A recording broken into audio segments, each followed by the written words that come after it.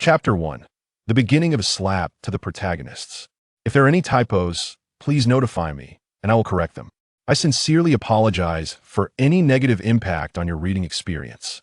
I write 2 to 3 books daily, and sometimes I fail to proofread thoroughly. Cao Xuan, how many times must I tell you that I do not have feelings for you? Can you please stop pestering me? Are you deaf? Binding ourselves in marriage was a decision made by our families. It has nothing to do with me. I, Xiao Qingyu, must firmly inform you that I have no affection for someone like you. Moreover, I already have a boyfriend. In the office of the Xiao Corporation in Nanxing City, Xiao Qingyu, dressed in a tailored black uniform complemented by knee-high boots, was vehemently confronting the man seated opposite her. Her anger and trembling hands reflected her tumultuous emotions. The slightly open collar of her uniform revealed a glimpse of her fair, porcelain skin. Damn, have I somehow crossed into another realm? Upon recognizing the familiar ceiling, Cao Xuan realized he was indeed transported into the world of a wealthy novel he had read. Being transported was one thing, but to become a formidable antagonist was another matter entirely. Cao Xuan, the young master of the Cao family in Kyoto, was the sole heir of a powerful lineage, with parents whose mere gestures could cause tremors across the Dragon Kingdom. His relatives were equally affluent, embodying the true essence of the privileged elite. Yet, despite his extraordinary circumstances, he had foolishly antagonized the destined protagonist of the original narrative, Lin Fan. Who was Lin Fan? He was the fated hero, with all villains merely serving as stepping stones in his path. Why provoking Lin Fan? Cao Xuan was essentially delivering himself to defeat. Not only would he suffer repeated humiliations, but the Cao family would also become the very foundation upon which Lin Fan would ascend, transforming their promising hand into a dismal outcome, ultimately leading to their demise. It could be said that the grandeur of Lin Fan's narrative was inextricably linked to the sacrifices of the Cao family. However, Cao Xuan was not the foolish original. Since he had traversed into this realm, the enjoyment would be his alone. Rest assured, my dear friend, I will take excellent care of your parents and your beloved women. Cao Xuan flashed a devilish grin. Upon uttering this, he felt a peculiar surge within his mind. Beep. Congratulations, the host has successfully angered the original owner. The strongest antagonist system is now bound. As the mechanical voice echoed in his mind, Cao Xuan understood that his fortunate turn had arrived. The supervillain system, as its name implies, was designed to assist him in becoming a formidable antagonist. He could undermine everything related to the destined protagonist, seizing opportunities and accumulating villain points. These villain points could be utilized to enhance his own prowess. After familiarizing himself with the system's functionalities, Cao Xuan was rather pleased this system was tailor-made for him. Cao Xuan, I'm speaking to you. Are you hard of hearing? Xiao Qingyu, noticing Cao Xuan's silence, wondered if he had become a fool. Cao Xiao, I understand you are betrothed to Qingyu, but arranged marriages do not guarantee happiness. As a girl, she has the right to pursue her own happiness. At that moment, Lin Fan, seated beside Xiao Qingyu, decided to interject. Hearing these two irksome voices, Cao Xuan recalled that in this narrative, he had come from Kyoto to seek Xiao Qingyu, only to discover that she had acquired a new boyfriend. And that boyfriend was none other than Lin Fan. Of course, Cao Xuan was aware that their relationship was currently a facade, and whether it would remain so was uncertain. And you are? Cao Xuan slightly lifted his gaze, casting a sidelong glance at Lin Fan, revealing a hint of disdain. I am Lin Fan, Xiao Qingyu's boyfriend. Lin Fan replied calmly. Slap. Without warning, a resounding slap struck Lin Fan's face. Everyone present was taken aback, including Lin Fan. Had he just been struck by a dandy from Kyoto? Was he truly being slapped? Beep. Congratulations, the host has successfully slapped the destined protagonist. Reward 1,000 villain points. Is it you who claims to be Lin Fan? An arranged marriage does not guarantee happiness, does it? Do you dare to claim the right to pursue happiness? Smack. Smack. The crisp sound of slaps echoed throughout Xiao Qingyu's office. In mere moments, Cao Xuan had delivered 18 resounding slaps to Lin Fan. Beep. Congratulations, the host has successfully slapped the destined protagonist. Reward 1,000 villain points. Beep. Congratulations, the host has successfully slapped the destined protagonist. Reward 1,000 villain points. Beep. Congratulations, the host has continued to slap the destined protagonist reward. 10,000 villain points. Beep. The destined protagonist mentality has been damaged, luck value decreased by 1,000. Congratulations. The host has gained 10,000 villain points. What a bountiful harvest. Listening to the system prompts in his mind, Cao Xuan could hardly contain his glee. Gazing at Lin Fan, who now bore the marks of his wrath, Xiao Qingyu finally reacted. Lin Fan, are you all right? As she attempted to help him up, she was halted by Cao Xian's bodyguard. What are you doing? Cao Xian, what does this mean? Lin Fan is my boyfriend. How dare you hit him? Annul the engagement. There is no way I could be with a man who exhibits violent tendencies. Xiao Qingyu shouted, pointing an accusatory finger at Cao Xian. Shut your mouth. No sooner had Xiao Qingyu's words fallen than a sharp slap landed on her own face. Lin Fan. Xiao Qingyu. The bodyguards present. Xiao Qingyu, clutching her reddened cheek, appeared bewildered. Had she just been struck by the very person she despised, Cao Xian? In over 20 years of her life, she had never before experienced such treatment. Throughout her life, she had always been the one to strike others. Never had she imagined being subjected to such treatment herself. Beep. The host has slapped the destined female protagonist, avenging the original owner reward. 5,000 villain points. Congratulations to the host for earning the title of our model. Is this truly possible? Thank you for the compliment. Dear system, Cao Xian was taken aback. He had merely acted out of frustration, delivering a slap to Xiao Qingyu, only to receive an unexpected reward in return. If it weren't for the fact that Xiao Qingyu was his fiancée, and he might still need her later, Cao Xian would have been tempted to deliver a few more slaps. Cao Xian, Xiao Qingyu attempted to voice her grievances, but was met with another swift slap from Cao Xian. Damn it, did I permit you to speak? Cao Xian roared. Faced with Cao Xian's menacing glare, Xiao Qingyu, who had intended to protest, immediately wilted, covering her face and casting a pitiful glance at him. Why must you be so fierce? Xiao Qingyu thought to herself. Chapter 2. Get him into the hospital, Cao Xian. You worthless scoundrel, even striking a woman. Do you even consider yourself a man? Lin Fan exclaimed, his voice ringing out despite his battered visage. Though he bore the marks of a fierce beating, he could not restrain himself from defending Xiao Qingyu. Despite their charade as a couple, Lin Fan had been captivated by the strikingly beautiful and alluring Xiao Qingyu from the very first glance. Had they not been classmates in the past, he would never have had the chance to draw near her. Of course, confronting the infamous Cao Xiao required not only immense courage, but also a few hidden cards. In Lin Fan's mind resided a system known as the Godly Wealth System, which granted him divine wealth points upon the completion of tasks. To activate this system, he needed to fulfill the role of Xiao Qingyu's pretend boyfriend. Throughout this endeavor, he was also compelled to provoke Cao Xian. Thus, he recklessly ventured forth to play the part of her suitor. This audacity, in turn, earned him a modicum of admiration from Xiao Qingyu. However, did the system not indicate that Cao Xian was arrogant and would not regard him at all? Lin Fan pressed his hands against his face, pondering the dissonance between the unfolding events and what the system had foretold. Are you instructing me on how to act? Cao Xian sneered at Lin Fan, setting aside the facts. I must admit, Lin Fan, you make a valid point. Arranged marriages are indeed devoid of happiness. Cao Xian reclined elegantly in his chair. But do you know, when the Xiao family was on the brink of annihilation, it was my Cao family that extended a helping hand from the shadows. Had it not been for the substantial funds we injected into the Xiao family, they would have perished long ago. Even this betrothal was a desperate attempt by Xiao Qingyu's parents to cling to the power of the Cao family. The more Cao Xian spoke, the angrier he became. To put it bluntly, the Xiao family is merely a dog under the Cao family's dominion. The marriage proposal is a mere act of benevolence from the master. Yet, how dare Xiao Qingyu defy her master's orders? Isn't that a blatant invitation to her own demise? Upon hearing Cao Xian's words, Lin Fan fell silent. If what Cao Xian said was true, then Xiao Qingyu's actions were indeed somewhat treasonous. You see, Qingyu, even your boyfriend Lin Fan thinks you are in the wrong. Don't you agree that my actions are justified? Cao Xian laughed coldly. Xiao Qingyu cast a complex glance at Lin Fan.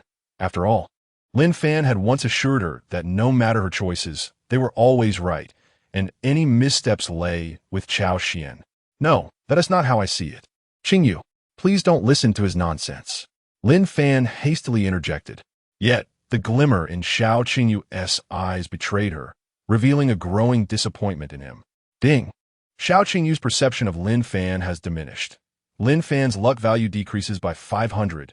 Reward: 5,000 villain points. Shut your mouth. You filthy wretch. Cao Xuan commanded one of the bodyguards to stuff a pair of his long unwashed, rancid socks in a Lin Fan's mouth, finishing the act by using Lin Fan's hair to wipe his hands clean. Xiao Qingyu, you wish to break off the engagement, don't you? You must contemplate carefully. Everything that the Xiao family currently possesses has been bestowed by the Cao family. I, from the Cao family, can grant it or reclaim it at will. If you possess the audacity, make a call to your parents right now and inform them that you have called off the engagement with me. Let us see how they will react. Cao Xuan remarked with a disdainful countenance.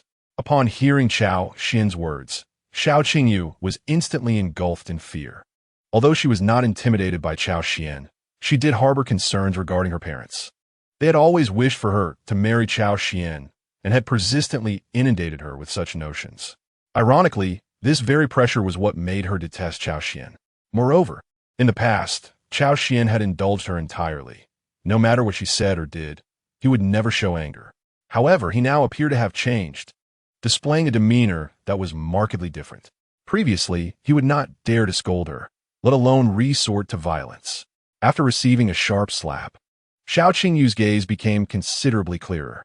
The prospect of calling off the engagement was utterly implausible. To do so would necessitate standing against the colossal force of the Cao family. With the Xiao family's limited resources, how could they possibly confront such a behemoth? Even if the entire city of Nanjing united, it would be insufficient. It seems you have thought this through. Observing Xiao Qingyu's expression, Cao Xuan was exceedingly pleased. This was akin to training a dog. The pet's temperament was often a result of its owner's indulgence. Cao Xuan bore some responsibility, as his previous overindulgence of Xiao Qingyu had led her to this recklessness. I'm indeed at fault. Cao Xuan shook his head without an ounce of remorse. And what of it? After all you've said, you are merely relying on the power of the Cao family to coerce the Xiao family, are you not? Cao Xuan, if you possess true courage, then let us establish a 3-year pact. Within this span, I shall assuredly reclaim Qingyu from your grasp, you debauched scion. To everyone's astonishment, Lin Fan suddenly broke free from the bonds of his foul socks, exclaiming loudly. At this juncture, provoking Cao Xuan was the final step to activating the system, and Lin Fan was determined to take the plunge. Once the system was activated, what were the Xiao family and the Cao family but mere trifles? Qingyu, do not fear. I shall protect you. As long as I am present, no one can coerce you. Bring any troubles to me, Lin Fan declared with confidence. Observing Lin Fan, whose face was bruised and battered yet still attempting to pose bravely, Xiao Qingyu felt utterly speechless. Brother, you speak of protecting me?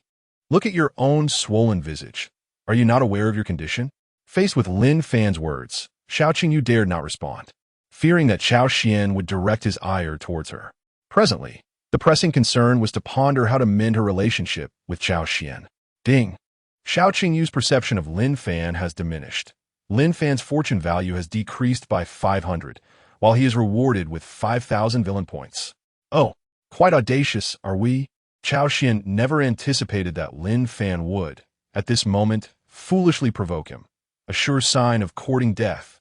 Very well, I shall grant your wish. De Zhuang, break his limbs and arrange a hospital room for him.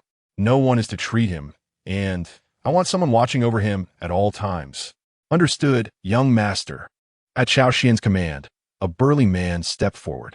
Subsequently, he seized Lin Fan as one might grasp a chick, lifting him effortlessly with one hand and casting him aside. What are you doing? Let me go. Lin Fan struggled desperately, genuinely panicking at that moment. While he could endure the earlier blows from Cao Xuan, whose physique was not particularly formidable, the imposing bodyguard before him, resembling a bull in stature, instilled a profound sense of dread. If you'd be struck by that man, tears would undoubtedly follow. Wild nonsense. The burly man advanced with a single punch, instantly rendering Lin Fan dazed. The sound of the door closing echoed, followed by Lin Fan's agonized screams. Help! Please stop, brother. What have I done wrong? Chapter 3. The consequences of offending me. Moments later, after completing his task, the burly man returned to the office, standing respectfully at attention. Young master, as per your instructions, everything has been arranged. He saluted Cao Xuan. As Cao Xuan's bodyguard, he was no ordinary individual. He hailed from an elite special forces unit, capable of effortlessly taking on multiple opponents at once. Dealing with Lin Fan was a trivial matter for him. Well done, Cao Xuan commended. Ding. Congratulations to the host for successfully suppressing the destined protagonist. Reward, 5,000 villain points. Ding. Congratulations to the host for successfully altering the course of the narrative.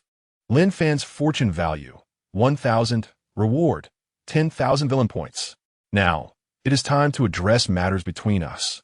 After dealing with Lin Fan, Cao Xuan's gaze shifted to the enchanting Xiao Qingyu, revealing a glimmer of avarice. While she might not be deemed an exemplary woman, her beauty undoubtedly belonged to the highest echelon. With long, snow-white legs, a voluptuous figure, and a face that could launch 1,000 ships, she ranked among the nation's most stunning women. Coupled with her status as the president of the Xiao Group, she had become the ultimate fantasy for countless men. Some even offered exorbitant sums for her bathwater, believing that such a possession would grant them an indirect connection to her. What do you desire? Xiao Qingyu summoned her courage to inquire. What do I desire? What do you think? Cao Xuan replied with a mischievous smile. Absolutely not. That is out of the question. Surely, you seek to recoup your previous losses. We can negotiate this amicably. Xiao Qingyu clutched her chest, trembling. Money? Do you think I lack for it? Cao Xuan chuckled. For he was far from impoverished. The Cao family's enterprises spanned the entire nation.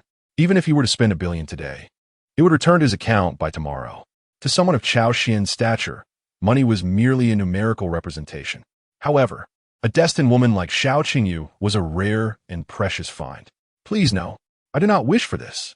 A forced fruit is never sweet. Surely you understand that.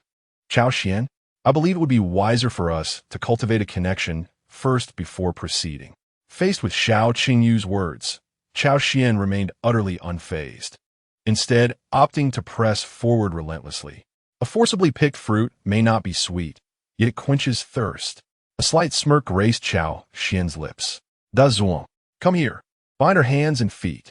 With a beckoning gesture, De Zhuang promptly drew forth a length of rope from his waist, testing its thickness with a symbolic tug. Quite sturdy, he declared.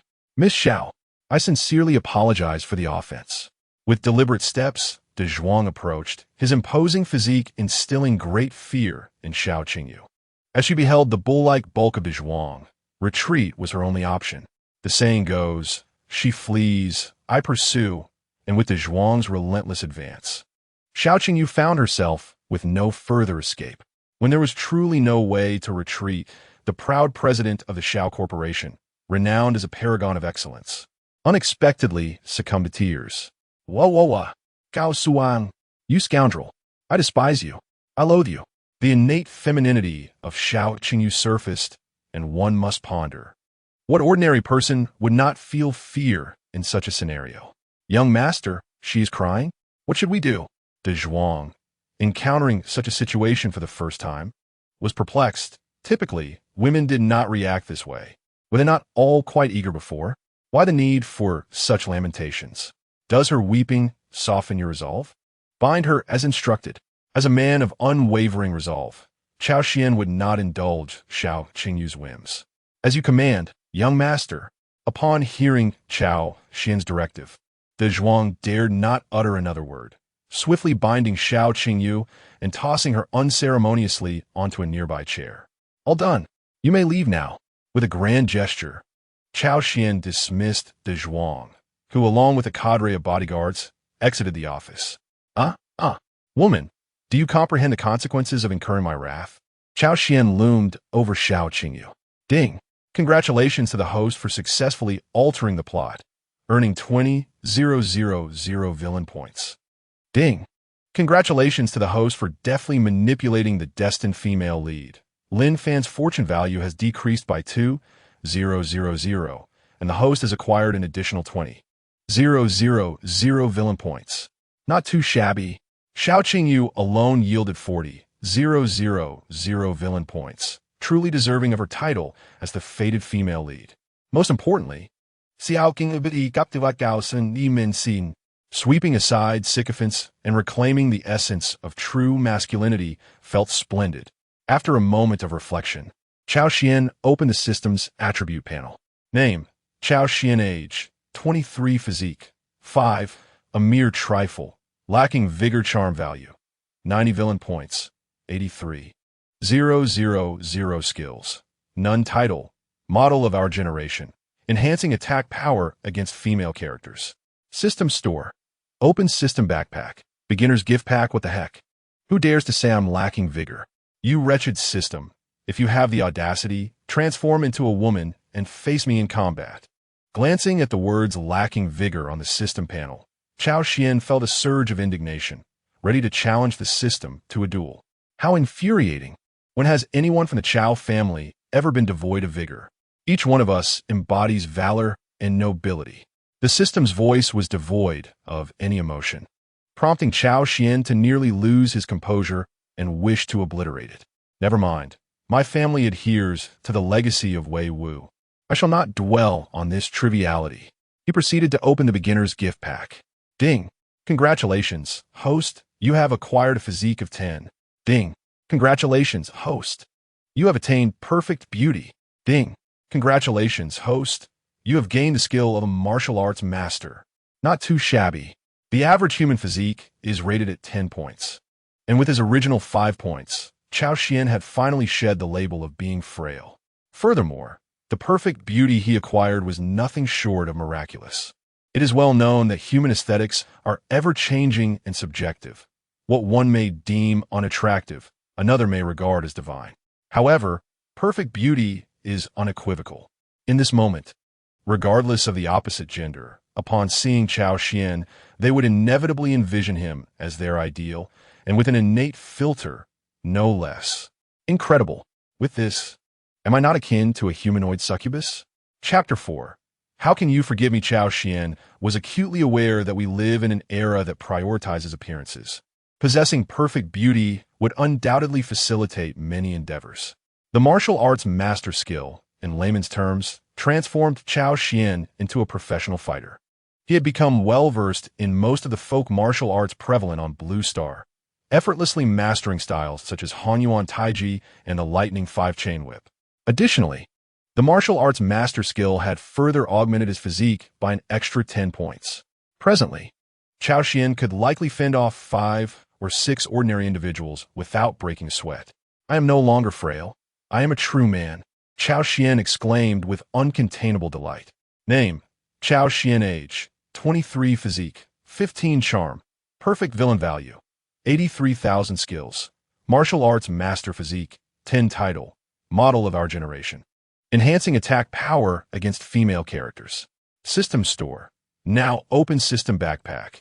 Empty. Gazing at his newly revitalized attribute panel, Cao Xuan felt immense satisfaction. From this day forth, he had officially become a formidable man. Closing the attribute panel, his attention shifted to the nearby, dazed Xiao Qingyu. Are you still alive? Cao Xuan approached her and pinched her cheek gently. Xiao Qingyu's expression was somewhat vacant. Her once exquisite makeup was now smudged by tears, and her hair was slightly disheveled, clinging to her face in a state of disarray. No response. Is she broken? Cao Xuan paused, slightly taken aback.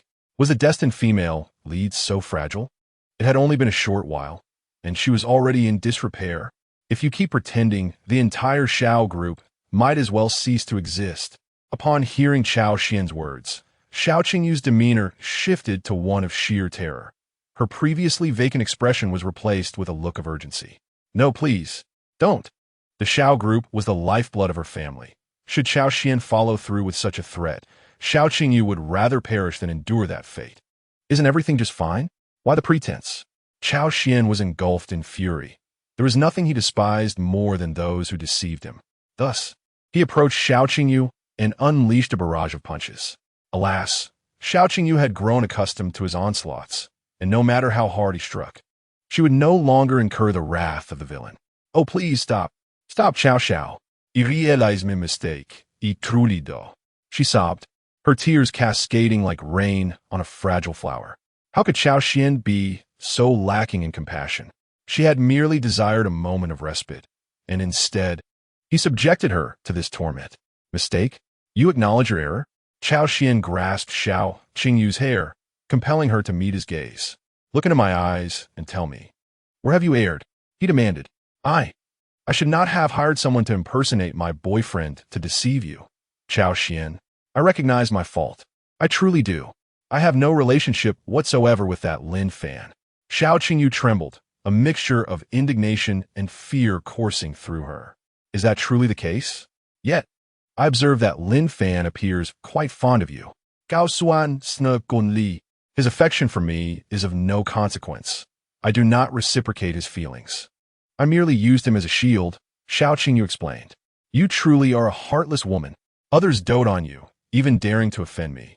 The notorious scion of the capital, merely to assist you. And this is how you repay them? You are indeed despicable. If Lin Fan were to discover how you regard him, what would he think? Cao Xuan lauet mokin li. What he thinks is of no concern to me. I am not close to him, so why should I care for his feelings? Xiao Qingyu replied softly. From this moment forth, you are to sever all ties with Lin Fan and obey my every command. If you do so, the Xiao Corporation shall remain unharmed. Do you comprehend? Cao Xuan instructed. I promise to obey you from now on. Xiao Qingyu dared not defy him.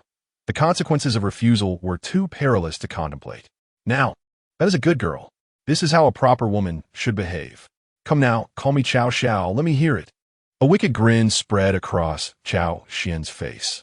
Seeing Xiao Qingyu hesitate, he struck her face with a resounding slap, leaving it flushed. Oh, Cao Xiao, she cried, covering her cheek, her voice laced with tears. What a well-behaved darling. Cao Xuan's smile was deceptively gentle as he caressed her hair.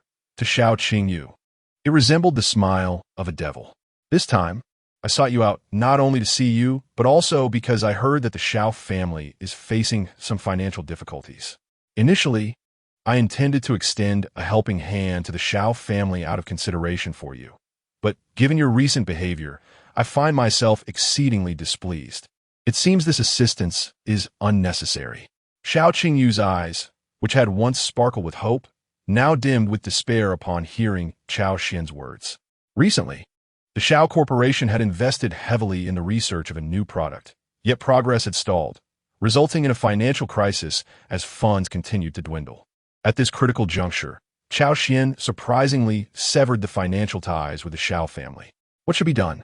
Please no, Cao Xiao. I realize my mistake. Xiao Qingyu pleaded desperately. However, Cao Xuan was no longer the person he once was. He would not easily grant Xiao Qingyu forgiveness. Ding! Xiao Qingyu's favorability increased by 10 points. Congratulations, host. You have gained 10,000 villain points. Name, Xiao Qingyu Beauty, 95 figure, 92 physique, normal favorability. 20 rewards will be granted when favorability reaches 20, 40, 60, or 100. What on earth is wrong with Xiao Qingyu? Cao Xuan was somewhat at a loss. Could this truly earn him system rewards? Was it a stroke of luck? However, it dawned on him that there were indeed rewards for pursuing the fated female lead.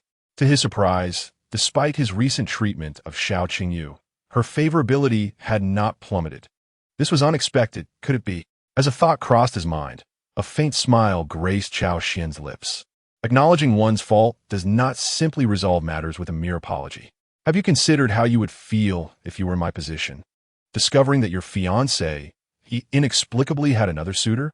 The fact that I have not disposed of you already is merely out of respect for Uncle Xiao and Aunt Xiao. Were it not for them, given my temper, I would have long since cast you into the sea to feed the fish. Cao Xuan sne. What must I do to earn your forgiveness? I am willing to do anything as long as you forgive me. Xiao Qingyu implored. Chapter 5. Dining with your mother, ha ha ha. Anything you say? Upon hearing this, Cao Xuan's expression shifted ominously. Noticing Cao Xuan's gaze, Xiao Qingyu instinctively clutched her chest. But upon contemplating the possibility of what Cao Xuan might be implying, She merely pretended to cover herself for a moment before letting go. Whom were you trying to seduce with that flirtatious demeanor? Cao Xuan scoffed. Presently, he harbored no interest in Xiao Qingyu. Human nature dictates that one only stirs when something is unattainable, yet once acquired, the allure often fades. Xiao Qingyu felt a rush of embarrassment and anger at Cao Xuan's words. Was there any difference between this and an accusation of her impropriety? She was not that sort of person. Are you feeling wronged? I relish seeing you in such a helpless and aggrieved state. Cao Xuan laughed heartily. His maniacal laughter cast a long shadow over Xiao Qingyu, yet she found herself powerless. How about this? In a few days, prepare a few bottles of fine wine and have your mother prepare some exquisite dishes. I shall pay a visit to negotiate further. Cao Xuan Godin Week Gao. It has been quite some time since I last saw Annie. Please ensure she is present. As for Uncle, there is no need for him to join. I typically do not enjoy dining with men. You can arrange it as you see fit, Cao Xuan stated. Upon hearing Cao Xuan's words, Xiao Qingyu instantly breathed a sigh of relief. It turned out that it was merely a matter of sharing a meal. How simple could that be? With her mother's culinary skills combined with her own eloquence, charming someone like Cao Xuan would be a breeze. All right, I shall accept your invitation. Xiao Qingyu responded without a moment's hesitation. At her words, a subtle smile crept across Cao Xuan's lips, as he had not anticipated that this foolish woman would fall for his ploy so easily. What he desired was not merely a simple meal. What he longed for was a sumptuous feast. In that case, I shall release you from your obligations. Take some time to rest. Cao Xuan unexpectedly softened, leaving Xiao Qingyu somewhat flustered. After being freed, Cao Xuan departed without a backward glance, leaving her alone amidst the swirling winds. After a moment, Xiao Qingyu struggled to rise, adjusting her clothing and hair. Through the window before her, she caught sight of Cao Xuan and his companions. Downstairs, De Zhuang and others had been waiting for some time. Upon seeing Cao Xuan emerge with an air of contentment, they hurriedly ushered him into the car. De Zhuang, your recent performance has been commendable. This card contains 5 million. If my memory serves correctly, you've been coveting the technician at Fengyu Building number 88 for quite a while, haven't you? Cao Xuan produced a black card and handed it to De Zhuang. Stunned by the sight of the black card, De Zhuang was overwhelmed. It was the first time he had received such a generous reward from Cao Xuan after following him for so long. He felt that Cao Xuan had transformed into someone incredibly charismatic. In the past, Cao Xuan had regarded them merely as tools, often unleashing his frustrations upon them with harsh words. Yet now, by directly offering 5 million, De Zhuang felt that all the scoldings he had endured were worth it. 5 million. He could hardly save that much even if he dedicated a lifetime to being a bodyguard for the Cao family. Thank you, young master. Wherever you direct me, I shall follow without question. I will toil for you tirelessly. De Zhuang was nearly moved to tears. Had he not been driving, he might have knelt in gratitude. Cao Xuan's kindness towards De Zhuang was not without reason. In the original narrative, De Zhuang had shown unwavering loyalty, remaining steadfast to the Cao family even when Lin Fan wielded the power to destroy them. Thus, Cao Xuan chose to bestow certain benefits upon him. Such loyal antagonists are a rare breed in any narrative. Forget about toiling. Just remember to shield me from any dangers that may come my way. Cao Xuan jested. I would stand before you against any threat, even a nuclear bomb, De Zhuang declared with unwavering loyalty. Previously, the Cao family had shown him kindness, and it was this debt of gratitude that led him to follow Cao Xuan. Now, with sincerity begetting sincerity, De Zhuang's perception of Cao Xuan improved markedly. As they conversed, De Zhuang could not help but shed tears. Why are you crying? Cao Xuan asked, bewildered by the sudden display of emotion. Young master, please do not mind me. I am simply overwhelmed with joy. You have finally shed the identity of a sycophant, De Zhuang exclaimed, filled with excitement. In the past, Cao Xuan's demeanor towards Xiao Qingyu was akin to that of a devoted admirer, utterly compliant and submissive. Gradually, Xiao Qingyu became increasingly audacious in her treatment of him, barking orders at the group of bodyguards. Yet, out of respect for Cao Xuan, they endured her whims. Now, witnessing Xiao Qingyu being treated so callously by Cao Xuan. A wave of indignation washed over him. Devoted admirer? Nonsense, it was profound affection. Alas, such depth bore no fruitful outcome, leading only to a dark transformation. Cao Xuan jested. Hearing his words, De Zhuang could not help but display a long-forgotten smile. The young master had indeed changed. The former Cao Xuan would never have dared to joke so freely. A good sign, a good sign. De Zhuang couldn't suppress a light chuckle. The following day, at a private hospital in Nanjing City. Ah, damn Cao Xuan, I swear I will have you torn to shreds. In a private room, Lin Fan lay on the bed, his entire body wrapped in adhesive tape like a dumpling. He longed to scream to relieve his frustration, but the excruciating pain rendered him voiceless. Fortunately, after enduring numerous trials yesterday, Lin Fan had successfully awakened his divine wealth system. The silver lining was that the system had awakened, granting him a startup fund of 100 million Dragon Kingdom coins. The downside, however, was that his limbs had been rendered useless, leaving him wealthy yet unable to spend a dime. System, are you dead? If not, make a sound, Lin Fan demanded of his system. Previously, he had envisioned that after provoking Cao Xuan, the system would awaken, propelling him from a mere employee to a powerful figure. Little did he expect that while the system had indeed awakened, he had also lost the use of his limbs. Most importantly, he felt a profound sense of loss, as if something vital had slipped away from him. In response to Lin Fan's inquiries, the divine wealth system chose to remain silent, oblivious to the situation. Perhaps Cao Xuan had awakened unexpectedly? Ding! The system encountered a fatal error. Rebooting. Reboot time remaining. 1 day, what the hell? This means I have to remain here for at least another day, without the system, without food, and devoid of any entertainment.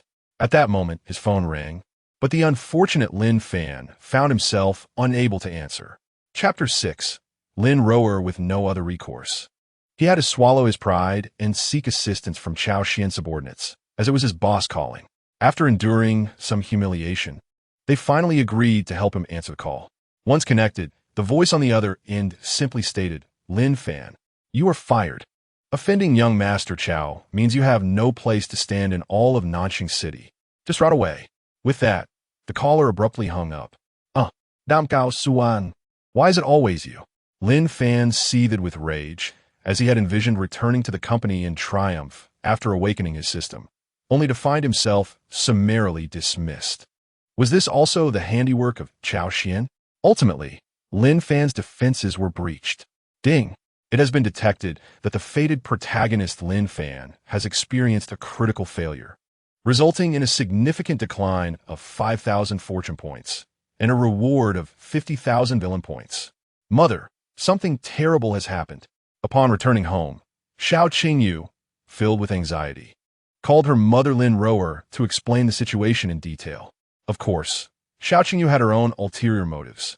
She refrained from disclosing that she had used Lin Fan as a shield to provoke Cao Xuan, instead claiming that Cao Xuan had suddenly changed his temperament and was no longer willing to provide financial support to the Xiao family. After all, the Xiao family was at a crucial juncture of survival, desperately in need of a financial influx, and here she was inadvertently causing such a predicament. She could hardly fathom the fury that would erupt from Lin Rower upon learning this news. To avoid being reprimanded, she resorted to this underhanded tactic. Though she was not entirely misleading, Cao Xuan had indeed undergone a drastic change in demeanor. Qingyu, what did you say? The Cao family has decided against providing us with financial assistance. What on earth is the reason? On the other end, Lin Rower, clad in a black uniform and stockings, sat in her office. Upon hearing Xiao Qingyu's words, the turbulent waves in front of her wavered slightly. I don't know how to explain it. Xiao Qingyu stammered. Do you realize that this is a critical moment for the survival of our Xiao family? How can Cao Xuan simply withdraw like this? Qingyu, you must tell me the truth. Have you done something to displease Cao Xuan, prompting this response? Though Lin Rower was understandably upset, she remained composed, quickly deducing that the issue stemmed from Xiao Qingyu's end. Previously, Xiao Qingyu had never held a fondness for Cao Xuan, even resorting to finding a so-called boyfriend to deceive him, attempting to pressure the Cao family into breaking off the engagement. Yet, Cao Xuan had endured. Now, with his sudden withdrawal of financial support, it was evident to Lin Rower that something had gone awry on Xiao Qingyu's part. "I swear, I didn't do anything. Mother, you must believe me," Xiao Qingyu exclaimed, a hint of desperation in her voice. All right. Given the circumstances, I won't press you further." What did Cao Xuan say? Is he not with you right now? Lin Rower decided to postpone questioning Xiao Qingyu's responsibility, intending to resolve the matter first. He said that as long as you invite him to dinner, everything will be fine, Xiao Qingyu replied. What? Lin Rower was taken aback. The notion that such a simple gesture could resolve the issue sounded rather implausible. I see. So Cao Xuan's true aim is actually me, Lin Rower realized, her seasoned intuition quickly grasping Cao Xuan's underlying motives. A surge of anger coursed through her. How could a man, despite her being over 40, still fixate on her? She couldn't help but clench her fists. However, when she considered that the survival of the Xiao family rested in Cao Xuan's hands, her tightly clenched fists gradually relaxed. Fate is fickle. I should have anticipated this day would come. After all, the surname Cao carries its own weight. Being Huet aside, resolute in her decision to sacrifice for the sake of the Xiao family. Mother, what do you think? Xiao Qingyu inquired cautiously. Inform Cao Xuan that I have agreed, and in a couple of days, I will return to Nanxing City, at which time I shall host a banquet in his honor. Lin Rower acquiesced to the arrangement. Upon hearing her words, Xiao Qingyu felt a surge of joy, engaging in a few casual exchanges with Lin Rower before ending the call. At last, the matter was resolved. Surely, Cao Xuan could no longer hold any grievances against me. Xiao Qingyu inhaled deeply, experiencing a sense of relief akin to surviving a calamity. The current demeanor of Cao Xuan was remarkably different, affording Xiao Qingyu an entirely new sensation. Lost in thought, she felt a sudden flush of warmth and hurriedly messaged Cao Xuan. At this moment, Cao Xuan had just awakened from slumber, greeted by the familiar chime of the system notification. Upon hearing the news of Lin Fan's latest breakdown, a mischievous grin spread across his face. Today promised to be another delightful day. He unlocked his phone and noticed several unread messages, all from Xiao Qingyu. Cao Xuan, my mother has agreed. In a couple of days, you can come to my house, and she will make all the arrangements. I wonder if you'll be free then? If not, we can reschedule. What would you like to eat? Please let me know so I can inform my mother in advance. Xiao Qingyu's demeanor was in stark contrast to her previous interactions. A glance at their earlier conversations revealed her commanding tone. Furthermore, if her messages were met with even the slightest delay in response, she would unleash a torrent of reproach. Yet, in the past, he had reveled in such scolding, taking pride in it. Goodness, there were times when he truly felt that his former self was deserving of pity for not being favored by Xiao Qingyu. After all, who would be enamored with a sycophant? Unless, of course, one could lavish their affections upon 100 at once. In response, Cao Xuan kept his reply succinct, and then chose to ignore Xiao Qingyu's subsequent messages. Upon witnessing this shift, Xiao Qingyu felt a pang of vulnerability. The Cao Xuan of yesteryears would never have behaved this way. However, one could not deny that this new version of Cao Xuan was far more alluring than before. Women are naturally drawn to strength. The previous sycophant had prompted her disdain, while the newly assertive Cao Xuan elicited a transformation in her attitude. Having dealt with the situation concerning Xiao Qingyu, Cao Xuan subsequently sent a message to De Zhuang. Have you resolved the matter I tasked you with yesterday? Yes, it has been handled. Here are the details regarding Lin Fan's family situation and address, all contained within this document. De Zhuang then forwarded a comprehensive dossier to Cao Xuan, detailing Lin Fan's familial circumstances, even including the minutiae of Lin Fan's daily activities, such as the power of an elite family. Within less than a day, they can uncover even the most private of details. Chapter 7. Jiang Shui, a single mother, resides in room 302 of Building 12 in the Sunshine Apartments of Nanxing City. As Cao Xuan perused the photograph section of the dossier, a sly smile crept across his lips. Beyond this information, Jiang Shui held another significant identity. She was in fact Lin Fan's mother, Lin Fan's misfortune is rather unfortunate. He lost his father at a tender age, leaving Jiang Shui to raise him single-handedly. Alas, it is indeed true that a child deprived of affection often exhibits irregular behavior. How else could one explain his inclination towards a woman already engaged? Cao Xuan pondered. It appears I must compensate for the paternal love that Lin Fan has been deprived of. Otherwise, what if his future education takes a misguided turn?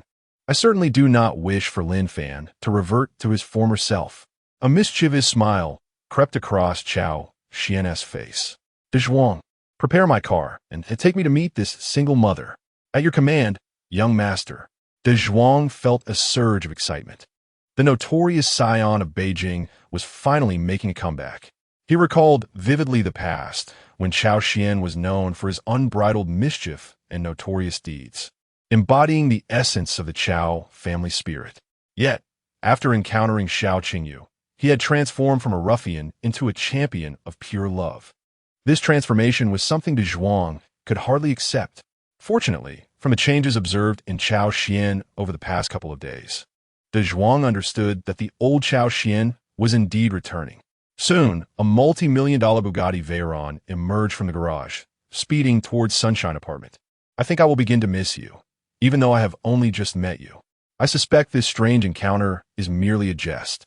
Inside Sunshine Apartment, Jiang Shui hummed the theme song of a popular drama from years gone by as she washed the dishes. After enduring for so long, she had finally found her breakthrough. She reminisced about Lin Fan's childhood, when he was mischievous and disobedient, his academic performance mediocre. Now he had grown up, graduated, and secured a job. As a mother, she could finally indulge in a life of comfort. Jiang Shui found herself lost in daydreams, envisioning Lin Fan finding a wife, marrying, and having children, eagerly anticipating the moment she would hold her grandchildren. As she washed the dishes, she gazed at her reflection in the water. Now, in her 40s, she still appeared youthful and beautiful, almost resembling a young girl. During past outings with Lin Fan, when delivering meals to him, many mistook her for his girlfriend or even his sister. Yet, Jiang Shui was acutely aware of her age. Soon, she would no longer be youthful. No, I must urge Lin Fan to find a girlfriend quickly. I yearn to embrace my grandchildren. Otherwise, if I grow old without having held them, it would be too late. Some of her contemporaries had already become grandparents. Witnessing others bask in the joy of a four-generation family, Jiang Shui could not help but feel a pang of envy. However, it all depended on Lin Fan's actions. Just as Jiang Shui was lost in her delightful visions of the future, a knock echoed from outside the room. Knock, knock. Knock, knock, knock, knock. They have arrived. Jiang Shui wiped her hands and walked to the door. Upon opening it, she was met with the sight of a disheveled, middle-aged man, clad in a shirt and shorts, with unkempt facial hair and a rather lecherous gaze. Upon encountering this individual, Jiang Shui was instantly overcome with disgust, instinctively attempting to close the door, only to be thwarted by the man who called out, Jiang Shui, why are you so eager to shut the door? I have come here to inform you of something. He continued, you still owe several thousand for last month's property fees, utility bills, and rent. The man before her, Hu Ming, was the owner of the very apartment complex where Jiang Shui resided, possessing the entirety of the building. This individual had a notorious reputation for harassing attractive tenants, with whispers of inappropriate liaisons with some lovely university students. In short, he was far from a decent person. Lately, for reasons unknown, Hu Ming had fixated on Jiang Shui, persistently bothering her. Initially, his harassment was merely verbal, which Jiang Shui tolerated, but perhaps her leniency had emboldened him, as he grew increasingly brazen. However, Hu Ming was astute. He merely spoke without physical intrusion, leaving law enforcement with little recourse. Conversely, he exploited the original contract, continuously seeking loopholes to extort more money from Jiang Shui. Consequently, she had already spent nearly 10,000 more than necessary. Having rented for 3 years, her savings were scant. And now, in the midst of this predicament, Jiang Shui bit her lip, restraining her fury and revulsion, and replied coldly, Hu Ming, I distinctly remember paying the rent on time. and the utility bills were settled at the beginning of the month. Must you spread such falsehoods?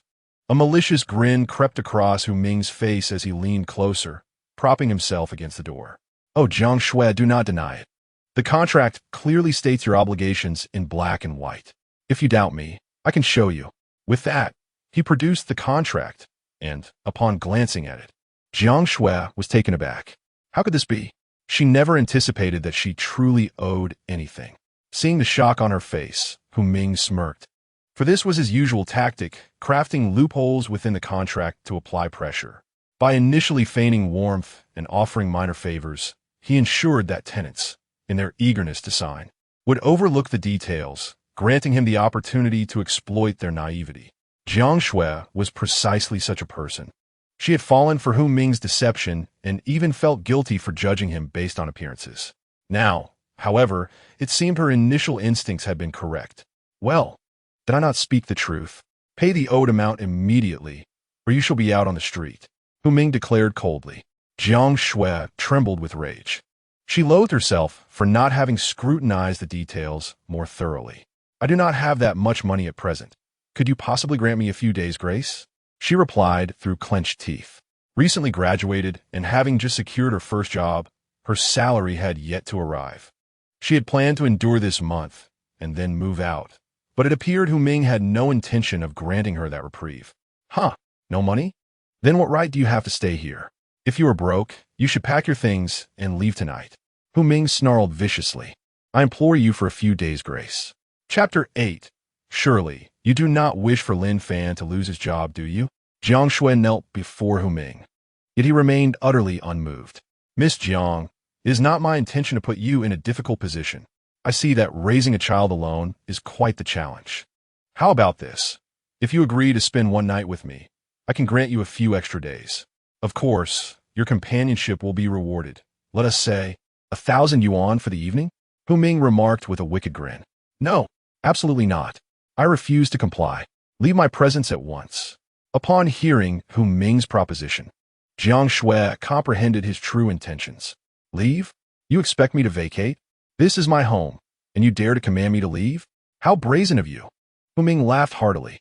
Indeed, you cannot deny that this is a rather accurate statement. Now, I present you with two choices. Acquiesce to my desires, or be cast out. Hu Ming smirked devilishly. He had long desired the beautiful woman before him, but had refrained from acting until now, as her son had previously resided here. However, upon learning that Lin Fan had graduated, secured employment, and moved away, Hu Ming saw his opportunity. You are committing a crime. I will notify the authorities. Cao Xuan choked back her tears. Notify the authorities? Our interaction is consensual. How can that be deemed a crime? Hu Ming grinned wickedly as he reached towards her. No. Cao Xuan crossed her arms defensively. Just as Hu Ming was about to seize her, a strong arm grasped his lecherous hand. Cao Xuan looked up to see a handsome young man, impeccably dressed in a suit, holding Hu Ming's hand firmly. What do you think you are doing? Cao Xian's voice was icy. Who the hell are you? Let go of me. Hu Ming attempted to struggle, but Cao Xian's grip was unyielding. Very well. You have brought this upon yourself. Cao Xian scoffed, releasing his hold, causing Hu Ming to stumble out of Cao Xuan's doorway.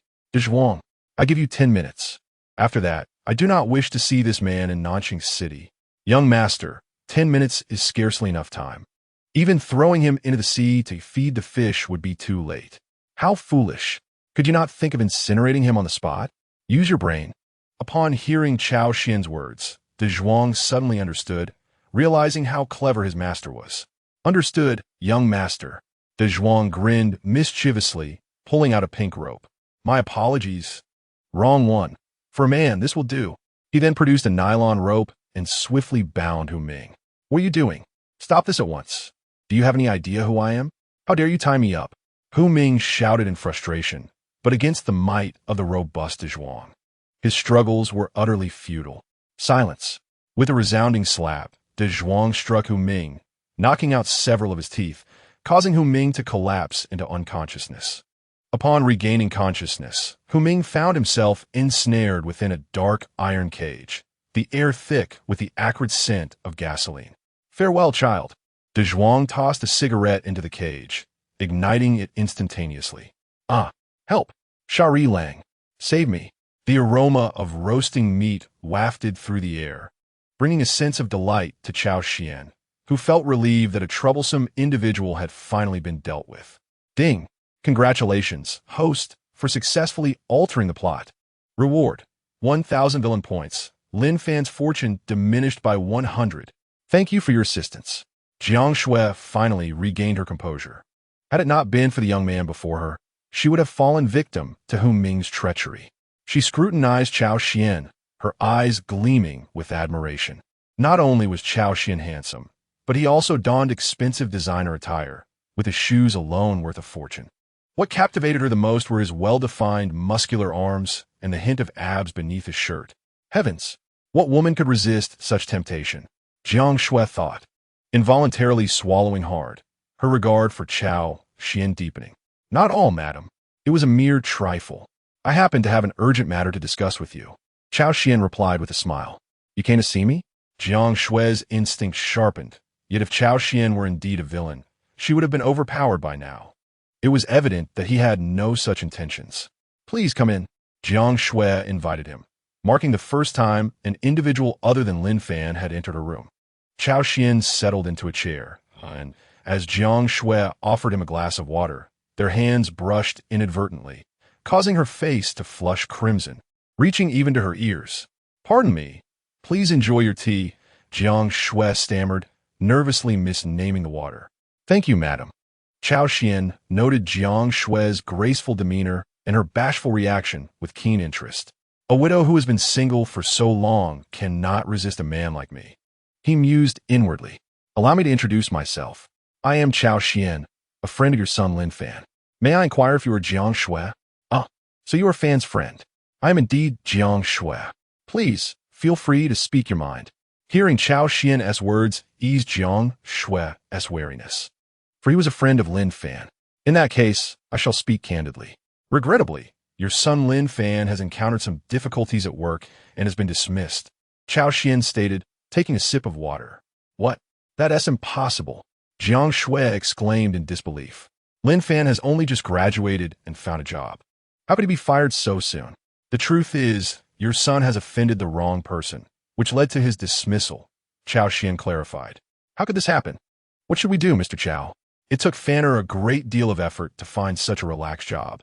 He absolutely cannot be dismissed. Jiang Shui was acutely aware of the current job market's difficulties. Many graduates from prestigious universities are struggling with unemployment. Lin Fan, an ordinary undergraduate, has finally secured a decent position, and if he were to be fired, it would be catastrophic. Heh, madam, I am certain you do not wish for your son to lose his job, do you? Chapter 9, Sorry. Madam, you know how challenging it is to find employment these days. You certainly do not want your son to be unemployed, do you? Cao Xuan looked at the anxious Jiang Shui with a mischievous grin. Upon seeing Cao Xuan's demeanor, Jiang Shui instantly realized the truth. He had set his sights on her. Just when Hu Ming departed, another Cao Xuan appeared. Mr. Cao, though I understand your perspective, I have just reflected carefully on what you said. It is all merely your side of the story. Why should I believe you? Although Cao Xuan had just saved her, which inexplicably fostered a degree of trust, Jiang Shui now saw through his true nature. Cao Xuan's statements were riddled with inconsistencies and were entirely self-serving.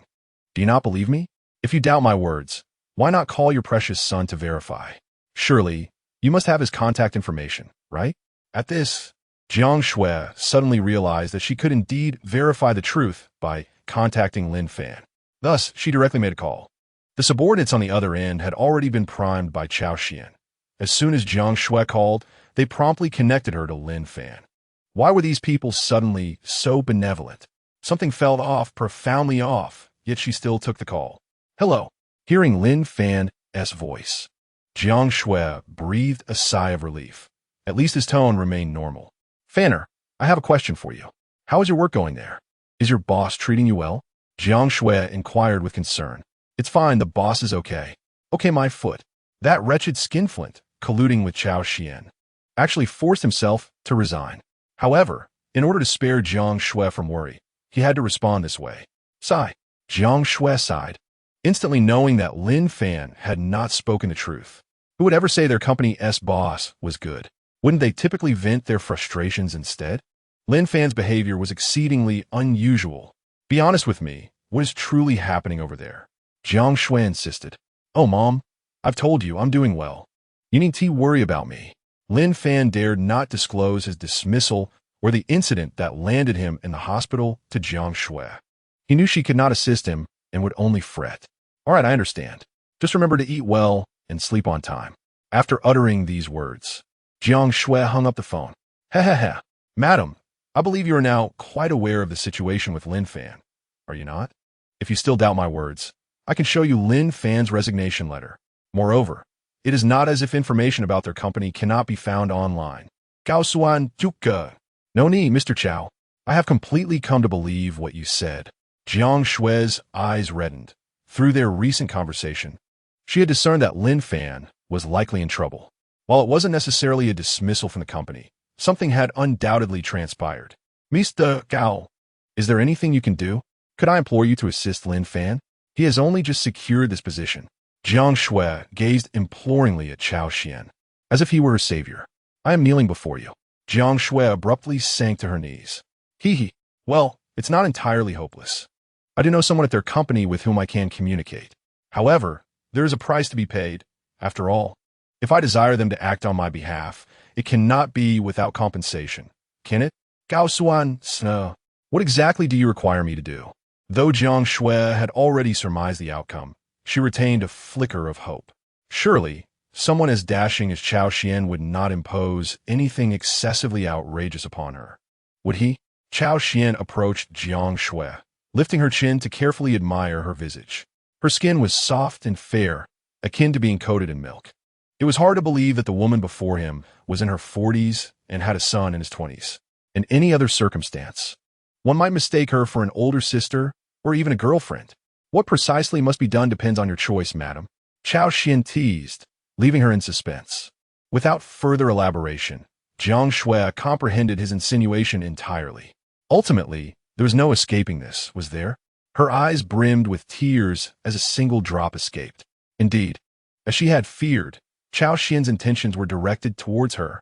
Despite her mental preparation, she found herself grappling with the reality.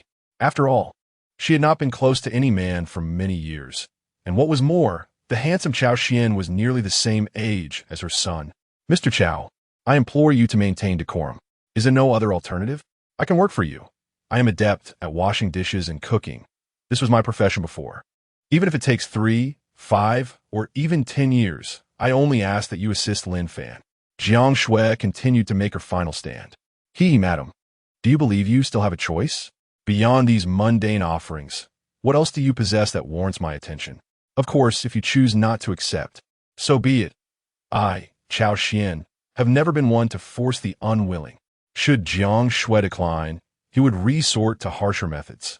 If she acquiesced, he would adopt a gentler approach. 2 options, and he stood to lose nothing. I understand. Jiang Shui sighed, realizing that she could not escape this fate. Given Cao Xuan's assertion, refusing would be futile. With this thought, a flicker of resentment ignited within her, directed at Lin Fan. Had he not inexplicably provoked Cao Xuan, she would not have found herself in such a predicament. Detected that Jiang Shui's feelings for Lin Fan have diminished, resulting in Lin Fan's luck value decreasing by 10,000 and awarding 100,000 villain points. Remarkable. This maneuver not only diminished Jiang Shui's affection for Lin Fan, but also garnered a substantial reward. Truly a twofold success.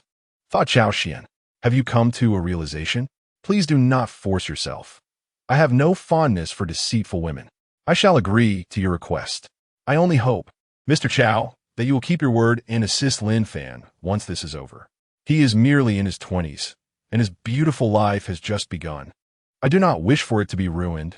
Jiang Shui choked, knowing she had no choice but to make such a decision. Rest assured, madam, I, Cao Xuan, always honor my promises, he replied confidently. Then, Mr. Cao, please proceed as you wish. Chapter 10. Capturing Jiang Shui Ding. Congratulations to the host for securing a pivotal character in the protagonist's life, rewarding 100 000 villain points. Congratulations to the host for obtaining the title, Protagonist's Father. Protagonist's Father, when equipped against the protagonist, grants a physique of 10. For each pivotal character captured in the protagonist's life, an additional 10 points. Huh, what a bountiful harvest.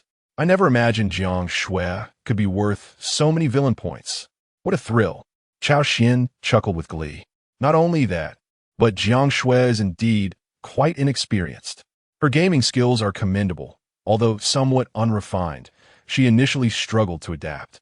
Several hours later, Cao Xuan said, "Mr. Cao, I have given you what you desired. You will assist Fan, won't you?" She covered herself with a blanket, her eyes blazing with indignation. She had been comforting herself, thinking that Cao Xuan, being young and handsome, was a case of an old cow eating tender grass, not a loss at all. It was this self-persuasion that gave Cao Xuan the courage to engage. However, as time passed, she realized that she might genuinely be developing feelings for the man before her. Cao Xuan. This revelation made her feel like an immoral woman, betraying her deceased husband. Cao Xuan pulled Cao Xuan into his embrace, a smile on his face as he gazed at the now blushing young woman. The masculine aura emanating from him overwhelmed her senses, and she found herself sinking deeper into temptation. Yet, her rational mind urged her to resist. She forcibly pulled herself back from the chasm of desire. "Fear not, madam. I shall fulfill my promise," he assured her. "Moreover, what is my relationship with Lin Fan? I am his father. It is only natural for a father to assist his son." Cao Xuan lao et heti li. Hearing his words, Cao Xuan felt a wave of relief wash over her. "You need not worry about this minor issue. A single phone call will suffice." With that, Cao Xuan made a call, commanding the other party to restore Lin Fan's position before hanging up. This, of course, left Lin Fan's boss in a predicament.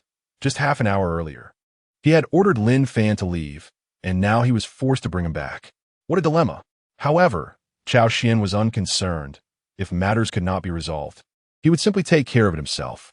Unable to find an alternative, Lin Fan's employer had no choice but to reinstate him. "Lin Fan, we had a bit of a misunderstanding earlier. Your position at the company can be restored. Please come back to work tomorrow. Today you have a paid day off." With that, the call ended. Lin Fan was bewildered. What is wrong with this boss? What on earth is happening? First, his mother had inexplicably called him, and now it was his employer. He was utterly confounded. However, the pressing matter at hand was that less than an hour remained until his system rebooted. "How about it? Madam, am I not efficient?"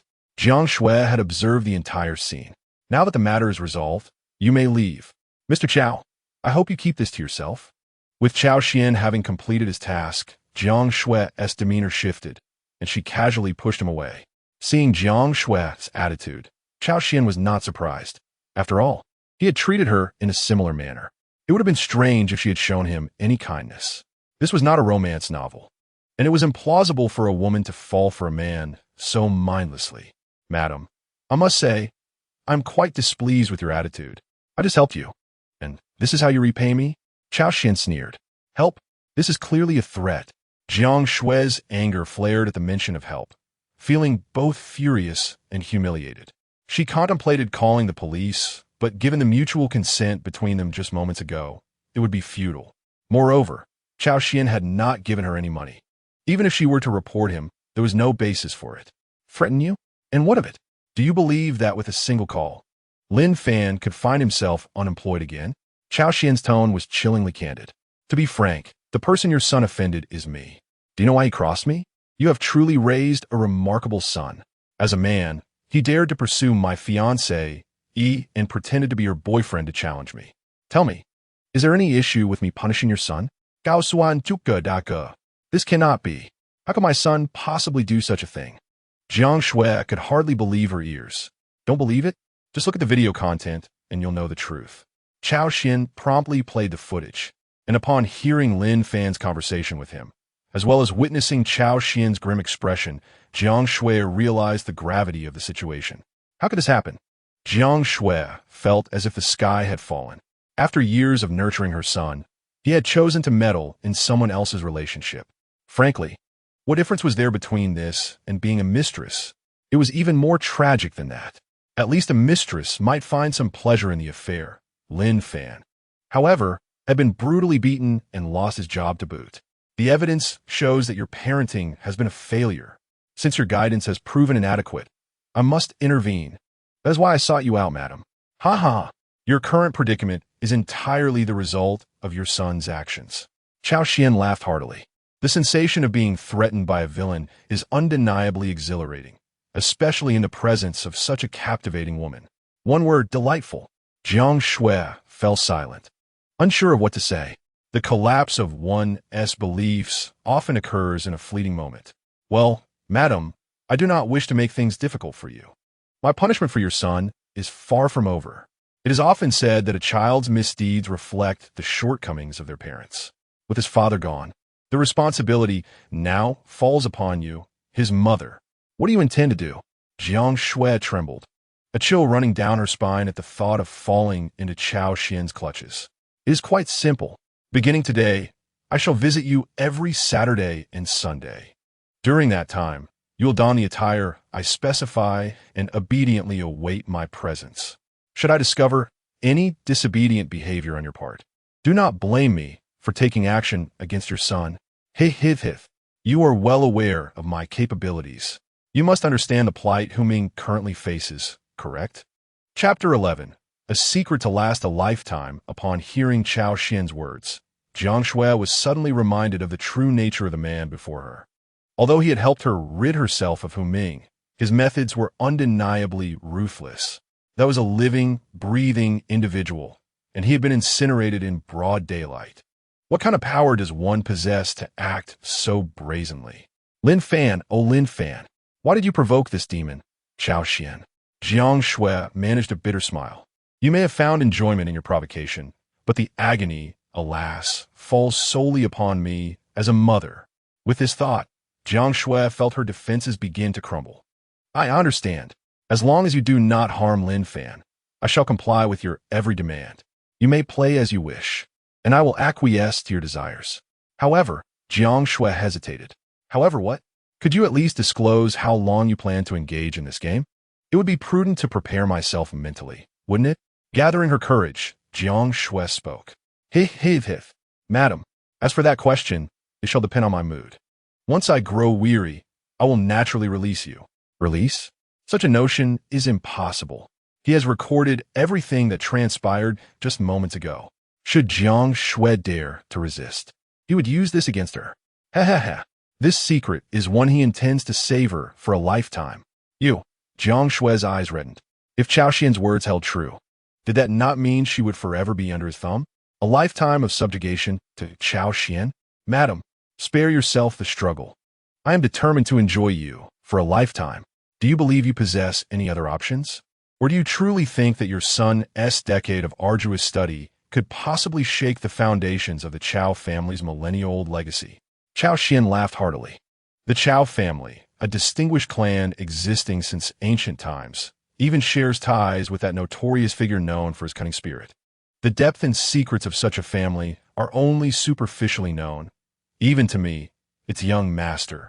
If Lin Fan were not endowed with a system, even a century of effort would not suffice to challenge the Cao family's stronghold. I understand. I shall comply with your wishes. Jiang Shui was suddenly overcome with tears, and the room was filled with Cao Xuan's sinister laughter. All right, stop crying. I'm not a devil. With my youth and charm, what would be wrong with being my lover? I could provide you with money and anything else you desire. I assure you will never suffer from want in this lifetime. What could possibly be amiss? Cao Xuan gently wiped the tears from the corners of Jiang Shui's eyes. I want your life. Will you grant me that? Jiang Shui fixed her gaze upon Cao Xuan and spoke. That is out of the question. Cao Xuan chuckled, finding this woman amusing. Men truly are a bunch of deceitful scoundrels. Just a moment ago, you claimed you could offer me anything I wanted. Jiang Shui scoffed. I was merely spinning a tale. If you took it to heart, that is your folly. Cao Xuan lauet hotiti li. Enough of this, my canary. How about you call me husband for me to hear? Husband.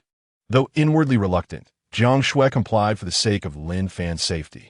Her pitiful and helpless demeanor tugged at the heartstrings, yet Cao Xuan reveled in it. This is precisely the sensation I crave. From this day forth, you shall obediently obey, understood?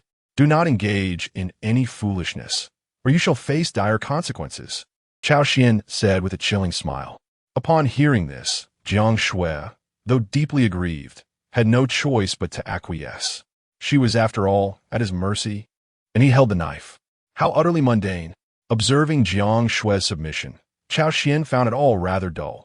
Everything had become so tiresome.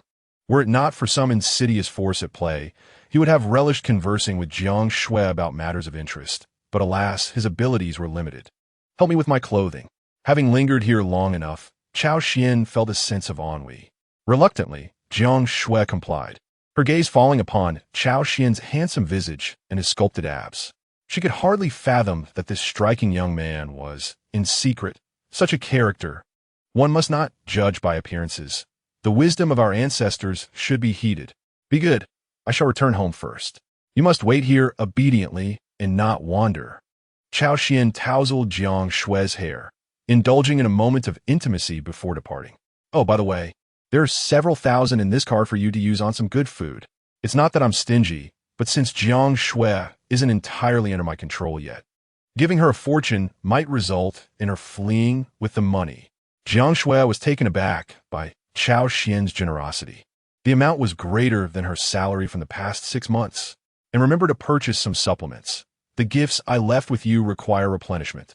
Cao Xuan flashed a wicked smile. Hearing this, Jiang Shui was instantly infuriated. She had forgotten all about that. Oh no, this is truly the end. Jiang Shui's heart was heavy with frustration. Having failed to ensure her protection earlier, she was now left to rely on medication for her safety. However, that thing is too detrimental to one's health. Considering my age, indulging excessively is unwise. There's nothing I can do but accept it. Now, kindly take your leave. Jiang Shui exclaimed. All right, I shall truly depart this time. Do not dwell on me too much. Who the hell would think of you? Just go. As Cao Xuan showed signs of leaving, Jiang Shui forcefully slammed the door shut. The loud thud made the amusement in Cao Xuan's eyes deepen. How intriguing, he mused. The real spectacle has only just begun. Upon hearing Cao Xuan's footsteps descending the stairs, Jiang Shui reopened the door to gaze at his retreating figure. Feeling a tumult of emotions, she was uncertain of the nature of her feelings. Was it relief from survival or reluctance? All she knew was that her nightmare seemed to be commencing.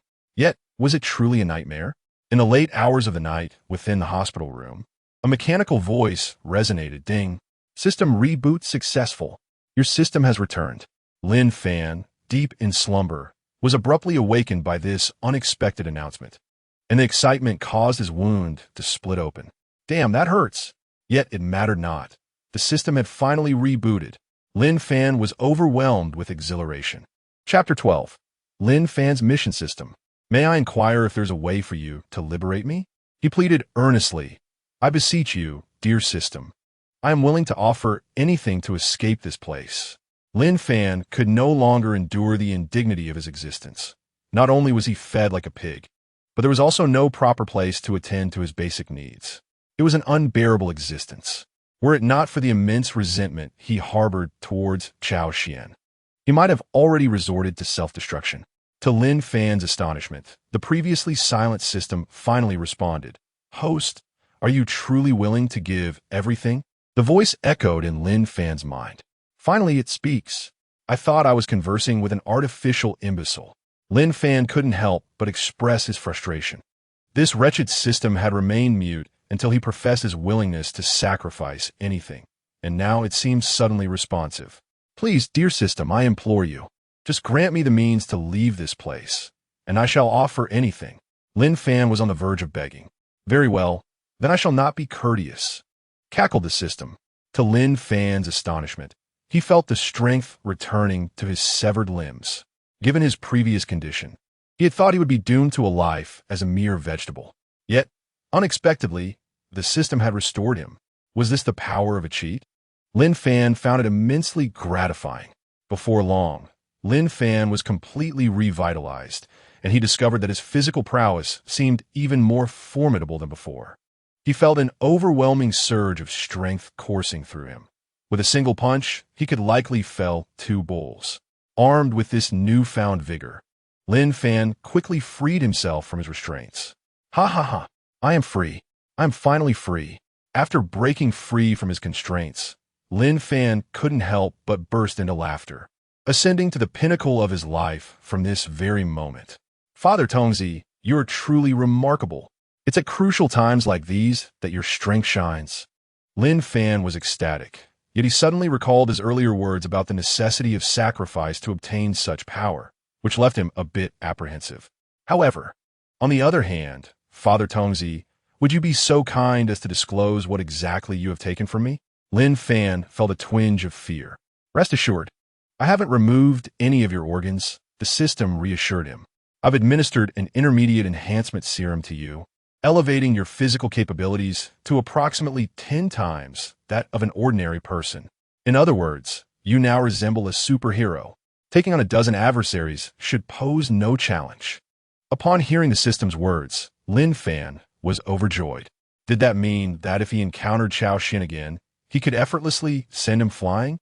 Yet, upon further reflection, given Cao Xuan's status, how could he possibly approach him unarmed? Damn, had he known, he should have proposed a 3-year pact with him. By then, he would surely have been able to knock him down. Lin Fan was filled with regret. Ding! Congratulations, host. You have regained your freedom. A novice task has been issued. Task details. Spend 10 million Dragon Country currency. Task duration, 2 hours. Task reward, 100 million Dragon Country currency and a villa. Task failure penalty, decrease in height by 10 centimeters. Ding! As this was the host's first task, the system has deposited 500 million into the hostess account. The source of funds is legitimate. Please feel free to use it. Just as the system finished speaking, Lin Fan received a message on his phone. Your bank has credited 500,000,000. Ha ha ha. 500 million. This is absolutely exhilarating. With a gleeful glance at his phone, Lin Fan erupted into laughter. However, his joy was short-lived, as his phone suddenly powered off. What the heck? I need to find a place to charge it right away. Lin Fan swiftly made his escape. Young master, Lin Fan has fled. Should we not pursue him? De Zhuang asked, watching Lin Fan's hasty retreat on the monitor. No need, let him go. If he doesn't run, how can I deal with him? Cao Xuan replied with a wicked grin. Just moments ago, his system had alerted him that Lin Fan's fortune value had inexplicably dropped by 10,000. He had gained 100,000 villain points for no apparent reason. From Lin Fan's recent unusual behavior, it was evident that he had made some sort of deal with his system, which was precisely what he hoped for. Let him run. After all, everything is under my control. Who knows, I might even reel in a few destined heroines from the original story. System. How much fortune value does Lin Fan currently possess? Ding. In response to the host's inquiry, Lin Fan currently has a remaining fortune value of 100,000. Please manage it wisely. So much left? Indeed, I must proceed with caution. Cao Xuan thought. Fortune value, once it does not reach absolute zero, may allow Lin Fan to escape even if he were to forcefully eliminate him. Even if one were to unleash missiles, it is conceivable that Lin Fan could be transported to another world. Thus, to err on the side of caution, Cao Xuan resolved to nullify Lin Fan's fortune value before eliminating him. He commanded, ensure surveillance on Lin Fan's phone and movements for 24 hours. Should he engage in any form of expenditure, inform me immediately. Understood, young master. De Zhuang nodded in affirmation. By the way, young master, our subordinates just reported that inexplicably, Lin Fan's bank account has increased by 500 million. We are unable to trace the source of these funds. De Zhuang was taken aback. It was his first encounter with such an astonishing phenomenon. It was as if a deity had suddenly bestowed such wealth upon Lin Fan. Truly remarkable. Let it be. Allow him to spend it and observe his intentions. Once he has expended some, we shall notify the authorities to have Lin Fan apprehended. Young master, why should we involve the police? We can handle this ourselves. Having followed Cao Xuan for so long, De Zhuang had grown accustomed to lawlessness. This was the first time he had heard the term reporting to the authorities. Foolish. We are law-abiding citizens. When issues arise, We must seek the police for resolution. Do you understand? Cao Xuan chuckled. Now I see. I understand. The Zhuang nodded. Be clever. In future, when able, report to the authorities. After all, we are in the right. Overly relying on family power will only lead others to believe I am a tyrant. Do you comprehend? Cao Xuan remarked with a mischievous grin. Understood, young master. I will heed your instructions. Zhuang saluted earnestly. Chapter 13. The arrival of the female streamer's Lin Fan arrived at a secluded hotel, spending his remaining cash to secure 2 hours of time. Now, his phone was charged, but the dilemma lay in how to spend this 10 million. That was indeed a challenge. The hotel Lin Fan chose was quite remote, making it impractical to purchase a house or a car in such a short span of time. After all, only half an hour remained. It appeared that he had no choice but to resort to a certain strategy.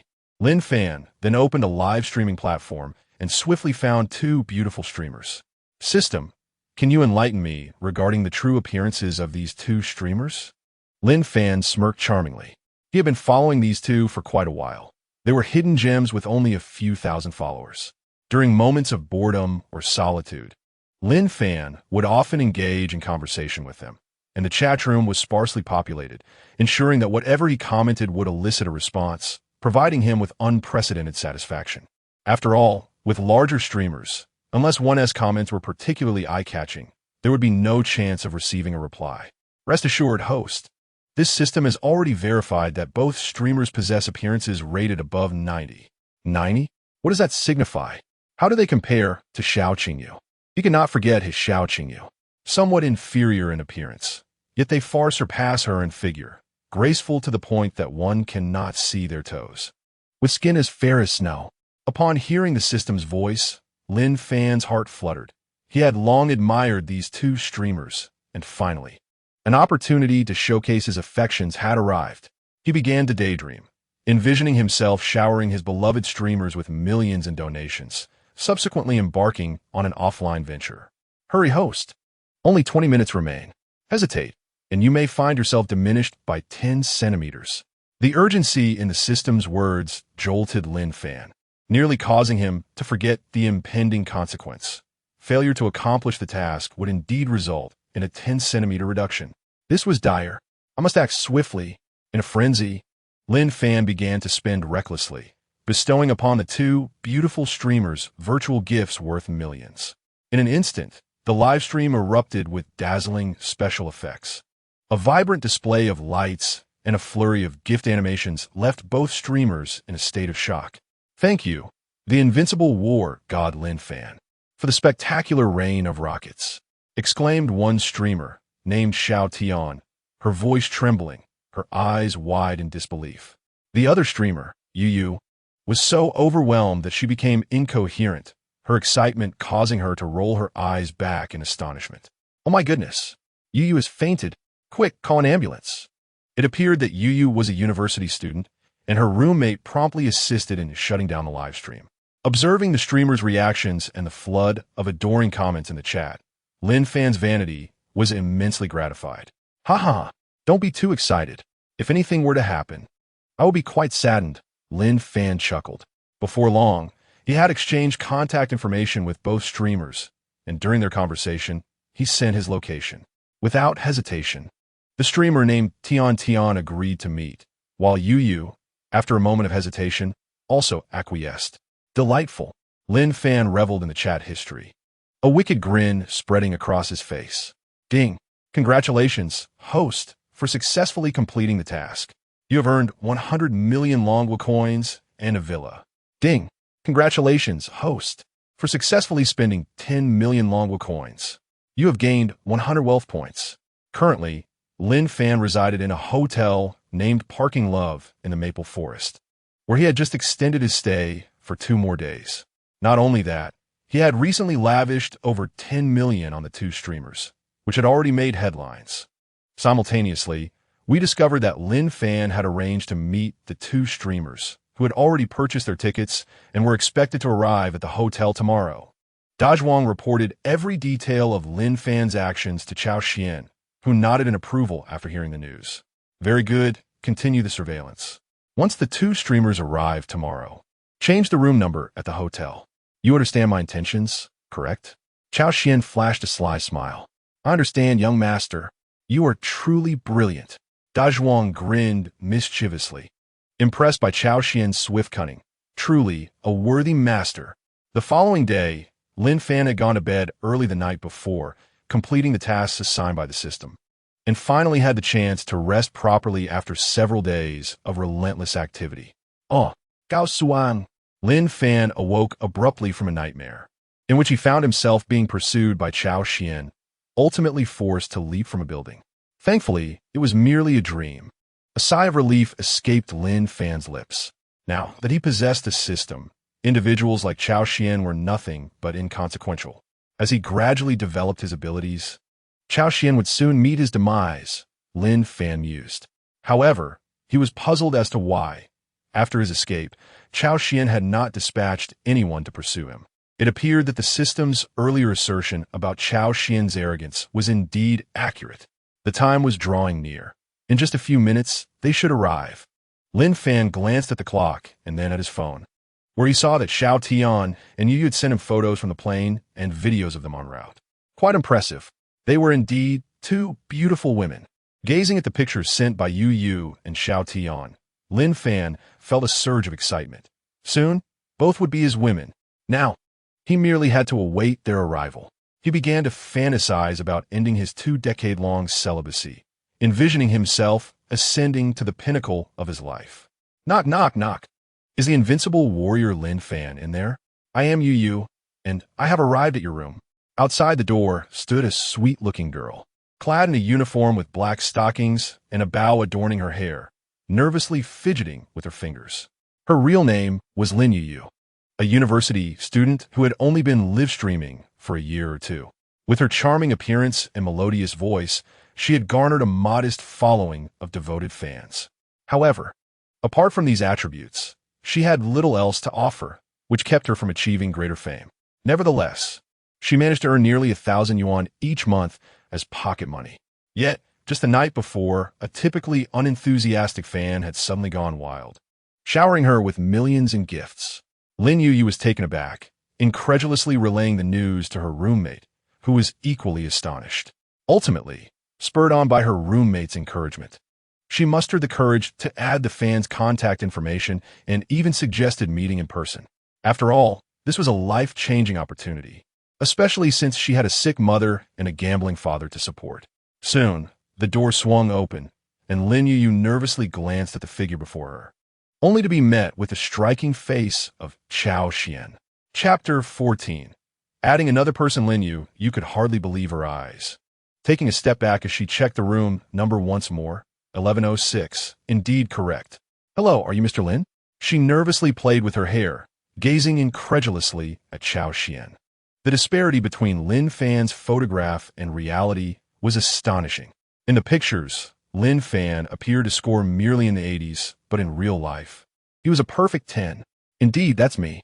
I am Lin Fan, Cao Xuan replied with a smile, as he beheld the sweet-looking girl in uniform with a youthful visage and ample figure. Cao Xuan felt quite captivated. Lin Fan possesses a remarkable ability to discern character. Among the 10 streamers online, at least 8 present a stark contrast between their virtual and real-life personas. Yet, Lin Fan managed to select the 2 most exceptional ones. Is this the prowess of a destined protagonist? Mr. Lin, the disparity between your appearance and that in the photograph is quite astonishing. I can hardly believe that this dashing gentleman before me is the same person captured in the image. Lin Yu gazed at Cao Xuan, utterly captivated. What? Am I not handsome in the photo? It's not that. I merely think you appear even more charming in reality. Lin Yu replied without hesitation. I am not particularly adept at photography, so I may seem a bit peculiar in pictures. Quite normal, really. Cao Xuan Duke. All right, come in and have a seat. There will be more guests arriving shortly. Upon hearing this, Lin Yu's cheeks flushed crimson. Just yesterday, she was well aware of how Cao Xuan had generously gifted over 10 million to the 2 streamers, one being herself and the other a streamer named Xiao Tian. They had both consented to Cao Xuan's offline request and even exchanged friend requests. However, despite her preparations, The thrill of the first encounter left Lin Yu feeling somewhat bashful. Aren't you coming in? Cao Xuan cast a puzzled glance at the dazed Lin Yu. Oh, my apologies. I was lost in thought. Lin Yu replied, her face still flushed. As soon as they entered, Cao Xuan promptly confiscated Lin Yu's phone.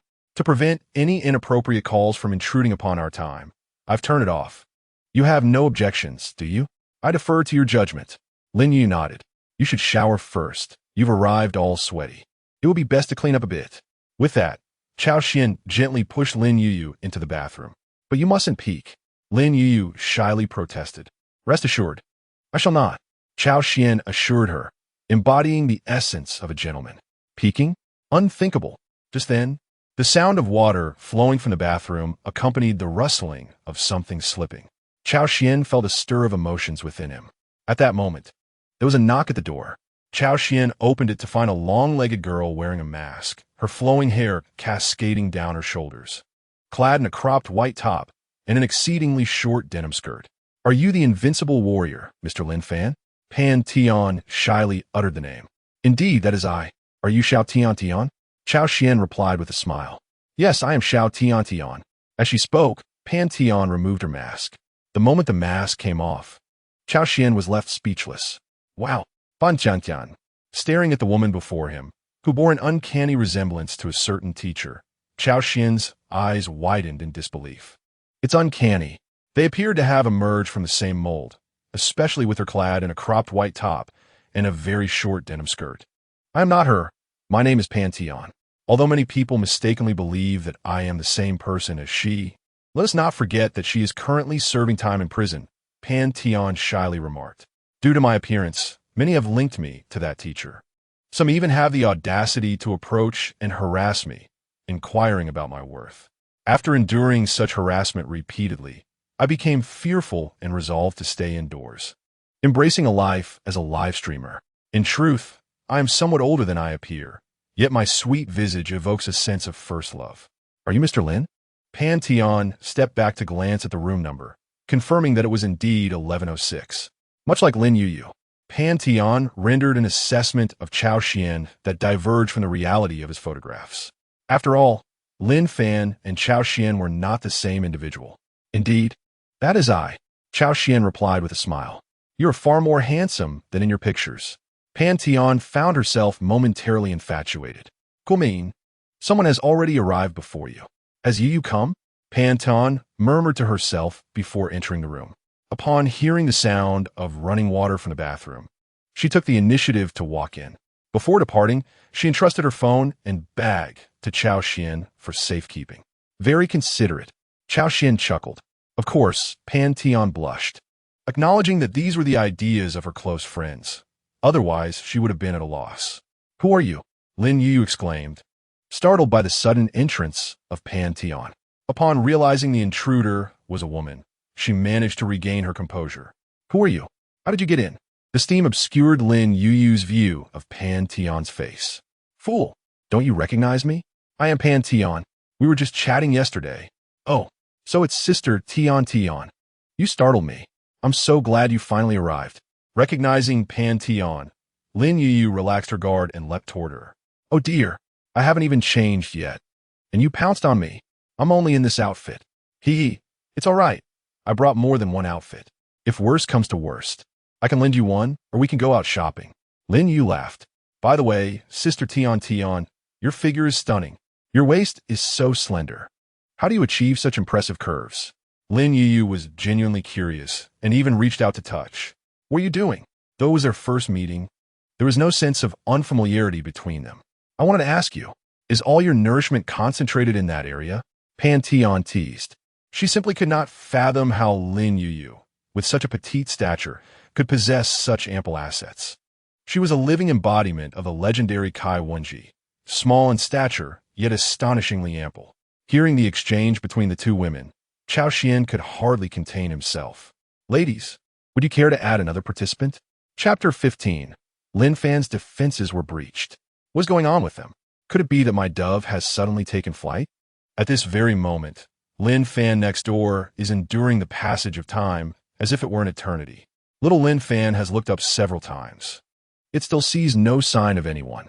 If this continues, he shall be utterly ruined. Damn it. Can the neighbors keep it down a little? I can hear everything from here. Lin Fan seethed with rage. Such is the nature of budget hotels. Not only is the sound insulation poor, but the environment leaves much to be desired. For heaven's sake, had it not been for my exhaustion yesterday, I would have certainly sought refuge in a 5-star hotel. Damn it, are they deaf? Why shout so loudly? Does it make you seem imposing? Lin Fan bellowed, yet his outburst went unacknowledged, and the noise escalated instead. Damn, where on earth have Pan Tian and Lin Yu gone? Why are they taking so long to return? Although Lin Fan was furious, there was little he could do. This is the reality of a small hotel. The lack of soundproofing is unbearable. Had it not been for his fatigue and a dead phone battery yesterday, he would never have spent the night in such a place. Ding. Congratulations, host. You have successfully altered the plot, earning 10,000 villain points. Lin Fan's luck value has decreased by 1,000. Ding. Congratulations, host. You have successfully provoked Lin Fan, resulting in a further decrease of 2,000 in his luck value, awarding you an additional 20,000 villain points. Lin Fan, you must have heard everything just now, or else you wouldn't have been so rattled. Cao Xuan Muset, the soundproofing here is abysmal. Shall we consider relocating to a 5-star hotel? Cao Xuan said with a relaxed demeanor. Truly, I have stumbled upon a treasure. A live streamer paired with the identity of a young lady is indeed a rare find. Surely, following my brother Fan will lead to abundant delights. Oh, more surprises? Lin Yu and Pan Tian exclaimed in unison. What manner of devilry is this? Cao Xuan is remarkably formidable. They both felt a twinge of regret. However, they harbored no dislike for him. After all, Cao Xuan had generously treated them, and with the power he had just displayed, they now wished to be his devoted followers. What is the matter? Are you displeased? Cao Xuan Juka. Not at all. I've never had the chance to see what a 5-star hotel looks like. I'm eager to broaden my horizons. Lin Yu replied with anticipation, for as a struggling student, she had never even set foot in a hotel, let alone a 5-star establishment. Actually, I too am curious why someone like Mr. Lin would choose to stay in such a shabby place instead of 5-star hotel. Pan Tian inquired, puzzled. Well, that is a matter of personal choice. I had a bit of a situation yesterday, which compelled me to stay here. And please, do not refer to me as Lin Fan anymore. My real name is Cao Xuan, and Lin Fan is merely my online alias. The previous messages can be disregarded. That was just my secondary account. I shall add you both with my primary account shortly. Cao Xuan declared as he effortlessly resolved matters for Lin Yu and Pan Tian. Cao Xuan. Why does this name ring a bell? Pan Tian felt an odd familiarity with it, yet could not recall where she had encountered it before. Wow, brother Cao Xuan. What extravagant things do you have pinned on your social media? This is beyond luxurious. Lin Yu gazed in astonishment at Cao Xuan's social media posts, her mouth agape. Her eyes widened further as her fingers incessantly scrolled through the screen, revealing photographs of private jets soaring across a cerulean sky adorned with fluffy clouds. In addition, there were breathtaking island vistas and a garage brimming with luxury automobiles, each resplendent under dazzling lights, each worth a fortune. Several of these vehicles were so extravagant that Lin Yu could scarcely recall their names. These are merely snapshots I took during my travels, some abroad and others in the capital, Cao Xuan had remarked. These images bear no relation to me. They are simply remnants of a time when I fancied myself a show-off. Presently, although Cao Xuan still enjoyed flaunting his wealth, he did so discreetly, choosing to impress only those truly worthy of his display. Wow, you are truly remarkable, Lin Yu mused in admiration. It was no wonder Cao Xuan could lavishly spend millions of Dragon Kingdom currency. He was indeed a genuine scion of wealth. Pan Tian also drew closer, and aside from the luxury cars and stunning scenery, what captivated her most was a particular group photo. This image featured Cao Xuan alongside a middle-aged man whom Pan Tian recognized all too well. Oh my heavens! Pan Tian's gaze toward Cao Xuan shifted to one of utter shock. her body trembling uncontrollably. The man in the photograph was unmistakably the mayor of Nanxing City. Moreover, the mayor's demeanor was notably humble, as if Cao Xuan were the one holding the esteemed office. How could a mere youth command such reverence from a mayor? Surely, Cao Xuan's connections were profound, but Cao Xuan had mentioned that some of these photographs were taken in the capital, suggesting he likely hailed from a prestigious family there. With this realization, Pan Tian's heart raced. Initially, her goal had merely been to entice Cao Xuan for some virtual currency, perhaps sacrificing a bit of her allure to please him. However, her aspirations had now transformed. She yearned to marry Cao Xuan, to become his esteemed wife.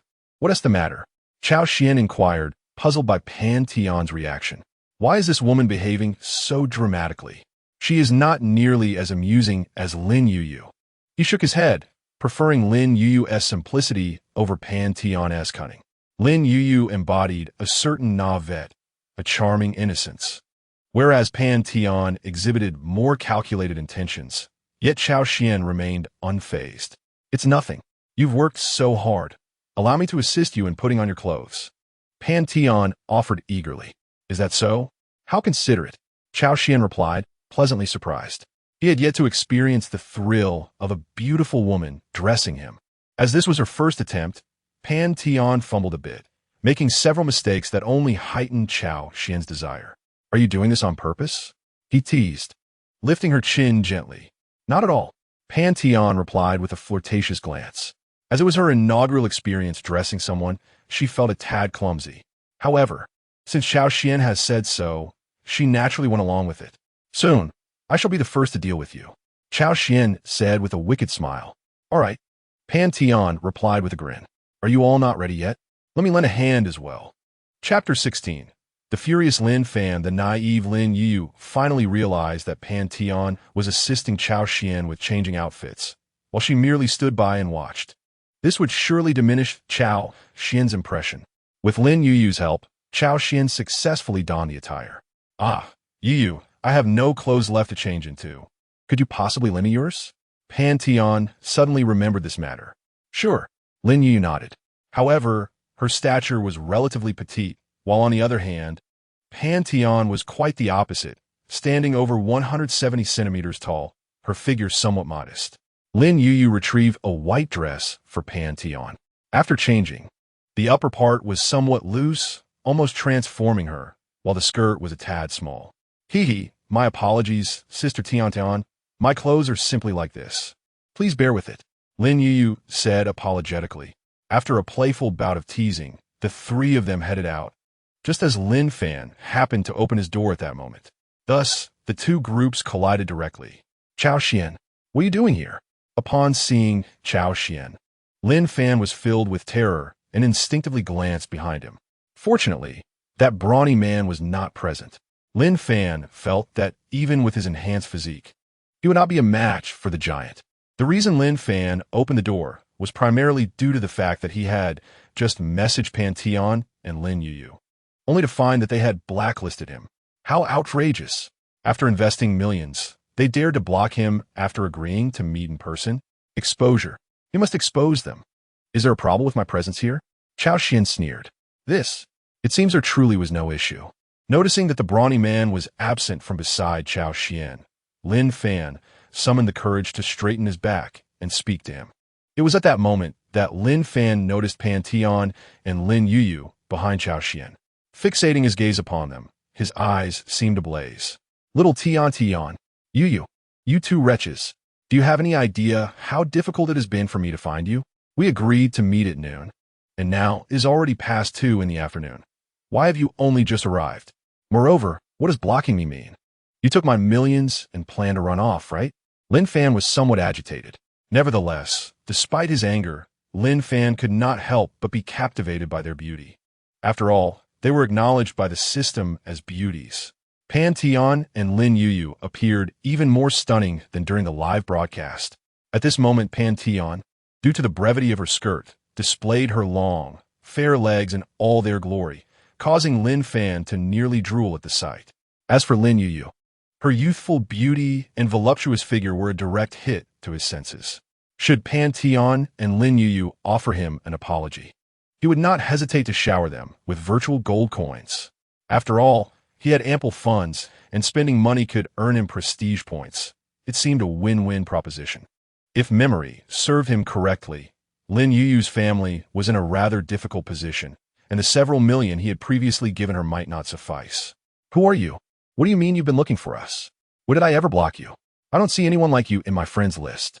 Pan Tian cast a disdainful glance at Lin Fan, as if he were refused. I don't know you either.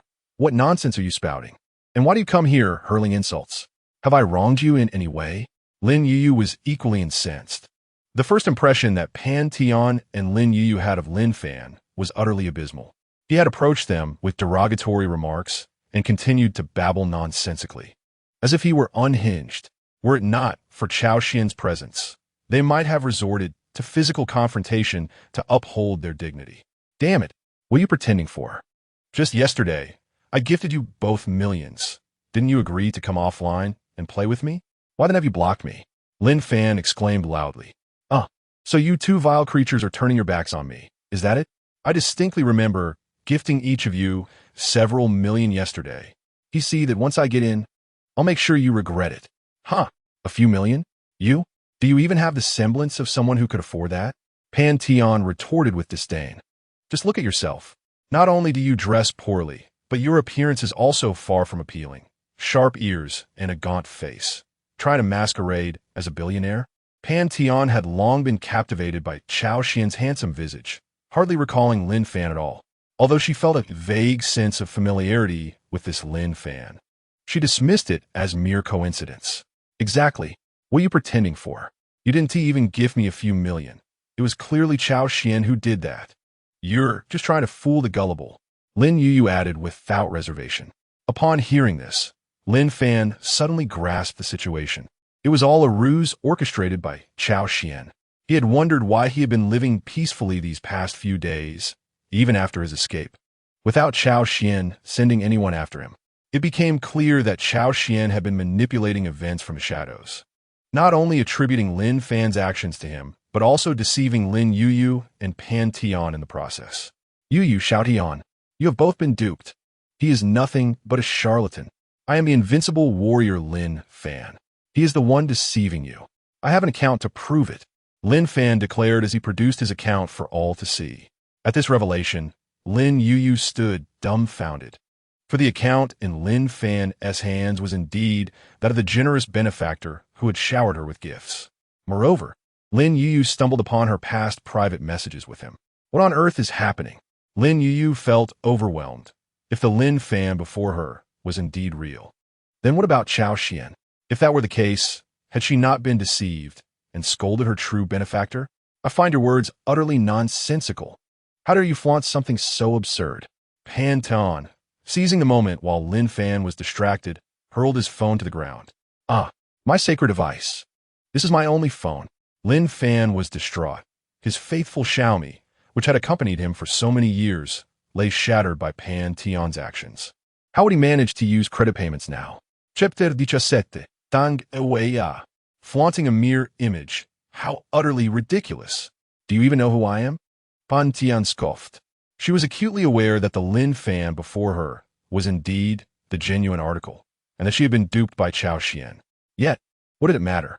In comparison to Lin Fan's few million, Pan Tian placed greater faith in the recently brazen Cao Xuan. After all, Cao Xuan's social circle was formidable. With dozens of luxury cars at his disposal, and even the mayor treated him with utmost respect, Lin Fan might be a wealthy heir, yet he lacked the aura that accompanied such status.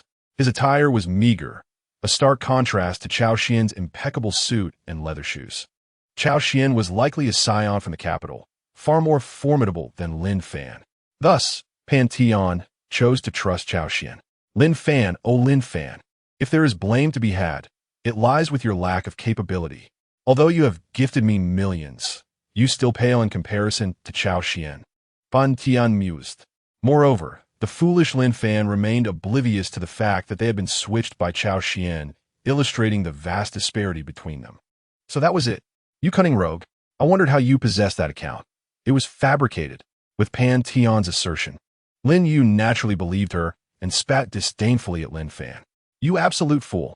Lin Fan was about to retort, only to find that Lin Yu's contempt held an inexplicable allure. "Oh my heavens! Are you truly deranged?" Witnessing this scene, Lin Yu instinctively clutched Cao Xuan's clothing. Hiding behind him, Pan Tian was equally repulsed. Could Lin Fan truly be so mentally unstable? A person capable of effortlessly spending millions could stoop to such distasteful behavior. Cao Xuan, too, wore a look of disdain. He never anticipated Lin Fan would display such a grotesque craving. "Ooh, Cao Xuan, he is terrifying. Woe is me." Lin Yu whimpered, cowering behind Cao Xuan. "Wait, you must allow me to explain." Lin Fan, desperately starving, found himself acting in such a manner due to his dire hunger. "Host, I must candidly express, your actions are utterly outrageous." Lin Fan's system was at a loss. How had it come to encounter such a host? Its disappointment was palpable. "All of this is your fault, Cao Xuan." Lin Fan, fully aware of his own culpability, audaciously shifted the blame onto Cao Xuan. "Hold on, buddy. Why am I involved in this?" Cao Xuan, caught between laughter and tears, was bemused. It was Lin Fan who had willingly indulged, making it seem as though he had coerced Lin Fan into doing so. Enraged, Lin Fan raised his hand, intent on striking Cao Xuan, seizing the opportunity to teach him a lesson in the absence of Zhuang. With his physique now enhanced tenfold through systematic training, overpowering a spoiled scion would be a trivial endeavor. "Stop! What do you think you are doing?" A voice reprimanded Lin Fan just as he was about to unleash his wrath. Upon closer inspection, he beheld a striking female police officer clad in uniform, flanked by a dozen armed officers. "We have received a report of a criminal hideout here. It seems, in addition to the felon, we have encountered an unexpected surprise," Tang Highway remarked with a cold smirk. She had just received intelligence suggesting that someone had illicitly acquired a substantial sum of money, currently concealed within this hotel. Given the magnitude of the amount, she had promptly assembled a team. To Lin Fan's astonishment, he was relieved that he had refrained from acting out. Otherwise, he would have been apprehended on the spot. "Officer, you arrived just in time. This guy is about to hit me. We have no grievances against each other." "And he suddenly lunged at me," Cao Xuan exclaimed, seizing the moment to hide behind Tang Highway, wrapping his arm around her slender waist. Truly, she was the embodiment of the esteemed flower of the police from the original narrative. The sensation was incomparable. Cao Xuan instinctively recognized that this police officer was none other than his arch-nemesis, Tang Highway. She was determined to achieve something monumental, making him her target. Ultimately, with Lin Fan's assistance, she had successfully uncovered incriminating evidence against him, resulting in considerable losses for Cao Xuan. However, he had long since destroyed that evidence. Unless Tang Highway had some extraordinary advantage, it would be impossible for her to find it. Feeling the unwelcome grasp around her waist, Tang Highway was on the verge of expressing her outrage when Cao Xuan preemptively presented the video he had just recorded. "Officer, this individual is utterly repugnant. He faltered, opting to play the footage for Tang Highway instead. Witnessing the scene, Tang Highway felt a wave of nausea. How could such a person exist in this world? Due to this unexpected interlude, Tang Highway disregarded Cao Xuan's earlier antics. "Officer, quickly apprehend him. He is a pervert. He has been harassing us." Lin Yu and Pan Tian also took refuge behind Tang Highway, pointing accusingly at Lin Fan. "Take him away." Tang Highway, unable to bear it any longer, ordered her subordinates to seize Lin Fan. "No, it has nothing to do with me. You should arrest Cao Xuan. This is all his doing," Lin Fan shouted in protest. "Lin Fan, what does this have to do with me? Do you think everyone is blind? The evidence is irrefutable, not to mention the video and witnesses. Were you even trying to argue?" Cao Xuan retorted with a sneer. Lin Fan is indeed quite amusing in such a predicament. He still contemplates dragging himself down further. With such a mindset, one wonders how he could possibly contend with his original self if not for the system he possesses. It seems that even the most inept individual can soar to great heights with the aid of a system. "So you're Lin Fan." Upon hearing this, Tang Highway suddenly recalled that the individual mentioned in the previous report bore the same name. She cast another glance at the room number, confirming that Lin Fan had indeed emerged from the adjacent 1105. If one were to question why she did not ascertain it was 1106, it was because a piece of women's lingerie had been inadvertently left behind in 1106. The presence of a female companion in either group was quite evident. Truly, a case of killing two birds with one stone. This lad is precisely the Lin Fan we seek to apprehend. As Tang Highway spoke, several officers surged forward, attempting to subdue Lin Fan. Captain, this fellow possesses tremendous strength. Lin Fan's physical prowess exceeded that of an ordinary person, despite their efforts. 3 officers were unable to restrain him. Let go of me. This has nothing to do with me. It is all Cao Xuan slander. Lin Fan shouted, struggling fiercely, akin to a boar during the new year or an irate girlfriend, proving difficult to capture. Resist further, and I shall charge you with resisting arrest and obstructing justice. At that point, matters will not remain so straightforward. Tang Highway admonished with a furrowed brow. Upon hearing this, Lin Fan composed himself, his gaze fixed intently on Cao Xuan for a fleeting moment before he relented. Chapter 18. Confrontation. Beep. Congratulations, host, for successfully altering the narrative. Lin Fan's luck value has decreased by 50,000. Reward: 50,000 villain points. Beep. Congratulations, host, for successfully intercepting the destined heroine. Lin Fan's luck value has decreased by 30,000. Reward: 300,000 villain points. Beep. Congratulations, host, for delivering the destined protagonist Lin Fan to the police station. Lin Fan's luck value has decreased by 20,000.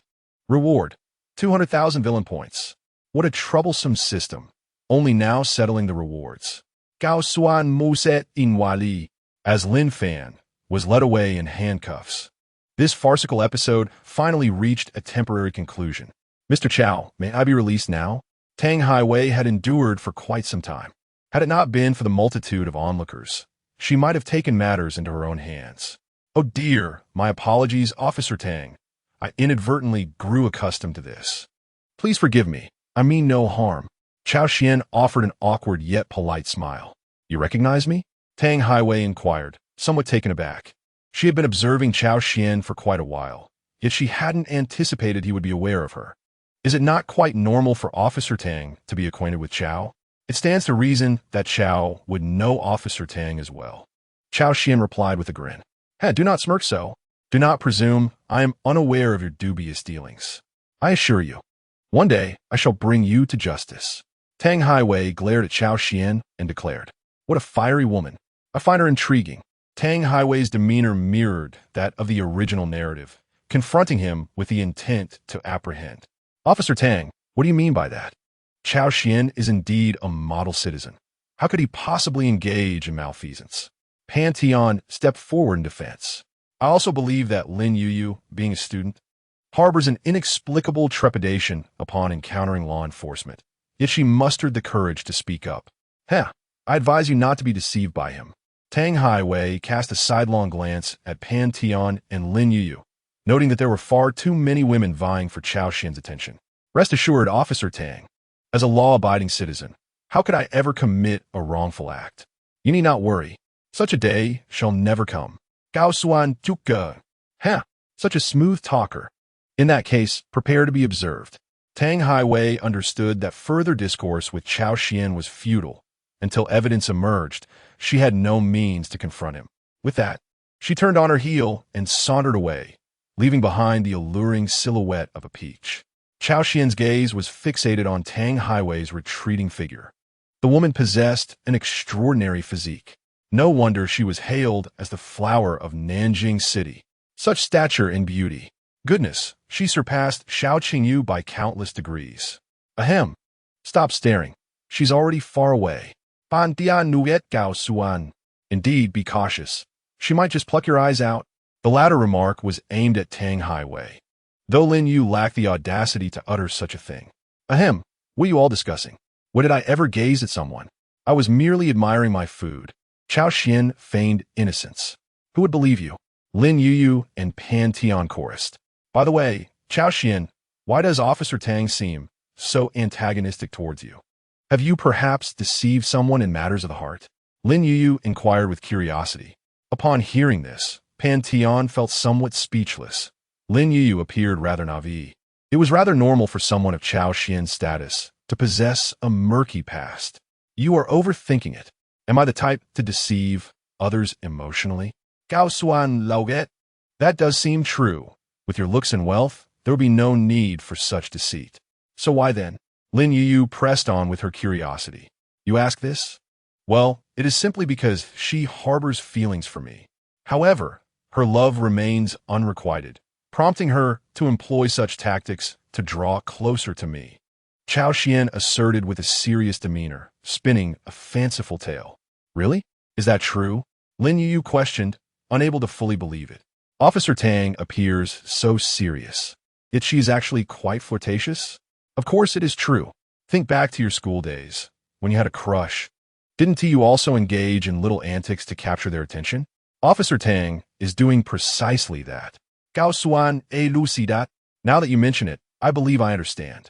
Lin Yuyu recalled that during her school years, many boys behaved similarly. Initially, they would walk steadily, but upon spotting her, they would inexplicably start to frolic. Among the most iconic moments is when one individual brings another to the ground, exuding an air of superiority. Pan Tian observed Lin Yuyu being cleverly duped by Cao Xuan and couldn't help but shake her head. Sister, with your intellect, I fear you might end up being utterly deceived by Cao Xuan. Of course, there was hardly anything left at this moment. All right, enough jesting. As promised, let us proceed to a 5-star hotel, Cao Xuan said with a smile. With a snap of his fingers, De Zhuang soon arrived driving a Bugatti Veyron. He, young master. Ladies, please get in. De Zhuang's considerate remarks left both Pan Tian and Lin Yuyu blushing. What nonsense are you spouting? We're not even officially together. Cao Xuan Tuka. Ahem. Young master, isn't that merely a matter of time? De Zhuang replied with a grin. Unbeknownst to the passage of time, Pan Tian and Lin Yuyu both drifted into slumber, while Cao Xuan began to assess his recent gains. Name, Cao Xuan. Age, 23. Physique, 1510 charm value. Perfect score villain points, 894,000 skills. Master combat. Physique 10 title, model of our generation. Increases attack power against female characters. When the protagonist's father confronts the protagonist. Physique 10 grants an additional 10 points for every key figure in the protagonist's life taken down. System store. Open system backpack. Empty unconsciously. He had amassed such a considerable amount of villain points. It was nearing 1,000,000. Cao Xuan felt a surge of excitement. System. Upgrade the Master of Combat skill. Today, Lin Fan's performance was exceedingly formidable. He nearly overpowered several burly men. It seemed that this was the result of Lin Fan inexplicably losing over 10,000 fortune points, which conferred him great strength. Thus, Cao Xuan resolved to upgrade his Master Combat skill first.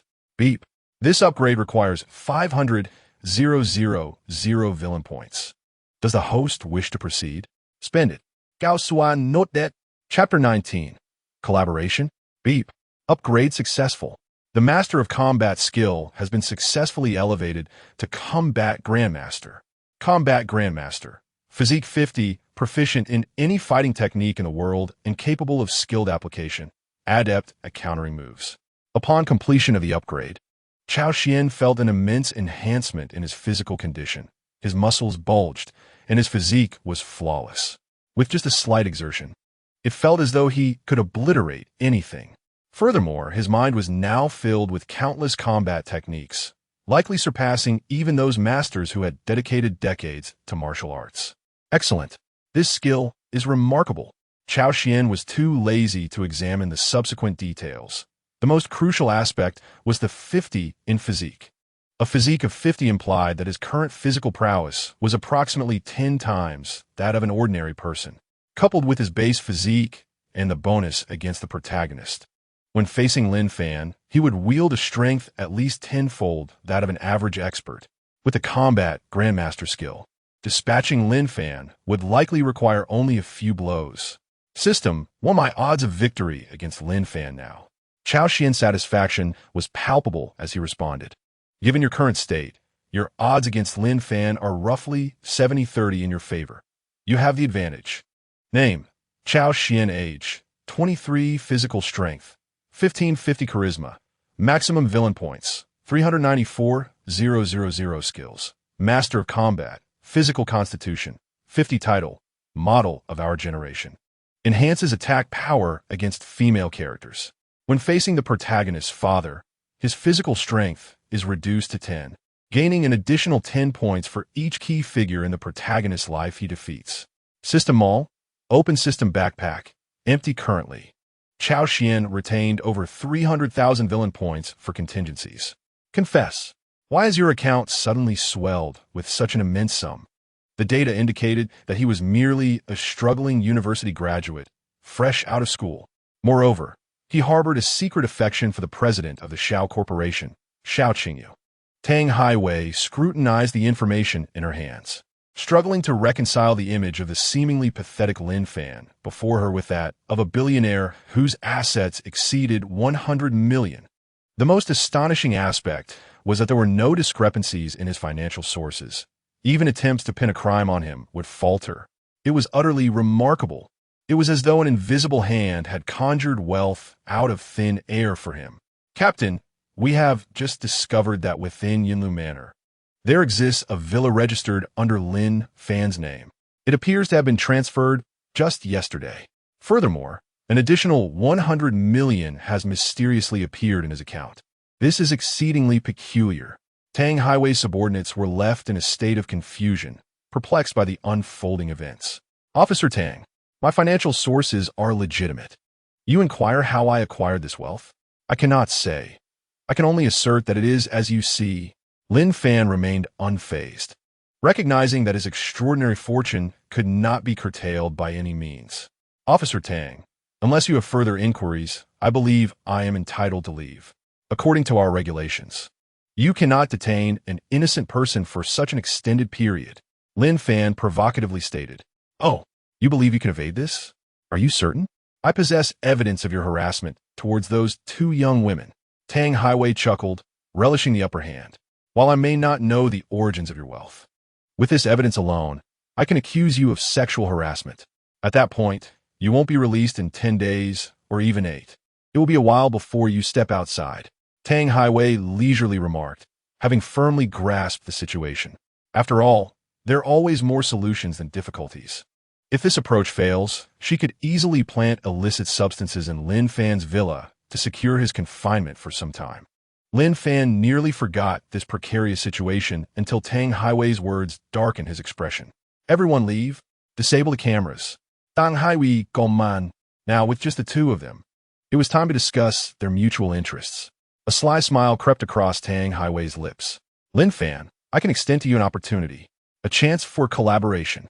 Based on my understanding, that Shao Qingyu is actually Cao Xuan's fiancée, isn't she? And you harbor feelings for her. Thus, you two are indeed rivals in love. Correct? As for me, I have no affection for Cao Xuan, so why don't we join forces? Tang Haiwei spoke up. Collaborate? Do you have any idea about Cao Xuan's background? You think you can bring him down? Don't be ridiculous. Having faced him a few times, Lin Fan gained no advantage whatsoever. Even with his new system, he was still manipulated at will. At this moment, he had no desire to provoke Cao Xuan. He merely wished to enjoy his life with the help of the system. He had already resolved that once he exited this place, he would flee abroad, convinced that Cao Xuan would not pursue him any longer. Cao Xuan, I will always keep an eye on you, Lin Fan. This is a notification, not a discussion. You have no choice but to cooperate with me. If you choose to collaborate, you can rely on my power. Otherwise, you will have offended me.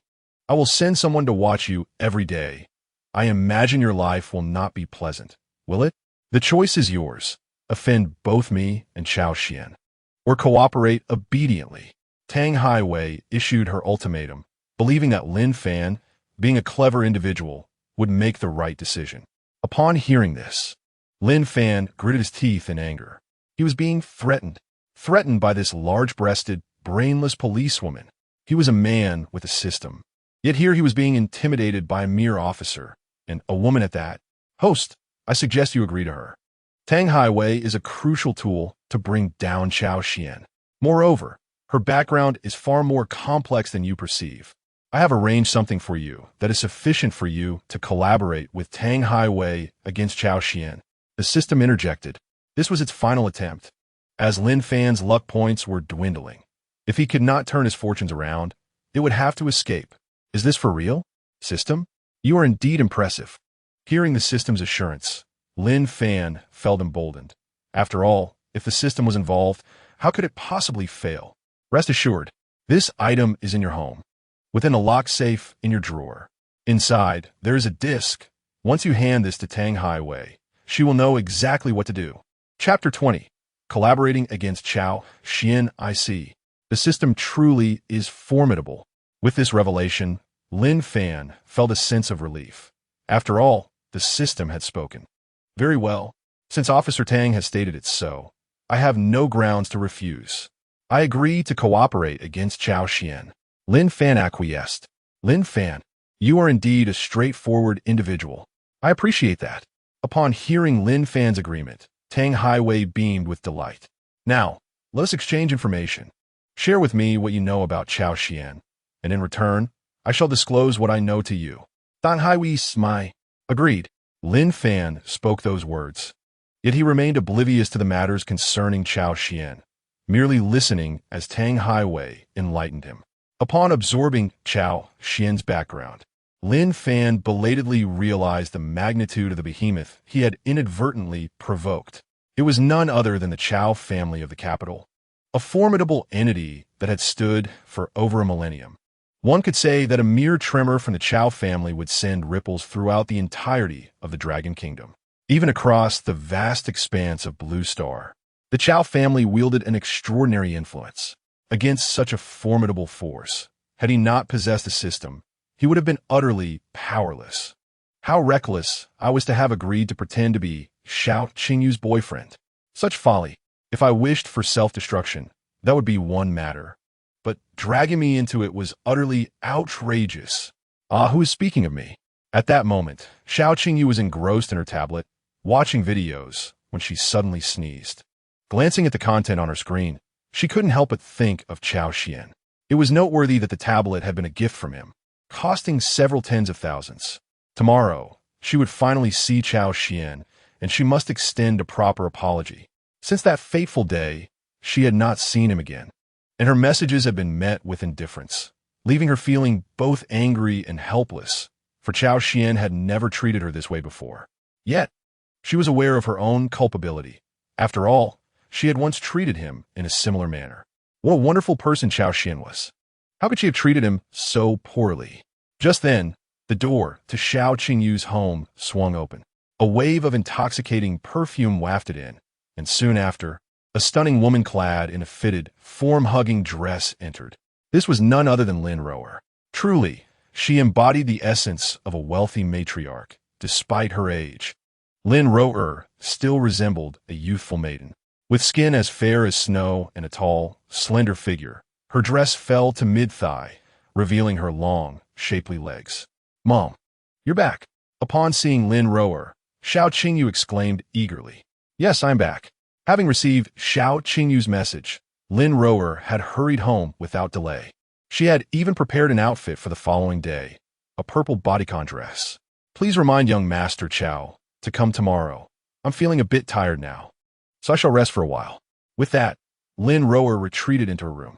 Watching her mother's silhouette, Xiao Qingyu felt an inexplicable strangeness, as if Lin Rower had resolved upon something significant. Meanwhile, having noted Lin Fan's compliance and the lack of valuable information gleaned from him, Tang Highway deemed it unnecessary to keep him detained. After imparting a few instructions, she released Lin Fan. "Ha ha ha! I am free. I am finally free again." Within the confines of the police station, Lin Fan experienced a sensation akin to returning to that day in the hospital room. Without further ado, let us proceed to discover what the system has bestowed upon me, Lin Fan mused. "Oh dear, Cao Xiao, I acknowledge my mistakes. Please do not treat me this way any longer." "Oh, brother Cao Xuan, how is it that you have become even more formidable than before?" At that very moment, on the other side, Pan Tian and Lin Yu were once again brought to tears by Cao Xuan. With the skills of a martial arts master now at his disposal, Cao Xuan's physical capabilities had grown to be several times that of an ordinary person, brimming with boundless energy. Even confronting both Pan Tian and Lin Yu posed little challenge for him. "Are you capable of handling this?" Cao Xuan boistet. In response, his adversaries chose to disregard him, casting an exasperated glance in his direction. However, it must be said that Cao Xuan's prowess was indeed impressive, even in the films they watched. They had never witnessed such exaggeration. After a brief respite, Pan Tian and Lin Yu managed to regain a modicum of strength. "Well then, brother Cao Xuan, I must take my leave," Lin Yu declared, utterly fatigued. "Are you leaving so soon?"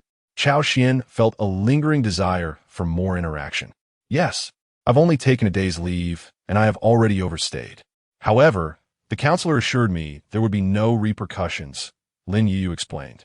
It then dawned on Cao Xuan that Lin Yu was indeed a university student, still pursuing her education. "It's perfectly fine if you choose not to attend school. You could join me, enjoying a life of comfort and indulgence," Cao Xuan jested. Upon hearing this, Lin Yu promptly shook her head. "That would render me utterly useless. I prefer to obtain my diploma first." Lin Yu possessed her own sense of dignity. Undeniably, Cao Xuan's proposition held merit. Accompanying him would guarantee a life free from want, but she was not inclined to pursue such a path. Moreover, she had family members to care for, and she felt reluctant to impose too much on Cao Xuan. "Cao, Yu is right. Your excessive care may lead to her becoming dependent. Besides, she has family obligations to fulfill. With technology advancing so rapidly, there will be ample opportunities to meet in the future." Upon hearing Lin Yu's intent to depart, Pan Tian wholeheartedly supported her decision, as it meant one less rival for her. Cao Xuan shot Pan Tian a glance, noting that her intentions were all too transparent. "Very well then. Everyone has their own aspirations. I shall not impose," Cao Xuan conceded, confident that Lin Yu would not evade him for long. With that, Lin Yu hastily gathered her belongings and limped away. "Send me a message when you reach school." "Understood." Lin Yu nodded, then planted a shy kiss on Cao Xuan's cheek before departing with a bashful demeanor. "And what of you? What are your plans?" Cao Xuan inquired, casting a playful glance at Pan Tian. "What plans could I possibly have?" "Naturally, I wish to remain here with you," Pan Tian responded, beginning to flirt with Cao Xuan. With no outsiders present, she felt free to initiate a more intimate approach. "Hee, do you not have any dreams or academic pursuits that you need to fulfill?" Cao Xuan chuckled. "I am an orphan, having lost my parents at a tender age, and I have long since ceased my studies. Academia is a distant memory." As Pan Tian spoke, a shadow of sorrow crossed her face, as if she were reminded of painful recollections. "So that is how it is. Fear not, for I shall be here for you in the future. I will treat you well, provided you are obedient. If you heed my words, I shall shower you with kindness and wealth. All you need do is revel in it." Cao Xuan chuckled. "I shall be obedient. From now on, whatever you say, I shall comply," Pan Tian said, her cheeks tinged with embarrassment. "Is that so? Do you speak as though I am some sort of demon?" Cao Xuan laughed as he embraced Pan Tian. "Oh dear, my love, the ground is quite dirty. Cannot we ascend a bit higher? Our resistance as women is rather feeble." "Hee, who asked you to provoke my ire? This is but a small punishment for you." Just as Cao Xuan was preparing to proceed to the next step, a phone call interrupted him. "Ahem, allow me to take this call." Noticing the incoming call, Cao Xuan had no choice but to pause his actions. It was a call from de Zhuang, and in such a significant moment, he would not call unless it were of utmost importance. He is no fool. "Very well. You attend to your matters first." Pan Tian smiled, then donned her headphones and began browsing a certain platform. "Young master, I have just received intel that Lin Fan has been released by Tang Highway and is now heading towards Madame Lin." De Zhuang was aware of what Cao Xuan was engaged in at that moment, yet such a critical matter warranted his notification. "Oh, is that so? I see." Cao Xuan's brow furrowed slightly. In his recollection, Tang Highway had collaborated with Lin Fan to oppose him, particularly after witnessing Lin Fan's prowess. Yet now Lin Fan, stripped of his abilities and publicly maligned, still chose to ally with her? Truly, he is the protagonist of destiny, able to alter the course of events. Cao Xuan felt a surge of admiration. Indeed, young master, I apologize for interrupting your leisure. You need not issue my salary for this month. De Zhuang displayed remarkable understanding. How could I possibly penalize you? Your conscientiousness makes it difficult for me to consider such a thing. I can only advise you to avoid such missteps in the future. What transpired? Upon seeing Cao Xuan in the call, Pan Tian felt emboldened to speak. There has been an unexpected development regarding Lin Fan. I must attend to it promptly. Please remain here and wait for me, Cao Xuan said while adjusting his attire. Very well. Please take care. That Lin Fan, capable of summoning such wealth, is surely no ordinary individual. Pan Tian expressed her concern. What is there to fear? Do you doubt my ability to handle him? Cao Xuan replied with a smile. Pan Tian then remembered that the man before her commanded respect even from the mayor. How could he possibly struggle against the likes of Lin Fan? Take care on your journey. I shall await your return. Pan Tian planted a kiss on Cao Xuan's cheek. In response, Cao Xuan bestowed upon her a grand gesture. He proposed a wager with her. This is a game of, if you can endure playing 7 matches without breaking your composure, I shall reward you with 1 million in cash. How can I possibly resist such a challenge? Let alone 7 matches. Even a single game often provokes my teammates to the point of insults. Nevertheless, I am indifferent. You must find a way to withstand it. If you can endure for half an hour, that million shall be yours. In fact, if you manage to hold out for that duration, I will even grant you several billion more. Of course, should you falter, both the million and the billions will vanish. This serves as a minor lesson for who dares to provoke me. If I do not teach her a lesson, how will I maintain my authority in the future? Understood, I shall take my leave. Ushered out, for she had nearly lost her composure even before opening her phone. Should linger any longer, she feared she might rush at him uncontrollably. Sigh, let me play a couple of games to vent my frustration. Open her phone to contact her associates, instructing them to manipulate the traffic lights along his route. Since it was quite far from his residence, she needed to arrive there first. Rest assured, young master. Yes, you. I will accomplish the task flawlessly. Upon hearing this, promptly dialed the chief of police in. Upon recognizing his call, the chief immediately adopted a respectful demeanor, even setting aside his tea. What can I do for you, Brother Zhuang?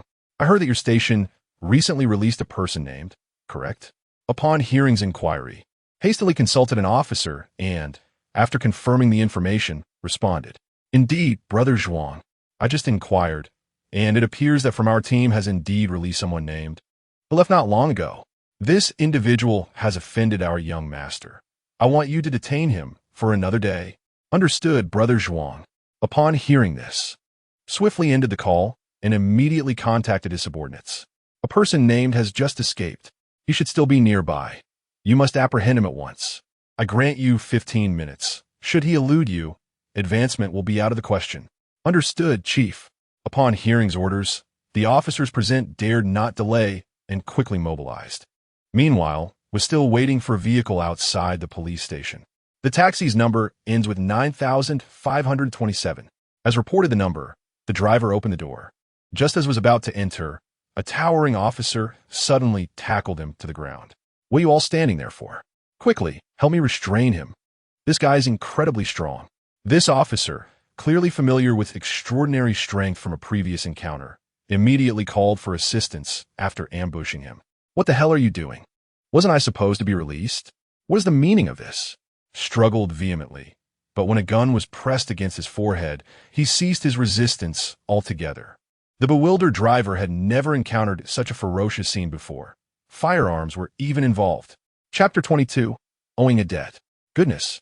Fortunately, I hadn't allowed him to board the vehicle. Otherwise, I would have found a gun pointed at my forehead. Upon witnessing this spectacle, the driver slammed the accelerator, releasing a cloud of exhaust that enveloped Lin Fan's face. Cough, cough, cough. Why are you arresting me? What have I done? Didn't Captain Tang say I would be released? Lin Fan exclaimed loudly. Shut your mouth. Our chief has ordered your arrest. I couldn't care less about your captain.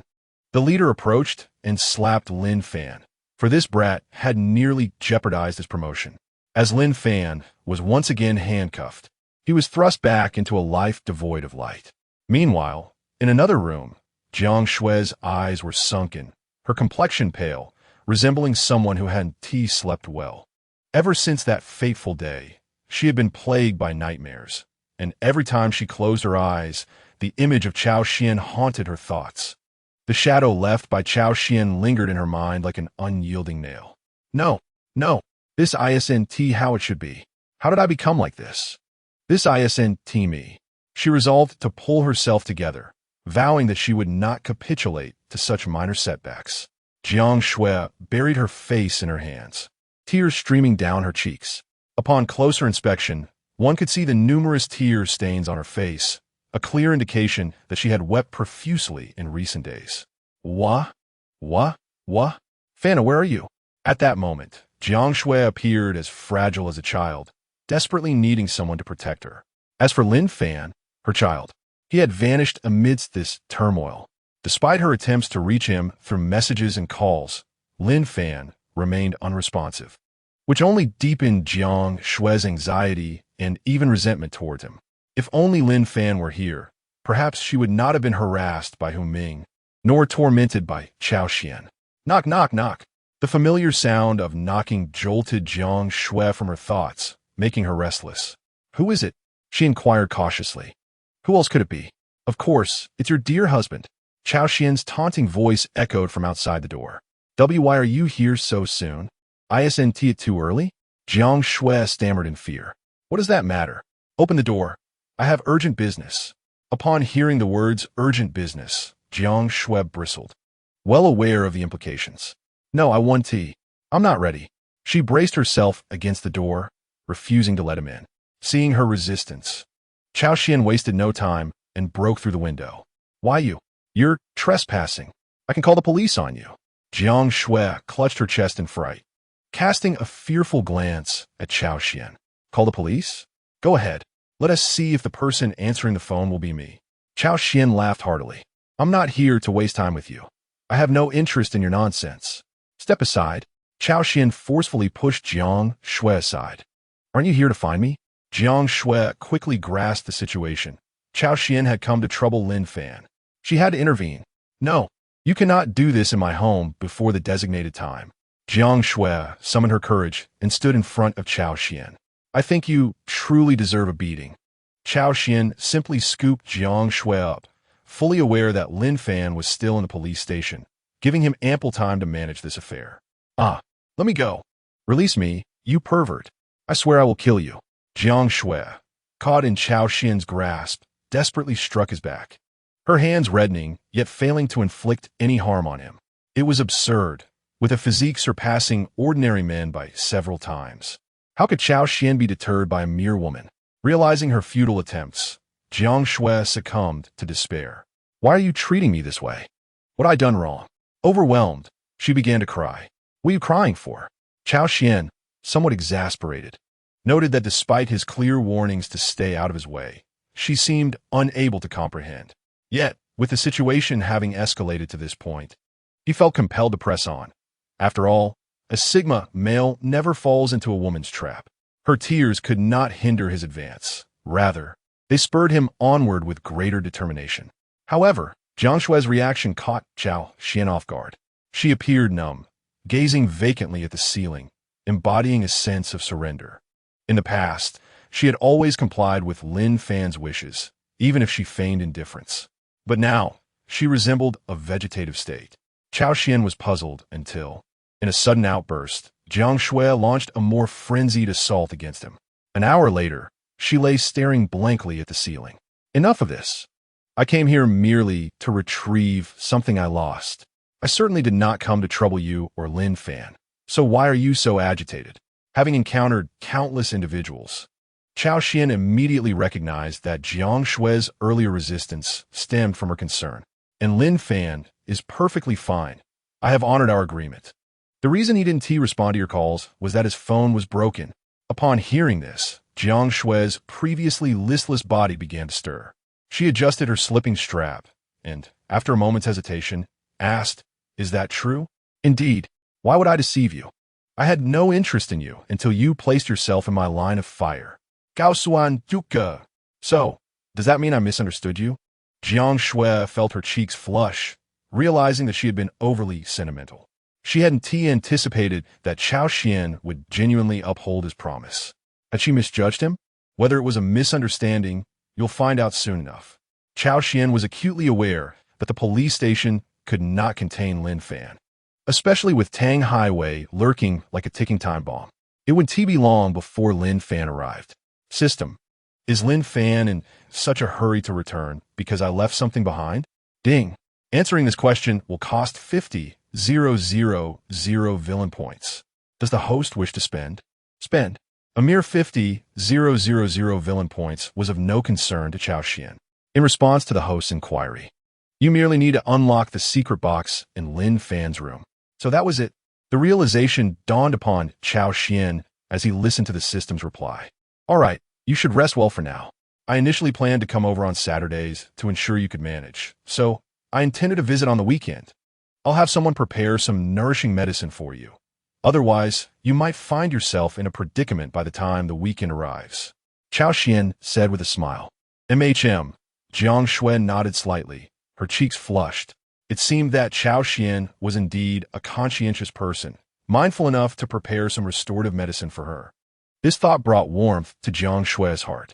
Author, oh dear, Cao Xuan is merely seeking to enhance your gaming experience, and you still consider him kind. After speaking, Cao Xuan ignored Jiang Shui and headed straight for Lin Fan's room. Upon arriving, he quickly spotted the locked secret box.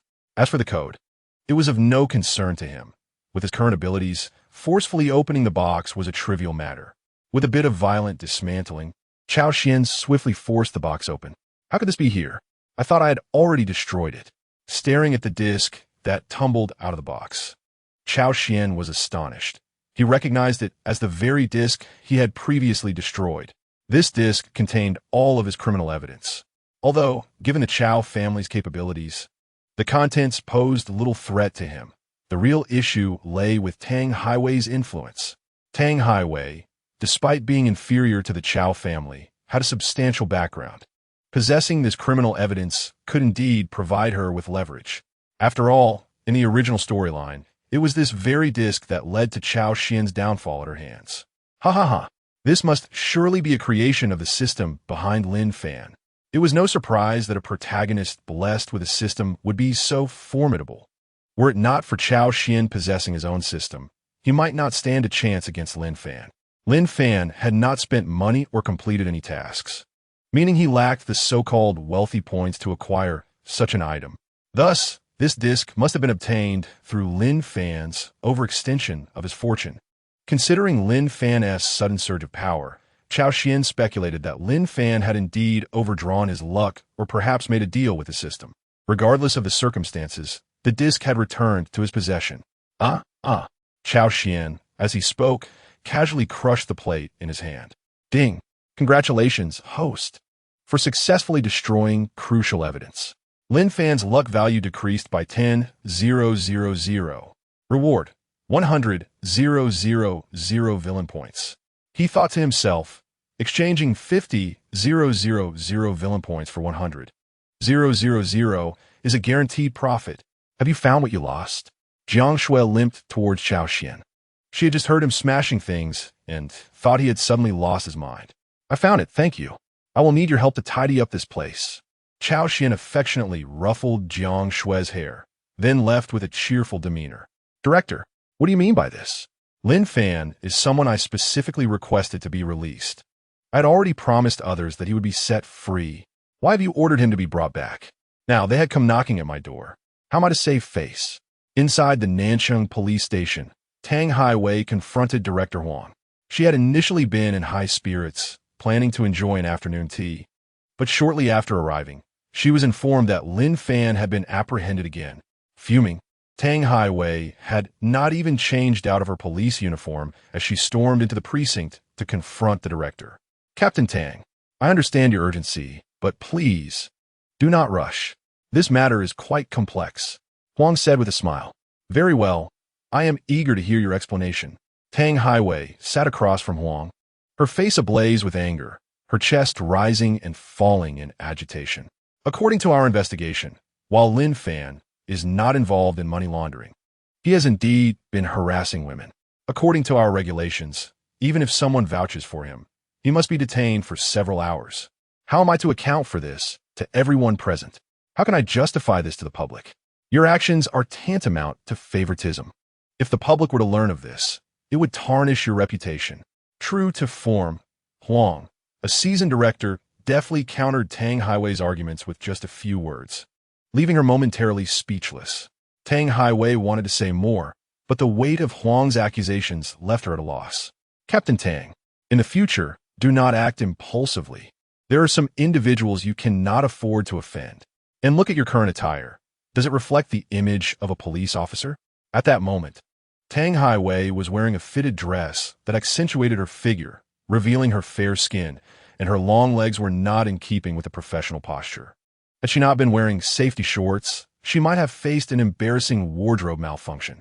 Yes, director, Tang Highway found herself at a loss for words, unable to retort. Such potential you possess. Additionally, as a police officer, refrain from driving that luxury car to work in the future. I have received numerous complaints this month. After all, it is unusual for officers to arrive in such vehicles. Please be mindful of your public image. Understood. Tang Highway suppressed her fury, swallowing down any discontent that surged within her. Well, do you have anything else to discuss? If not, you may take your leave. If I recall correctly, you have no assignments today, so you can indulge in a delightful afternoon tea, Director Huang remarked with a smile. Nothing else, Tang Highway replied curtly before storming out. Huh, just you? You think you can challenge me? Offending young Master Cao will haunt you for life. Director Huang scoffed, observing Tang Highway's retreating figure.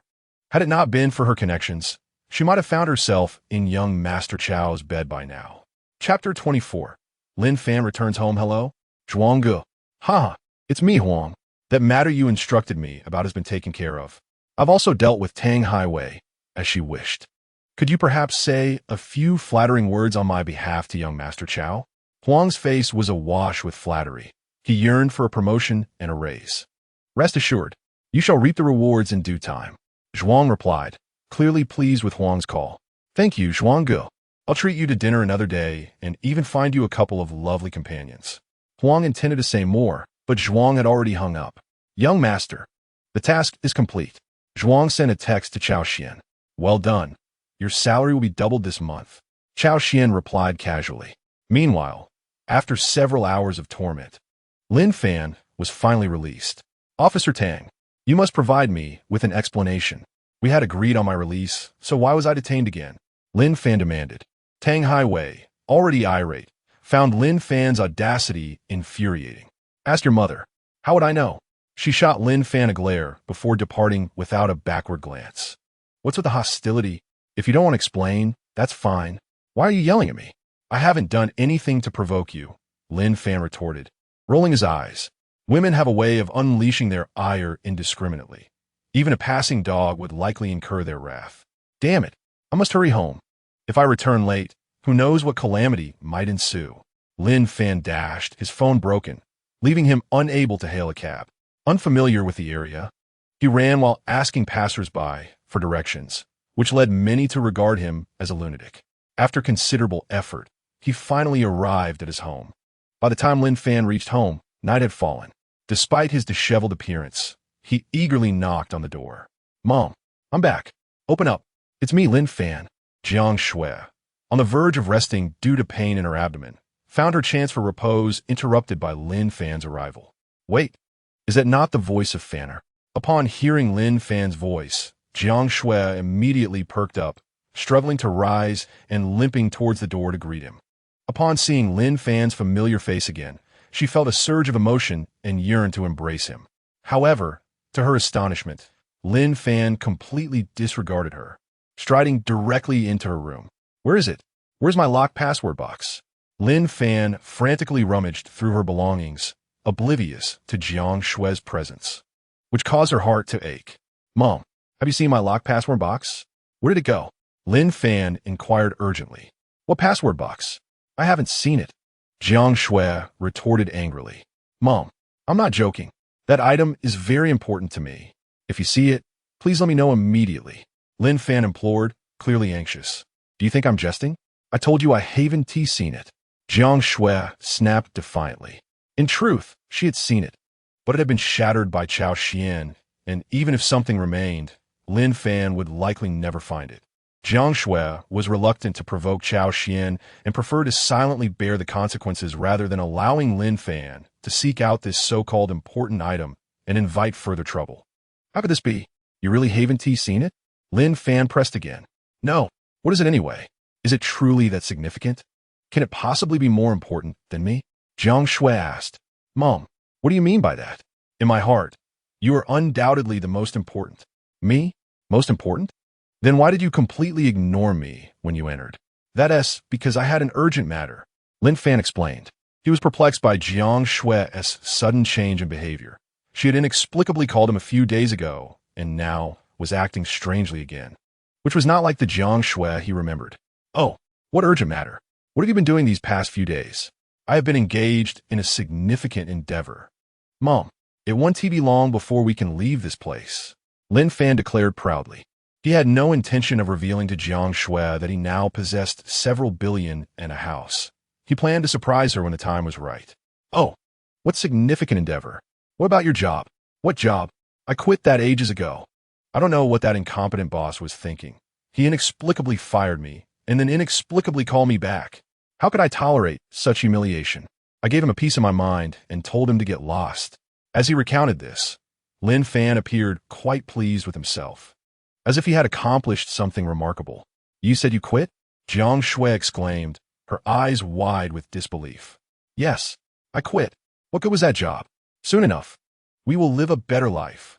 As Lin Fan's words faded, an astonishing scene unfolded. Smack! Almost instantly, a sharp sound resonated as Lin Fan's left cheek bore the imprint of a bright red handprint. The author of Wuzhishan is not the Buddha, but rather the work of Jiang Shui. Lin Fan was momentarily taken aback, instinctively wanting to retaliate, but upon realizing that the other party was his own mother, he restrained himself. Lin Fan, do you comprehend the gravity of your actions? After all the effort I have invested in raising you, is this how you repay me? You resign from a hard-won job, then vanish for days, only to return and start meddling in this and that. What on earth are you doing? As Jiang Shui spoke, tears streamed down her face. She felt utterly vulnerable, more so than when she had been emotionally shattered by Cao Xuan. Upon reflection, Lin Fan had secured this job at great personal cost. Yet what had he done? He had been dismissed outright. What did this indicate? It signified that all her previous efforts had been in vain, rendered futile. How could Jiang Shui not feel devastated, not be enraged? Mom, what are you doing? It's just a trivial job. Is it worth such an uproar? Lin Fan did not understand why Jiang Shui was so agitated. Had it not been for his current lack of a mobile phone, he would have displayed the balance in his bank account, and she would likely have quieted down. Chapter 25. The quarrel, a trivial job? You dare refer to it as trivial? Do you have any idea of the sacrifices I made to secure that job for you?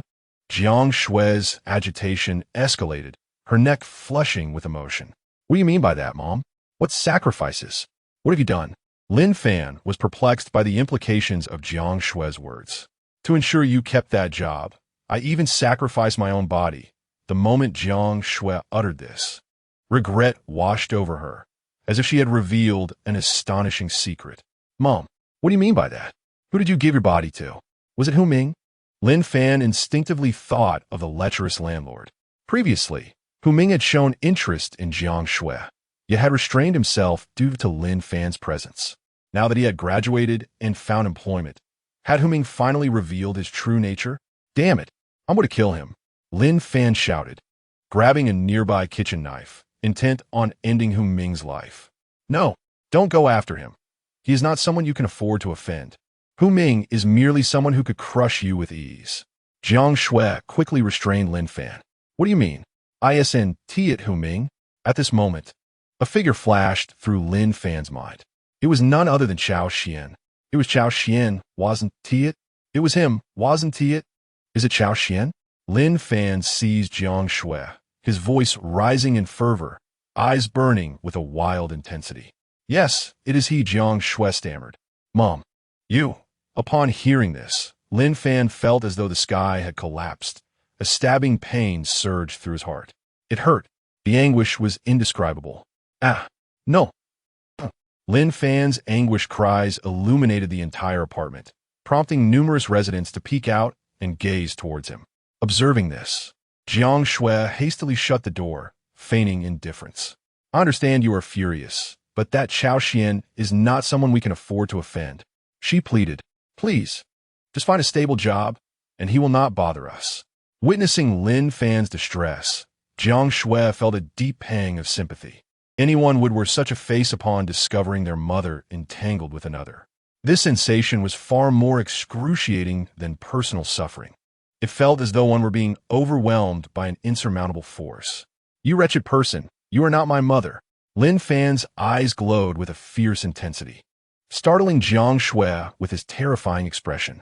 Fanner, how could you say such a thing? Why would you utter those words? After a long pause, Jiang Shui realized that Lin Fan had just insulted her, labeling her as wretched. How could he speak of her in such a manner? Was she to be deemed wretched for associating with the enemy of her son? Lin Fan's eyes were red-rimmed, clearly revealing his struggle to contain his emotions. Were it not for Jiang Shui being his mother, he might have acted violently against her. Upon hearing Lin Fan's accusations, tears of injustice streamed down Jiang Shui's cheeks.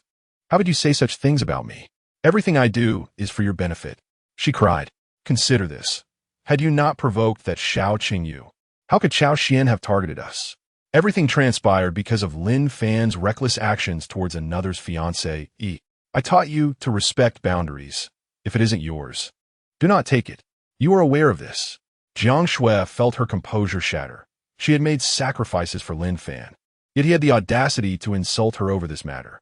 You are at fault regardless. Even if I acted as I did, could you not have refused Cao Xuan? Was it necessary for you to acquiesce? Lin Fan thundered.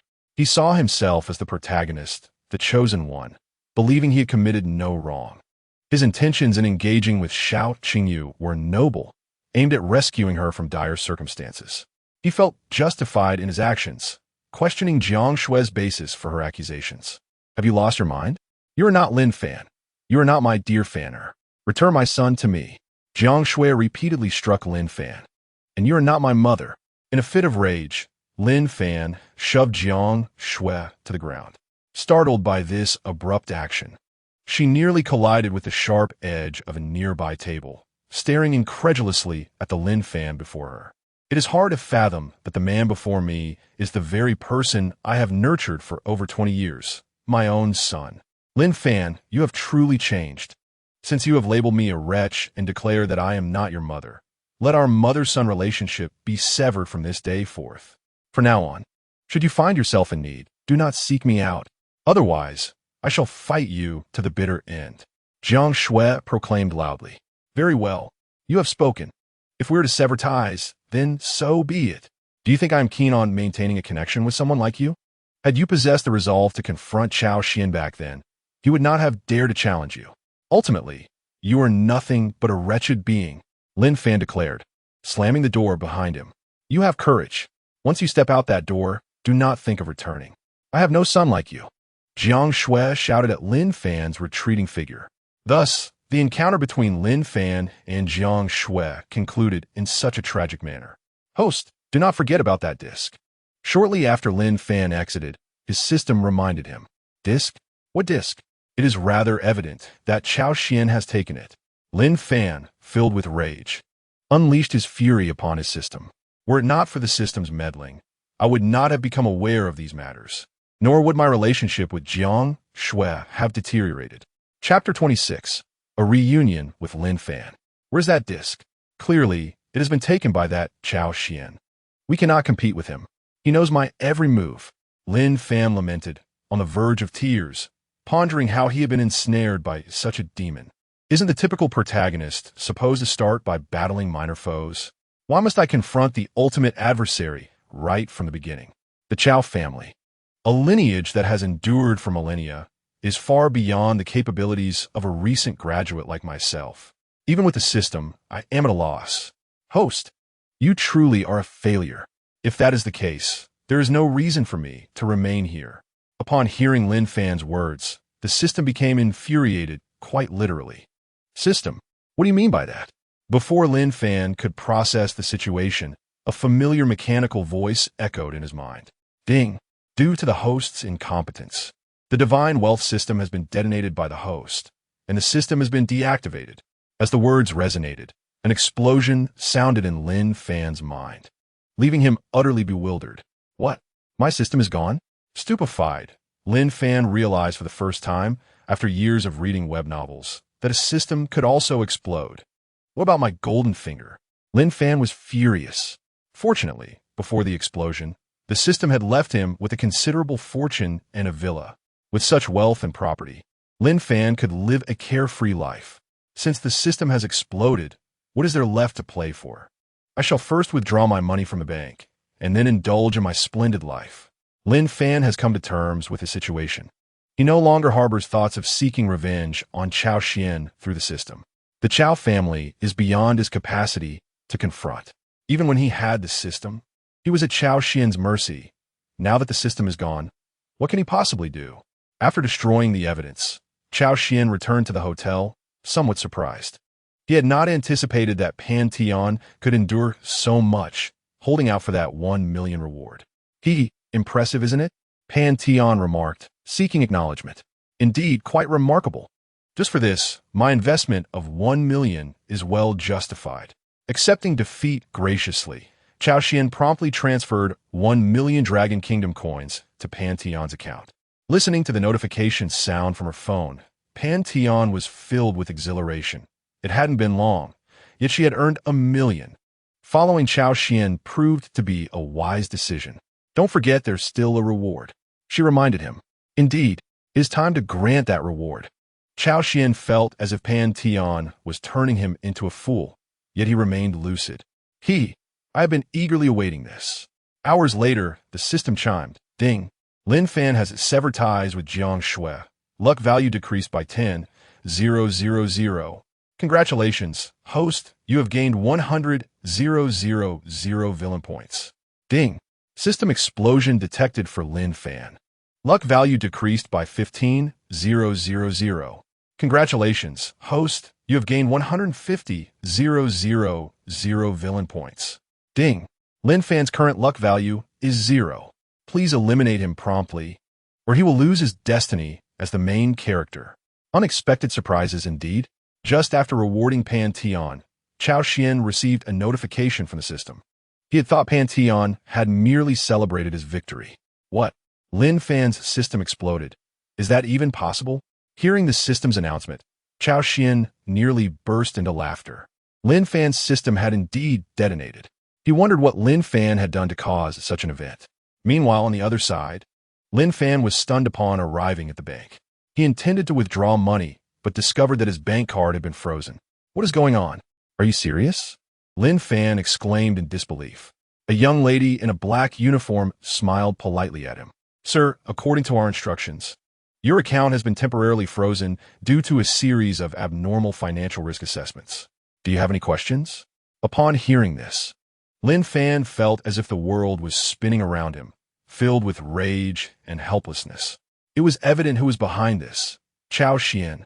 He never anticipated that Cao Xuan would be so ruthless, leaving him with nothing, not even the remnants of his system's assets. Exiting the bank, Lin Fan wandered aimlessly down the street, feeling utterly despondent. He could only describe his state with the words despair. With nowhere to return home to after a fierce argument with Jiang Shui, he was left to roam the streets. Ha ha ha ha ha. I must be the most unfortunate destined protagonist. Lin Fan laughed heartily. Suddenly, a black Rolls-Royce came to a slow halt beside him. As the window rolled down, the face of Cao Xuan appeared before Lin Fan. Cao Xuan, it's you. Upon seeing Cao Xuan, Lin Fan's expression turned to one of sheer terror.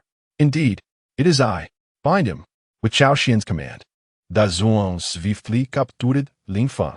Despite Lin Fan's attempts to resist, De Zhuang was unyielding, producing a handgun and pressing it against Lin Fan's forehead. Witnessing this scene, Lin Fan immediately lost his spirit. Even with his enhanced abilities, he knew he stood no chance. Behave yourself. De Zhuang delivered a blow with the butt of the gun, rendering Lin Fan unconscious. Damn it! Who taught you to be so rough? You've drawn blood, and now my car is filthy. After striking Lin Fan, Cao Xuan jastit da Zhuang. My apologies, young master. As he spoke, De Zhuang used Lin Fan's own tongue to clean up the blood. Completing this grim task, Lin Fan was bound and taken into the Rolls-Royce. True to his enhanced physical prowess, Lin Fan regained consciousness when a Rolls-Royce arrived at an abandoned factory. Chapter 27. Lin Fan, meet your end, hee. Lin Fan, we meet again. Cao Xuan displayed a devilish grin. Upon seeing that nightmare-inducing face, Lin Fan's defenses crumbled, and he cried out in fear. Cao Xuan, was it not just a disagreement over you and Xiao Qingyu that led to this? Must you resort to such extreme measures against me? Moreover, I have already learned my lesson. If you spare me, I swear I shall never cross your path again. Lin Fan was genuinely terrified, his words emanating from the depths of his heart. He harbored no thoughts of revenge against Cao Xuan. To eradicate the roots of the problem. Do you not understand this principle? You ought to inquire what has become of those who served as shields for Xiao Qingyu in the past. Cao Xuan sneered. The original owner had an obsessive control over Xiao Qingyu, and those who had previously been used as shields were eliminated through the influence of the Cao family. Upon hearing this, despair surged within Lin Fan. He felt certain of his impending demise. Gao Ge, Gao Ba, I beg you spare me. I truly understand my mistakes. I should never have provoked you. I was momentarily bewitched by Xiao Qingyu's schemes, leading me to oppose you. Lin Fan pleaded, if you let me go, I have several billion and a villa under my name, all of which will be yours. Fool, those possessions would still belong to me upon your demise. Cao Xuan lauet her titi li. Whoa, please, Cao Xuan, for the sake of my mother, spare me. You have already toyed with her. By lineage, you are my father. They say even a tiger does not consume its offspring. Faced with the terror of death, Lin Fan, despite being the chosen one, could not help but feel fear. No one wishes to die. Those who claim otherwise are merely the true revolutionaries of our past. Hey, I'm sorry. I refuse to listen. I harbor no fondness for a son of your magnitude. Once you have departed from this world, I shall simply conceive another with Jiang Shui. Ha. Cao Xuan, how dare you? You scoundrel. May you meet a most unfortunate end. I curse your ancestors to eternal damnation. Realizing that his demise was imminent, Lin Fan abandoned all pretense and unleashed a torrent of invectives upon Cao Xuan. To his astonishment, rather than inciting anger, his vitriol appeared to delight Cao Xuan. Ha. Continue your tirade. I revel in it. Cao Xuan bellowed with laughter. Lin Fan sought to articulate further, yet Cao Xuan swiftly delivered a crushing blow with a shovel, sending Lin Fan sprawling to the ground. In an instant, the earth was stained crimson. De Zhuang, witnessing this scene, felt a surge of trepidation. When Cao Xuan resorted to violence, he did so without hesitation. A shovel, larger than a human head, had struck Lin Fan's skull with merciless force. Such a strike would surely leave Lin Fan either dead or incapacitated. Goodness, this fellow possesses a hard head. Cao Xuan marveled at the bent shovel, astonished. Could this truly be the protagonist endowed with extraordinary powers? Indeed, formidable beyond belief. If brute force was insufficient, perhaps a blade would suffice? Cao Xuan brandished a knife, plunging it into Lin Fan with relentless fervor.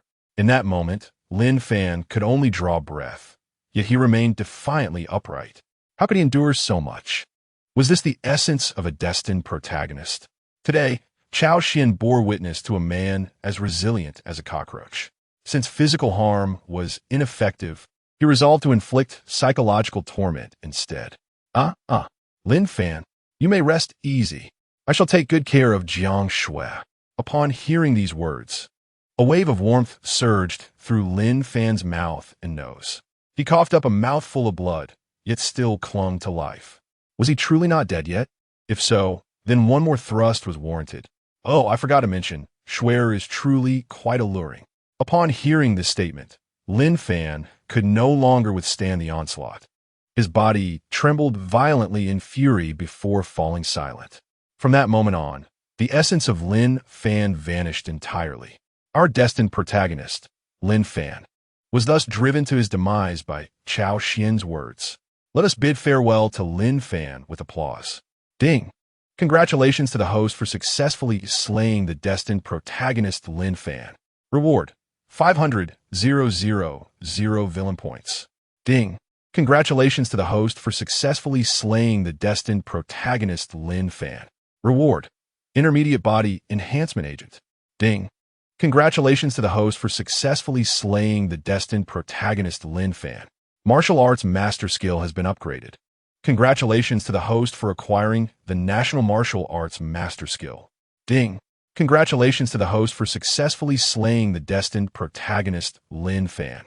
The system store has been updated. The host may purchase all items from Lin Fan's lavish system. Name: Cao Xuan. Age: 23. Physique: 1580. Charisma. Perfect score: villain points 1,094,000. Skills: National Martial Arts Master. Physique 80. Title: Role Model. Attack power boost against female characters. The protagonist's father, possessing a formidable physique of 10, faced off against the protagonist, gaining an additional 10 for each key figure in the protagonist's life that he eliminated. The system store had been activated, and the system backpack contained a mid-level body enhancement agent. How terrifying is this destined protagonist? Even Cao Xuan found it astonishing as he gazed upon the attribute panel. With over 1 million villain points and a physique nearing 100, was this truly himself? All of this was thanks to my elder brother, Lin Fan. I am grateful for my elder brother Lin Fan's generous hospitality. Unable to contain himself, Cao Xuan bowed several times before Lin Fan's lifeless body, then poured a barrel of gasoline over it, igniting it in a fiery cremation to erase all traces. Not stopping there, he summoned several excavators, digging 3 feet into the ground, reducing every living thing encountered to ashes, providing Lin Fan with a complete service. Isn't the young master merely Lin Fan? Was such a grand spectacle truly necessary? De Zhuang, perplexed, watched as Cao Xuan operated excavators, gasoline, and torches. You wouldn't understand. This is called caution. One can never be too sure about protagonists. Cao Xuan said mysteriously. De Zhuang, though still bewildered by Cao Xuan's actions, was adept at following orders. I understand, young master. Subsequently, De Zhuang filled the area around the abandoned factory with gasoline and ignited it, engulfing the entire factory in flames. Truly, he is my confidant. So swiftly has he grasped my essence. I can teach him. Cao Xuan was pleasantly surprised that De Zhuang understood so well and executed the task even more decisively than he had. Look at the magnificent flames before us. How splendid! Even if Lin Fan were to reincarnate, he would meet his end in flames. You flatter me, young master. This is all thanks to your guidance. De Zhuang felt a swell of pride at receiving praise from the young master. Chapter 28. Handling matters after Lin Fan's death. What a promising disciple. He will surely achieve greatness in the future. Cao Xuan patted De Zhuang on the shoulder with satisfaction. De Zhuang had truly learned the essence of his teachings. In the future, the task of burning corpses should be entrusted to him. Lin Fan's remaining assets amounted to several 100 million, along with a villa, which Lin Fan could no longer utilize. Please handle the transfer of these assets into my name shortly. While it may only be a few 100 million and a villa, one should never refuse free gifts. This sum will serve as a capital injection for the Shao Group, saving me a fortune and alleviating the crisis facing the Shao Group. Haha, this truly is a win-win situation. Using Lin Fan's funds to pursue my romantic interests. What bliss! I wonder if Lin Fan will be so enraged upon discovering this that he rises from the grave to seek vengeance. Just the thought of it sends a thrill through Cao Xuan. Had Lin Fan truly returned, witnessing the scene would undoubtedly infuriate him. As you command, young master. De Zhuang, trembling with fear, resolved never to provoke Cao Xuan again, for such a fate awaited those who did. Observe Lin Fan. Even in death, he continues to create value for Cao Xuan. He certainly does not wish to become like that. Well, I have matters to attend to, so I shall take my leave. Please handle everything here carefully, and do not leave any incriminating evidence. Otherwise, you may find yourself imprisoned in my stead. Understood, young master. Yes, you. The task will be accomplished. After speaking, Cao Xuan departed, leaving De Zhuang to manage the aftermath alone. Watching Cao Xuan's retreating figure, De Zhuang could not help but sigh. The young master has indeed transformed significantly. It seems the position of family head can be entrusted to him without concern in the future. Upon returning to his residence, Cao Xuan began to examine the rewards following Lin Fan's demise. The rewards were modest, aside from acquiring several 100,000 villain points. His martial arts mastery had evolved in a national arts mastery. This skill enhancement changed the original boost of 50 in physique to 80. Considering his original physique, he now possessed a strength equivalent to 20 times that of an average person. Even without the martial techniques from the national arts mastery, he could effortlessly defeat 10 opponents. Additionally, Cao Xuan held in his possession a mid-level human enhancement serum. Mid-level human enhancement serum. Upon consumption, it increases physique by 50 points and is only usable once. It remains uncertain whether this substance can be mass-produced. If it could, it would undoubtedly represent a monumental advancement for the Cao family. Suddenly, an excellent idea struck Cao Xuan. He resolved to send this serum to the Cao family headquarters, urging the researchers to explore the possibility of creating similar enhancements. If successful, it would elevate the entire Cao family to unprecedented heights. As the Cao family grows stronger, so too shall I, as the family's wings expand. I will be free to act without restraint. De Zhuang, I will send you something shortly. Take it to the researchers and let them experiment. Cao Xuan sent a message to De Zhuang, then spent 500,000 villain points in the system mall to purchase another vial of the enhancement serum. Initially, the system mall only offered a scant selection of items, but following Lin Fan's defeat, he was now able to acquire the items that Lin Fan's system possessed. This unscrupulous system is truly heartless. If I were to directly use villain points to increase my physique, each point would equate to 10,000 villain points, which is no different from purchasing it outright. Cao Xuan grumbled. Cao Xuan selected a vial of the enhancement serum and consumed it directly. It was pleasantly tangy and sweet, quite enjoyable, with no painful sensations accompanying it. A few minutes later, Cao Xuan sensed a profound transformation within his body. He felt fortified and more enduring. Though his physique did not undergo significant alteration, which was a blessing, I am now ablaze with fervor. As my strength increases, so too does my desire in that regard. He burst into Pan Tian's bedroom, where she was blissfully asleep, indulging in a delightful slumber. The sudden intrusion jolted her awake. Cao Xuan? What is the matter? Pan Tian rubbed her eyes and noticed Cao Xuan staring at her like a famished tiger. Without uttering a word, he leapt onto her bed.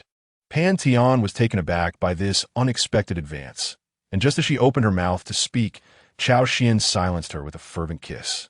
The sensation at her lips rendered her utterly weak. Why are you so domineering today? I've just woken up and haven't even brushed my teeth yet. Pan Tian protested, though her body betrayed her honesty. Mind your own business. Hurry up and tie your hair back. I dislike the way you look with it down.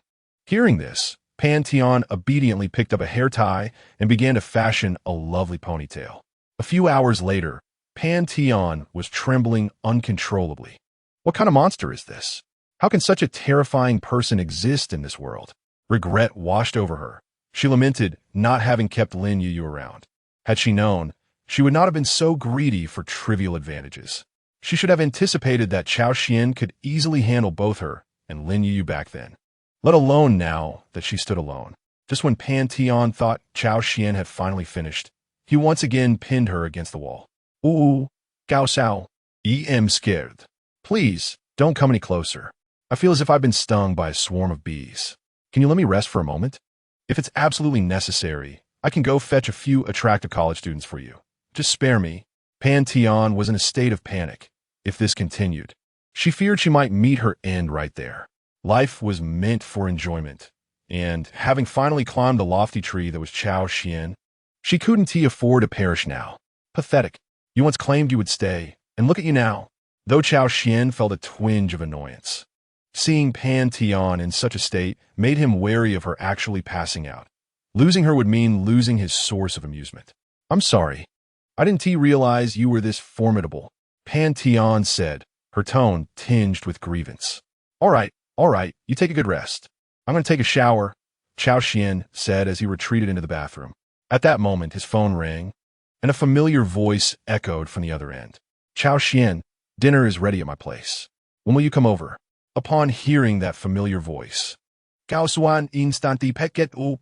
He suddenly remembered that he was supposed to have dinner at Xiao Qingyu's house today, an event he had completely forgotten. With two exquisite beauties present, what do I have to fear in resolving my issues? Cao Xuan smai. Besides Xiao Qingyu, Lin Ro was also a stunning beauty. Moreover, his primary aim was still Lin Ro. All right, I understand. I'll head over now, Cao Xuan replied before hanging up the phone. On the other end of the line, Xiao Qingyu intended to express more, only to be met with the sound of the call disconnecting. This left her feeling profoundly distressed. Cao Xuan had never treated her this way before. In the past, he would have relished every moment spent conversing with her, responding to messages in an instant, as if he were perpetually tethered to his phone. Yet now, upon seeing her name, he seemed to recoil as if confronted with something repugnant, retreating as far as possible. His replies were curt and dismissive, merely "Oh, I understand," or "Okay." This sense of disconnection inflicted great pain upon Xiao Qingyu, compounded by the rumors that had somehow circulated, worsening the situation for the Xiao family. Their circumstances had already been precarious, and now they had deteriorated further. Regardless, she was determined to find a way to earn Cao Xuan's forgiveness. After all, she was still his fiancée, and they both had fond memories of the domineering Cao Xuan. Xiao Qingyu found herself inexplicably enchanted by his former assertiveness. He had been both forceful and fierce, a stark contrast to the obedient figure of yore. For reasons unknown, she felt a strange fascination for this version of Cao Xuan, as if she were ensnared by an affliction of the heart, one that had taken a firm hold of her. "How are you feeling now?" Cao Xuan entered the bathroom, startling Pan Tian, who half expected him to seek her out again. "I feel much better, though there's still some pain, as if I've been torn apart." At this, Pan Tian cast a wistful glance at Cao Xuan, lamenting her predicament, which she attributed to his foolishness. "How about I apply some medicine for you?" Cao Xuan suggested with a smile. "No need. I'll rest for a bit. My self-regulation skills are quite strong." Pan Tian was reluctant to let Cao Xuan tend to her wounds, fearing he might engage in mischief again. "All right then. I have a few matters to attend to. I've left your allowance on the table. Feel free to indulge in whatever you wish." With that, Cao Xuan prepared to leave.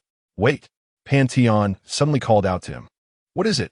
Cao Xuan asked, puzzled, as Pan Tian rose on her toes and gently kissed him on the cheek. "That will suffice," she said, gazing at him with affection. "Little vixen, still trying to play the innocent?" Cao Xuan teased. "What nonsense are you talking about? You lack appreciation for romance." "I am sincere," Pan Tian reproached him. Initially, she had clung to Cao Xuan for the influence he might possess, willing to expend any resource to remain by his side. However, as time passed, Pan Tian realized she could never truly distance herself from him. Cao Xuan's allure was so potent that even in her dreams, he haunted her thoughts. She had been thoroughly captivated by him, and it seemed she would never be able to forget him in this lifetime. "All right, I understand, my affectionate little vixen." Cao Xuan fiercely pinched Pan Tian, causing her mask of suffering to emerge. After this act, he disregarded the menacing glare from Pan Tian and swiftly departed. "Mom, do you think this outfit looks good on me? Will Cao Xuan dislike me when he sees it?" At this moment, in Xiao Qingyu's home, she was selecting an outfit for dinner. She initially chose a red dress, but soon felt the color was too vibrant. Subsequently, she tried on a skirt but found it unappealing as well. What was there to be so conflicted about? It was just dinner. After all, did it warrant such meticulous selection? Lin Rower cast a disapproving glance at Xiao Qingyu, knowing full well that her efforts were in vain. As a seasoned veteran, she understood that Cao Xuan's purpose for dining was not Xiao Qingyu, but rather herself. In fact, it was entirely possible that Cao Xuan aimed to consume both her and Xiao Qingyu. Given Cao Xuan's ambition, such a possibility could indeed be real. Mom, what do you know? After all, Cao Xuan is my fiancé. It's a rare occasion for him to visit. What's wrong with me wanting to look nice? Besides, I made a mistake before that upset him, and I wish to earn his forgiveness. During these past few days, Xiao Qingyu had engaged in profound reflection. They say one learns to cherish things only after losing them, and the Xiao family situation had been dire. Cao Xuan had previously hinted at a rift in their relationship, prompting many businesses that had collaborated with the Xiao family to withdraw their support. In that moment, Xiao Qingyu realized how challenging life was without Cao Xuan's backing. Thus, her desire to gain his forgiveness was not solely for her own sake, but also for the Xiao family. If only you had understood this sooner. It wouldn't have come to this, Lin Roeder sighed. As the two conversed, a knock echoed through the door. Cao Xuan, you're here, Xiao Qingyu exclaimed. Peering through the peephole to discover it was indeed Cao Xuan, her heart leaping with joy as she opened the door. Upon seeing Xiao Qingyu, Cao Xuan's expression grew somewhat colder, his gaze starting to scan the surroundings. Xiao Qingyu observed this without anger, acknowledging it as her due. She merely helped to set aside the items Cao Xuan had brought, adopting the demeanor of a dutiful wife. Meanwhile, after surveying the area, Cao Xuan revealed a satisfied smile. His joy stemmed from two reasons. He had spotted the ever-adorable Lin Roeder, and the bothersome father-in-law was conspicuously absent from his line of sight. What did this signify? It indicated that he could freely display his prowess shortly. Chapter 30. The commotion beneath the table. Cao Xuan, I've placed your things here, Xiao Qingyu called out. Okay, I got it. Cao Xuan nodded. Seeing Cao Xuan willing to engage with her brought a sense of joy to Xiao Qingyu, indicating that he did not entirely despise her. Aunt, it has been a long time. In your absence, you have become even more beautiful. Cao Xuan disregarded Xiao Qingyu, making his way directly to Lin Roeder. Today, Lin Roeder donned a black trench coat, her long hair flowing gracefully, exuding an air of dignity as she sat beside him. From a purely aesthetic standpoint, Lin Roeder resembled a more mature version of Xiao Qingyu, radiating the essence that only a sophisticated woman could possess. The mere scent of her presence made Cao Xuan feel as if his lifespan had been extended. Lin Roeder's physique was remarkable, embodying the golden ratio. Her fair skin and long, slender legs belied her age of over 40. Xiao Xuan, it has been ages. You have also become quite handsome. Despite feeling the intensity of Cao Xuan's gaze, Lin Roeder was not offended. Rather, she felt a sense of relief. This indicated that Cao Xuan indeed harbored feelings for her, which was a positive sign.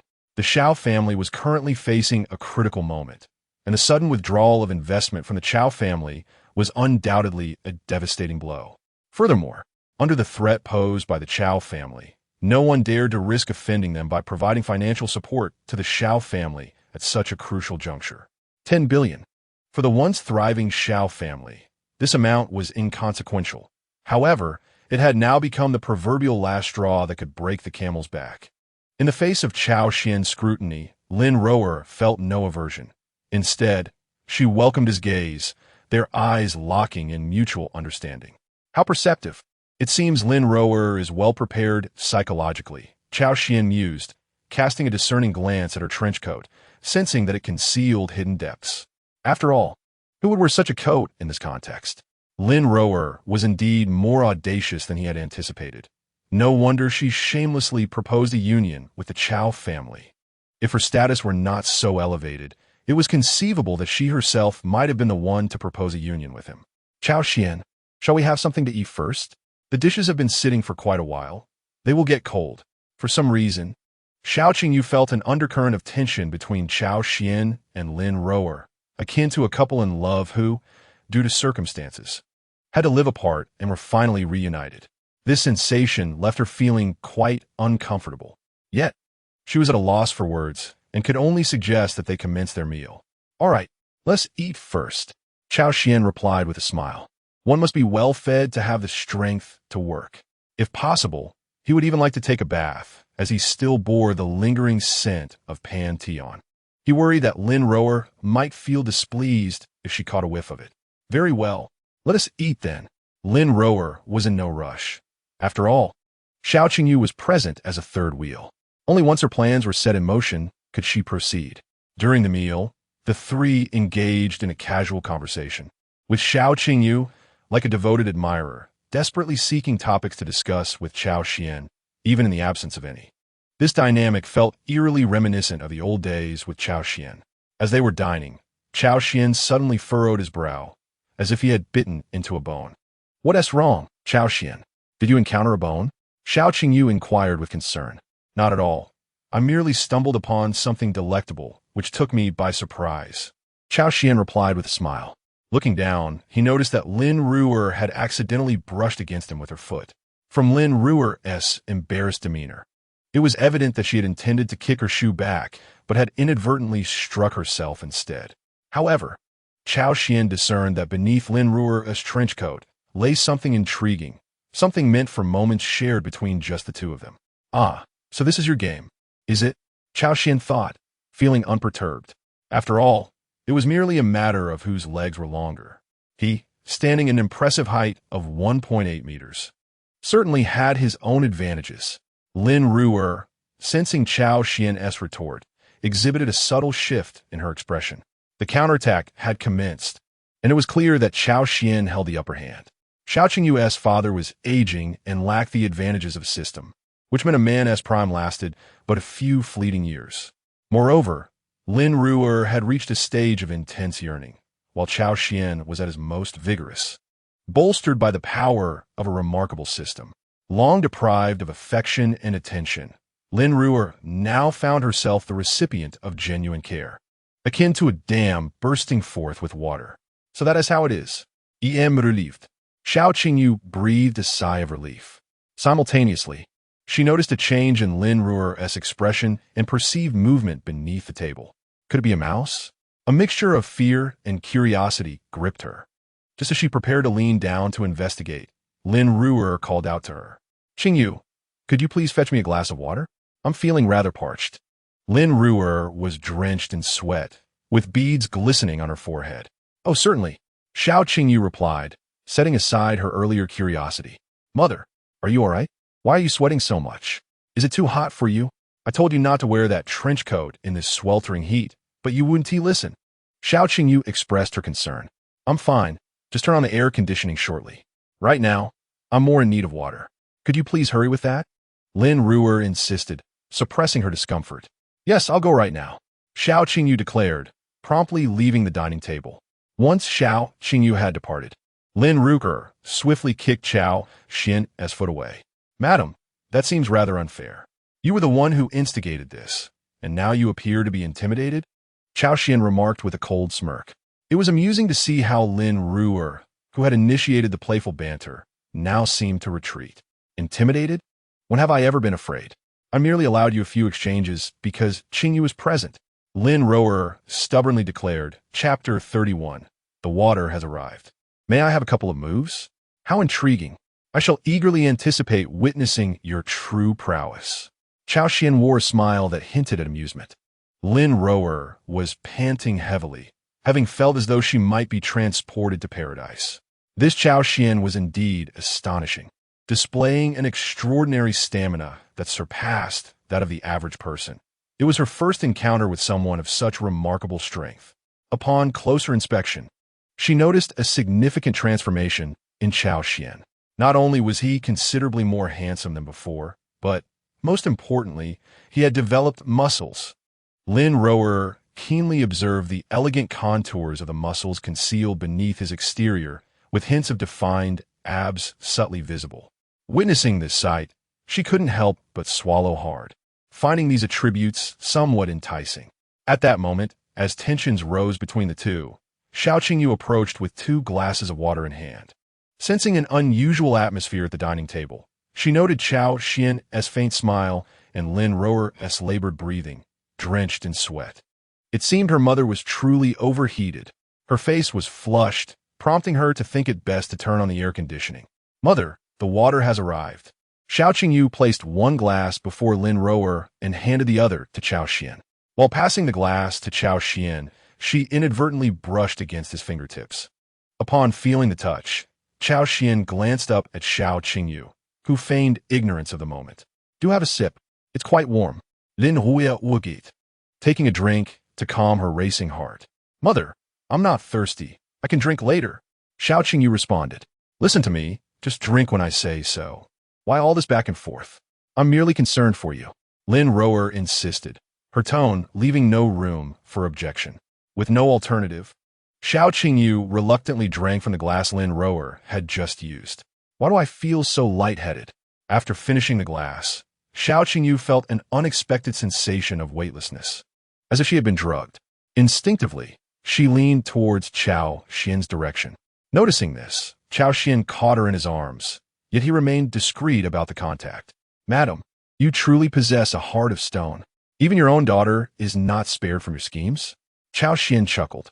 He had observed Lin Rower's every action, and with his enhanced physique, deciphering her subtle maneuvers posed no challenge. Merely a sleeping potion, he mused. For her, it would simply mean a brief slumber. Yet for us, the implications were far more significant, as I certainly wished to keep the ensuing events concealed from others. As Lin Rower approached Cao Xuan, she also unfastened her windbreaker, revealing her true form beneath. I never anticipated that Lin Rower, who appears so earnest on the surface, is actually rather provocative. Cao Xuan suddenly realized this. After all, who would wear a trench coat to dine on a scorching summer day? Everyone else dons dresses or short sleeves. Yet Lin Rower chooses such an attire, concealing untold secrets within. However, Cao Xuan does not harbor any disdain. On the contrary, he finds himself somewhat intrigued. Madam, I never imagined you could be so audacious in private. Does your husband know of your disposition? Cao Xuan Zestet? Don't even mention him. That useless man? Upon the mention of her husband, Lin Rower's gaze darkened with a hint of contempt.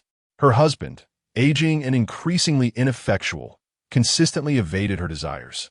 Yet, it was only later that Lin Rower came to realize that it was not a lack of ability, but rather a reluctance towards her.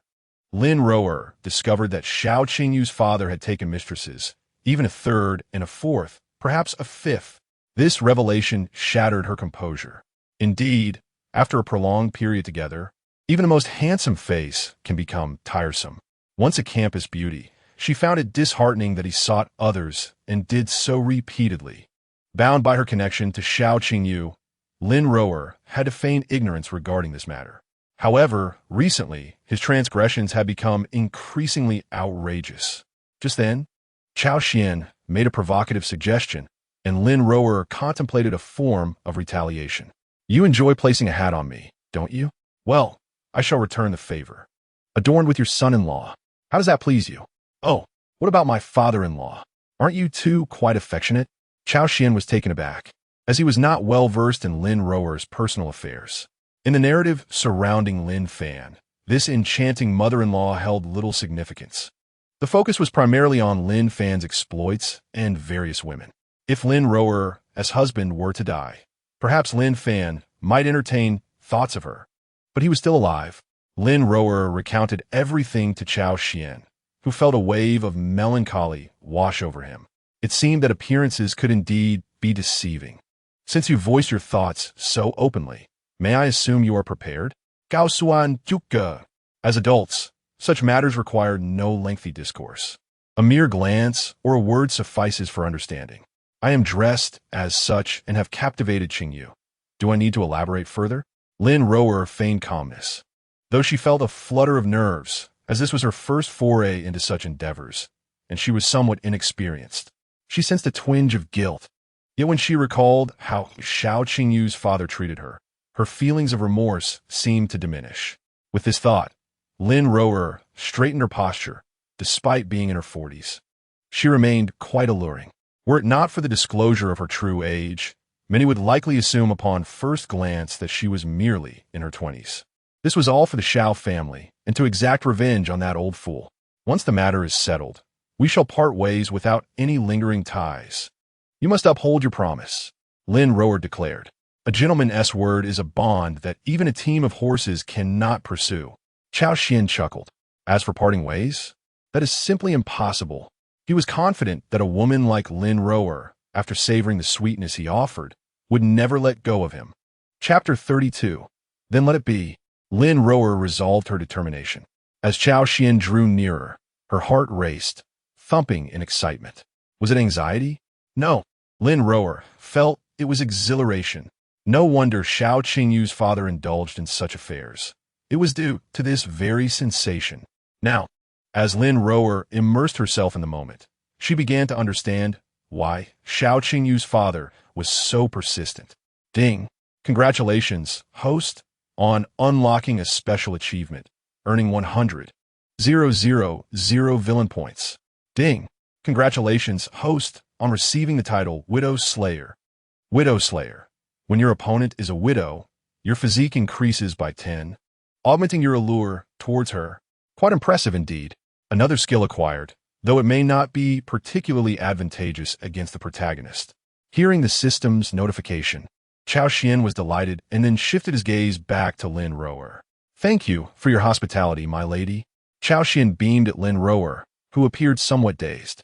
Upon hearing Cao Xuan's voice, Lin Rower returned to her senses, recalling the fervor of their recent encounter.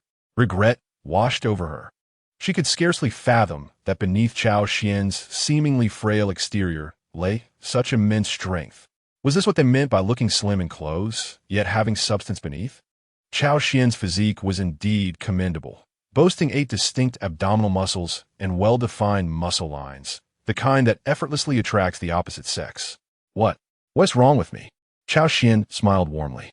It's nothing, Lin Rower murmured, her gaze lowered, a blush creeping onto her cheeks. Are you satisfied now? I have given you what you desired. So you should fulfill your promise as well, shouldn't you? Lin Rower forced herself to speak despite the discomfort in her mouth and the pain coursing through her body. Of course, as I said, a gentleman's word is not easily broken.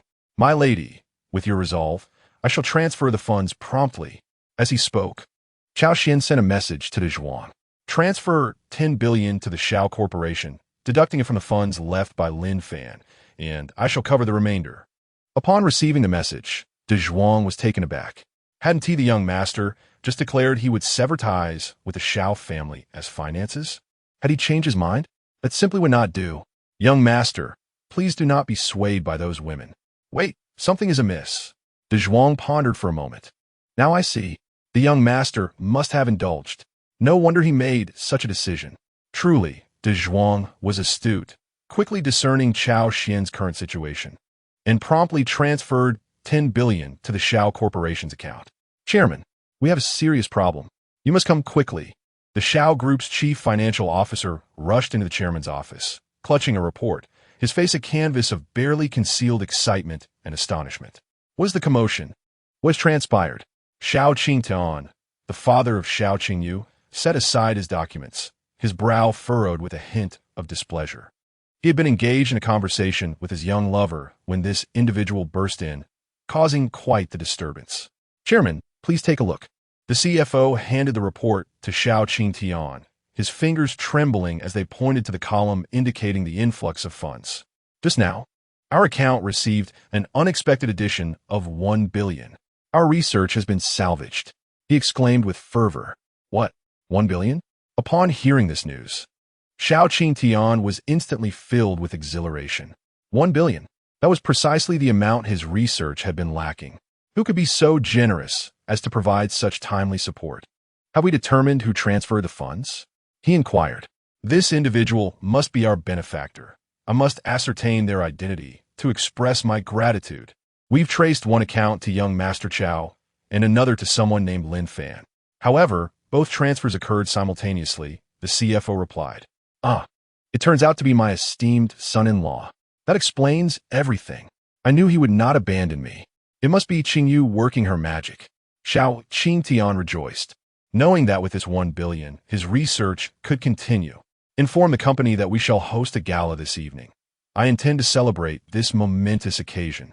Xiao Qingtian declared, brimming with joy. At this moment, unbeknownst to him, it was not Xiao Qingyu who had facilitated this financial boost, but rather his wife, Lin Rower. Thankfully, he was far away, or he might have been quite distraught. My lady, as you can see, I have transferred the funds right before your eyes. There are no issues. I trust, Cao Xuan said, his face adorned with a smile. I have faith in your integrity. Surely, you would not deceive me over such a matter.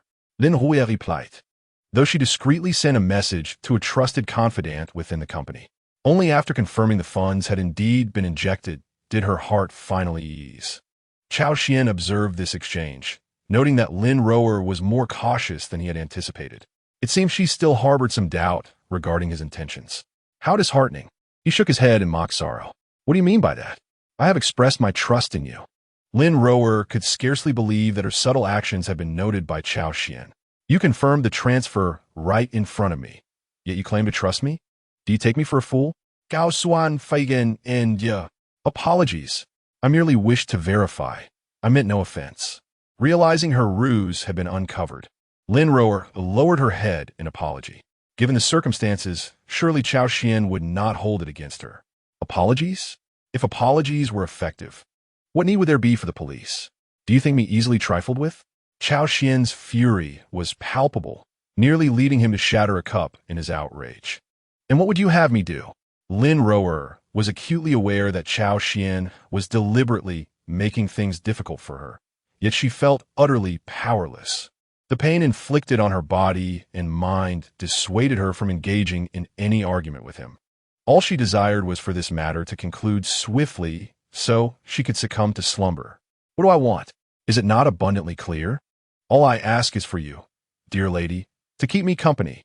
My demands are modest, merely a drink and a meal. Is that too much to request? He cackled ominously. Chapter 33. Unforgiving under Cao Xuan's coercive persuasion, Lin Rower, though exceedingly reluctant, ultimately acquiesced to his demands. There was no alternative. She had indeed been careless. And the crux of the matter was that Cao Xuan had caught her red-handed. Madam, you are quite the tsundere. You vocally reject me. Yet your body betrays your true intentions. Cao Xuan jested. Spare me the nonsense. Let us conclude this swiftly, Lin Rower retorted. Wishing to hasten the resolution of this ordeal, she was utterly exhausted. After 2 interminable hours, Lin Rower finally drifted into the sleep she so desperately craved. At last, she found solace. Cao Xuan exhaled in relief, having mitigated the aftereffects of the human enhancement potion he had just consumed. Speaking of which, how had Lin Fan managed after ingesting such a concoction? Curiosity piqued, Cao Xuan pondered. Lin Fan had no girlfriend and had failed to win over Lin Yuyu and Pantheon. Did this imply he had merely taken off into the ether? Never mind. Lin Fan was deceased. Let the dead rest. With a chuckle, Cao Xuan escorted Lin Rower back to her designated quarters. As he descended the stairs, the previously slumbering Xiao Qingyu awakened. What happened? Did I fall asleep? She rubbed her eyes, puzzled. She only recalled sipping water moments ago before losing consciousness. My head aches. Am I losing my mind? She grasped her head in distress.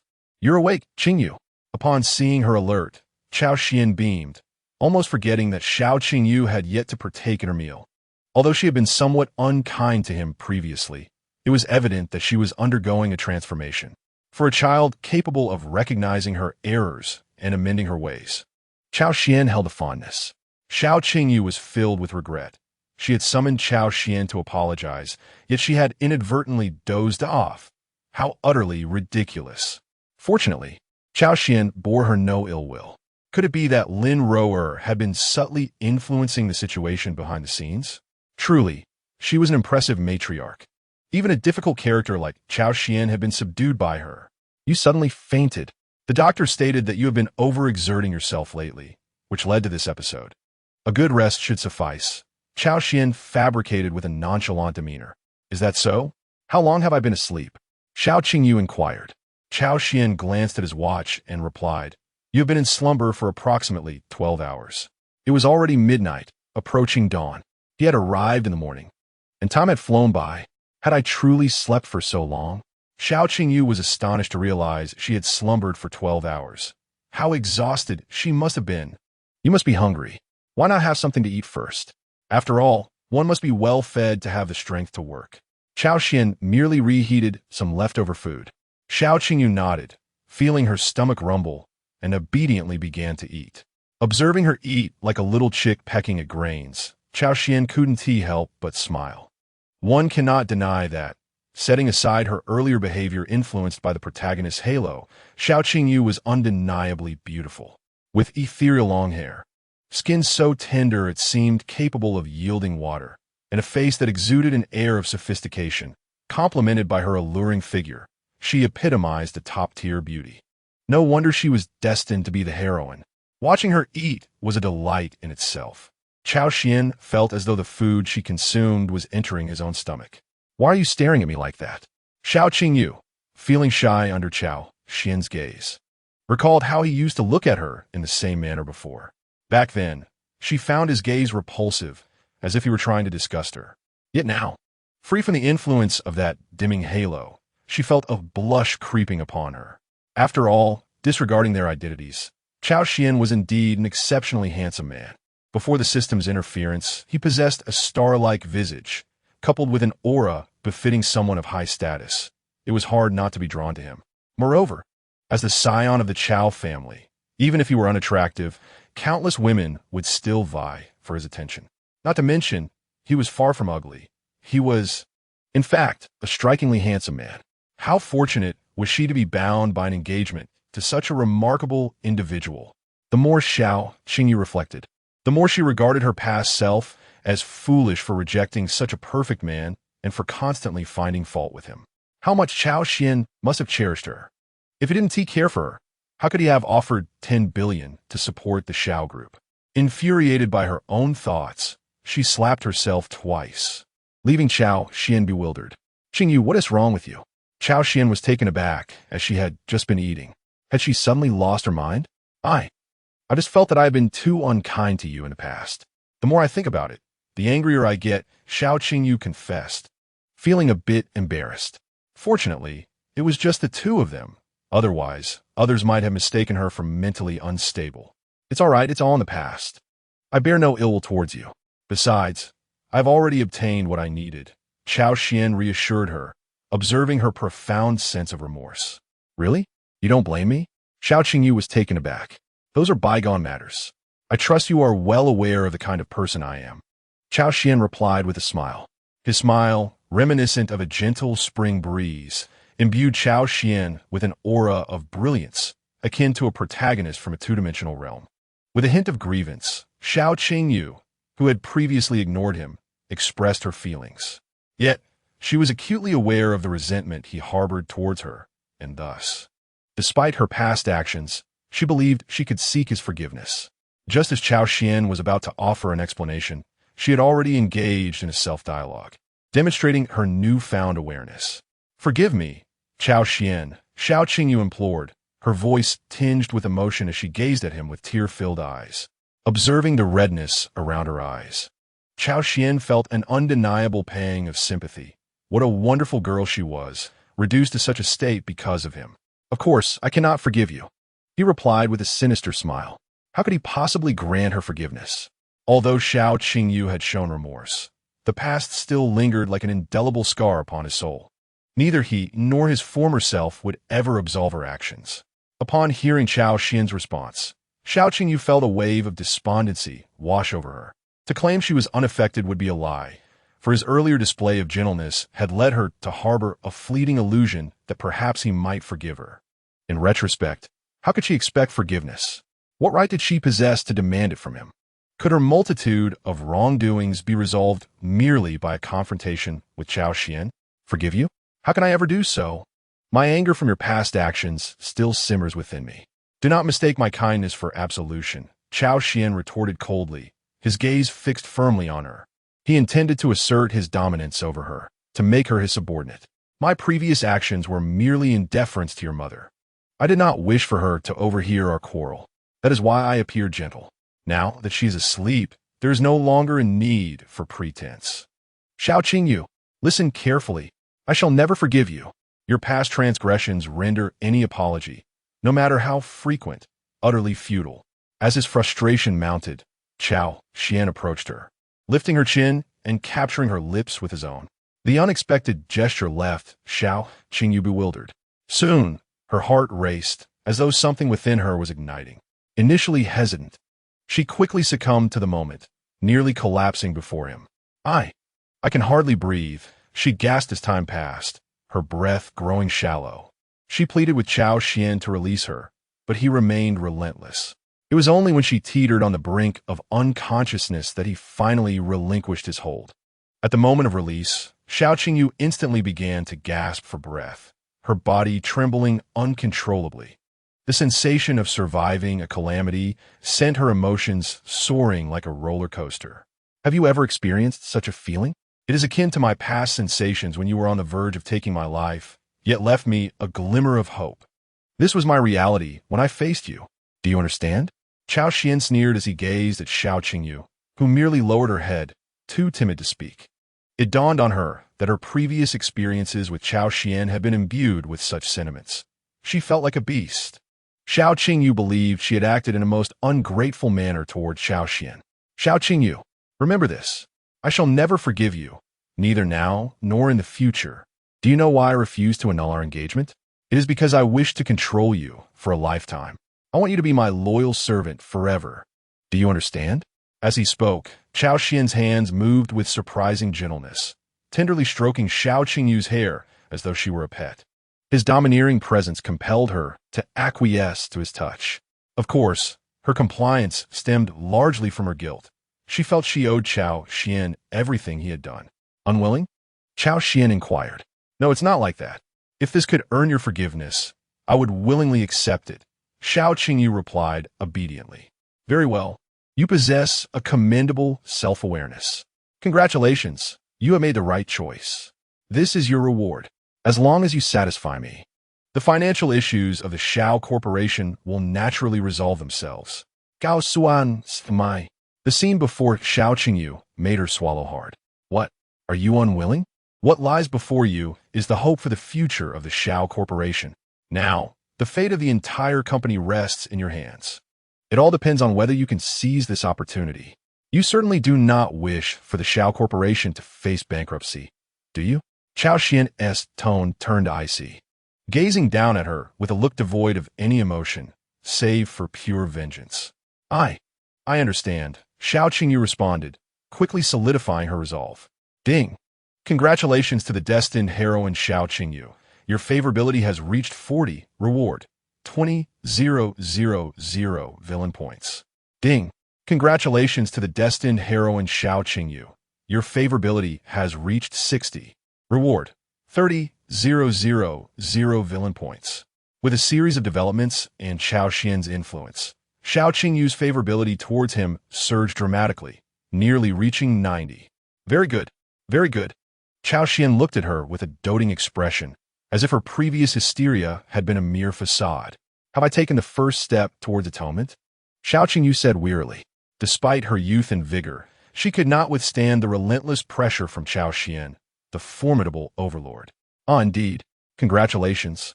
You have successfully taken the first step towards redemption, Cao Xian remarked, looking at Xiao Qingyu with satisfaction. At long last, I have successfully taken that pivotal step. Observing Cao Xian's expression, Xiao Qingyu felt a surge of emotions. In that moment, it was as though a kaleidoscope of memories whirled before her eyes, illuminating fragments of the past. Indeed, you have taken that significant step, and now you may finally rest. Cao Xian gazed tenderly at Xiao Qingyu, as if the events that had just transpired had dissipated into thin air. Yes, I understand. Xiao Qingyu softly closed her eyes, a blissful smile gracing her face. Seeing her drift into slumber, Cao Xian exhaled a sigh of relief. Had he perhaps been a bit too extreme? It nearly felt as if he had pushed Xiao Qingyu to the brink of despair. Curse it! Why overthink? Pleasure is all that matters. After all, I am the villain, not some destined protagonist. Ha ha ha ha! With a triumphant laugh, Cao Xian exited. Chapter 35. My mother's best friend? Upon returning to his car, Cao Xian felt utterly content, only to turn and see a message from De Zhuang. Young master, the items you entrusted to me have been delivered to the capital. And also, the master inquired why you have not returned his calls. Upon reading De Zhuang's message, Cao Xian promptly opened his phone to check. Lo and behold, there were indeed several missed calls, noted with a rather derogatory label. According to the memories of the original owner, his father was named Qiao Long. a middle-aged man and the head of the Cao family. To outsiders, Cao Long was a figure of stern authority. Yet he could never bring himself to be harsh with Cao Xuan. This was primarily because Cao Long was under the thumb of his wife. Whenever Cao Xuan found himself in trouble, the moment Cao Long attempted to reprimand him, Cao Xuan's mother would interject, causing him to relent. Cao Long knew all too well that should the conversation continue, he would be the next in line for a lecture. Previously, as he was busy admonishing Lin Rower and Xiao Qingyu, Cao Xuan had completely overlooked his father's calls. Now, he decided to return the call. "Hello, old man, what do you want?" Cao Xuan spoke with an air of impatience. "Damn it, you little rascal. How dare you ignore your father's call? Once is one thing, but I've called you 20 times. What on earth have you been up to?" The moment the call connected, Cao Long's furious voice erupted. After 20 missed calls, any person would reach their limit. Had it not been for his subordinates assuring him that Cao Xuan was unharmed, Cao Long might have mobilized armed forces to rescue him. "Cao Long, why are you shouting so loudly? Is that how you speak to your child? You often wonder why your child is closer to me than to you. Have you ever considered that the issue lies with you?"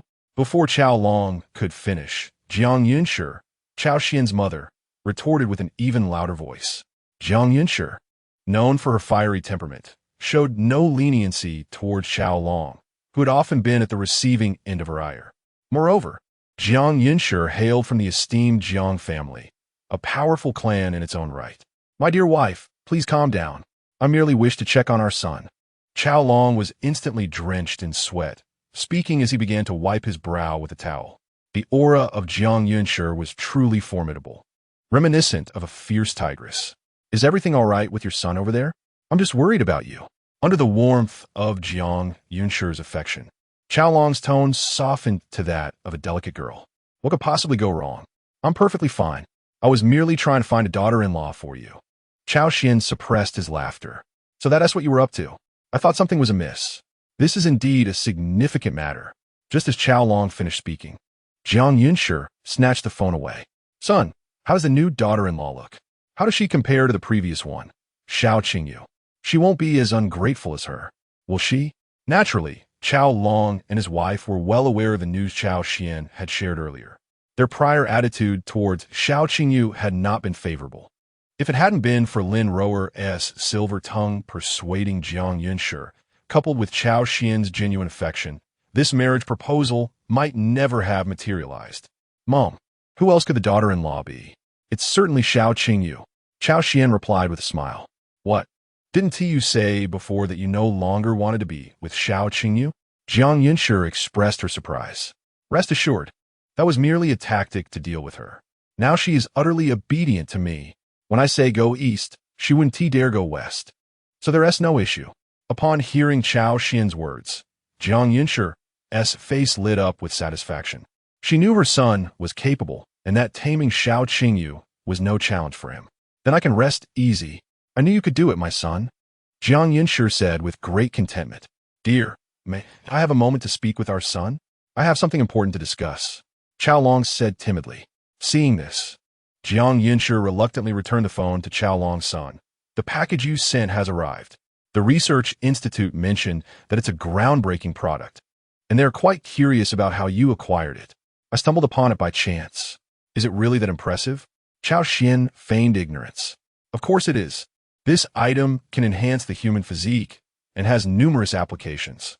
The Cao family is currently considering utilizing it in two areas. One is to counteract aging, and the other is for our armed forces. The body enhancer can indeed bolster one's physical capabilities, and if used wisely, it may truly combat aging. As for the latter, it pertains to enhancing the capabilities of my private soldiers. Since you're unaware of the details, I want to press further. The primary reason I called you is to convey something of utmost importance. In a few days, Aunt One will be arriving in Nanjing City, and since you are there, I would like you to welcome her." The mention of this name plunged Cao Xuan into a sea of memories. Su Wani, this is the true name of Wani Ai, as Wani is equivalent to Ai. Moreover, Su Wani belongs to the same era as Cao Long and his companions, which is why Cao Xuan affectionately refers to her as Ai. In my memory, Su Wani is an exquisite beauty, and she remains unmarried to this day. There have been some amusing incidents between us in the past. Hello, are you listening? Cao Long's voice pulled Cao Xuan back into reality. I'm listening. What brings IE to Nanjing City? I recall that the Su family doesn't seem to have any business here, do they? Cao Xuan inquired with a hint of confusion. The Su family is indeed a prominent clan, yet it seems they do not possess any enterprises in Nanjing City. Well, she wishes to see you after all. It has been quite a while, and it seems the Su family recently opened a pharmacy there. She is simply looking to pass the time and manage it a bit. Listen here, you scoundrel. Do not even think about doing anything inappropriate with your IE. She is a close friend of your mother, and you must not exhibit those bad habits of yours around her. Do you understand? Cao Long warned sternly. Chapter 36. Picking up at the airport.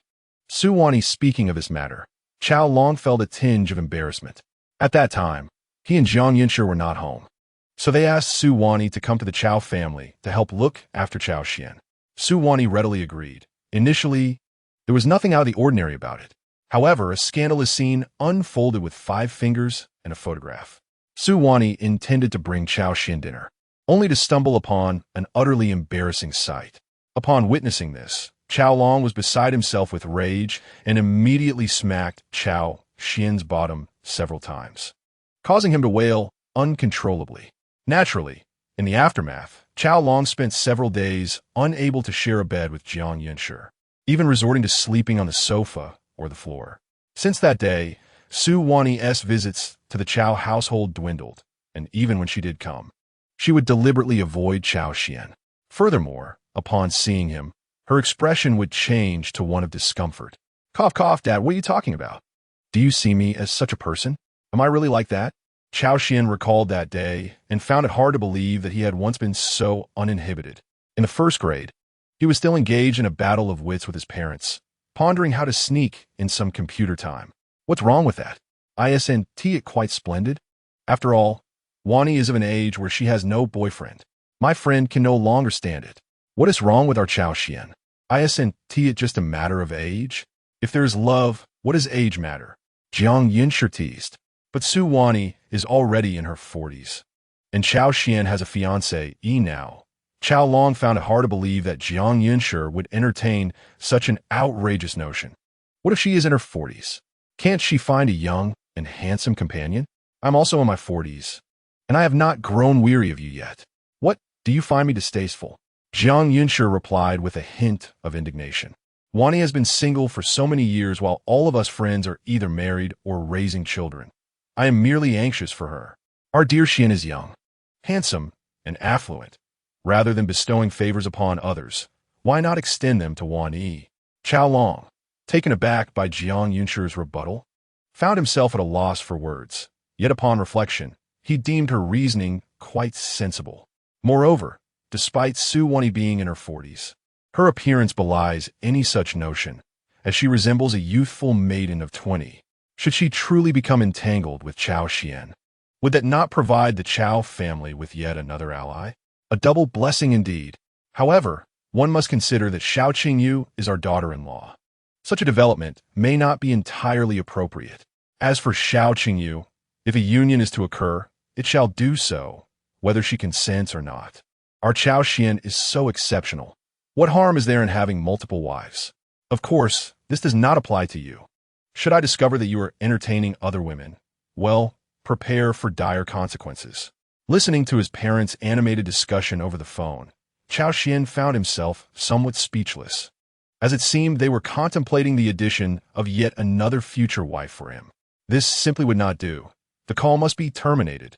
If he lingered any longer, Jiang Yinshi and Cao Long might utter even more preposterous remarks, jeopardizing the essence of this narrative. With that thought, Cao Xuan hastily ended the call. After hanging up, the visage of Su Wani materialized in his mind. Perhaps forming a bond with her would not be such a lamentable idea after all. Originally, Cao Xuan held a degree of respect for Su Wani, yet considering her beauty, he felt that to not appreciate her allure would be the true disrespect. As he pondered this, he returned to his residence. Before long, 2 days had elapsed without any significant events in Nanjing City. Following Cao Xuan's financial infusion, the Xiao Group had successfully resurrected itself. The very next day, Xiao Zhentian called, overflowing with gratitude, nearly prostrating himself in thanks. He also extended an invitation to Cao Xuan to visit their home in a couple of days, eager to express his appreciation. Cao Xuan politely décline, having already obtained what he desired. Any further thanks might overwhelm someone.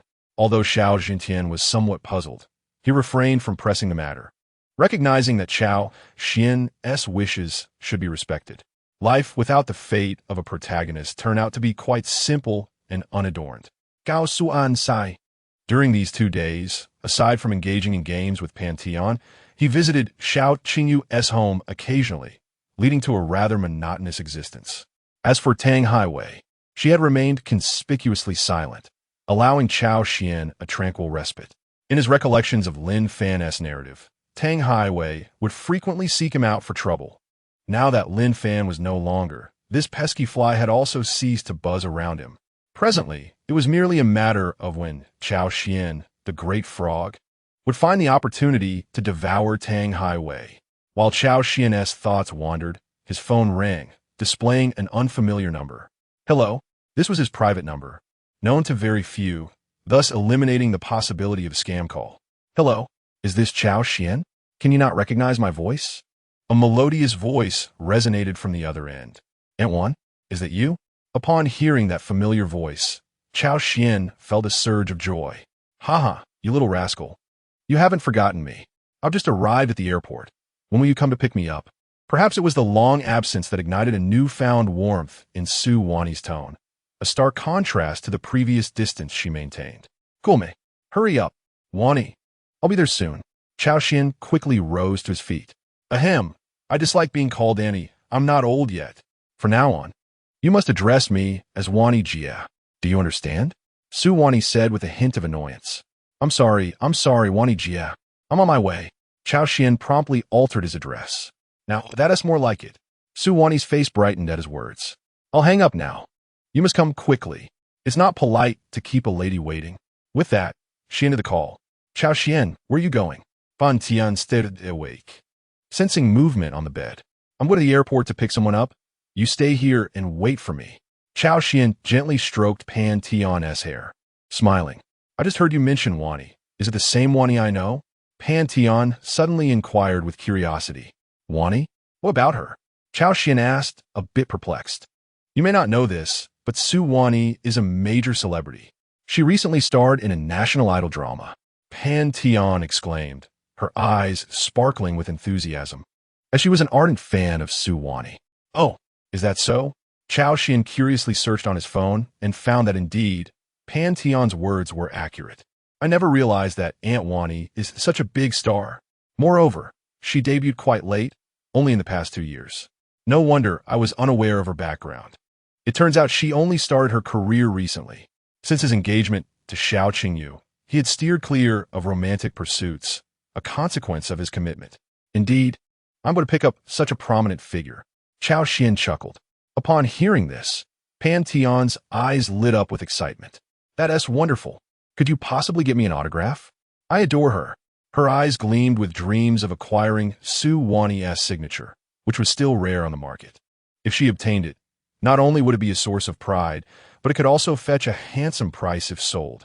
However, Pan Tian was not in want of money. She craved the opportunity to showcase her treasure among her friends, who were also fans of Su Wani.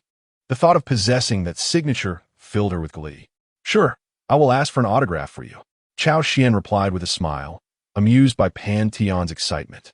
It is indeed a coincidence that this world is filled with an array of stars, some of whom bear striking resemblances to those from my previous life. Perhaps, in this parallel universe, I might fulfill my dream of idolizing them, thought Cao Xuan. By the way, Cao Xuan, are you going to pick up Su Wani? You're not planning to make a move on her, are you? Pan Tian suddenly interjected. What? Upon hearing this, Cao Xuan was momentarily taken aback. If that were the case, you must be gentle. My goddess has never been in a relationship before, nor has she ever been involved in any scandals. This would be her first experience. I implore you, please be gentle. Pan Tian gazed at him with a pitiful expression, as if she were the one about to enter battle. You're overthinking it. She's my aunt's friend. How could I possibly have any romantic inclinations towards her? Although Cao Xuan uttered these words, only he knew the truth of the matter. Oh, I thought you might end up with my goddess. How unfortunate. Upon hearing this, Pan Tian shook her head, having believed she might get to share a life with Su Wani. Little did she know. All right, enough of this chatter. I'm off to pick her up. You stay here and behave. With that, Cao Xuan departed. At this moment, at Nanjing Airport, a woman adorned with a sun hat, dark sunglasses, and a white dress was gracefully pulling a dainty suitcase as she exited the airport corridor. This woman was none other than Su Wani.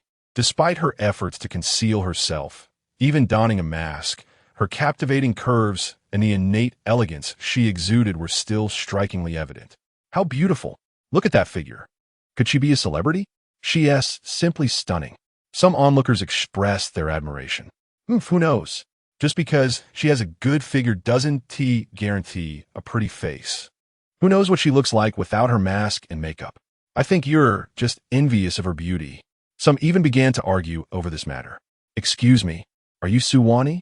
A brave soul approached her. He was an ardent fan, having heard rumors that Su Wani might visit Nanjing City, and he had been waiting there ever since. There were only a few flights she could take, and every day he made sure to be there at the right time. I'm sorry, but I don't know who you're talking about. Su Wani replied in a low voice. It must be you. There's no mistake. So what with these? I beg you, could you please give me an autograph? My goddess said that if I could get your signature, she would be willing to be with me. I beseech you, help me. The man blocked Su Wani's way, preventing her from leaving. I've already said I'm not her, and why should I care about your goddess? Su Wani replied, somewhat impatiently. She had come here intending to keep a low profile, only to find herself the center of attention. This was all due to certain individuals who deliberately leaked her arrival to the media. Otherwise, she would have called Cao Xuan to pick her up. Please, great star, just help me out. This means so much to me. I've been pursuing her for 3 years. I'm so close to my chance. The man knelt before Su Wani, eager to gain the favor of her divine presence. To be precise, he yearned for a fleeting encounter with her goddess. After all, over the span of 3 years, her goddess had cycled through numerous boyfriends. Surely it was his turn in the queue. Su Wani felt exasperated by such a sycophant, finding it impossible to shake him off alone. Cao Xuan, where are you? She thought, growing increasingly anxious as she awaited his arrival. Damn it, I ask you, what exactly? The man, filled with indignation, was about to unleash his fury and attempt to remove Su Wani's mask to reveal her true visage. However, before he could finish his sentence, a hand seized his raised arm. Young man, whom do you intend to strike? Cao Xuan inquired with a smile. You. The man was about to retort when he turned and saw a towering figure, robust and imposing, standing behind him. What were you about to say to our young master? The large man's knuckles cracked ominously, his formidable stature exuding an intimidating presence. I'm sorry. I didn't know he was your friend. The man quickly apologized, attempting to flee, but Cao Xuan was unwilling to let him escape. How can there be such an insufferable sycophant in this world? One who has clung on for 3 years. Dazuan. Toss him into the North Sea Bay. Such a sycophant should not exist.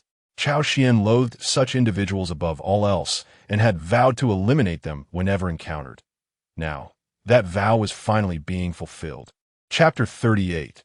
Turn on the air conditioning at your command, young master. De Zhuang promptly replied, stepping forward and effortlessly lifting the man by the collar. As one might handle a chick. No, let me go. The man struggled in vain. Against De Zhuang's immense strength, his efforts were futile. In no time, De Zhuang returned, having resolved the issue.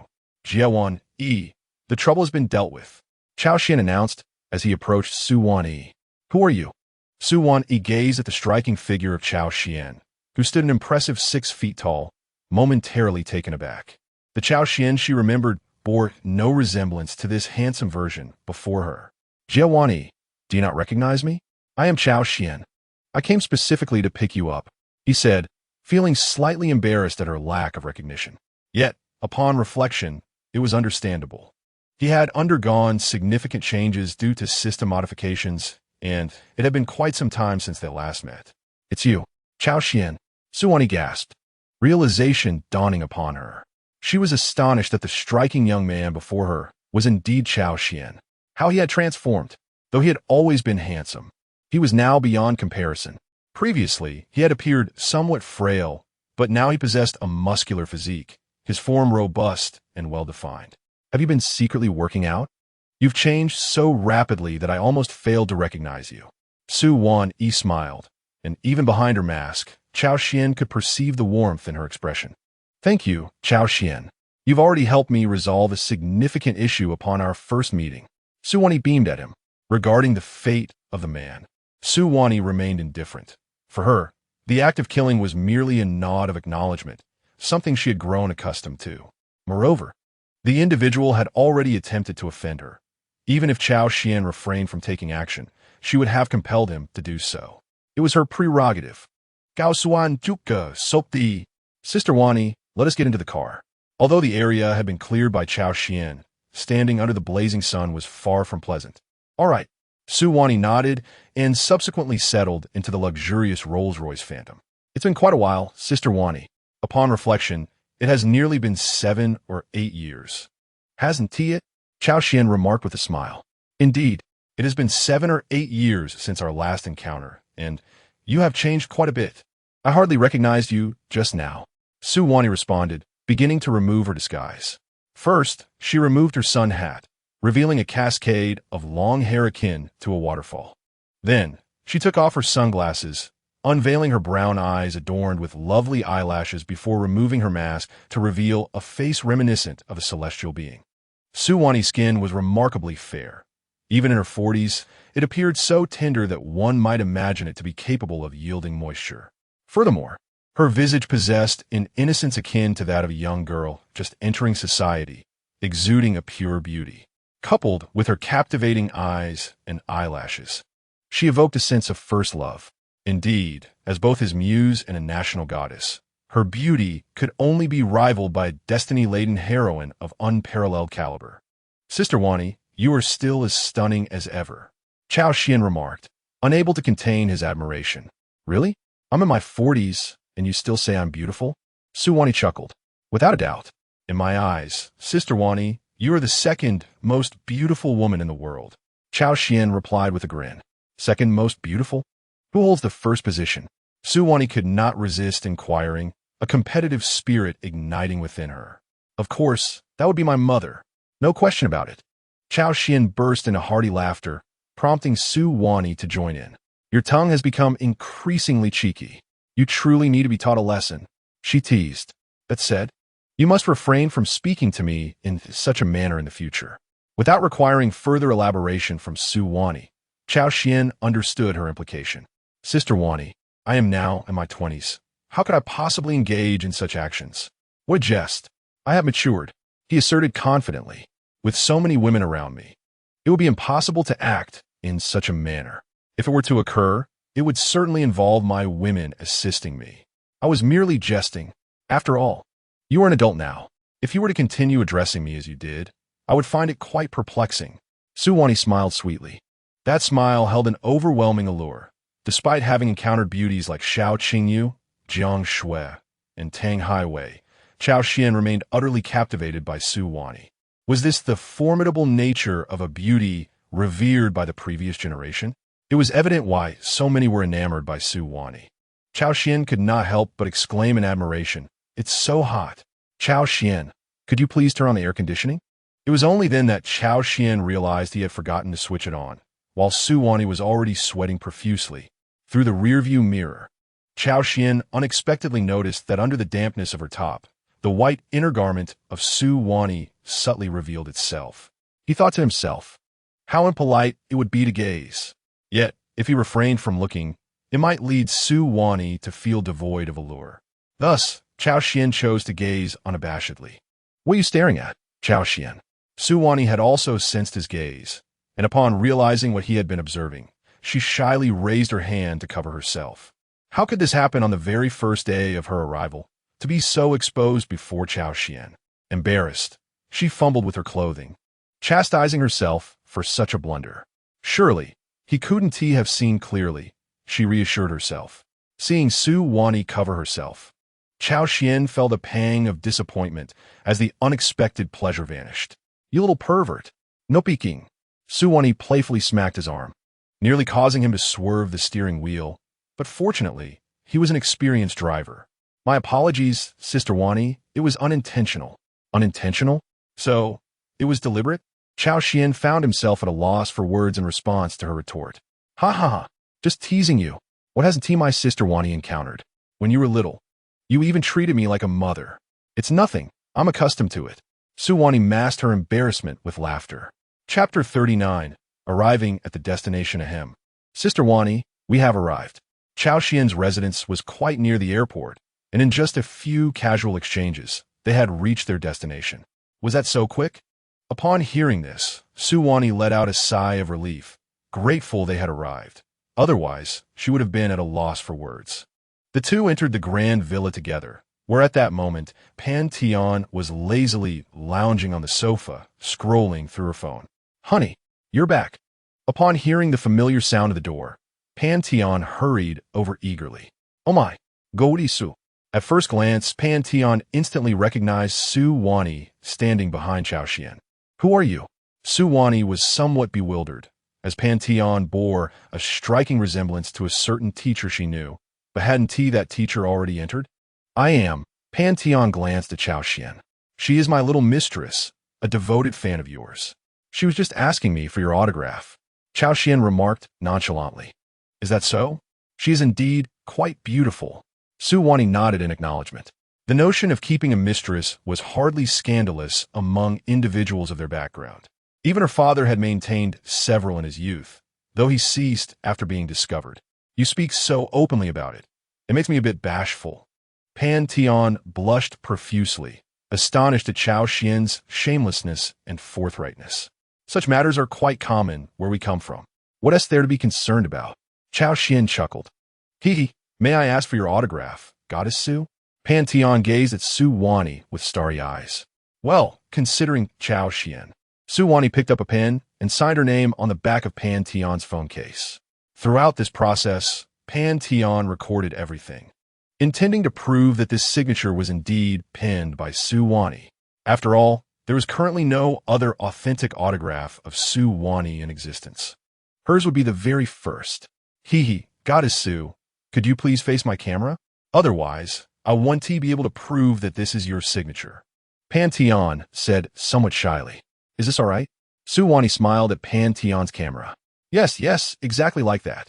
You are truly stunning, Goddess Su. Pan Tian was utterly enamored as she gazed at Su Wani. You need to call me Goddess Su. Just refer to me as Aunt Wani or Sister Wani. Su Wani felt a bit uncomfortable with the title of goddess. After all, she was over 40, and being addressed as such made her blush. All right, Sister Wani. After recording with Su Wani, Pan Tian gleefully shared it in her group chat. Hee, my friends will be envious and jealous of me. Pan Tian beamed with delight.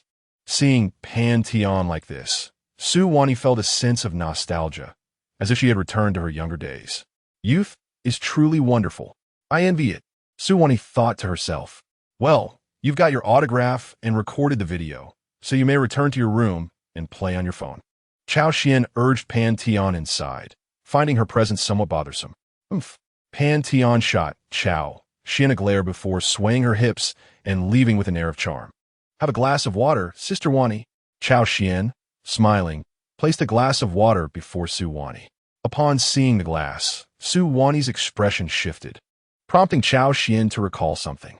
It seemed that during middle school, Su Wani had once visited his home, and he had secretly slipped something into her meal. That time, he nearly had a little brother. Fortunately, Su Wani had eaten beforehand, thus avoiding the trap. However, Cao Long and Jiang Yunshi had suffered greatly, as they had subsequently beaten Cao Xuan to a pulp. Sister Wani, rest assured, I haven't added anything. If you don't believe me, I shall drink a sip, Cao Xuan said, taking a sip right before Su Wani's eyes. Seeing him drink reassured Su Wani. After all, due to that past incident, she had always been the one to handle her food and drink for over a decade. Cao Xuan, what on earth have you done in the past that was so outrageous?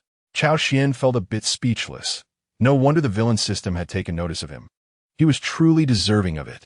Thank you, Cao Xuan. I happen to be a bit thirsty as well, Su Wani remarked as she took a sip from the glass of water offered by Cao Xuan. However, after drinking, Su Wani suddenly remembered that this cup of water had been sipped by Cao Xuan. Did that not mean she had indirectly kissed him? Unable to contain herself, Su Wani touched her lips. Her first kiss still lingered, yet this indirect kiss had vanished without a trace. Oh dear, what on earth was she doing? Why had she made so many blunders today? Su Wani felt a surge of tears welling up. Fortunately, her partner was Cao Xuan. She could hardly consider it a loss, as he was both handsome and familiar. Had it been someone else, she might have felt an urge to throttle them. Wani, what is wrong? Cao Xuan observed her fluctuating emotions, appearing joyful one moment and on the verge of tears the next, utterly perplexed.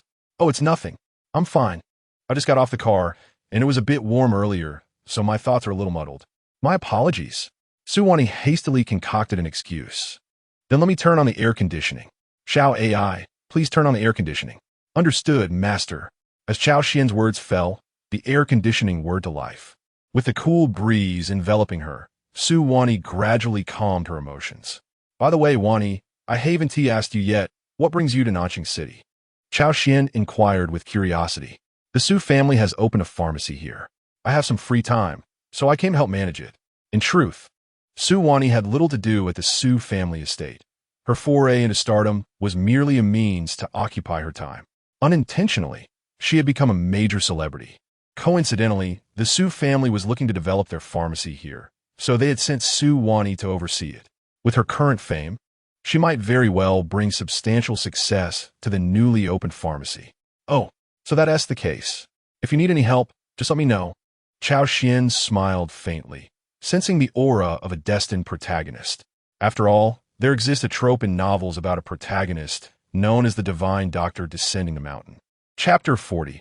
Allow me to see you off if I need assistance. I will certainly call upon you. Do you have any vacant rooms here? I would like to rest for a bit before heading to the pharmacy to assess the situation, Su Wani stated. After several hours on a plane and a lengthy car ride, she felt weary. Of course, we have rooms available. Let me show you to one. Cao Xuan replied with a smile. Pan Tian peered through the crack in the door, secretly watching. Though she could not hear clearly, she was eager to catch a glimpse of Su Wani. She saw Su Wani say something to Cao Xuan, and the next moment, he, beaming with delight, led her into a nearby vacant room. Wait, Cao Xuan, did we not agree that you wouldn't make a move on my goddess, Su? Oh no, have I misplaced my trust? That is your Aunt Wani. How could you treat her in such a manner? Pan Tian exclaimed, though inwardly she felt quite elated. Did this not imply that she would soon be on sisterly terms with the goddess? What a joyous occasion indeed. The mere thought of sharing a roof with Su Wani in the future filled Pan Tian with immense joy. It was indeed a rare opportunity to be in the presence of her idol, and she felt compelled to seize this chance wholeheartedly. However, the subsequent scene left Pan Tian utterly astounded. Within a mere 10 minutes of entering, Cao Xuan unexpectedly emerged from the room. Could it be? Was Su Wani truly that formidable? How could Cao Xuan have been captivated by her so swiftly? This was uncharacteristic of him. Pan Tian was bewildered. She had witnessed a different side of Cao Xuan before.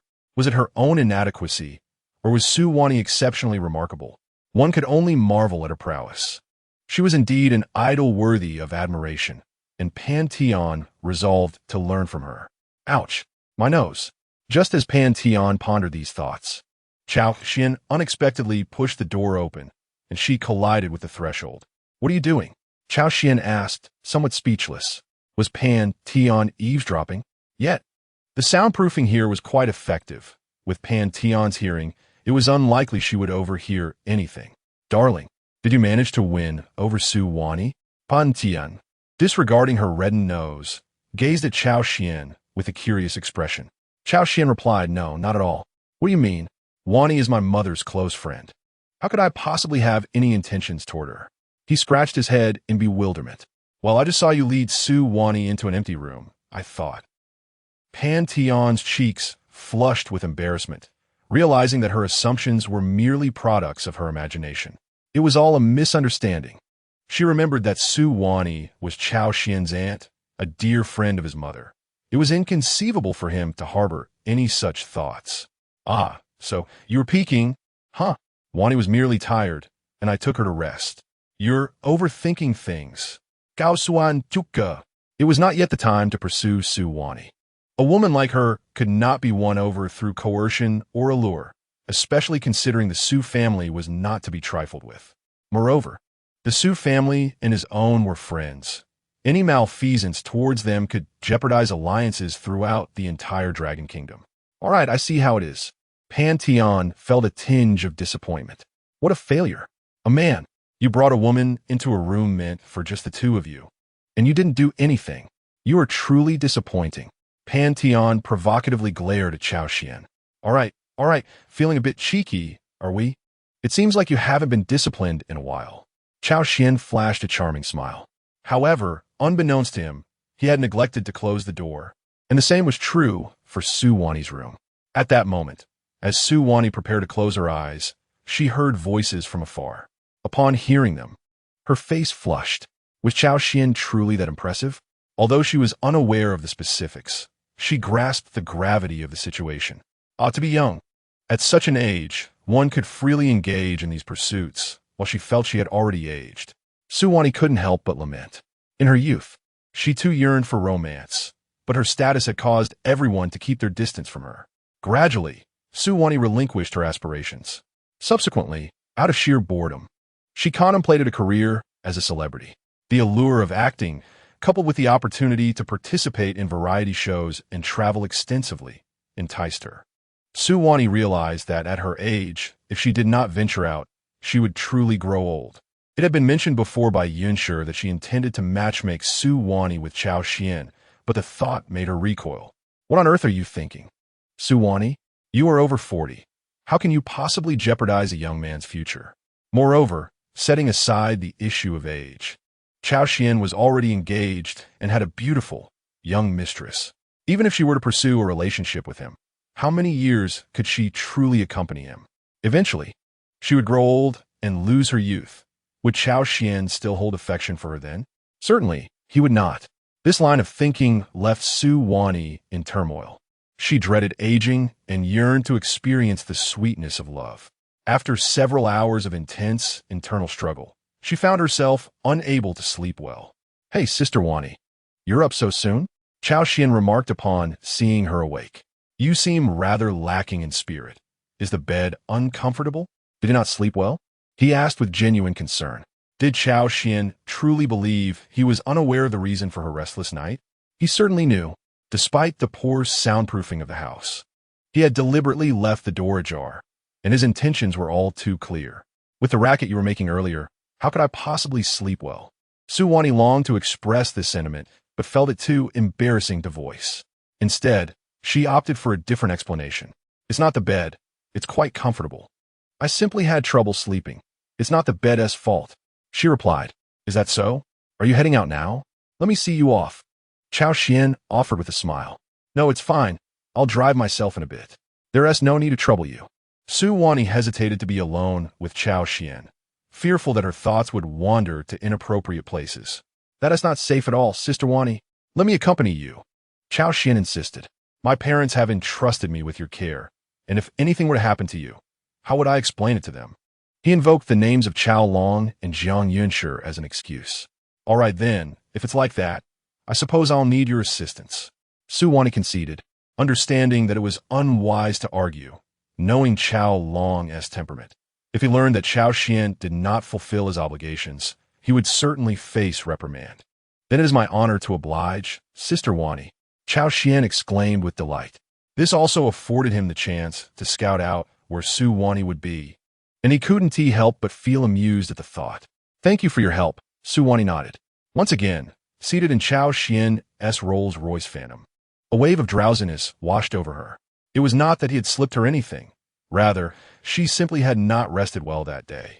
However, Cao Xuan would not grant Su Wani the opportunity to slumber. He intended to seize the moment to enlighten her. He quietly cracked open a window, allowing a refreshing breeze to sweep through, which roused Su Wani's senses somewhat. Sister Wani, do you have a partner? Cao Xuan inquired directly, cutting to the chase. Why do you ask this? Su Wani appeared to recall something, instantly feeling a bit bashful. "Oh, it's nothing. I was merely curious." Cao Xuan chuckled. "Not at all," she replied, clearly feeling a bit embarrassed. In her generation, aside from those who met untimely ends, who had not married and started families, at the very least, many had experienced several romantic entanglements or had been through divorce while raising children. As for herself, she had not even held hands with a man, often referred to as an old maid. This predicament had subjected her to considerable teasing from her friends. Naturally, there were many eager to introduce her to potential suitors, yet none had captured her interest. "Sister Wani, you're quite lacking. If I were your age, I would have a harem by now." "Cao Xuan lauet hetiti li. You little rascal. How dare you mock me?" Su Wani retorted angrily.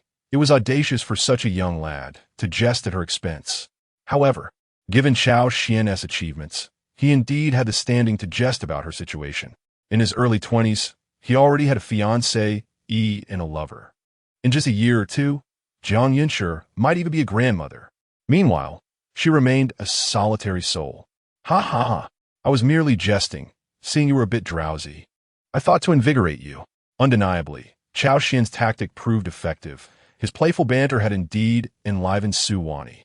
"You naughty boy, knowing full well that I struggle with sleep, yet you insist on keeping me awake."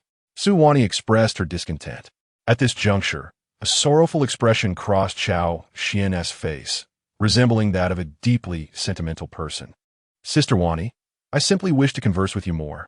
We haven't seen each other in so many years. Moreover, we barely touched upon our conversation before you were ready to rest. I feel as though our bond has faded." Cao Xuan's eyes held a glimmer of sadness, which prompted Su Wani to reflect on numerous thoughts. "Why the sudden melancholy? One might presume I had wronged you." She laughed. Upon hearing Cao Xuan's words, Su Wani found no reason to remain upset. After all, he merely desired to engage her in conversation. "Speaking of which, Sister Wani, have you considered finding a partner?" Cao Xuan shifted the topic. "At present, I have no such inclination," she replied. This statement made Su Wani involuntarily think of Jiang Yunshi. Previously, Jiang Yunshi had mentioned wanting to introduce Cao Xuan as a potential partner for her. Who was Cao Xuan? He was none other than Jiang Yunshi's own son. How could she possibly introduce her esteemed son to her close friend? I believe finding a partner is quite beneficial. At the very least, it provides one with future aspirations. And most importantly, it brings emotional value and joy.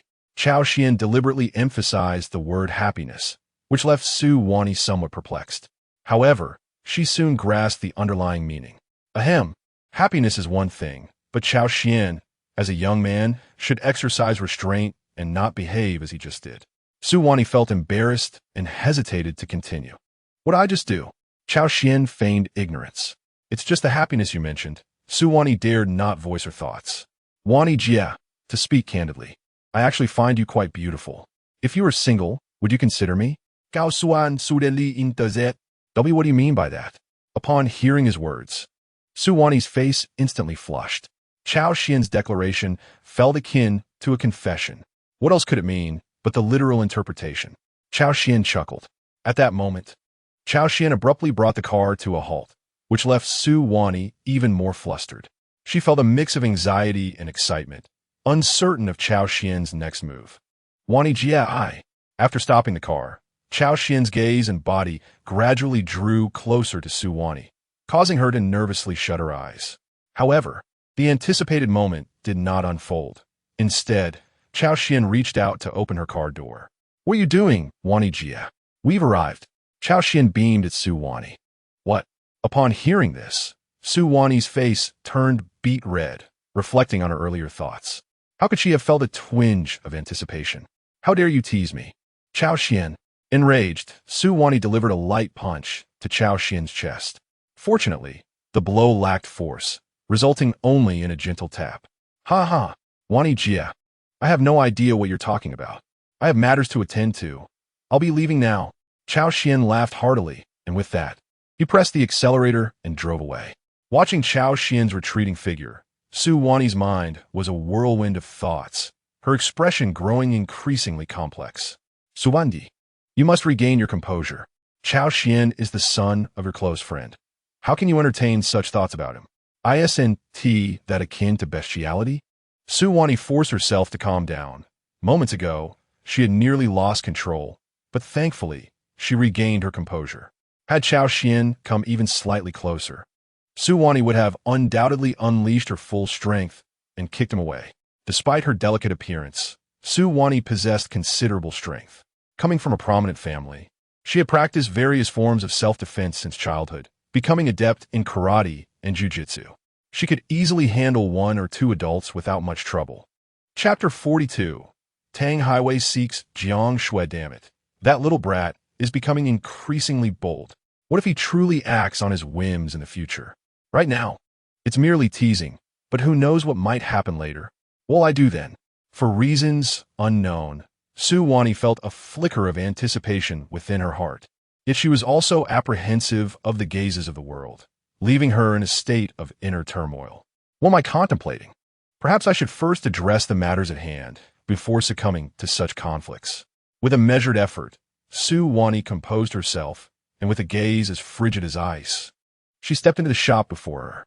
Fortunately, she had not truly leaned in for a kiss moments ago. Otherwise, I fear my lower half might have been rendered useless. The memory of that terrifying scene sent a shiver down Cao Xuan's spine. The cause of his trepidation was none other than Su Wani's sheer ferocity. Despite appearing defenseless, her eyes closed in a seemingly vulnerable state, her foot had already risen. Had he truly approached, he would have undoubtedly suffered a grievous fate. No matter how many times his physique had been enhanced, that part of him was not made of iron. A kick would have led to a profound sorrow. Nevertheless, it was not a grave concern. From Su Wani's expression, it was evident that his actions had left a significant impression on her today. Now, he merely needed to proceed with the subtlety of boiling a frog in warm water, gradually bringing her around to his way of thinking. Cao Xuan Muset. On another note, Tang Highway had finally emerged to stir up trouble. When Cao Xuan mentioned having matters to attend to, he truly did, as he had discovered that Tang Highway had suddenly taken action after days of inactivity, and her target was none other than Lin Fan's household. However, Lin Fan was deceased. That residence should no longer be referred to as Lin Fan's home, but rather as Jiang Shui's. Still, what could Tang Highway possibly want at Lin Fan's former abode? Was it in pursuit of that disc? Yet, that disc had long since been destroyed by him, rendering her search futile. A rather intriguing thought has crossed my mind. At that moment, on the other side, Tang Highway had arrived at Jiang Shui's residence in her Porsche 911. Where could that fellow Lin Fan be? We had agreed to collaborate against Cao Xuan. Yet it had been several days without a word from him. Tang Highway seethed with frustration. Initially, she had been filled with hope, envisioning a future where she triumphed over Cao Xuan and achieved great deeds. Yet, to her dismay, her ally Lin Fan had seemingly vanished. No matter how hard she tried to reach him, he remained unreachable. Initially, he did not respond to her messages, and later, his phone was switched off. No matter her efforts, Tang Highway could not locate him. Damn it, could it be that Cao Xuan has already dealt with Lin Fan? She pondered. However, it was not a dire situation. As long as the evidence Lin Fan spoke of still existed, there remained a possibility of toppling Cao Xuan. With this thought in mind, Tang Highway shifted her focus to Jiang Shui. She speculated that as Lin Fan's mother, Jiang Shui must possess some insider knowledge. In any case, it was prudent to investigate further. If she could uncover the evidence, the fate of Lin Fan would become irrelevant. After all, he was not a virtuous individual. Even though he had been targeted by Cao Xuan, his prior intentions toward Lin Yuyu were indeed a reality. Moreover, Lin Fan's gaze upon himself bore a hint of years. Something Tang Highway discerned with clarity. Were it not for Lin Fan's potential usefulness, Tang Highway might have already dealt with him. As she hummed a tune along the way, she arrived at the elevator and pressed the button for Jiang Shui's floor. Knock, knock, knock. Tang Highway rapped on Jiang Shui's door. Who is it? Came Jiang Shui's voice from within. After the incident with Cao Xuan, Jiang Shui had developed a certain psychological unease regarding knocks at the door. However, to her relief, the figure awaiting her was an astonishingly beautiful woman. Tang Highway was strikingly attractive, with a voluptuous figure, skin as white and tender as snow, and long, graceful legs that could elicit the highest praise from someone like Cao Xuan. Moreover, Tang Highway donned a police uniform that exuded a sense of security for Jiang Shui. "Hello. May I inquire if you're Ms. Jiang Shui?" At the moment Jiang Shui opened the door, Tang Highway was momentarily taken aback.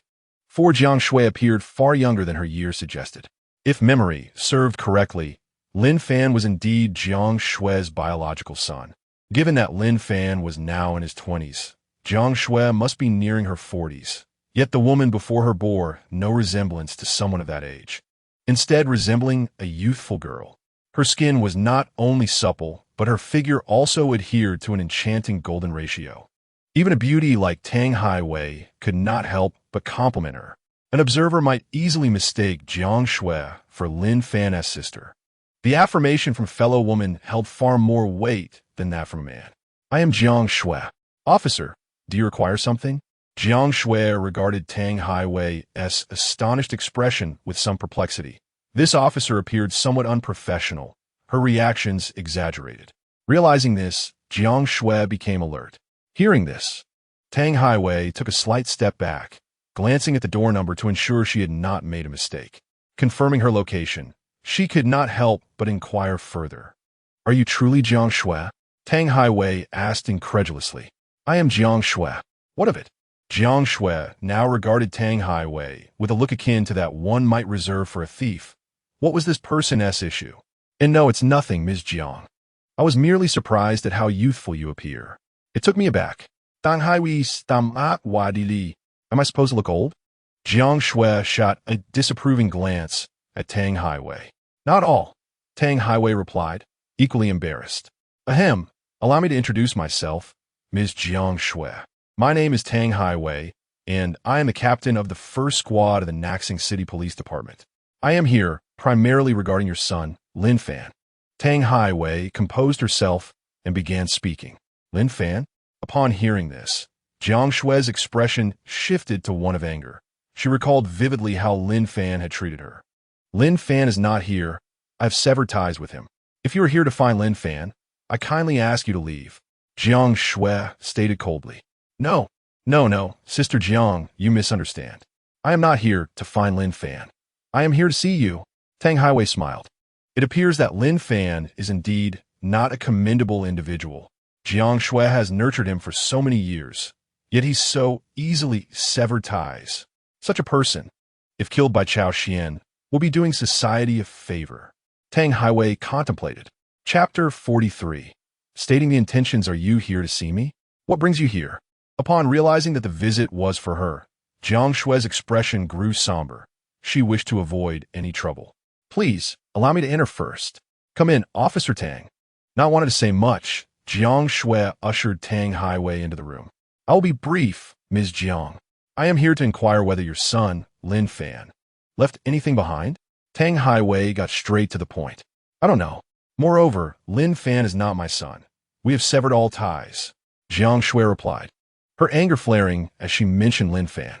After raising him with such dedication, he turned out to be no different from a treacherous wolf. "My apologies, but could you kindly assist me by retrieving any belongings Lin Fan may have left here?" Tang Highway requested. "Certainly, no problem. We must cooperate." Jiang Shui was agreeable. "All the items are here, Officer Tang. Please have a look." After spending over an hour organizing Lin Fan's belongings, Jiang Shui confirmed that nothing was missing before handing them over to Tang Highway. "Were these items?" Tang Highway asked with a look of disdain. Lin Fan's belongings consisted merely of some clothes, some of which appeared to have not been washed for several days, emitting an unbearable odor. Tang Highway Gudimat. But in her quest for evidence to bring down Cao Xuan, she had to suppress her disgust and rummage through the items. "Here, wear this." Jiang Shui kindly handed a mask and a pair of gloves to Tang Highway, warming her heart. "Thank you." Tang Highway expressed her gratitude with a grateful glance at Jiang Shui. "Don't mention it. We are cooperating, after all. If there is anything you need from me, I will certainly assist." Jiang Shui smiled. After a prolonged search, Tang Highway found nothing of value among the pile. "Officer Tang, did you find what you were looking for?" Jiang Shui inquired. "Not at all. Can you recall if Lin Fan mentioned anything specific before? Tang Highway asked, feeling somewhat disappointed. Was Lin Fan truly so useless that he left no useful clues? Well, nothing comes to mind at the moment. Jiang Shui pondered for a moment.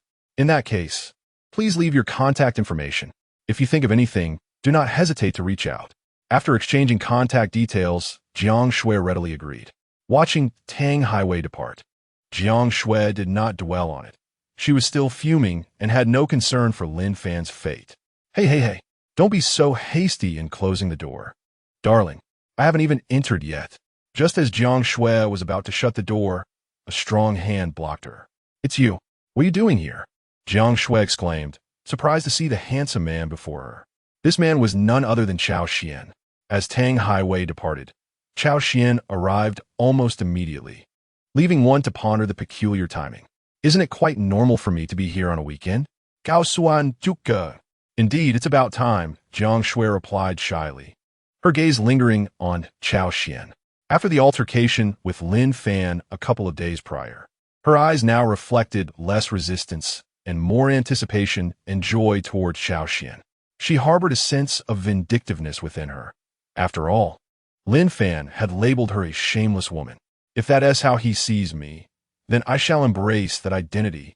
What joy it brings to be carefree, someone to provide, money to spend, and a protector to alleviate my worries. Lin Fan is merely my son. He has no right to dictate my life as a mother. I raised him, yet he shows no gratitude and even dares to insult me? What a world we live in. But, speaking of which, why have you laid out all these items here? Are they meant for me? Cao Xuan inquired with a smile. Not all. These belong to Lin Fan, and I intend to discard them shortly. They hold no value for me. Jiang Shui retorted angrily. What is the matter? Lin Fan is your son. With that attitude, are you planning to kick him out? Cao Xuan teased. I don't consider him a son. Have you ever seen a son who would call his mother shameless? As she spoke, Jiang Shui could not help but recall the argument with Lin Fan, her anger swelling with each thought, and Cao Xuan's presence became increasingly agreeable. The more she felt disdain, the closer she wanted to be. Jiang Shui was not merely sulking. She genuinely sought to relish life. At 40, she realized her time to enjoy was limited. So why not take this opportunity to unwind? I see now. I never imagined Lin Fan could treat you this way. It's utterly outrageous. You should consider how much you've sacrificed for him. The very reason he exists is because of you. In dealing with a woman's grievances, one must never counter her. She's always right. One should empathize deeply and agree wholeheartedly, a practical skill Cao Xuan had learned. For after all, this was merely a fleeting dalliance. I agree. I've given so much for him, only for him to treat me like this. Moreover, he was at fault from the start, if it weren't for him. Jiang Shui refrained from voicing the latter half of her thought, wishing not to dampen Cao Xuan's spirits. Yet, Cao Xuan was unfazed, having arrived prepared for whatever unfolded. Time passed, and Cao Xuan lounged on the sofa, contentedly watching television, while Jiang Shui nestled against him, her cheeks flushed, radiating a charming obedience. Today, Jiang Shui was strikingly proactive and compliant, much to Cao Xuan's satisfaction. It was a stark contrast to the past, when she seemed to wish for his demise, treating their interactions as mere obligations to be hastily fulfilled. However, today Jiang Shui was like an indelible adhesive, impossible to shake off. If it weren't for her recent near-death appearance, she might have been reluctant to let go. Ding! Congratulations, host, on successfully conquering Jiang Shui.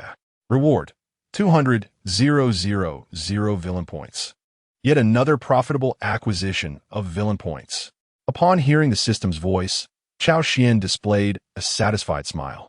By the way, a certain Tang Highway came looking for me, Jiang Shui said, albeit with a hint of fatigue, as she recounted the details of Tang Highway's visit to Cao Xuan. I already know. Cao Xuan chuckled. She poses no threat to you, does she?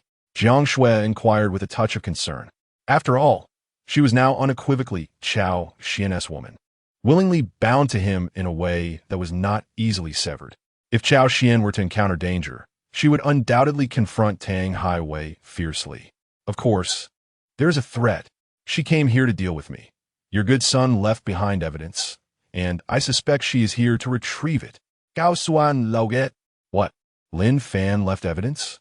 I was unaware of this. Jiang Shui exclaimed, bewildered, completely taken aback by Lin Fan's foresight. Cao Xuan, do not worry. I will employ a strategy with Lin Fan.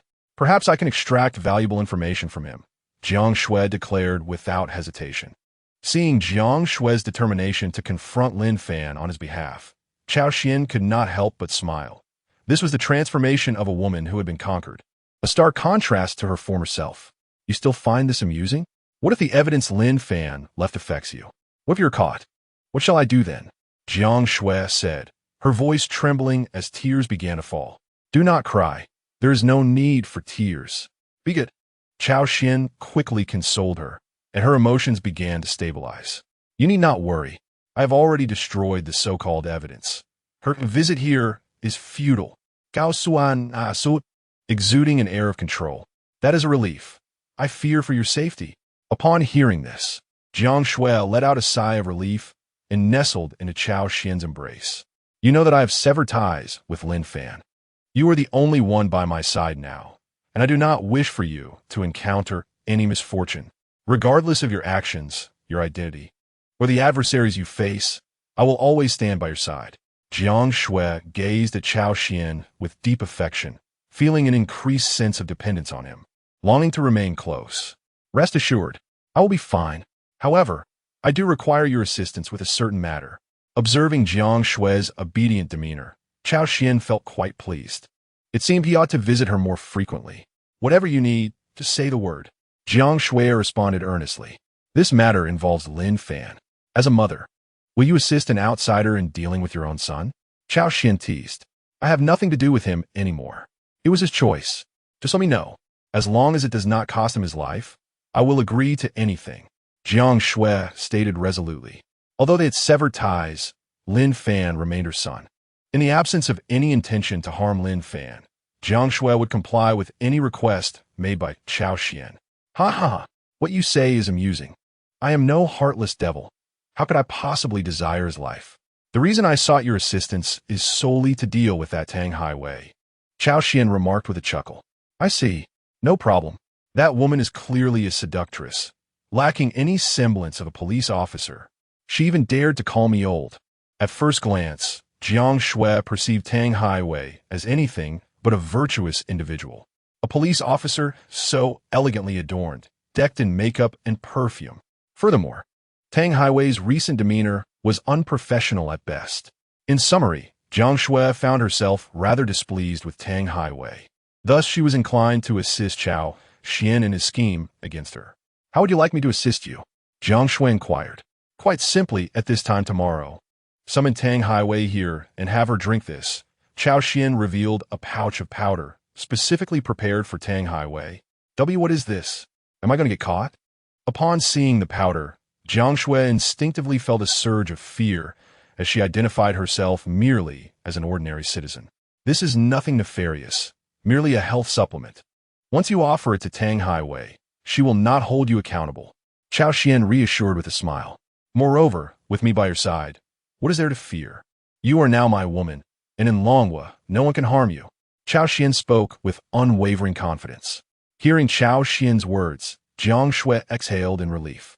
She had nearly forgotten Cao Xuan's significant status, far beyond that of an ordinary person. Very well, but what excuse should I use to summon her? I am not well acquainted with her. That is simple. She came to find you today precisely to seek out the items left by Lin Fan. Just tell her you have found what she is looking for. While speaking, Cao Xuan placed a prepared dish in front of Jiang Shui. All right, I will follow your lead. Jiang Shui nodded. Since we still have time, why don't we? This was Jiang Shui speaking, gazing affectionately at Cao Xuan, who naturally understood her unspoken intent. Time flew swiftly, and soon it was the following morning. Upon awakening, Jiang Shui felt a bit sore, yet still quite spirited. Cao Xuan, considerate of her feelings, had allowed her to rest early, which explained her current vitality. Habitually, Jiang Shui reached for the space beside her, only to find Cao Xuan had vanished, leaving behind a message stating he would text her once everything was concluded. What a rogue. He finishes and then disappears. Truly heartless. Jiang Xuan muttered. Yet her body obediently followed Cao Xuan's instructions and sent a message to Tang Highway. Officer Tang, I suddenly recalled that Lin Fan had left something in the safe. It appears to be a disc. I am unsure if it is what you seek. As she spoke, Jiang Shui snapped a photo of the disc and sent it to Tang Highway. On the other side, Tang Highway had just awakened from her slumber, the strap of her nightgown slipping down her shoulder. Who could be sending me messages at such an early hour? She mused, rubbing her eyes. Upon unlocking her phone and discovering a message from Jiang Shui, her excitement surged. At last, a clue has finally emerged. The moment she beheld the disc, her heart raced. It must surely be something left behind by Lin Fan. Within it could reside evidence of Cao Xuan's wrongdoing. If she were to acquire it, she would undoubtedly be able to bring Cao Xuan down. Fortune favors me. As thoughts of Cao Xuan's previous arrogance flooded her mind, Tang Highway felt an overwhelming desire to annihilate him. Now, the tables had turned, and it was her moment to revel in triumph. The image of one day having Cao Xuan beneath her heel filled her with immense pride. Once I have toppled Cao Xuan, I shall finally rest. Tang Highway contemplated. Thank you so much, Ms. Jiang. I'm on my way. Chapter 45. Do not ruin it with that. Tang Highway hastily brushed her teeth, disregarding the prospect of breakfast. After quickly tidying her hair and donning her attire, she hopped into her Porsche 911 and set off. What a naive child, so easily deceived, Jiang Shui scoffed, smirking at Tang Highway's response. This girl is truly gullible, making it all too effortless. Yet, as she pondered the impending sharing of Cao Xuan with Tang Highway, a twinge of reluctance gripped her. Well, it matters not. I could use some assistance, and it will be quite beneficial, Jiang Shui thought to herself. Subsequently, she cheerfully messaged Cao Xuan and happily indulged in the breakfast he had prepared for her. Oh, has it been resolved so swiftly? It seems Jiang Shui is quite eager. Excellent, Cao Xuan noted, a slight smile gracing his lips as he read the messages on his phone. He had always rewarded those who exhibited such enthusiasm in their endeavors. What has got you thinking deviously again? Pan Tian observed Cao Xuan's expression, instantly discerning his mischievous intent. What trouble could I possibly conceive? My thoughts are solely on benevolent matters. I'm off to find you a lovely companion. Stay here and wait patiently for me. Cao Xuan affectionately ruffled Pan Tian's hair, a tender expression on his face. Before long, Tang Highway's Porsche 911 arrived beneath Jiang Shui's residence. She ascended in the elevator and soon found herself at Jiang Shui's door. For some inexplicable reason, a sense of unease gnawed at her. A voice within her urged her to leave swiftly. Just a figment of my imagination. Surely, there is no danger here. Cao Xuan is not present. Tang Highway reassured herself, chiding her own fears. Jiang Jia, open the door, it's me. She knocked on Jiang Shui's door. Officer Jiang, you have arrived. Jiang Shui greeted her with a bright smile as she opened the door. Seeing the entrance swing wide, Tang Highway wasted no time and hurried inside. Yang Ye, where's the disc you mentioned earlier? Please give it to me. This is of utmost importance. Tang Highway exclaimed, her anxiety palpable. This disc might contain incriminating evidence against Cao Xuan. If she could obtain it, she could potentially bring him down. Officer Tang, please calm down. You seem quite flustered. Have a sip of water first, Jiang Shui offered, presenting a cup of warm water that she had prepared earlier. In her haste, Tang Highway did not hesitate but drank it down in one gulp. After she swallowed, Jiang Shui's face broke into a sinister smile. As Tang Highway finished the water, she felt an overwhelming wave of dizziness wash over her. Her legs weakened, and the surroundings began to blur, her body swaying uncontrollably. What is happening? Why does my body feel this way? She pondered, her gaze fixated on the cup. It must be the water. Indeed, it was I who drugged you. Jiang Shui confessed with a laugh.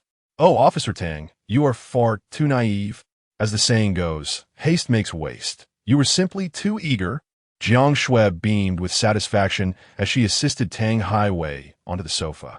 Why are you doing this to me? I have never wronged you. I came here to help. Tang Highway struggled to comprehend Jiang Shui's motives. She had never offended her, nor had they interacted much. Could Jiang Shui have an ulterior identity? as confusion clouded her mind. Her body continued to betray her. Ha ha, Officer Tang, we meet again. Just then, Cao Xuan, dressed in a suit and sporting a beaming smile, entered the room. One could mistake his attire for that of a wedding guest. You? How could it be you? Tang Highway gasped in disbelief, realizing that the mastermind behind this was none other than the scoundrel, Cao Xuan. Why are you aiding him? If I recall correctly, your son Lin Fan lost his job because of Cao Xuan. Tang Highway could hardly fathom that Jiang Shui would assist such a villain, especially one who had caused her son's unemployment. Lin Fan? Who is that? I don't know him. He has severed ties with me. Why should I care? Jiang Shui retorted. But Cao Xuan is different. I am now his woman. Since you wish to harm my man, I shall certainly support him. She nestled affectionately against Cao Xuan. My dear, I am so grateful for you. Thanks to you, I was able to capture her, Cao Xuan said, casting a fond glance at Jiang Shui before leaning in to kiss her in front of Tang Highway. Witnessing this scene made Tang Highway feel utterly nauseated. It shattered her worldview. It was akin to her mother consorting with her adversary, conspiring against her. Disgusting. You both are truly vile. No wonder Lin Fan chose to sever ties with you. It is truly unexpected to see such beauty in you, coupled with your evident poise and intellect. Yet you would engage in such behavior. Tang Highway directed a stream of criticism at Jiang Shui, who instead of feeling anger, found herself stifling a laugh. Ha ha ha. Thank you for your compliments, Officer Tang. Cao Xuan loves me dearly. He is handsome, wealthy, and capable. What is wrong with my affection for him? The one in the wrong is you. My Cao Xuan has never wronged you, yet you come seeking trouble. Jiang Shui exclaimed with audacity, leaving Tang Highway at a loss for a retort. You've had a long day. You should return and rest. I will handle the situation from here. Cao Xuan said to Jiang Shui, but I want to be with you. Jiang Shui protested, reluctant to part ways. Be good and listen. You might get into trouble with Shan He. Wait for me to resolve our matters before we reunite, Cao Xuan said, affectionately ruffling Jiang Shui's hair. All right, in that case, take care. If you need my assistance, just call for me. Jiang Shui nodded. No problem. If I require anything, I shall summon you. Cao Xuan replied with a smile. But do be careful. Officer Tang still seems quite innocent. Do not let her be led astray. Chapter 46. Threatening Tang Highway after speaking. Jiang Shui cast a jealous glance at Tang Highway before retreating to her room to sleep. Soon, the vast living room was left with only Cao Xuan and Tang Highway. Their gazes locked. Sensing Cao Xuan's predatory stare, Tang Highway felt a chill run down her spine, as if she were being scrutinized. Cao Xuan, what exactly do you intend to do? Did I permit you to gaze at me? Despite feeling utterly drained, Tang Highway still managed to articulate her thoughts with vigor. Quite lively, I see. Officer Tang, it appears my specially prepared medication has proven effective, Cao Xuan said, sitting beside her with a smug expression, inhaling an alluring fragrance. So this is the scent of a police flower? It seems those marketing accounts from my previous life did not deceive me. Indeed, beautiful women carry a delightful aroma. As he breathed in the fragrance of Tang Highway, Cao Xuan felt himself nearly entranced. Ah, Officer Tang, I wonder if you recall that when we first met, you expressed a desire to apprehend me. Now, it seems the roles have reversed. Why does it appear that you are the one being captured? Cao Xuan skillfully produced the very rope he had once used to bind Xiao Qingyu, swiftly securing Tang Highway with intricate knots. Do you realize what you are doing? This is assaulting an officer. This is illegal. You are committing a crime. Though Tang Highway shouted loudly, Cao Xuan paid her no mind, expertly tying her up and securing a tight knot. Crime? What of it? Do you think I care about such trivialities? Cao Xuan sneered. I have done nothing to provoke you, yet you have taken it upon yourself to trouble me. Therefore, I cannot be courteous any longer. Cao Xuan laughed heartily. What do you want from me? Tang Highway gazed at Cao Xuan's boisterous laughter, feeling an overwhelming sense of frustration, yet utterly helpless. What do I want? Naturally, I wish to demonstrate my prowess. With that, Cao Xuan brandished a knife, tapping it against Tang Highway's face. Officer Tang, your face is so lovely and beautiful. If it bore a few scars, I imagine you'd be quite disheartened. wouldn't you? Cao Xuan wielded the knife with reckless abandon against Tang Haiwei's skin. Indeed, as expected of a police flower, one must admit that Tang Haiwei's skin was exceptionally well maintained. As the knife struck it with a resounding thud, "Do not think for a moment that I fear you. I will never yield. Do not presume that I am afraid," Tang Haiwei declared with unwavering resolve. "Oh, is that so?" Cao Xuan smirked wickedly. "Do you believe I care about my appearance? I'm aware of my beauty, and many men have their eyes on me. If you were to mar my visage, it would merely save me a great deal of trouble." Tang Haiwei remained steadfast, showing no fear of the knife in Cao Xuan's grasp. As an officer, she had long been prepared for such encounters. Otherwise, she would not have provoked Cao Xuan in the first place. "Quite impressive. You possess a strong will, Officer Tang.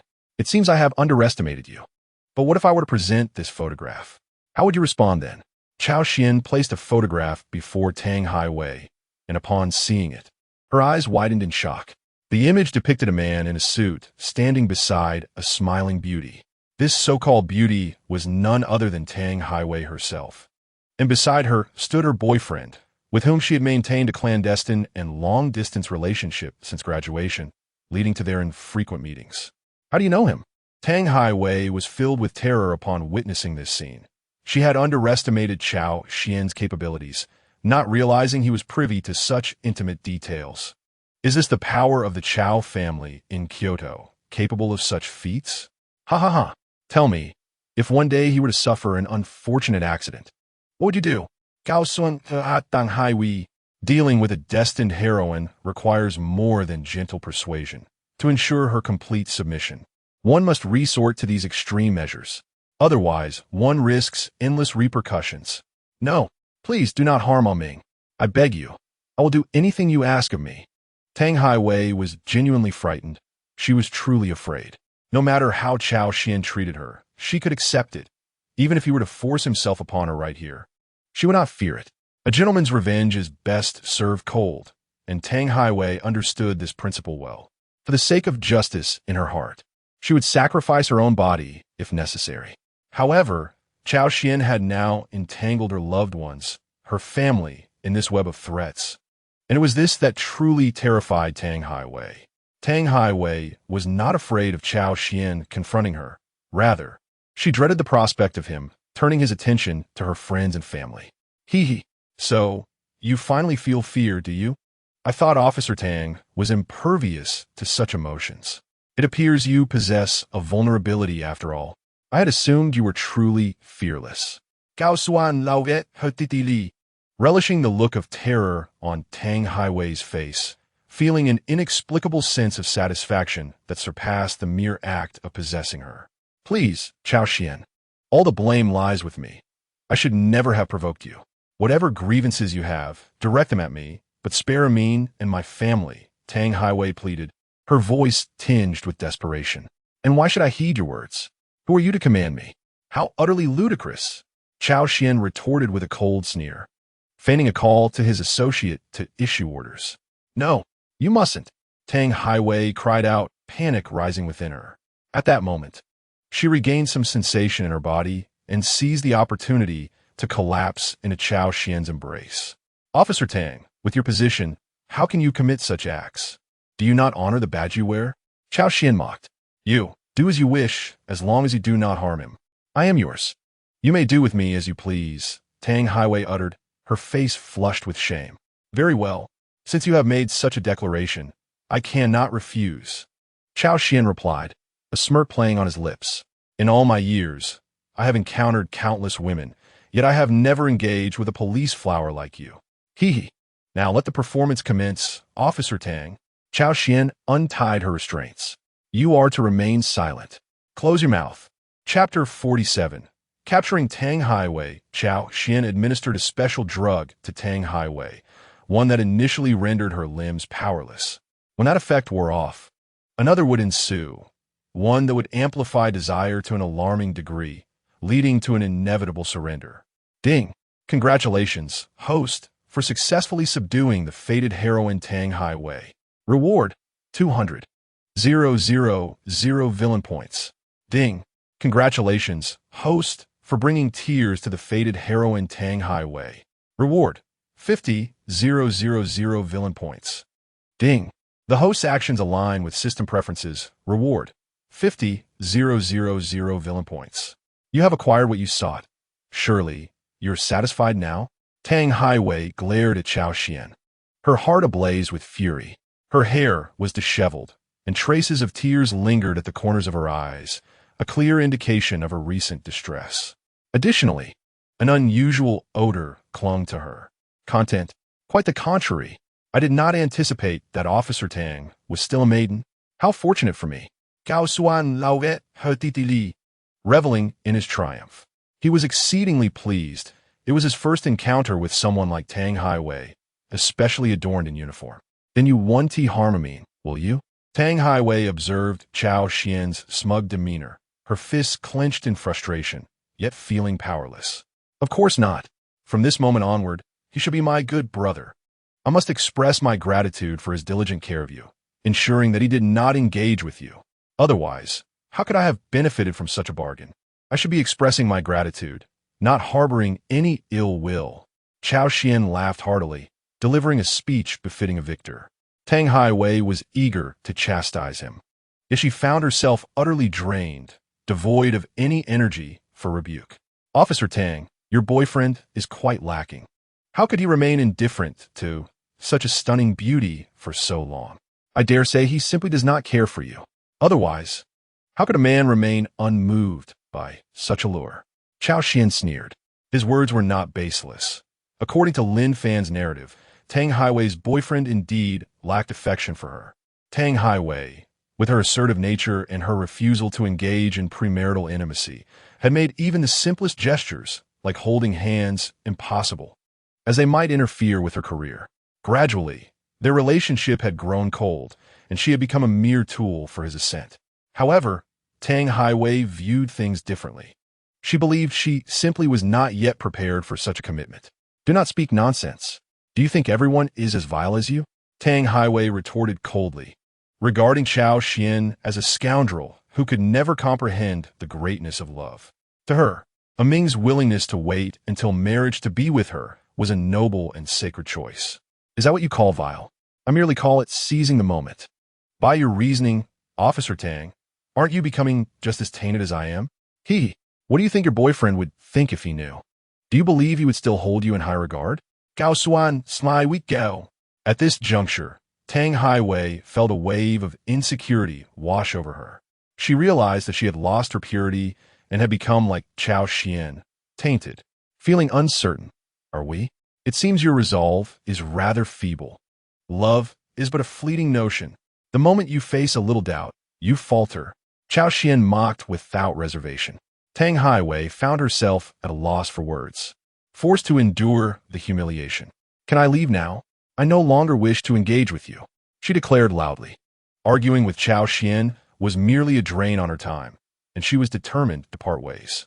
Of course, I wouldn't dream of stopping you, Cao Xuan replied with a grin. Upon hearing this, Tang Highway's face lit up in surprise. Perhaps Cao Xuan possessed a modicum of conscience after all, for he seemed to keep his word. With that thought, she rose to depart. Wait, Officer Tang, I haven't finished speaking yet. Don't be in such a hurry to leave, Cao Xuan said with a mischievous smile. The moment Tang Highway stood up, Cao Xuan felt an exhilarating thrill, having caught a glimpse of her long, graceful legs. What more do you want? Haven't you already acquired what you desired? Whether actively or passively, I have satisfied you. Tang Highway exclaimed in alarm, fearing that Cao Xuan might attempt to undermine her. If that were the case, she would have to fight back fiercely. Calm down, Officer Tang. I am not a person lacking integrity. I simply wish to convey certain matters to you, and they are of great significance. Cao Xuan Tuka, please go ahead. Tang Highway resumed her seat.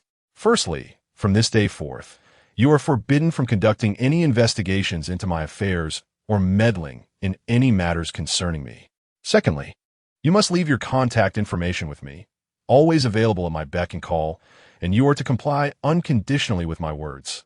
Otherwise, the consequences will be clear to you. Cao Xuan patted Tang Highway's cheek, resembling a villain from a television drama. Impossible. You shall not. Tang Highway flatly rejected him. She could accept many things, even if it were money, but to comply with Cao Xuan's demands would mean reducing herself to his subordinate. Refusal? Ha ha ha. Consider your dear boyfriend. If I were to disclose this to him, what do you suppose his thoughts of you would be? I have prepared a backup. I recorded all our actions and conversations just now. Would you care to listen? Cao Xuan grinned cunningly, causing Tang Highway to feel an overwhelming urge to strike him. You wouldn't want to know about this, would you? Cao Xuan issued his ultimatum. I understand. I shall do as you say, Tang Highway replied. Her voice deflated, akin to a deflated balloon. There was no other choice. Anyone in her position would react similarly. Very well. Such a good girl. Cao Xuan dupfa Tang Highway.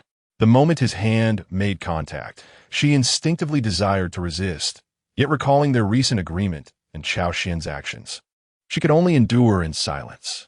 Oh, Amin, this is all for Amin. Chapter 48. The gang? All right. You may leave now. Officer Tang, go about your business. With that, Cao Xuan unceremoniously pushed Tang Highway out. Remember, be available at all times. He called after her. Tang Highway turned back to glare at Cao Xuan, wanting to retort, but as she beheld his smug expression, words eluded her. You're quite something. Thus, with a heart full of resentment, Tang Highway limped away from the scene. Ha ha ha. Good days are yet to come, Officer Tang. Watching her retreating figure, Cao Xuan felt an overwhelming sense of pride. It was a gratifying accomplishment. After Tang Highway's departure, as silence enveloped the outside, Jiang Shui emerged, exuding a flirtatious demeanor. Ha ha ha. Darling, that sly fox Tang Highway has finally left. Now it's my turn. Jiang Shui alluringly approached Cao Xuan, her attire transformed into something only suitable for couples. Goodness, sister, in this manner, it becomes quite difficult for me to coexist peacefully with you. Truly, she was the elder sister. Her array of tactics was overwhelming, and he found himself reluctantly ensnared. After an indeterminate passage of time, the farce finally came to an end. Cao Xuan gathered his belongings and left a sum of money for Jiang Shui to procure something nice before he descended the stairs.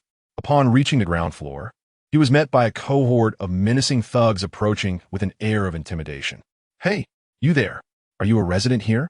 The leader, a bald man, locked eyes with Cao Xuan, directly addressing him. I am. Is there a problem? Cao Xuan replied, casting a glance at the group, who were clad in suits and sunglasses, exuding the demeanor of rogue enforcers. Beneath their tailored clothing, Cao Xuan sensed the presence of concealed weapons. Were they robbers? Or perhaps members of a gang? In this alternate world, it seemed that gangs, once nearly eradicated in his previous life on Blue Star, were thriving. Not to mention, the Cao family had a gang of their own, led by a figure known as the Tiger of Central China, with thousands of underlings at his command. Yet, to the Cao family, these individuals were merely akin to pets. What era was this, still engaging in gang activities? A smirk crept onto Cao Xuan's face. Well then, that simplifies matters. I am Niu Ma Biao, known as Brother Biao. Is your landlord a certain Hu Ming? Please summon him for me. Otherwise, you know the consequences. The self-proclaimed Niu Ma Biao appeared deceptively polite, even claiming to seek Cao Xuan's assistance. But his words dripped with veiled threats as he brandished a metal rod. Young master, would you like me to take care of them?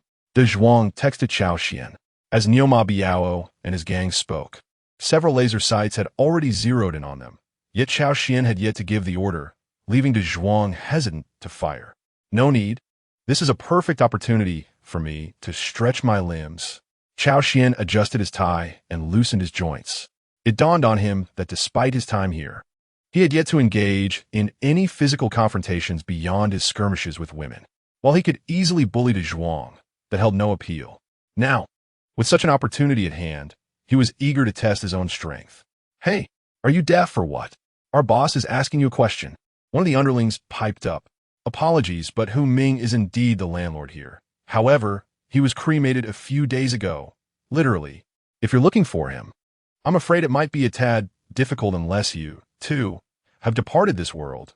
Cao Xuan replied with a mischievous grin. What? You cremated him? Niu Ma Biao was incredulous. How could this seemingly frail youth be so audacious? In his own youthful escapades, he had never dared to speak so boldly before adversaries. How dare you? That scoundrel owes me over 2 million in gambling debts and has yet to repay. Since you've done away with him, you shall settle that debt on his behalf." As Nioma Biao's voice faded, his entourage of ruffians eagerly tightened their grip, encircling Cao Xuan with iron rods and gleaming knives brandished menacingly. "What if I refuse?" Cao Xuan replied with a cold smirk. "Refuse? Kid, I admire your audacity.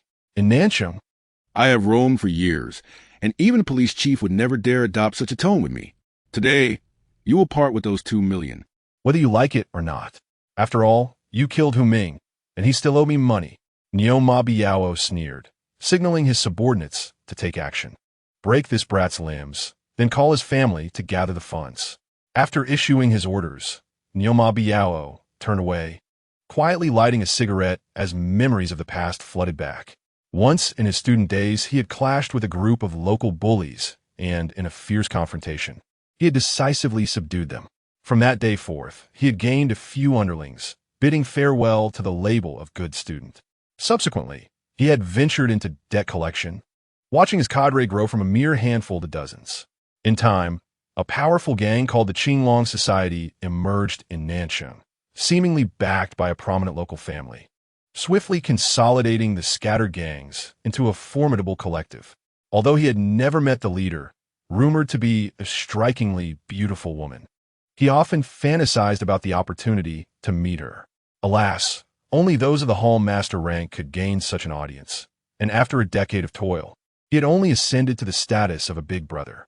With a sigh, Nioma Biao contemplated the hierarchy within the Qinglong Society: underlings, minor leaders, big brothers, hall masters, elders, and finally, the society's president. As a big brother commanding over 100 followers, he had certainly earned his title. Above him, a hall master oversaw at least 10 big brothers. Amidst the anguished cries ringing in his ears, "Help! Spare me! Please don't hit me!" Nioma Biao found himself in a state of delight. "Hey, don't hit him too hard. I merely instructed you to break his limbs, not to kill him." With a grin, he turned, only to be momentarily taken aback by the scene before him. Chapter 49. The new protagonist of Destiny. What the hell? Where are my subordinates? Nioma Biao had confidently turned back, expecting to see Cao Xuan incapacitated. Yet it was his own robust underlings who lay defeated. These were the very men he had meticulously trained, ensuring they were well-fed and had undergone months of combat training. The fighting prowess of these dozen men equated to that of countless ordinary individuals. You single-handedly took them all down?" Nioma Biao stuttered, his body trembling in disbelief. To defeat a dozen men, and all unarmed, was that even humanly possible? It was inconceivable, especially against armed brutes. Even a world-class boxing champion would flee in such circumstances. "Is there a problem?" Cao Xuan approached Nioma Biao with a grin, resembling a demon from the depths of hell. No, don't come any closer." The bravado that Nioma Biao had just displayed evaporated, and he took flight. Yet, no matter how swiftly he ran, he could not outpace Cao Xuan, whose physical prowess now surpassed that of an ordinary man by several folds. Fleeing was futile unless he were to resort to some supernatural means. "Spare me, please. I was wrong. I was merely joking. I don't want the 2 million. I can give you another 2 million. Will you let me go?" Nioma Biao, akin to a frightened chick, was grasped in midair by Cao Xuan, flailing and pleading, his sunglasses nearly slipping off. "Do I appear to be in need of money?" Cao Xuan skop gun li. "Then what is it that you desire? Speak freely. I shall comply with whatever you ask, as long as you spare me." Nioma Biao was utterly terrified, prompting Cao Xuan to disdainfully drop him to the ground. "Are you a member of a gang? What is the name of your organization?" Cao Xuan casually sat upon one of his underlings, speaking in a nonchalant tone. Surprisingly, the makeshift seat was rather comfortable. Perhaps he would allow Tang Highway to experience it as well. Among the women he knew, only Tang Highway possessed any significant strength. Being a police officer, after all. "Our gang is called the Qinglong Society. My elder brother is named Wang Biao, the hall master of the Qinglong Society. As for the leader of the society, I am unaware of their identity." Nioma Biao divulged everything he knew to Cao Xuan without reservation. He harbored no illusions about intimidating his adversary with the name of the Qinglong Society, for his very life hinged on Cao Xuan's mercy. When faced with the threat of his own existence, brotherhood and loyalty became inconsequential. You truly lack ambition. Is this all you have to offer, despite having an elder brother? Cao Xuan was both amused and exasperated. Nioma Biao's cowardice was glaringly evident. Merely a single question had led him to confess everything. No, I'm not the elder brother. I'm just a mere Nioma. You are the true elder brother. Nioma Biao obsequiously responded. Enough, you are dismissed. Do not return here, or next time I shall break your legs. Cao Xuan made a gesture as if firing a gun, and in the next moment, a bullet whizzed past, landing perilously close to Nioma Biao. Ah, brother, I understand my mistake. I promise never to return. Nioma Biao nearly fainted from fear. That had to have been a sniper rifle. What sort of entity had he provoked? Utilizing a sniper rifle so brazenly in a bustling area, what kind of backing did that require? Thankfully, he had capitulated quickly. Otherwise, his life would surely have been forfeit. Nioma Biao breathed a sigh of relief. Get your people out of here. Upon hearing Cao Xuan's command, Nioma Biao's underling jumped in fright and hurriedly assisted him in fleeing. Young master, I have gathered the information regarding the Qinglong Society. Here are the details. De Zhuang sent a document to Cao Xuan's phone after Nioma Biao and his crew had departed. Excellent. You truly understand me. As expected of a trusted confidant. Without uttering a word, De Zhuang had already accomplished the task. The materials submitted by him closely mirrored what Nioma Biao had conveyed. The Qinglong Society operates in the shadows, with its high-ranking members and elders never having made an appearance. I apologize, young master, but I could only uncover this much. To delve deeper, we may need to invoke the family's influence. De Zhuang stated, such trivial matters need not trouble them. Tomorrow, take a group and sweep through their establishment. Their leader will inevitably reveal himself. Cao Xuan replied with a smile. Understood. Your wisdom is indeed remarkable, young master. I shall proceed with action. De Zhuang exclaimed, enlightened. Cao Xuan's motives for targeting the Qinglong Society were not merely due to Nioma Biao's recent affront. It was primarily because Nioma Biao had approached Hu Ming to collect debts, and Hu Ming was the landlord of Jiangshui, who happened to be Lin Fan's mother. This indicated the possibility of a destined female protagonist within the Qinglong Society. Ding! Congratulations, host, you have triggered a keyword. A new destined protagonist has emerged. Would you like to spend 300,000 villain points to gain prior knowledge of the plot? Goodness, you startled me, system. Let us proceed with the expenditure. As the 300,000 villain points were deducted, Cao Xuan felt a pang of regret. Although he was now a millionaire, that sum was still considerable, consuming nearly 1/3 of his savings. Soon, a wealth of information began to materialize in Cao Xuan's mind. It narrated the tale of a miraculous doctor descending from the mountains, with a protagonist named Xiao Feng, who initially was just a debauched heir, but fortuitously encountered an old man who took him as a disciple. After 5 years of arduous training, Xiao Feng returned, embarking on a journey of ostentation, attracting school beauties, a mafia heiress, a stunning CEO, and even an auntie. Goodness, Su Wan Yi is actually the destined female protagonist in this narrative? I must exert myself. Cao Xuan had already harbored intentions towards Su Wan Yi, and upon discovering her role as the destined protagonist, his resolve to strive intensified. Naturally, he would not overlook the other beauties, including the school flowers, the mafia heiress, and the captivating CEO. What truly astonished Cao Xuan was the revelation that Xiao Qinyu also had connections to Xiao Feng. However, the only complication was that Xiao Feng had already returned, possessing both exceptional medical skills and martial prowess. This was a stark contrast to Lin Fan, who, despite having a system, had not even activated it upon their first encounter, let alone developed it.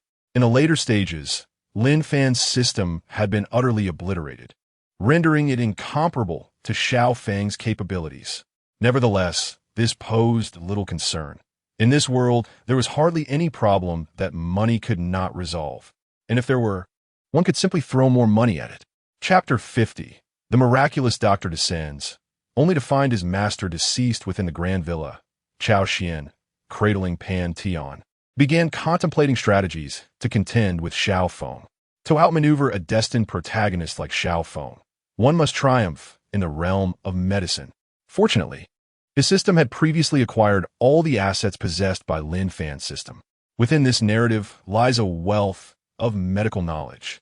Although Xiao Feng is the protagonist, a renowned divine physician whose medical skills are unparalleled, there are few in the Dragon Kingdom who can compete with him openly. To surpass Xiao Feng in the realm of medicine, one would likely have to rely on legendary figures from the elder generations. System: purchase advanced medical skills. Ding! Acquiring advanced medical skills requires 500,000 villain points. Does the host wish to proceed with this expenditure? Damn it, 500,000. System: you could have simply taken it. Though Cao Xuan felt a pinch at the cost, he ultimately resolved to spend the villain points to outshine Xiao Feng. After all, one must invest in order to reap rewards. While he may not attain the flashy acrobatics of Xiao Feng's medical prowess, he could certainly establish a solid foundation.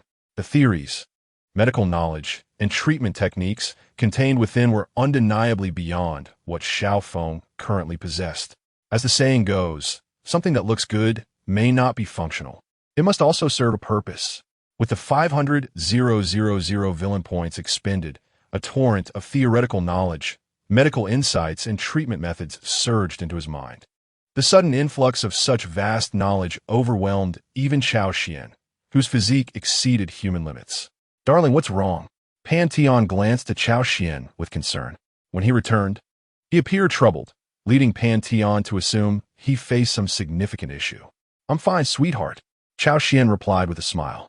Although he struggled momentarily, he gradually adapted and began to feel comfortable, much like Pan Tian had before him. After all, learning so much at once could unsettle anyone. That's good.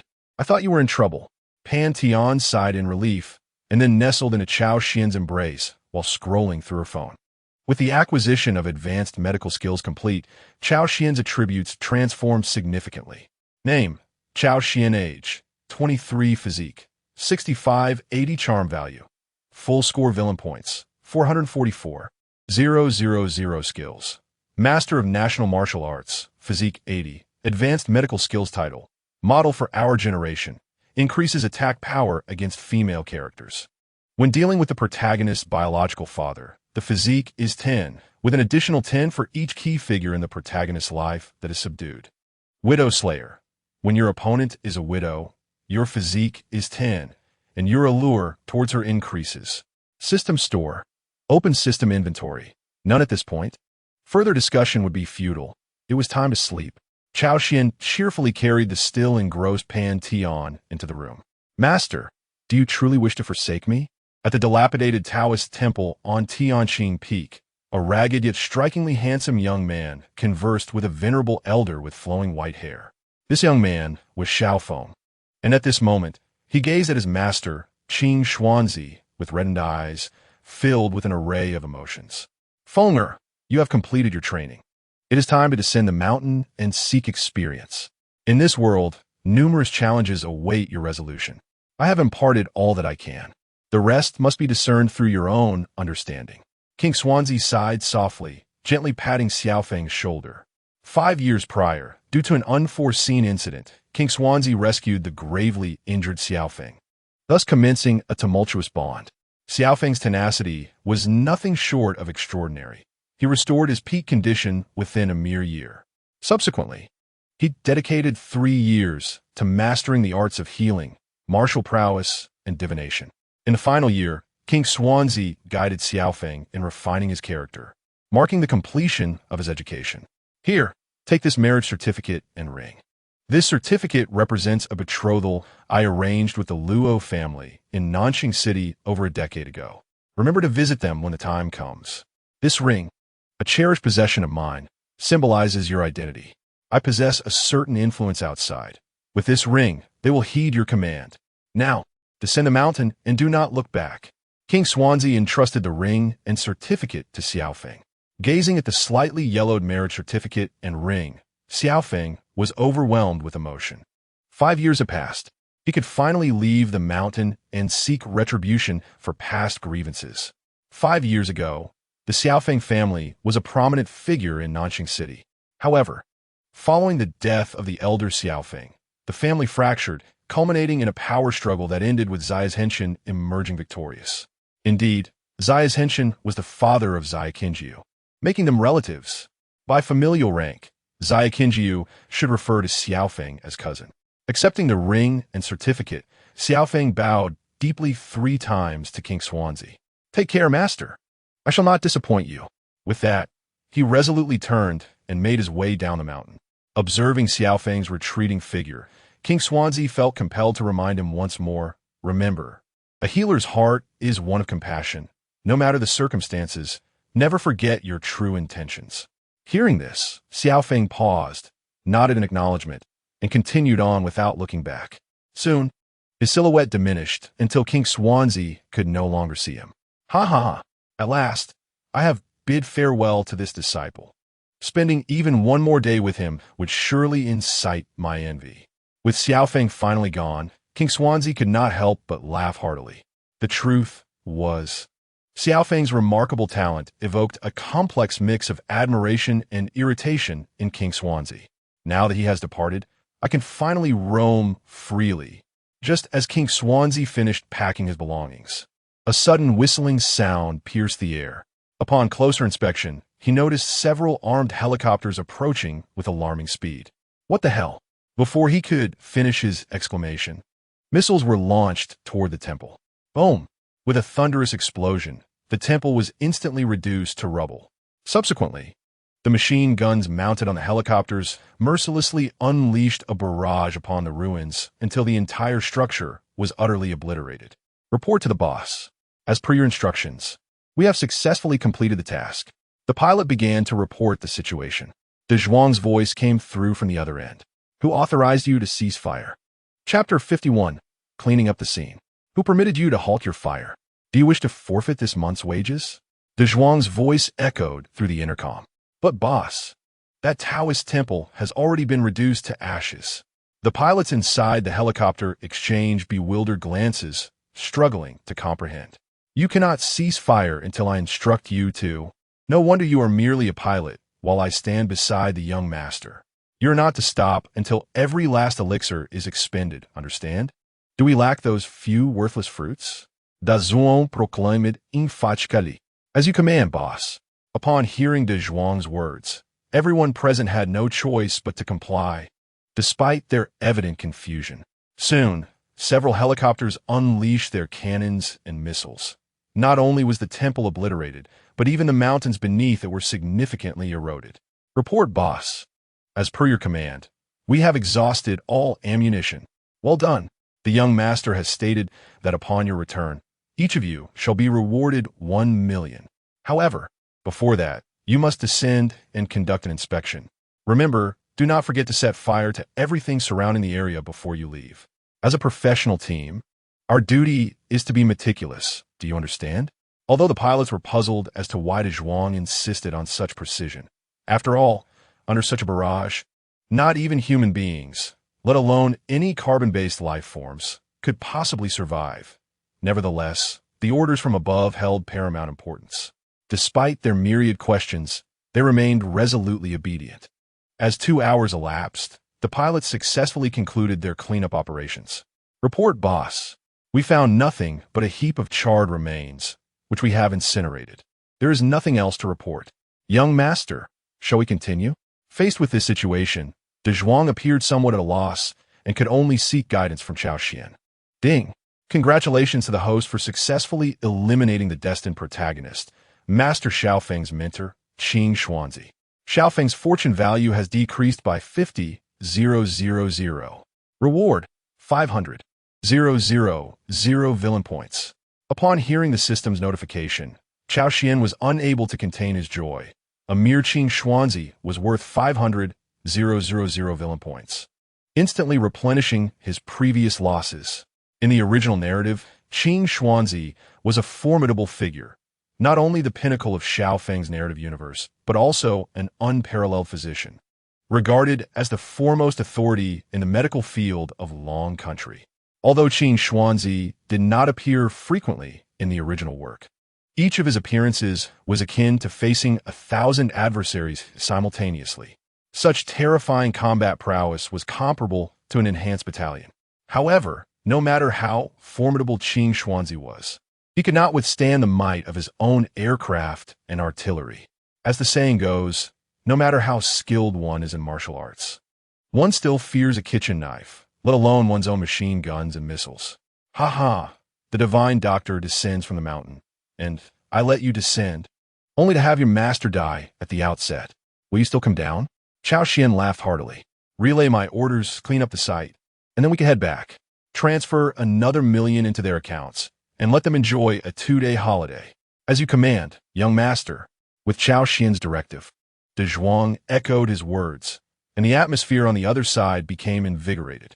Without the backing of Qin Xuanzi, Xiao Feng would no longer have access to the final 3 techniques of the 9 transformations of the Golden Needle.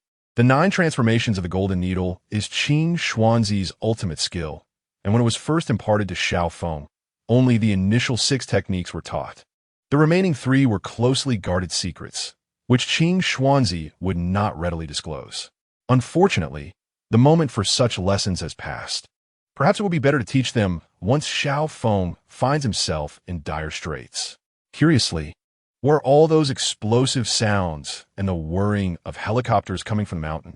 Could something have happened to my master? At that moment, on the other side, Xiao Feng had just ascended the mountain when he heard the cacophony of explosions and helicopter blades.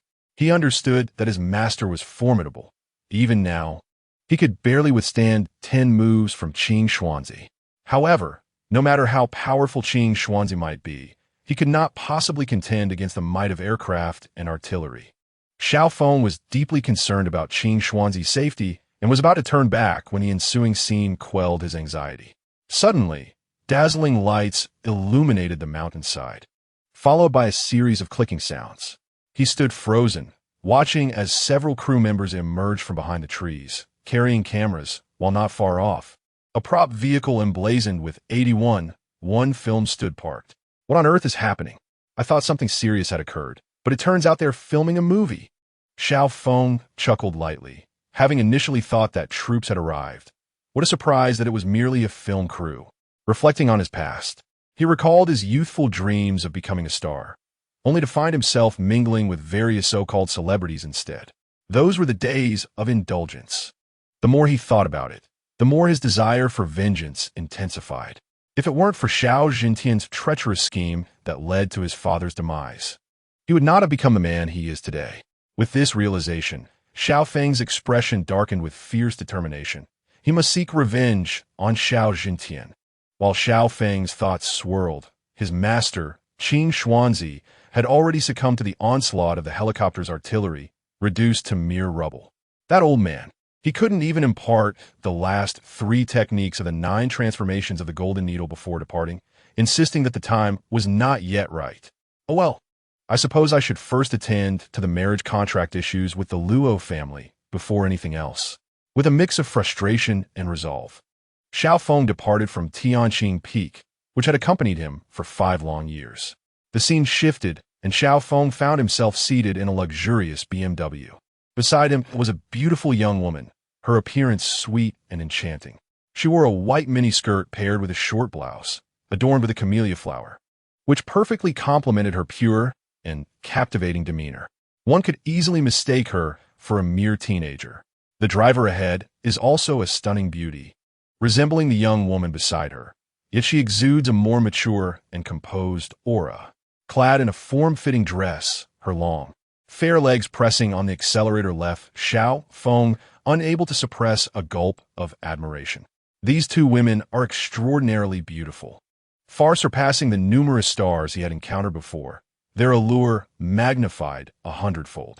Who would have thought that after a mere 5 years away, the world outside had transformed so dramatically? To stumble upon such star-like figures in this desolate wilderness is truly astonishing, and to encounter 2 at once is even more remarkable. What if he had run into some nefarious characters instead? Chapter 52. The Sisterly Blossoms. Of course, Xiao Feng was merely jesting. At heart, he remained a law-abiding citizen. unlikely to engage in any unscrupulous behavior. Through their earlier conversation, he discovered that the two women before him were indeed sisters. The mature elder sister, Shun Xia, was at the wheel, while the innocent younger sister, Shun Kiki, sat alongside Xiao Feng. Upon learning that the Shun sisters were also headed to Nanqing City, Xiao Feng shamelessly sought a ride. However, he was not merely seeking charity. The ring gifted to him by Qing Xuanzi contained a considerable sum of cash, estimated to be in the millions, along with several gold bars. Initially, Shun Kiki was quite reluctant, concerned about Xiao Feng's ambiguous background and the potential dangers. Nevertheless, Shun Xia reassured her, suggesting that he did not appear to be a villain and that their paths aligned perfectly, thus agreeing to give Xiao Feng a lift. This decision irked Shun Kiki, who maintained a stern demeanor throughout the journey, her gaze filled with suspicion. "Mr. Xiao, what brings you to Nanqing City?" she inquired, as the atmosphere grew somewhat tense. "Why are you even conversing with him, sis? We should just drop him off downtown and head home." Shun Kiki retorted, clearly displeased. "Kiki, you mustn't say that. A small act of kindness can leave a lingering fragrance. How did our father instruct us?" Shun Xia responded. "In such a desolate area, it's perilous for Mr. Xiao to be alone. Had we not encountered him, he might have found himself in quite a predicament." "Sis, you're simply too kind. Have you considered what if he is a bad person?" Shun Kiki protested. "Mr. Xiao is not that kind of person. If he were, he would have made his move by now, wouldn't he?" Shun Xia chuckled. "Isn't that right, Mr. Xiao?" She turned her gaze toward him. "Indeed, it seems that Miss Shun understands me well. If I were truly a villain, you would have found yourself at my mercy long ago." Xiao Feng teased, causing Shun Kiki to quickly shuffle to the corner of a seat, distancing herself from him. "Look at him, sis. He claims he is not a bad person, yet he is trying to frighten me." Shun Kiki pouted at Shun Xia. "If you feel unsafe, you can always ride in Uncle Xia's car." Shun Xia replied. Uncle Xia was their steward, shadowing them closely, and could hear their conversation. Should Xiao Feng utter any suspicious words, they would immediately take action, which was precisely why Shun Xia felt secure bringing him along. As for why Xiao Feng was not allowed to ride in Uncle Xia's car, it was mainly because, deep down, she had an unsettling feeling that she would soon find herself in need of Xiao Feng's assistance. "I don't care. What if he takes the opportunity to attack you while I'm away? I must keep a close watch on him," Shun Kiki said, visibly displeased. "In that case, you may as well sit quietly and refrain from uttering such offensive remarks." Though reprimanded by Shun Xia, Shun Kiki was quite unhappy but had no choice but to endure. She shot a glare at Xiao Feng, who responded with a cheeky grin, exuding unrestrained delight, which nearly drove Shun Kiki to grind her back teeth in frustration. "By the way, Miss Shun, I haven't inquired about your purpose for visiting Tianqing Peak. Judging by your attire, you don't seem to hail from some impoverished backwater. What brings you here to endure such hardships?" Xiao Feng was genuinely curious about the reason behind Shun Xia and her companion's visit. For although Tianqing Peak appeared to be a picturesque locale, he was acutely aware of the hidden dangers that lurked beneath its beautiful facade after residing there for 5 years. "It is as follows," Shun Xia began to explain. "We have come to Tianqing Peak primarily to seek out a legendary Taoist temple, rumored to be home to an elderly priest clad in white robes, renowned for his unparalleled medical skills. Our father is gravely ill, and after consulting numerous doctors without success, we fortuitously heard this legend, prompting our journey to Tianqing Peak. However, after searching for several days, we have yet to locate the so-called temple. Reluctantly, we resolved to abandon our quest when we chanced upon you on our way back." "Wait, a temple? You can't possibly be referring to my master, can you?" Xiao Feng exclaimed, somewhat surprised. Having thoroughly explored Tianqing Peak over the past 5 years, he knew that the only temple of note belonged to Qing Xuanzi. If what Shun Xia said was true, then they were indeed seeking Qing Xuanzi. What an extraordinary coincidence. It truly is a remarkable coincidence. To be candid, I am affiliated with that temple. The person you seek is likely my master, Xiao Feng declared. "Just you?" Upon hearing this, Shun Kiki cast a skeptical glance at Xiao Feng, her suspicion only deepening. "What? Do you doubt me?" Xiao Feng's lips curled into a slight smirk. This was the perfect opportunity to showcase his abilities before them. Of course, with your disheveled appearance, how can you claim to be a venerable sage? Who would believe that? Shinkiki scoffed. The legends surrounding Cao Xuan depicted him as a celestial being. Yet here was an ordinary-looking individual claiming to be his disciple. Who would accept such a preposterous assertion? I assure you, my words are true, Xiao Feng replied, feeling a bit exasperated. He was merely speaking the truth, yet his honesty was met with disbelief. Moreover, he found it amusing that Cao Xuan was regarded as a divine figure, as he himself perceived the old man to be a rather eccentric and cantankerous character. Mr. Xiao, it seems this jest may not be well received. Do not even mention Shun Kiki. Even Shun Xia found Xiao Feng's words somewhat absurd. After investing a considerable amount of energy and time without yielding results, how could it be that a mere ride granted him success? It seems utterly ludicrous. Is this how one justifies their expenditures exceeding $1 million over the past few days? Such is the reality, believe it or not. The reason you cannot locate the temple is due to my master employing divination techniques to establish a formation. Unless you follow the correct path and method, it is impossible to find it. Xiao Feng chuckled, recalling the days when he was cast out by Cao Xuan and spent 2 months on Tianqing Peak before discovering a way back. He pondered how much more challenging it would be for these novices. Without investing a year or two, or encountering some unforeseen circumstance, they might never succeed. Fortunately, you encountered me. Otherwise, you might search your entire lives in vain. Given that you have aided me, feel free to share any troubles your father may be facing. Xiao Feng stated calmly. What a quintessential plot twist. At this moment, on the other side, Cao Xuan was thoroughly engrossed in the trio's conversation. Familiar with the narrative, he had preemptively arranged for surveillance devices to be installed in their vehicle while Shun Xia and the others were resting. I feel like a voyeur, eavesdropping on their little secrets. Cao Xuan Mu said. He continued to listen intently. Ha ha ha. Xiao Feng, are you truly out of your mind? How can you utter such words? Shun Kiki nearly burst into laughter, having initially perceived Xiao Feng as a villain, only to find his demeanor more akin to that of someone mentally unstable. Even Uncle Xia and the others were left speechless. Could it be that Xiao Feng genuinely has some issues? Don't believe me? Just take a look at this. Xiao Feng ceased his pretense and produced the ring given to him by Cao Xuan. This ring symbolizes Cao Xuan's identity. If his claims were as outrageous as they suggested, they ought to recognize this ring. This is, upon seeing the ring, Shun Kiki hastily retrieved her phone, scouring through her photos, and eventually discovered the ring in images taken days prior to their departure. This is Cao Xuan's ring, said to have been worn by him continuously. Legend has it that the bearer of this ring is recognized as either his disciple or the man himself. In other words, the Xiao Feng before them is indeed a disciple of Cao Xuan, or perhaps even Cao Xuan himself. Sister, this ring is truly that of the ancient sage, Shinkiki exclaimed with great excitement. Should you wonder why she does not doubt the authenticity of the ring, it is because over the years, many have attempted to impersonate him, yet all without exception met their demise. What? Upon hearing this, Shun Xia slammed on the brakes, nearly sending the 3 of them flying. Sister, what are you doing? Shun Kiki exclaimed, clutching her head. Fortunately, she had fastened her seatbelt. Otherwise, she might have been thrown out. I apologize, Kiki. I just became a bit too excited, Shun Xia replied, feeling a tinge of embarrassment. As the current head of the Shun group, it was her first time feeling so unsettled.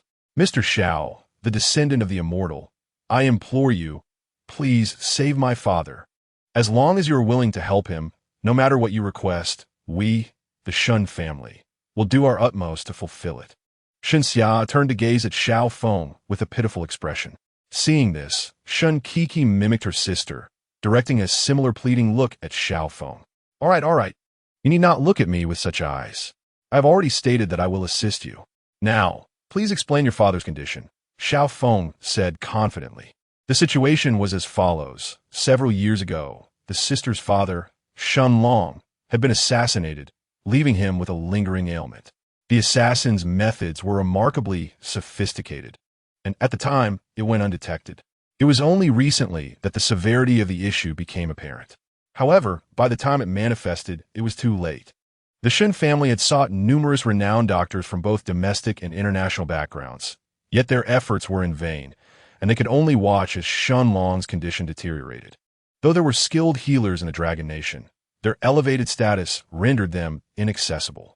Thus, the family turned their attention to Qing Xuanzi, a legendary folk healer.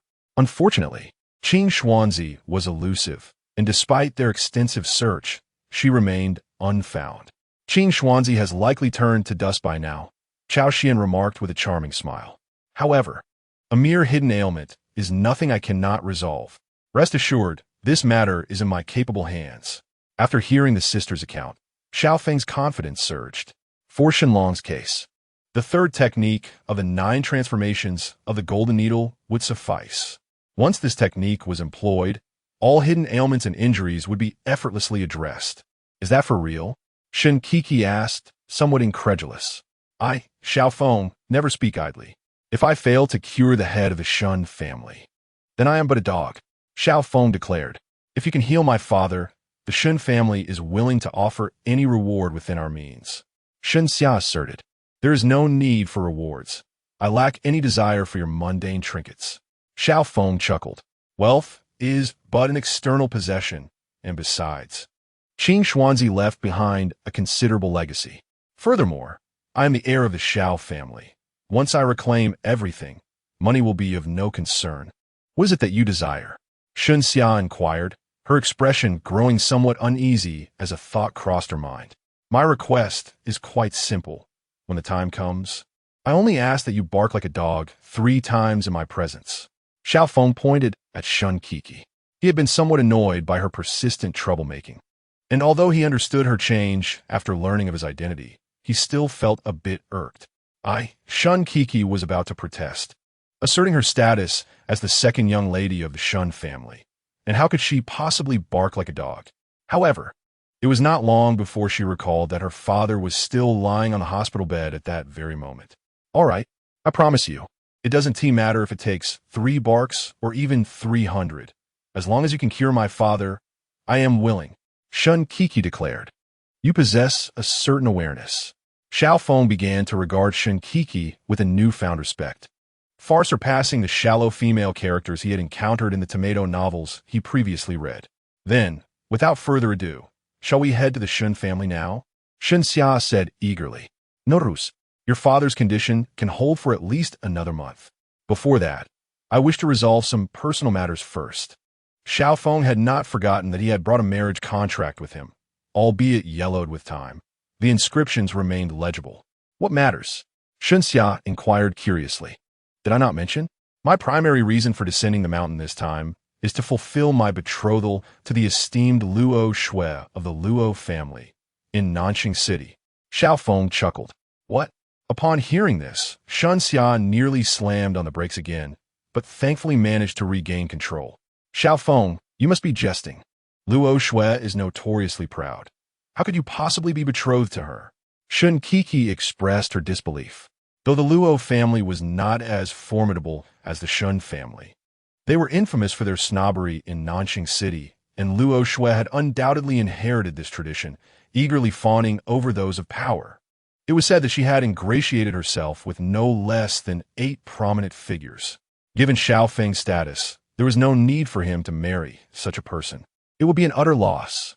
Do not concern yourselves with that. Aside from fulfilling the betrothal, I have other matters to attend to, Xiao Feng replied nonchalantly. Chapter 54. The Luo family. When Qing Xuanzi descended the mountain, he had mentioned that the head of the Luo family owed him a life debt, which led to the signing of the marriage contract. However, he had been cautious, ensuring that he did not fully heal the head of the Luo family. If the contract were not honored, then, he chuckled darkly, fulfilling the betrothal would be the least of his concerns. Soon, with the roar of a BMW, Xiao Feng and his companions swiftly arrived in Nanxing City. Leave me an address. Once I have resolved my matters, I will seek you out, Xiao Feng stated coolly. Very well. We shall await your return. Shen Xia and Shun Kiki, seeing the situation, said no more and provided Xiao Feng with an address before departing. Watching the sisters from the Shun family depart, Xiao Feng wore a knowing smile. Hee. Nanxing City. I have finally returned, Xiao Feng proclaimed. Prepare to face the remnants of the Xiao family. Before he could finish, a speeding car suddenly raced by, splashing him with water. As he left, Xiao Feng noticed the driver gesturing an obscene sign while muttering under their breath. Damn it! Xiao Feng seethed in frustration. At that moment, in Nanxing City, the Luo family. An armed helicopter descended from the sky, the gusts generated by its whirling rotors enveloping the stone lions at the entrance of the Luo residence in a shroud of dust. The metallic doors of the cabin thunderously swung open. Dressed in a tailored suit, Cao Xuan stepped out, adjusting his slightly askew tie, and swaggered down with an air of confidence. Close behind him was a burly man with a formidable physique, clad in black sunglasses, none other than Juan. Who are you? The bodyguards of the Luo family asked, feigning composure amidst the unexpected spectacle. Who is this person? Arriving in a helicopter, no less a military one. The missiles and cannons are clearly visible. They had been in this line of work for years, yet had never encountered such a display. Brother, could it be that our master has offended some formidable figure? The two bodyguards exchanged glances, clearly reaching a mutual understanding. Surrender might be their best option. Summon your master. I am Cao Xuan of the Cao family in the capital. Surely, that requires no further elaboration. A powerful aura radiated from Cao Xuan, overwhelming the bodyguards, making it difficult for them to breathe. As bodyguards, they were indeed armed, and Cao Xuan's ostentatious display tempted them to draw their weapons, though they merely entertained such thoughts internally. No need to search any further. Young Master Cao, I am here. Luo Hong Tu, the head of the Luo family, emerged from the crowd. Approaching 50, he still stood tall, his gaze piercing. Trailing behind him was a strikingly beautiful woman, tall and fair-skinned, with long hair cascading down her waist. She was Luo Shui, renowned in Nanxing City as a socialite. While she may not have been as stunning as Xiao Qingyu and her companions, she certainly belonged to the echelon of high-caliber beauty, an existence beyond the reach of ordinary individuals. You are Luo Hongtu? Cao Xuan, well-versed in the narrative, recognized the name of the Luo family patriarch. I am Luo Hongtu. It is an honor to meet you. Young Master Cao. Luo Hongtu bowed respectfully, nearly prostrating himself before Cao Xuan. Luo Shui, observing her father's demeanor, quickly followed suit, recognizing the weight of her father's status. Although she had never heard of the Cao family or Cao Xuan, she was acutely aware of her father's standing. In Nanxing City, with the current status of the Luo family, they ranked among the top 5, if not the top 3. Even someone like Xiao Jintian would not elicit such deference from her father. You are quite perceptive, Cao Xuan remarked, slightly taken aback by Luo Hongtu's respectful demeanor, as he recalled how Luo Hongtu had treated Xiao Feng with far less courtesy in the narrative. Well, as I am the antagonist. Such experiences are to be expected. Cao Xuan wished to indulge in the thrill of playing the underdog, yet his capabilities did not permit such indulgence. Hey. In the Dragon Country, who does not know the esteemed name of young Master Cao? Who is unaware of the illustrious Cao family? It is said that young Master Cao is exceptionally talented, perfectly inheriting the spirit of the martial emperor's Jin style. Today, seeing you in person indeed, the reputation is well-deserved. Luo Hongtu smiled obsequiously, resembling a small dog wagging its tail. I am truly flattered, Master Luo. Your praise leaves me quite bashful. Cao Xuan Juka Hoti Dili. You mustn't speak, for Luo Hongtu is indeed skilled in flattery, at least to his own delight.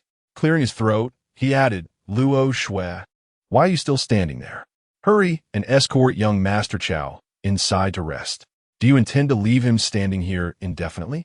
With a discreet glance, Luo Hongtu signaled to Luo Shui, who promptly understood. Young Master Cao, please follow me. We can discuss matters further inside. With that, Luo Shui took Cao Xuan's arm. Upon sensing the softness of her touch, Cao Xuan raised an eyebrow. Regrettably, he was well aware that this allure was but a fade. Although it appeared ample and pleasing, it was not genuine. Nevertheless, he thought, why dwell on it? All right, let us proceed then. Cao Xuan meets Tievo, allowing Luo Shui to lead him into the Luo residence. As for De Zhuang, he too was not idle. A beautiful woman grasped his hand. Please, do not disturb me with work matters. De Zhuang maintained his professional integrity, resolutely refusing to be swayed by beauty. The woman, disheartened by his response, obediently trailed behind him.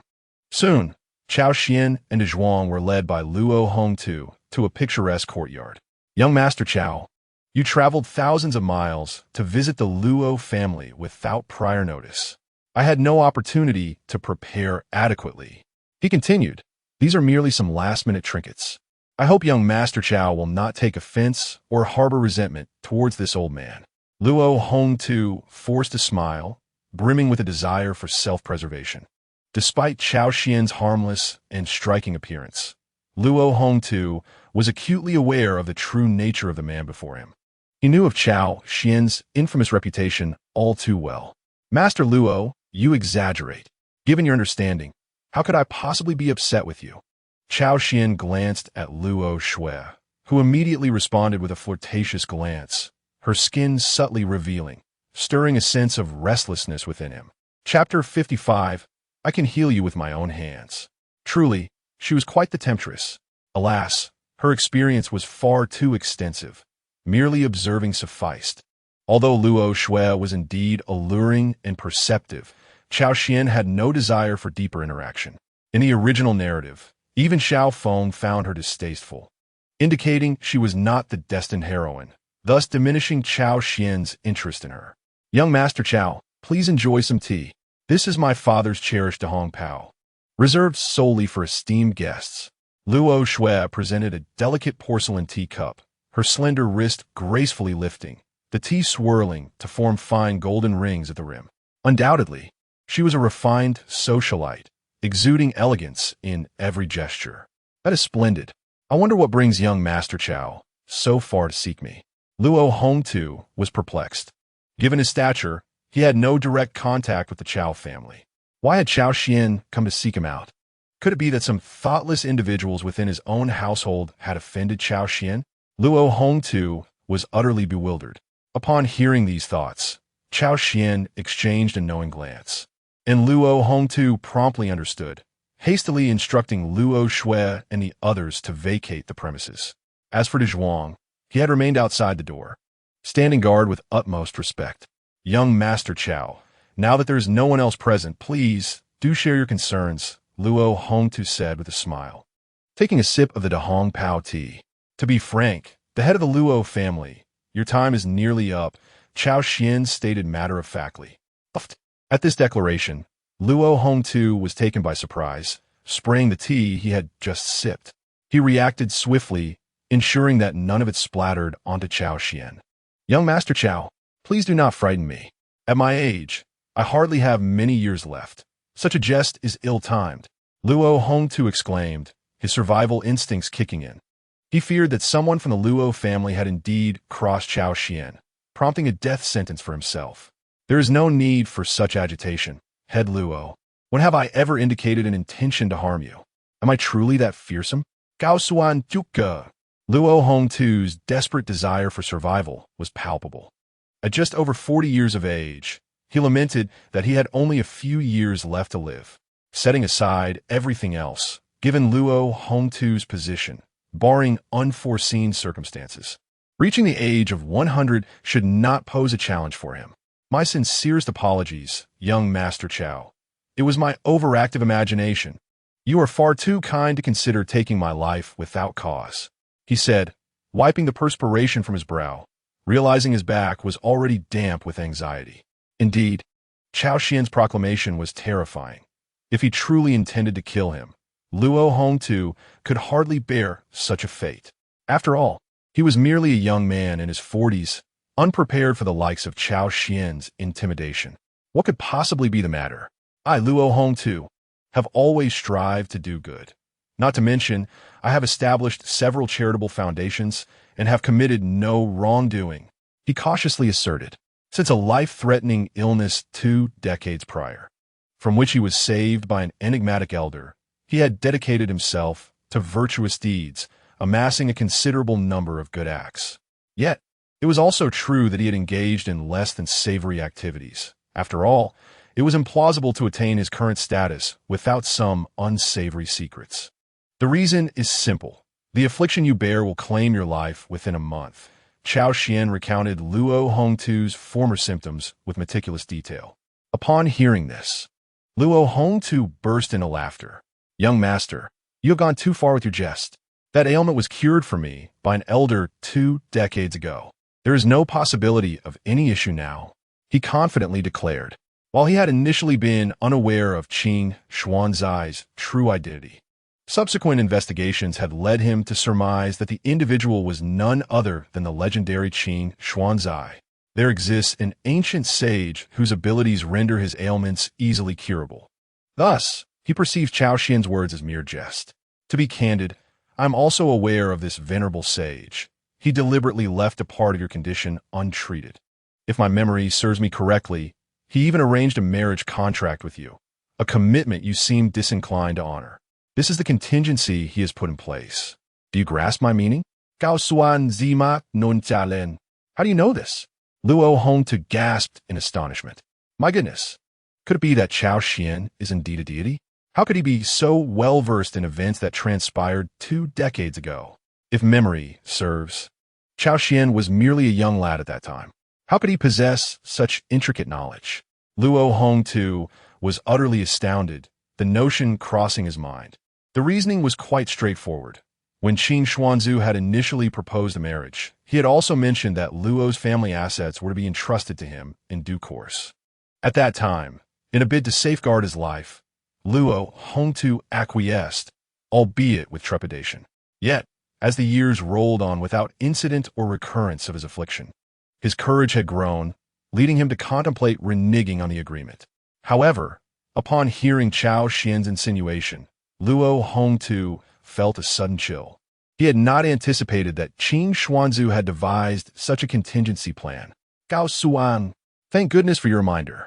I shan't dare to contravene the sage's covenant any longer.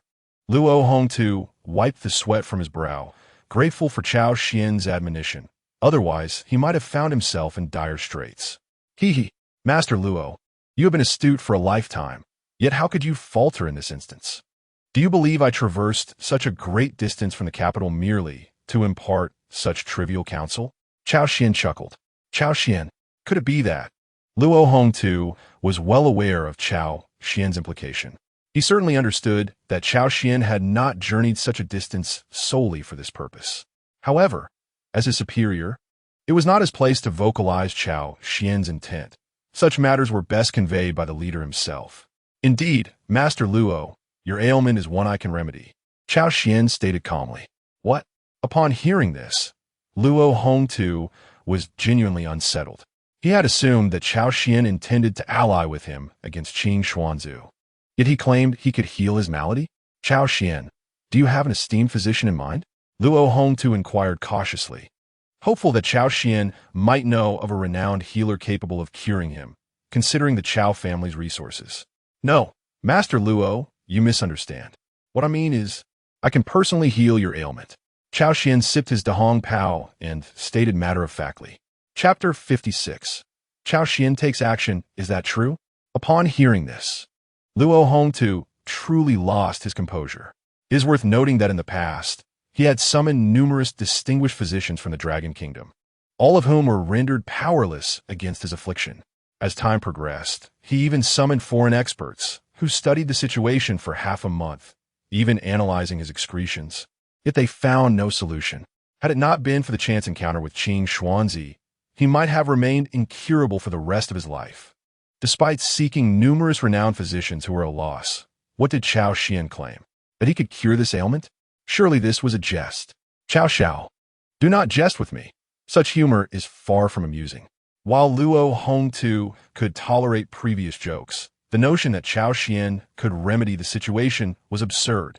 What do you think of Cao Xuan? Am I not well aware of your character? Cao Xuan, a mere debauched youth, could hardly surpass the expertise of those celebrated physicians with decades of experience. Luo family head, does this imply a lack of trust in me? Although Cao Xuan did not explicitly state it, His words brimmed with veiled threats. Should Luo Hongtu express disbelief, he might very well meet his demise today. Heaven seeks my destruction. Heaven seeks my destruction. Luo Hongtu felt utterly dejected, having believed himself to have escaped the clutches of death, only to find himself ensnared once more. He envisioned his fate, merely becoming a plaything for Cao Xuan, the frivolous scion, in his medical experiments. One could only wonder at Cao Xuan's foolishness in pursuing the study of medicine. I believe, how could I not believe? Cao Xiao, you are astute and formidable. Curing such a trivial ailment should be a mere trifle for you. Luo Hongtu's smile was more sorrowful than laughter. He had no choice but to believe. If he accepted this fate, it would cost him only his life, but if he did not, the Luo family might face annihilation. Ha ha! Since the Luo family head is so agreeable, allow me to demonstrate my skills. Bring me a set of silver needles. Cao Xuan laughed heartily. Did you not hear Cao Xiao's command? Hurry! Luo Hongtu shouted, seemingly venting his frustration. Soon, Luo Shui returned with a set of silver needles. Puzzled by the stark change in her father's demeanor. Here it is, Cao Xiao. Luo Shui placed the items down and then departed. Luo family head, you are fortunate. You are the first patient I have treated in my years of studying medicine. Cao Xuan laughed heartily. Upon hearing this, Luo Hongtu felt even more despondent. He truly was a test subject. Oh, heavens, may you protect the Luo family. May you protect me, Luo Hongtu, through this trial. The once skeptical Luo Hongtu now displayed fervent devotion.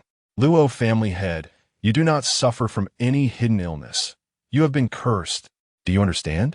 Well versed in the narrative, Cao Xuan was acutely aware of Luo Hongtu's condition. He was not ill, but had been afflicted by a curse. This was a form of sorcery from the South Seas, undetectable by modern science. This explained why none of the esteemed physicians could cure him. What Qin Xuanzi had offered years ago was not a cure, but merely a sealing of the curse for 20 years. Today marked the final day of that seal. Once it was lifted, Luo Hongtu would revert to his previous state. How could this be possible? Cao Xiao, this is not a film. How could such things possibly exist? Although Cao Xuan spoke with conviction, Luo Hongtu remained skeptical of his claims. What curses and what southern seas? Surely, such notions only belong to the realm of cinema. As a modern man, he had invested in many such films and was well aware of their fictitious nature. Do you not believe? You shall soon see. Cao Xuan offered a faint smile and, subsequently, requested Luo Hongtu's cooperation, to which Luo complied and lay down. Then, Cao Xuan took a silver needle, his fingertips deftly maneuvering it into Luo Hongtu's vowing acupoint. After inserting it 3 parts in, he swiftly twisted it. Luo Hongtu felt an extraordinary sting erupt from the crown of his head, and before he could utter a sound, Cao Xuan had already struck 3 more points on his Tiantu, Shanzhong, and Guanyuan acupoints. Instantly, he felt as if countless small creatures were scurrying within him, his stomach churning violently, wanting to vomit but being suppressed by an invisible force. Come forth, Cao Xuan commanded sharply, his other hand quickly traversing around the Dazhui acupoint on Luo Hongtu's back before delivering a firm strike. Luo Hongtu's throat emitted a gurgling sound, and a viscous black substance, shimmering with an eerie luminescence, erupted from his mouth. Upon hitting the floor, it sizzled ominously, burning a sizable hole in the expensive Persian carpet. At the center of that viscous mass coiled a creature the size of a thumb. Its body was covered in fine scales, with 3 pairs of legs adorned with barbs, and a translucent venom sac trailing behind, writhing frantically while emitting a shrill wail akin to a baby's cry. Luo Hongtu's eyes widened in horror, trembling uncontrollably, rendered speechless by the surreal sight before him. How could such a terrifying entity have been lurking within him for over 20 years? Overwhelmed by the realization, he retched again, even expelling the remnants of yesterday's meal. Luo family head, do you now believe? Cao Xuan said leisurely, wiping the silver needle as he deftly dispatched the struggling creature on the ground. I believe. Luo Hongtu was drenched in sweat. now filled with dread at the thought of what might have been had Cao Xuan not intervened. That creature could have drained him of his life force, leaving him a mere husk. The old Taoist Qing Shuzi had merely used sealing techniques to buy time. Had it not been for me today, once the seal was lifted, that creature would have consumed all your vitality, and you would have become a lifeless corpse. Cao Xuan spoke with a calm demeanor. Cao Xiao's great kindness. I shall never forget. Luo Hongtu's legs buckled, collapsing onto the ground, cold sweat soaking his back. He could hardly fathom that the source of his long-standing ailments was such an arcane form of sorcery. The disdain he once held for Cao Xuan evaporated, replaced by profound fear and reverence. This Cao Xuan was remarkably formidable. It seemed that all his previous actions were mere fades. The so-called playboy was merely a guise. In that moment, Luo Hongtu contemplated many things. He realized that he must forge a strong alliance with Cao Xuan, willing to pay any price for it. Master Luo, I have saved your life. Therefore, it is only fitting that you settle my fee. Cao Xuan remarked with a mischievous grin, clearly harboring ulterior motives. Chapter 57. The Arrival of Xiao Feng, Cao Xiao. Please, feel free to voice any demands you may have, even if you desire the entirety of the Luo family. I shall comply without hesitation. Luo Hongtu fawned. If it were a matter of offering the Luo family to King Xuanzi, he might have hesitated. But to give it to Cao Xuan was an entirely different matter. Aligning the Luo family with Cao Xuan would render them a vassal of the Cao family, allowing him to bask in borrowed authority. Thus, Luo Hongtu was exceedingly willing. No. I have no interest in the Luo family. Cao Xuan responded with a knowing smile. Upon hearing this, Luo Hongtu immediately understood. Rest assured, Cao Xiao, tonight, Luo Shui will undoubtedly come to your bed as a compliant guest. Luo Hongtu mistakenly believed that Cao Xuan had taken a fancy to Luo Shui. What does Luo Shui mean? I cannot engage in such trivial matters. Perhaps you should keep her for your own use. If my memory serves me correctly, you recently married, and it seems she has yet to cross your threshold. Cao Xuan chuckled ominously. I wonder if the Luo family would be willing to part with her. Upon hearing this, Luo Hongtu burst into laughter, nearly forgetting that Cao Xuan bore the surname Cao. Not a problem, Cao Xiao. Do not worry. Even if it is a woman, I assure you, tonight, I will ensure she comes to you without fail. Luo Hongtu declared, his smile obsequious. Indeed, you are quite astute. Shortly, a disciple of King Xuanzi will arrive. How you treat him requires no elaboration. Cao Xuan replied with a grin. Rest assured, Cao Xiao, that King Xuanzi is truly malicious. When his disciple arrives, I will ensure he receives no favorable treatment. Luo Hongtu's demeanor shifted to one of ferocity. Subsequently, Cao Xuan departed, and as he left, Luo Shui attempted to feign a fall to attract Cao Xuan's attention, but he paid her no mind. Ding! Congratulations to the host for successfully altering the plot, thwarting the destined protagonist Xiao Feng's grandstanding, causing a decline of 1,000 in his fortune value, and earning 10,000 points in villainous merit. Was the decline in fortune value merely 1,000? Nonetheless, it is better than nothing, and it did not require much effort. The plot concerning the Luo family was of little significance. He had not anticipated accruing substantial villainous merit from it. The truly riveting narratives lay ahead. Before long, a well-dressed young man arrived at the gates of the Luo family in a BMW. This man was none other than Xiao Feng. Prior to coming to the Luo family, he had intentionally donned a new outfit and purchased a luxury vehicle, even scheduling a rendezvous with a beautiful saleswoman for the evening. So this is the Luo family? Truly deserving of its reputation as one of the top 5 families in Nanjing City. The scale rivals that of the former Xiao family. Xiao Feng mused. Stop. Who are you? What business do you have at the Luo family? The familiar bodyguards confronted him, though their demeanor towards Xiao Feng seemed markedly different than before. I am Xiao Feng, here to seek an audience with your family head. I have come to fulfill a 20-year marriage contract. Xiao Feng declared with unwavering confidence. Marriage contract? Upon hearing this, the bodyguards initially contemplated expelling Xiao Feng, yet his impeccably tailored suit and luxurious vehicle suggested he was not fabricating his claims. Thus, the two bodyguards relayed the situation to Luo Hongtu. Meanwhile, Luo Hongtu had just emerged from the psychological shadows cast by the poisonous insects when he caught wind of Xiao Feng's arrival. "Ah, you have arrived. I've waited 2 decades for this moment. Finally, you are here," Luo Hongtu exclaimed with palpable excitement. "Summon the full strength of the Luo clan. Today, I shall ensure he does not return," he commanded. Swiftly, a multitude of armed bodyguards gathered, wielding clubs and knives, though Luo Hongtu refrained from brandishing firearms. Mindful of the rule of law, as a responsible citizen, he could not resort to such extremes.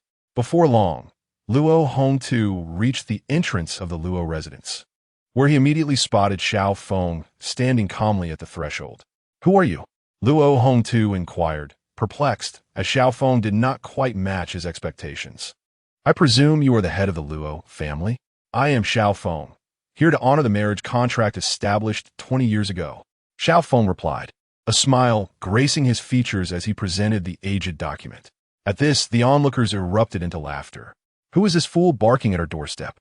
He thinks he can wed our esteemed daughter with a yellowing piece of paper? You must be dreaming. I suggest you take a long look in the mirror. With that appearance, do you truly believe you are worthy of our young lady? Leave the Luo family at once, or we shall not hesitate to show you our displeasure." The members of the Luo family ridiculed Xiao Feng mercilessly, reveling in their mockery. Luo Hongtu, emboldened by his recent recovery and newfound connections with the formidable Cao family, felt invincible. "You young man, a wise man knows when to back down. That marriage contract was merely a rash decision from my youth. If you have any sense, take this money and disappear far from here. Otherwise, do not blame me for being unkind. Remember, it is a command to leave."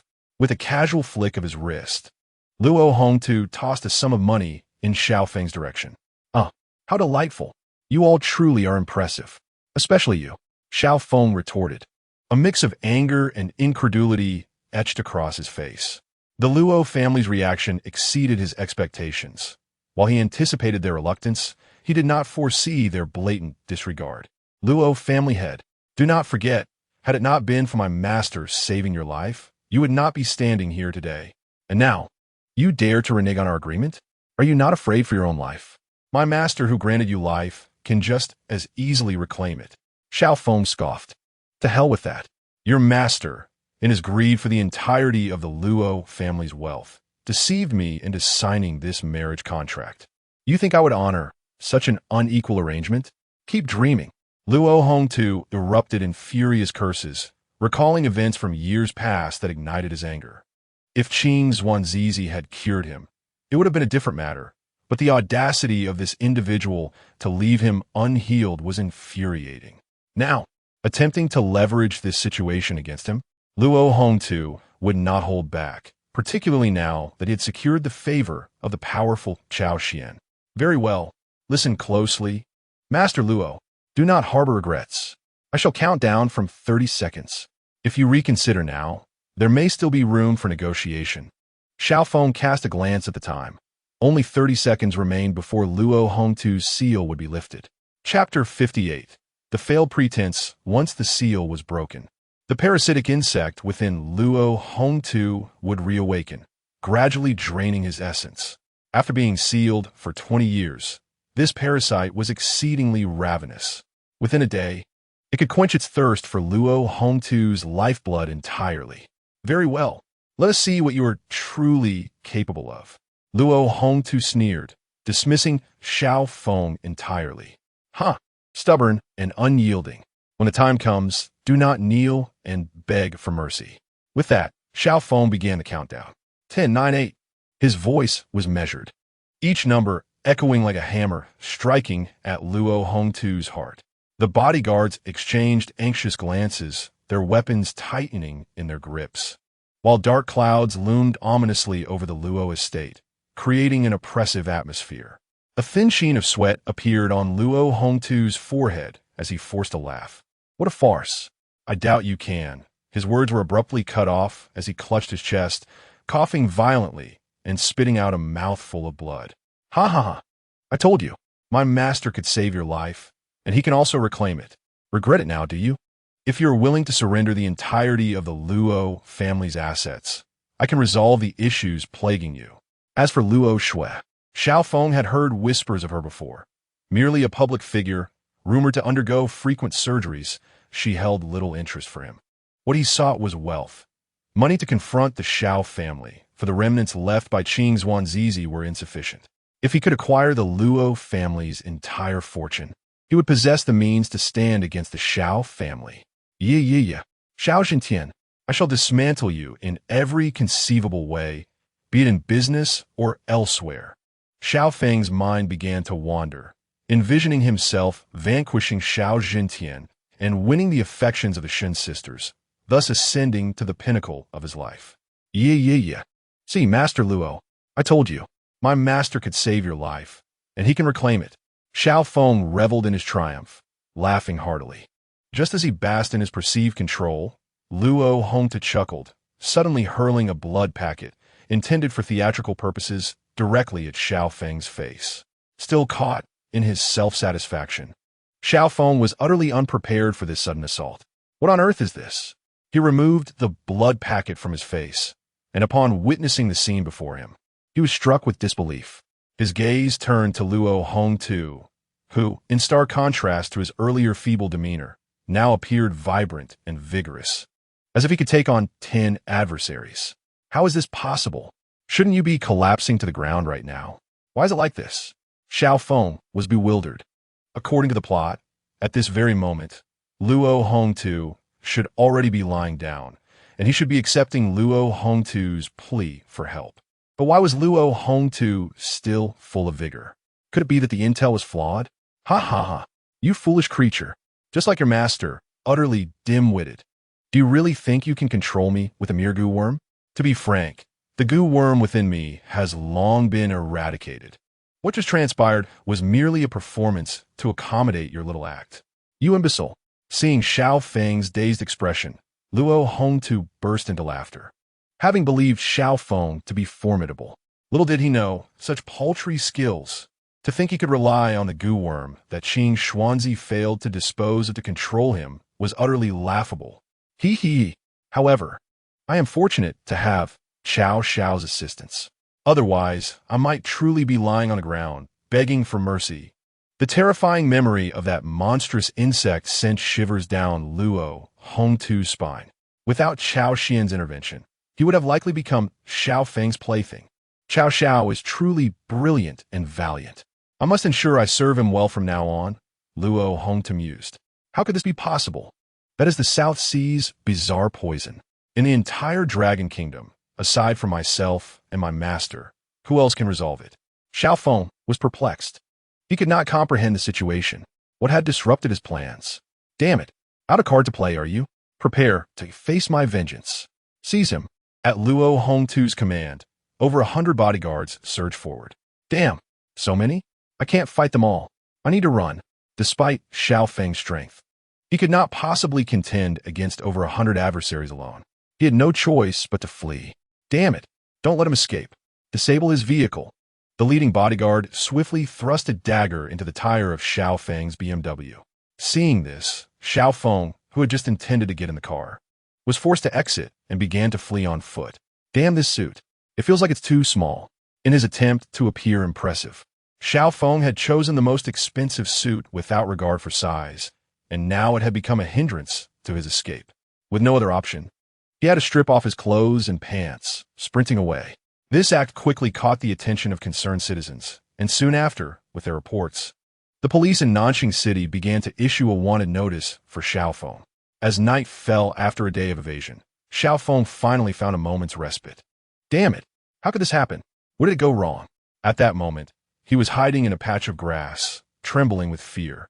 Just as he was about to lift his head, he suddenly caught a whiff of a foul odor. A drunken man was urinating nearby. Damn it! Xiao Feng reacted swiftly, dragging the man over. What are you doing, Al? A few minutes later, Xiao Feng had changed into new clothes. Although he no longer appeared as handsome and composed as before, at least he was clothed once more. It would be prudent to visit the Shun family first. With no means to obtain the treasures of the Luo family, Xiao Feng had no choice but to seek out the Shun sisters instead. Beep. Congratulations to the host for successfully designing a scheme to suppress the fated protagonist, Cao Xuan. His fortune value has decreased by 50,000, and the host has acquired 50,000 villain points. B. Congratulations to the host for successfully having the fated protagonist, Cao Xuan, placed under a wanted notice.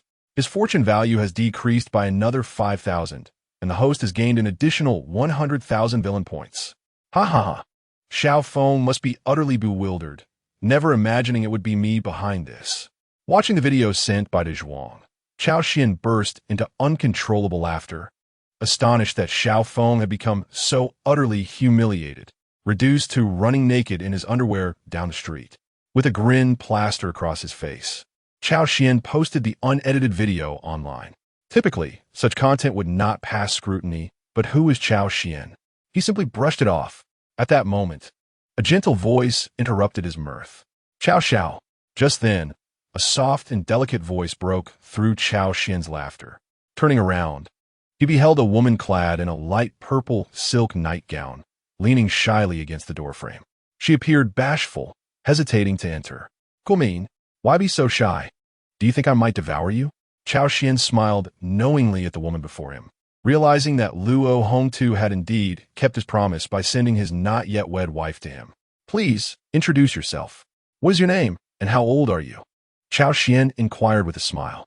I am Jiang Mingyue, and I am 30 years old, she replied, a hint of embarrassment in her voice. She was a divorced woman, having tragically lost her previous husband, which left her unmarried and still a virgin. Initially indifferent to Luo Hongtu, she had been coerced into agreeing to his proposal due to threats against her family. Although they were officially married and even registered, Luo Hongtu had been too occupied with business to engage with Jiang Mingyue during this time. Cao Xuan was well aware of this, which is why he felt emboldened to make such a request. Huh, you claim to be 30? Yet you hardly seem so. With a playful grin, Cao Xuan approached Jiang Mingyue and suddenly pulled her into his embrace. Jiang Mingyue gasped, startled by the sudden gesture, and instinctively fell into his arms. You claim to be an innocent maiden, yet appears you possess quite a few skills, Cao Xuan remarked, observing that her previously demure demeanor was a ruse. He had barely exerted any effort. In fact, he had been rather gentle, and yet she had willingly collapsed into his embrace. Indeed, the older sister seemed to know much more. Had he been an inexperienced youth, he would surely have been completely captivated by her charms. Cao Xuan mused. Nevertheless, setting aside these matters, Jiang Mingyue is indeed strikingly beautiful. Even at the age of 30, her complexion remains as tender as that of youth, as white as milk. Moreover, she exudes a faint scent of jasmine, a fragrance that Cao Xuan finds quite delightful. Speak your mind. What is your intention? Do not presume that I am oblivious to your little schemes. I am not a child. After inhaling the fragrance of Jiang Mingyue's hair, Cao Xuan reverted to his previous demeanor. You are aware of everything? Jiang Mingyue was taken aback that Cao Xuan had seen through her facade so swiftly. I discern a profound hatred in your eyes. Although I understand it is not directed at me, I have always been one to lend a helping hand. If you have any troubles, feel free to share them with me. Perhaps I might assist you. At the very least, I wield some influence in Nanxing City, Cao Xuan modestly remarked.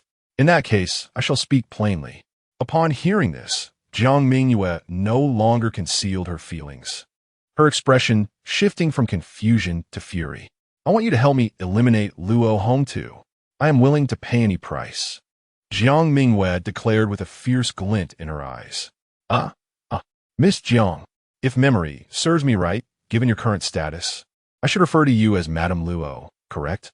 Luo Hongtu is your husband, and yet you wish for me to take action against him? This is indeed a case of righteousness prevailing over familial ties, Cao Xuan remarked with a playful tone. Husband? I have never regarded him as such. That despicable wretch. I merely rejected his initial proposal, and he retaliated against my family. Initially, my father had a stable job, and my brother harbored dreams of becoming an athlete. However, all of that vanished because of him. The more Jiang Mingyue spoke, the more agitated she became, her eyes glistening with unshed tears. Once, she enjoyed a harmonious family life. But due to Luo Hongtu's interference, her father was swindled of all his savings and lost his job. Unable to bear the harsh reality, he jumped from the 18th floor, ultimately becoming just a memory in a small box. Her brother, who had just been selected for the school team, was on the brink of participating in a significant competition when he tragically broke his leg just days before the event.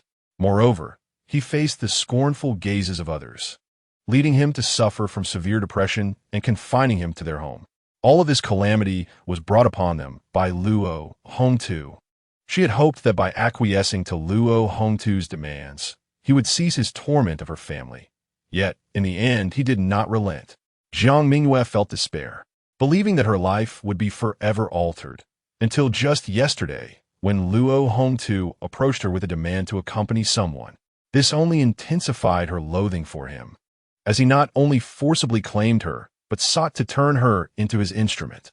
However, within Luo Hongtu's gaze, she perceived a glimmer of hope, for he appeared to be fearful. This indicated that his power might surpass even that of the Luo family, possibly granting her the chance for a reversal of fate. From the words of Luo Hongtu, it was revealed that the other party was a young man, prompting Jiang Mingyue to deliberately present herself in a softer demeanor. However, to her astonishment, she found herself seen through by Cao Xuan. What enthralling tale this is. I cannot help but feel a sense of pity for you. Cao Xuan couldn't restrain himself from applauding. Young Master Cao, if you agree to assist me in eliminating Luo Hongtu, I am willing to pay any price you demand. As long as you help me rid myself of him, I shall comply with your every wish. As she spoke, Jiang Mingyue felt a flush of embarrassment. Although she had reached the age of 30, she remained a pure maiden, untouched by any man. In all her years, she had never so much as held a man's hand. Her only near encounter with marriage had been shattered by the untimely death of her fiancé. Very well, Miss Jiang. You articulate your desires splendidly. Cao Xuan noted apoding somewhat captivat. Observing his demeanor, Jiang Mingyue couldn't help but smirk, feeling a tinge of disdain. What the affluent scion? The second-generation elite? They were all but trivial. A mere pretense on her part had turned Cao Xuan into a simpering sycophant. Once she toppled Luo Hongtu, she would harness Cao Xuan's power to elevate herself, ensuring she would no longer be bullied and would possess the means to protect herself and her family. Such were her thoughts. Yet, the allure of fantasy is often at odds with the harshness of reality. Chapter 60. Do you think you are worthy? Miss Jiang, have you perhaps misunderstood something? The terms you propose seem rather inequitable, do they not? You are inherently mine, and now you wish to barter with my possessions? Cao Xuan lauet hutitili. Jiang Mingyue had indeed been somewhat naive, as if her refusal would prevent her from indulging in her desires. Was she not the grand antagonist? How could she allow herself to be so easily manipulated? To acquiesce would be to tarnish the reputation of her villainous persona, despite Jiang Mingyue's beauty aligning with his tastes. He remained unyielding. What? Jiang Mingyue's eyes widened in shock. Cao Xuan's response was clearly unexpected. Indeed, from the moment you stepped into this room, you became my possession. Yet here you are, attempting to negotiate with yourself as the bargaining chip? Do you not find this utterly absurd? It is quite laughable. What? If you do not acquiesce, you will deny me? You appear quite arrogant. Cao Xuan retorted with a cold smirk. You? Jiang Mingyue instinctively protested. You what? Were you to presume you can leverage me? With a swift strike, Cao Xuan rendered Jiang Mingyue dazed, leaving her slumped on the ground. What audacity! To presume to negotiate with me. He scoffed. In essence, Jiang Mingyue was but a pawn, destined to obey his commands, yet she dared to suggest terms? It was truly laughable. Wailing in despair, Jiang Mingyue was utterly blindsided by this outcome, her heart sinking into a pit of hopelessness as she succumbed to tears. Originally, she believed she had a firm grasp on Cao Xuan, only to discover that his recent demeanor was nothing but an act. Observing Jiang Mingyue in tears, Cao Xuan found even greater delight. He relished in instilling despair in others, only to then offer a glimmer of hope. This approach allowed him to better manipulate those around him. With Jiang Mingyue's cunning nature, if he did not show her the consequences of her actions, She might truly believe she held sway over him. Now, daring to exploit him to eliminate Luo Hongtu, what might she attempt in the future? Would she not then presume to wield his influence for her own gain? This was intolerable. As a villain, he alone should revel in the power to intimidate. How could he permit others to utilize him for their own coercive ends? Listen closely, you are but my dog. If you seek my assistance, you must find a way to please me. In such a manner, should I be in good spirits, perhaps I might assist you. With a sly grin, Cao Xuan tintet jiang minguisha jin upwat. Gazing upon his smile, she felt as if she were staring into the eyes of a devil, a chill running down her spine. This Cao Xuan was truly terrifying. Was he truly just in his 20s? Surely, he must be a monster. What should I do? Though Jiang Mingyue felt a sense of humiliation, her desire to eliminate Luo Hongtu compelled her to comply. Kneel and call for him. Cao Xuan sneered. At his command, despite her hesitation, Jiang Mingyue knelt before him. Historically, she had only knelt before heaven and her parents. This was her first instance of bowing to another. A wave of humiliation washed over her. Stop! Stop! She shamefully cried out. Ha ha ha! Quite right. I like this. Cao Xuan exclaimed, thoroughly pleased by her submission. Since you have chosen this path, I trust you understand what must be done without further elaboration. Cao Xuan looked at Jiang Mingyue. I understand. No need for further instruction. Cao Xiao, Jiang Mingyue fervently nodded. Very well. How you proceed from here will depend entirely on your performance. With a wicked smile, Cao Xuan lifted Jiang Mingyue and casually tossed her onto the soft, plush bed. As she beheld the scene before her, memories of her past flooded back. A decade ago, as a university student, she had vowed to rise above her circumstances and transform her life, aspiring to become wealthy. Little did she imagine that she would now find herself as a mere plaything beneath the feet of the powerful. Yet, there was no alternative for the sake of vengeance. She had no choice but to acquiesce. Ding! The host's actions are quite favorable to the system, rewarding the host with 10,000 villain points. Ding! Jiang Mingyue meets the system's preferences, granting the host an additional 50,000 villain points. Oh, little system, how generous you are. To think there are rewards for villain points. Cao Xuan was somewhat taken aback. His intention in seeking Jiang Mingyue was merely for amusement. Yet he unexpectedly encountered a delightful surprise. He glanced at Jiang Mingyue, who had rolled her eyes, and found himself inexplicably fond of her. Enough with the charade. I know you're not dead. Cao Xuan, without any hesitation, struck Jiang Mingyue twice. She immediately coughed a few times and then sat up. Ciao! Stop! Jiang Mingyue obediently replied. After several hours of effort, her gaze towards Cao Xuan began to exhibit a hint of submission. Originally, Jiang Mingyue had no intention of yielding, merely considering it akin to a dog bite, painful but something one could endure. However, such tendencies, once embraced, gradually morph into habits that become inescapable. Now, Jiang Mingyue was embarking on this very trajectory, and it seemed only a matter of days before she would transform into a compliant plaything. I am quite pleased. I intend to reward you, Cao Xuan said with a wicked smile. Upon hearing this, Jiang Mingyue was momentarily taken aback, unsure of his meaning. Damn it, what a fool you are. Have you forgotten what I just taught you? When I mention a reward, what should you do? Do you wish to be punished? Upon hearing these words, a look of terror crossed Jiang Mingyue's face. She trembled and knelt down, lowering her head as if awaiting Cao Xuan's mercy. Good. This is how it should be, Cao Xuan remarked, patting her cheek. Please, let me receive your reward, Cao Xiao. Jiang Mingyue humbly proclaimed. I have agreed to your earlier request. I can help you eliminate Luo Hongtu, but you must do it yourself. Cao Xuan continued with a smile. At this revelation, Jiang Mingyue's eyes sparkled with excitement. Cao Xuan had actually consented? Initially, she had not dared to hope for such an outcome, yet here it was. However, she felt puzzled by the implication of doing it herself. Did it mean she had to engage in a business battle against Luo Hongtu? But she was not equipped for that.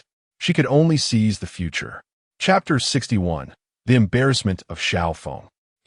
When I say you must do it yourself, I mean I want you to personally kill him. Do you understand? Cao Xuan stated nonchalantly.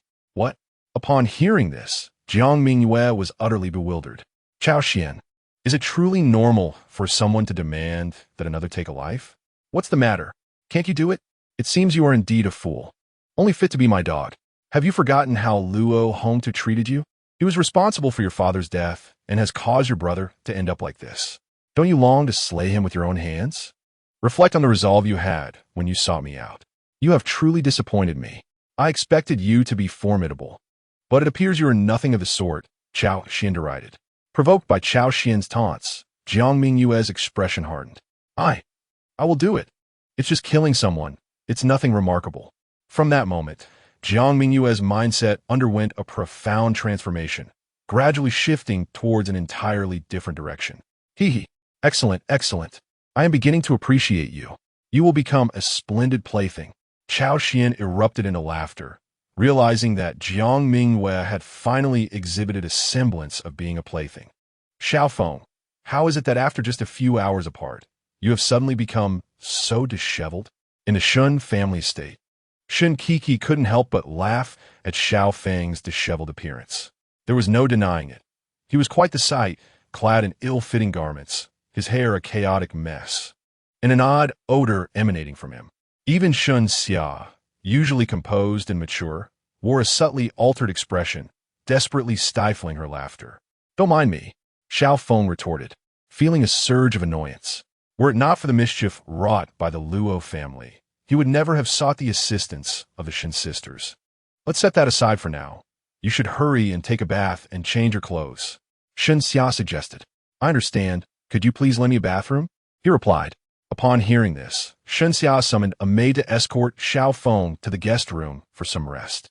Sister, do you truly believe Xiaofeng is reliable? Just look at him now. He bears no resemblance to a disciple of the esteemed old immortal, Shun Kiki remarked skeptically. The contrast between Xiaofeng's current disheveled state and his earlier confident demeanor was stark. Although she had no intention of mocking him, his present appearance was undeniably amusing. Kiki, do not ridicule Xiaofeng. Remember, we need him to help with father's illness. Shun Xia interjected. Sister, you want to talk? You were just stifling laughter yourself. Don't think I didn't notice. Stop your nonsense. How could I ever be that kind of person? Shun Xia blushed, feeling embarrassed. Indeed, she had almost laughed, but restrained herself out of professional decorum. Feel free to laugh, sister. Xiaofeng will not hold it against you. Shun Kiki teased. I've already said it. How was he going to laugh? Shun Xia's face flushed crimson. That annoying Shun Kiki only knew how to slander her. Where are you going, Kiki, at this late hour? Shun Xia asked, puzzled. I'm heading back to school to sleep. I'll return tomorrow. Shun Kiki replied. Why? Don't you usually sleep at home? I simply do not wish to share a roof with Xiaofeng. Shun Kiki explained, her disdain for him unwavering, even after learning he might be the disciple of Qing Zhuangzizi. Moreover, given Xiaofeng's current pitiful state, there remained a degree of skepticism. Very well. Seeing her sister's determination, Shun Xia chose not to argue further. Sister, I advise you to sleep at the company instead. That fellow Xiaofeng is no good. It's best to be cautious with a stranger man sharing a space with us two women. Shun Kiki cautioned. Why? Shun Xia inquired, bewildered. Just take a look at this. Shun Kiki promptly presented the trending video from that day for Shun Xia to view. Ah, Kiki, why would you show me such a thing? Upon seeing the video, Shun Xia instinctively covered her eyes, feeling utterly mortified. This is merely the censored version. The original is even more eye-watering, Shun Kiki declared with triumph. She merely cast a fleeting glance before daring not to look again. Even the blurred version was hard to endure. Who is this person? How utterly bizarre. Venturing out onto the street clad in nothing but shorts. Shun Xia felt a surge of anger. How could such aberrant individuals exist in a society that prides itself on civility? Who do you think it is? Don't you find this person strikingly similar to someone you know? Shun Kiki suggested. Hearing Shun Kiki's words, Shun Xia suddenly realized that the male protagonist in the video bore a striking resemblance to Xiaofeng. Is that for real? He couldn't possibly be, Shun Xia said, disbelief etched on her face. I've seen the uncensored version, and I'm quite certain this person is indeed Xiaofeng. I wouldn't say it's a 100% certainty but at least 99, Shun Kiki asserted confidently. At a loss for words, Shun Xia was taken aback. To speak candidly, sis, Xiao Feng certainly does not appear to be as reliable as we once imagined. You need to be cautious. Aside from this incident, I also inquired about the Luo family. Today, someone did indeed come to the Luo residence claiming to fulfill a marriage contract, throwing around a slew of threats. And guess what happened? That individual was thoroughly trounced by the Luo family's bodyguards. Shun Kiki interjected. That person was undoubtedly Xiao Feng. I even managed to obtain a video from the scene. It must be noted that Xiao Feng, initially donned in a tailored suit, arrived in a BMW, exuding a suave demeanor. However, after being humiliated, he appeared quite disheveled, becoming the source of Shun Kiki's amusement for an entire year. Upon hearing Shun Kiki's remarks, coupled with the recent events, Shun Xiao's perception of Xiao Feng soured significantly. All right, I understand. I'll tidy up and head back to the office to rest. Shun Xiao nodded, recognizing the validity of Shun Kiki's words. Sharing a roof with an unfamiliar man could lead to unwarranted gossip. Moreover, after the earlier debacle, her fondness for Xiao Feng dissipated completely.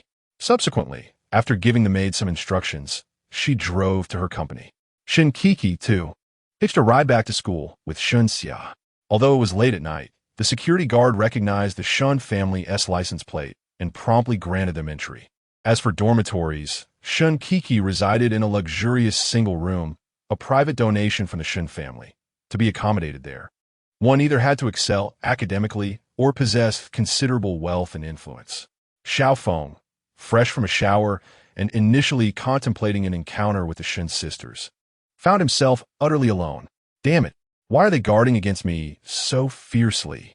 I am a paragon of virtue. Xiao Feng cursed, resigning himself to an evening spent in the company of his own thoughts. Chapter 62. Xiao Feng is recognized the following morning. Cao Xuan stretched lazily and glanced at Jiang Mingwei beside him, offering a faint smile. After promising Jiang Mingwei that he would assist her in seeking vengeance, she had become almost frenzied in her demands. Yet, no matter how fervently she pursued her goals, it could not alter the undeniable fact of her limitations. Despite being a novice, she insisted on presenting herself as formidable, only to falter completely shortly thereafter. The destiny of the protagonist, Xiao Feng, has been adversely affected as the affinity of the fated female leads, Shun Kuku and Shun Xia, has diminished. Consequently, Xiao Feng's fortune value has plummeted by 10,000, while an award of 100,000 villain points has been granted. The notification rang out, ding. The video disseminated by the host has surpassed 100 million views across the internet. Xiao Feng has suffered a monumental embarrassment, leading to a further decrease of 20,000 in fortune value, along with an additional 200,000 villain points.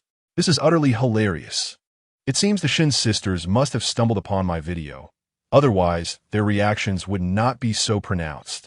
Cao Xuan chuckled, realizing that Xiao Feng, amidst this viral frenzy, could very well capitalize on his newfound internet fame.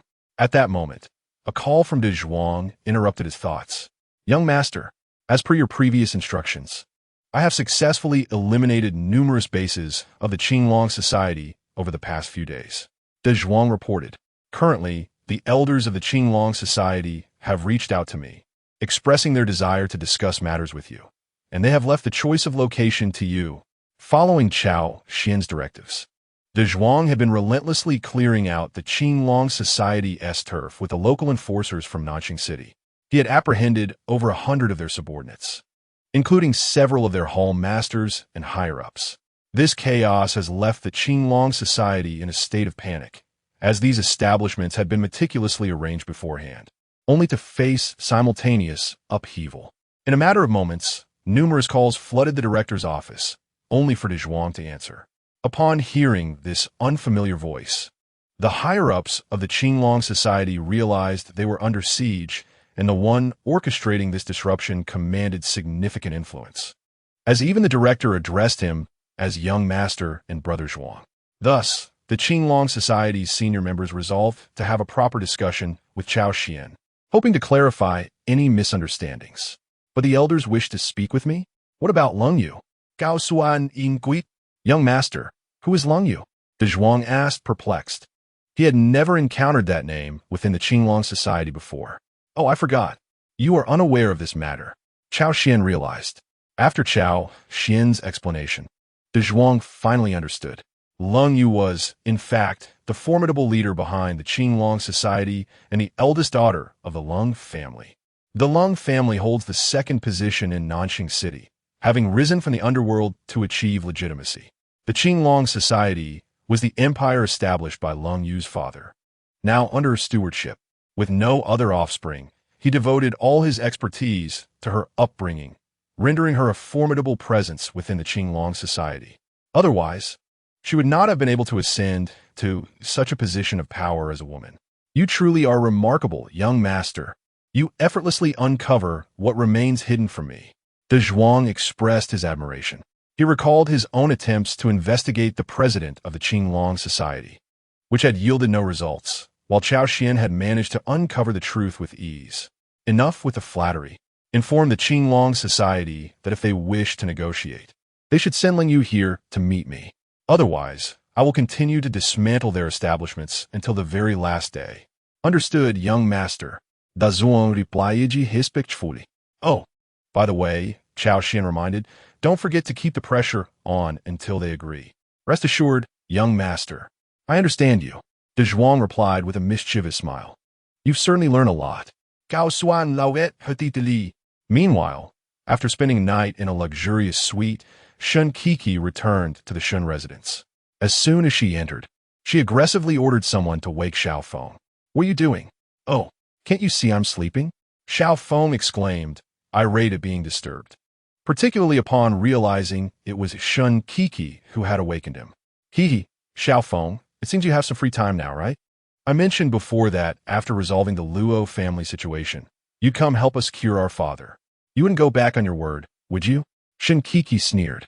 After yesterday's events, her opinion of Xiao Feng had plummeted to the level of street filth, and she had no intention of being cordial towards him. First thing in the morning, Shun Kiki had brought up a sensitive topic, and coupled with her insistence on pulling him from his slumber, it irked Xiao Feng. However, he had promised to assist her after dealing with the Luo family issues. Although he had yet to resolve that matter, he could only focus on curing Shan Fu to garner the sisters' assistance. Damn, if they are so eager for me to show off, then I shall oblige. Xiao Feng thought.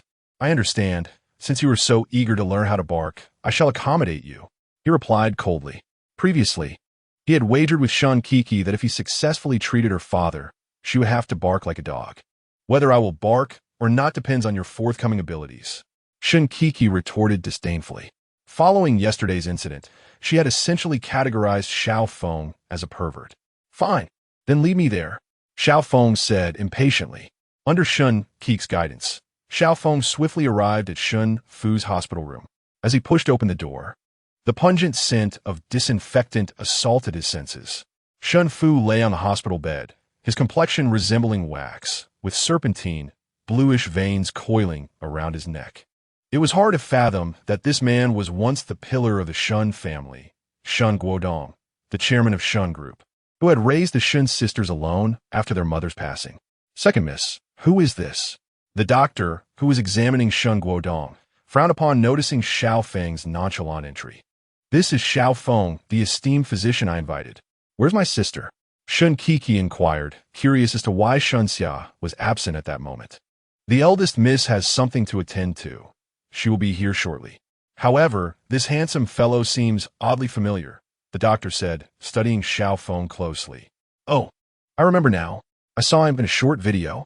That is why he looks so familiar, the doctor exclaimed, pulling out his phone to play a clip of Xiao Feng fleeing the street in his underpants. Upon witnessing this scene, Xiao Feng's complexion turned ashen. Chapter 63. The Awkward Xiao Feng. Brother, I thought you looked familiar.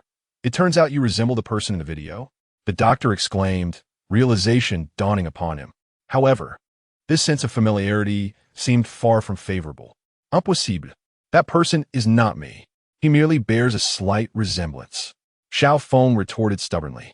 He could hardly fathom that someone had uploaded a video of him online, which had garnered millions of likes. This indicated that the view count for that video must exceed 100 million.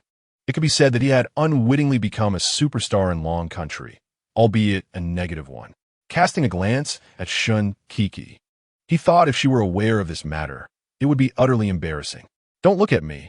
I had no idea this was happening. Shun Kiki stifled a laugh, relieved that Xiao Feng had not picked up on any clues, for that would have complicated matters. At present, she still needed Xiao Feng's assistance in treating Shun Guodong. Sister, where have you been? At this rate, I am on the verge of bursting. Shun Kiki mused. Brother, I believe this is merely a misunderstanding. A refined gentleman like you could never be the pervert in that video. Though the doctor spoke these words, Xiao Feng could see from the suppressed laughter on his face that he was already aware of much more. All right, enough talk. Let me assess the situation, Xiao Feng declared, stepping forward to examine Shun Guodong. However, he was halted by the doctor standing nearby. Hey, young man, may I ask if you possess a medical license? Do you even know who lies before you? He is the chairman of the Shun Group. Without a medical license, should anything go awry, can you bear the responsibility? The doctor inquired. I was invited by your second young lady. Do I need to report to you about my lack of a medical license? Xiao Feng replied. I am merely adhering to professional ethics. The doctor responded. Since you were invited by the second young lady, then please proceed. To Xiao Feng's surprise, the doctor did not persist in his objections, but rather stepped aside to grant him passage. Xiao Feng then approached Shun Guodong, employing the fundamental methods of observation, inquiry, and diagnosis. The symptoms appeared to indicate a stroke, but in truth, he had been afflicted by chronic goo poison. The goo insect had taken residence near his heart, gnawing at his vital energy during the hour of the tiger. Previously, Uncle Shun had endured sleepless nights due to the pain, had he not? Upon hearing Xiao Feng's words, Shun Kiki was utterly astounded, for everything he stated was accurate. Indeed, that is precisely the case. I must admit you possess some skill. Shun Kiki regarded Xiao Feng with newfound admiration. Do you have a method to remedy this? Shun Kiki, unfamiliar with the concept of goo poison, simply wished to ascertain Xiao Feng's confidence in resolving the issue. A mere low-grade goo technique. I can dispel it with a mere flick of my hand, Xiao Feng asserted confidently. He then took out the golden needles he always carried with him, preparing to administer a few to Shun Guodong. Just then, the sound of light footsteps echoed, and the door to the ward swung open. Wait, do not move. As Xiao Feng was preparing to flaunt his prowess, Shen Xia entered the hospital room, accompanied by a group of individuals. Notably, behind Shen Xia stood a well-dressed young man, whose entrance was met with a cheerful gaze cast upon the surroundings. This individual was none other than Cao Xuan. Upon learning that Shen Xia had spent the night at the company, Cao Xuan orchestrated a series of fortuitous encounters, subtly revealing his medical expertise and mentioning his prior success in treating Luo Hongtu. Initially skeptical, Shen Xia's doubts dissipated after she confirmed the information with Luo Hongtu, solidifying her belief in Cao Xuan's abilities. Furthermore, she gleaned some secrets regarding Qin Xuanzi and Xiao Feng from Luo Hongtu, which only served to diminish her perception of Xiao Feng. My goodness, how handsome! Shun Kiki exclaimed, instantly captivated by Cao Xuan's striking visage. Everyone possesses a penchant for aesthetics. Those who claim otherwise simply have yet to encounter their ideal type. Moreover, with an impeccable charm, Cao Xuan resembled a human incarnation of allure. Miss Shun, what do you mean by this? Let's not forget that it was you who personally requested my assistance in treating your father. Xiao Feng expressed his irritation, bewildered by Shun Xia's sudden change of heart. Now, just as I am about to commence treatment, you obstruct my path. What does this signify? That is precisely because I have found someone better. This is young Master Cao Xuan. Henceforth, my father's ailment shall be entirely under young Master Chao's care. Shen Xia declared unabashedly. She had clearly heard Xiao Feng's earlier remarks and was enlightened upon learning that Shun Guodong had fallen victim to a curse. Given that Luo Hongtu had also suffered from a similar affliction, which Cao Xuan had effortlessly cured, could it not be inferred that her father's curse would likewise be treatable by Cao Xuan? Of course, this was merely her conjecture. Better? Him? Xiao Feng cast a disdainful glance at Cao Xuan, finding him lacking in substance beyond his looks. What makes you think this inexperienced dandy could possibly rival me? A renowned heir of medical mastery? He was on the verge of laughter, incredulous at Shun Xia's apparent lapse in judgment after such a brief separation. What does it matter? At least I possess a valid medical license, while you administer treatment illegally without one. Cao Xuan retorted with a contemptuous smile. You may be unaware, but it was Mr. Cao who resolved the cursed insect sealed within the Luo family's core by your master. Shun Xia proclaimed with a sense of triumph. It was this revelation that led her to question the integrity of Xiao Feng and Qin Xuanzi, who had audaciously sought to exploit their medical skills to endanger her family's assets. Given the precedent set by the Luo family, she sought Cao Xuan's assistance. Moreover, Cao Xuan had proven his reliability. If he claimed to have cured someone, he did so. Additionally, he hailed from an esteemed family in the capital and had no interest in her modest enterprise.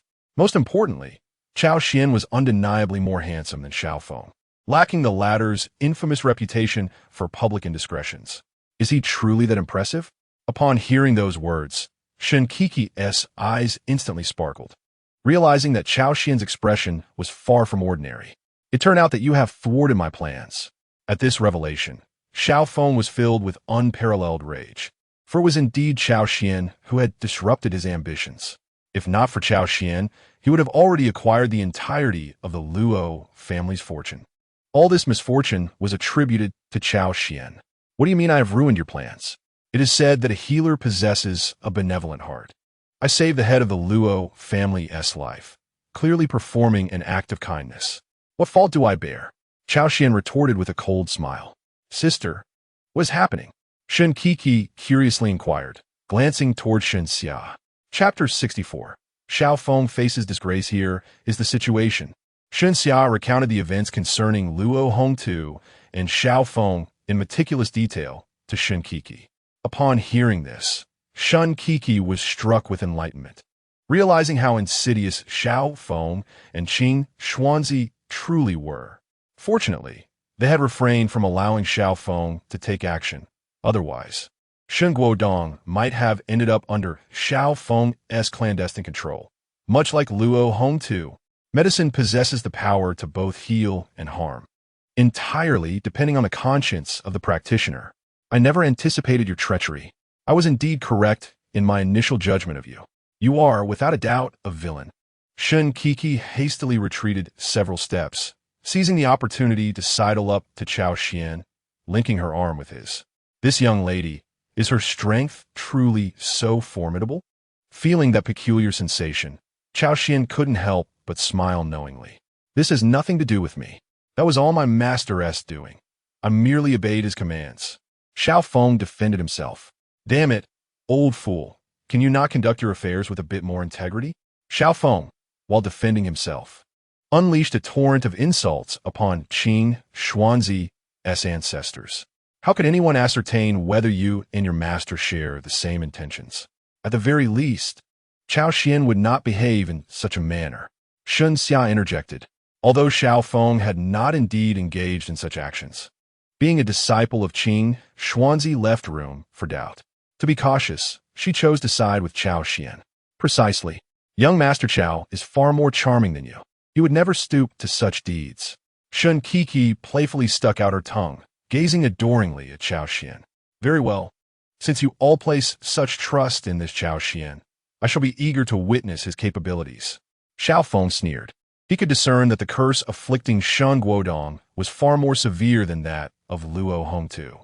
Previously, the insects within Luo Hongtu had been weakened after being sealed for 20 years. The situation before him now was entirely different. The parasitic insects within Shen Guodong were at their peak, posing a considerable challenge even for him. He was keen to observe what this young dandy could accomplish. As a humble junior, I shall demonstrate my skills. Since Brother Xiao is so eager to see, I shall oblige.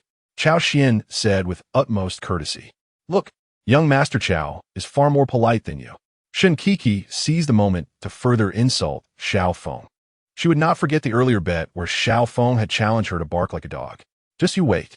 Xiao Feng sneered, anticipating the moment when the Shun sisters would regret their decisions.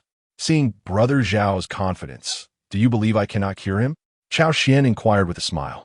Indeed, Xiao Feng replied with unwavering certainty. In light of this, let's engage in a wager. Cao Xuan proposed, with the stakes of life and death at hand. If you fail to cure him, you shall bark like a dog 3 times and exit through that door. What say you? Xiao Feng was the first to speak. Very well, since you, brother Xiao, take such delight in making others bark, should I succeed in my endeavor, you shall crawl beneath me like a dog. As for barking, it is unnecessary, for every word you utter sounds to me like the yapping of a canine. Cao Xuan burst into hearty laughter. How dare you? Xiao Feng fumed, taken aback by Cao Xuan's sharp tongue. What is the matter? Brother Xiao, are you embarrassed and angry? Cao Xuan remarked with a sardonic smile. I'm not. Xiao Feng forced himself to suppress the fury bubbling within. So what of our wager? I have agreed. Splendid. Then let us commence. With that, Cao Xuan produced a set of needles, silver in hue, and began to deftly apply them to Shun Guodong. The silver needles, at the tips of Cao Xuan's fingers, fluttered like butterfly wings, seemingly meandering about Shun Guodong's acupoints, yet executed with remarkable precision. Soon, under Cao Xuan's skilled manipulation, a subtle aura began to envelop the ward. How astonishing! The Shin sisters were left in awe by Cao Xuan's technique. Was this truly the medical skill they were familiar with? It felt like magic. Their gazes shifted toward Cao Xuan, now filled with admiration, especially Shin Kiki, who nearly swooned. Xiao Feng scrutinized his movements, attempting to detect any flaw, but the more he observed, the more his brow furrowed in concentration. Though the technique appeared chaotic, it resonated with the ancient medical texts on chaotic needle therapy. This was no ordinary physician's secret. Who exactly is Cao Xuan? How does he possess such prowess? His medical skills rival my own. Xiao Feng was drenched in sweat, beginning to believe that Cao Xuan truly had the means to heal Shun Guodong. At that moment, a thought struck him like a bolt. This was not a place to linger.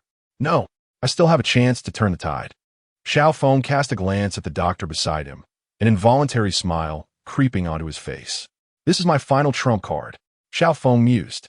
With this card in hand, even if Cao Xuan were to cure Shun Guodong, he would not be met with animosity from him. As for the opinions of the Shin sisters, they mattered not. Xiao Feng understood that gaining Shun Guodong's support equated to securing the backing of the Shun group. At that point, even if the Shun sisters bore grievances against him, they would ultimately submit. Do not revel too soon, Cao Xuan. The show is far from over. Xiao Feng's gaze grew increasingly sinister. Watch closely, brother Xiao. Suddenly, Cao Xuan's wrist flicked, and the silver needle penetrated Shun Guodong's chest with an imperceptible speed. The air in the ward freezing in an instant. Shun Guodong's body convulsed violently, a strange gurgling sound escaping his throat, causing Shun Kiki and Shun Xia to cover their eyes in terror, unable to bear the sight. In a flash, Shun Guodong's veins bulged, and eerie black lines surfaced upon his neck, resembling countless tiny insects skittering beneath his skin. What is this? Shun Kiki, frightened, hid behind Cao Xuan. Get out here! With a thunderous shout, Cao Xuan forcefully slammed both palms against Shun Guodong's chest, causing a blood-red goo worm, as long as a forearm, to be violently expelled, twisting and struggling in midair while emitting a piercing, shrill cry. The excruciating sound compelled everyone present to cover their ears, except for Xiao Feng and Cao Xuan, who remained composed. Xiao Feng, having cultivated inner strength since childhood, was impervious to such trivialities.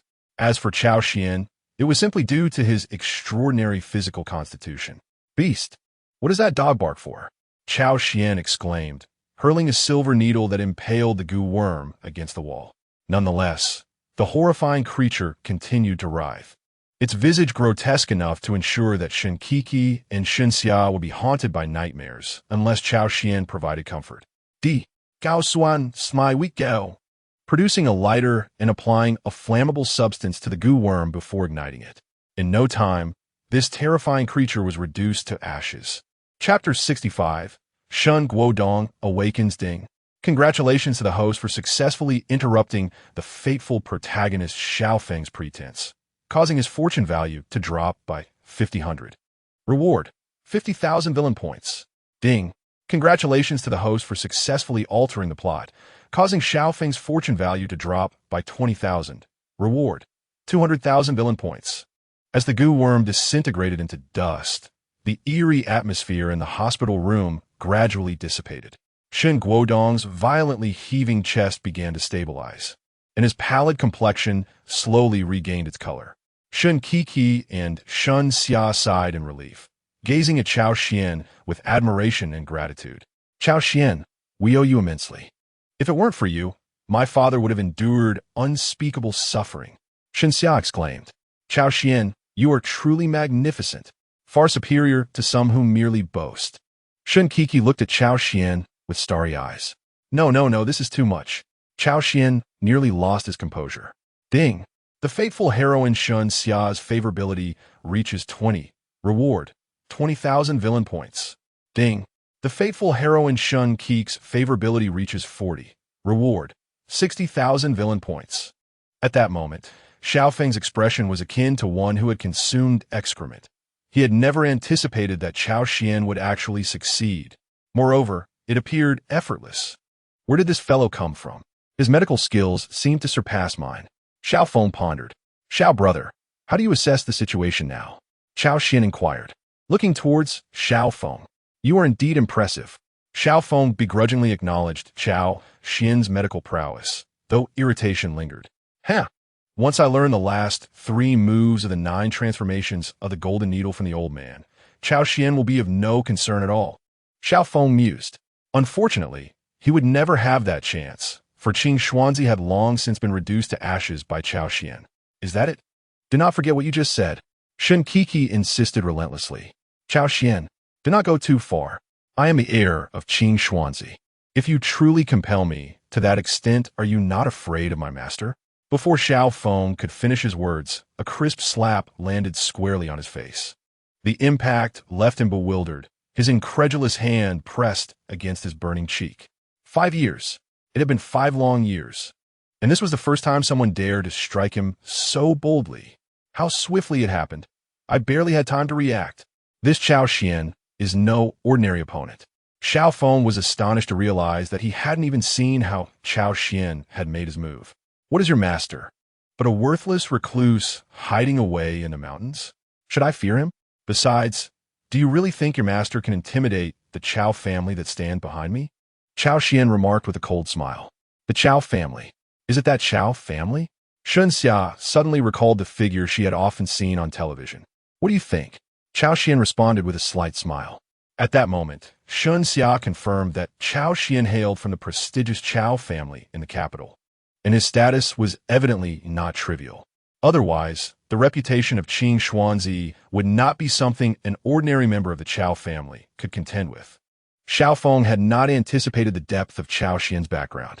Previously, Qing Xuanzi had mentioned that there were only a few forces in the current Long Kingdom that he could not provoke.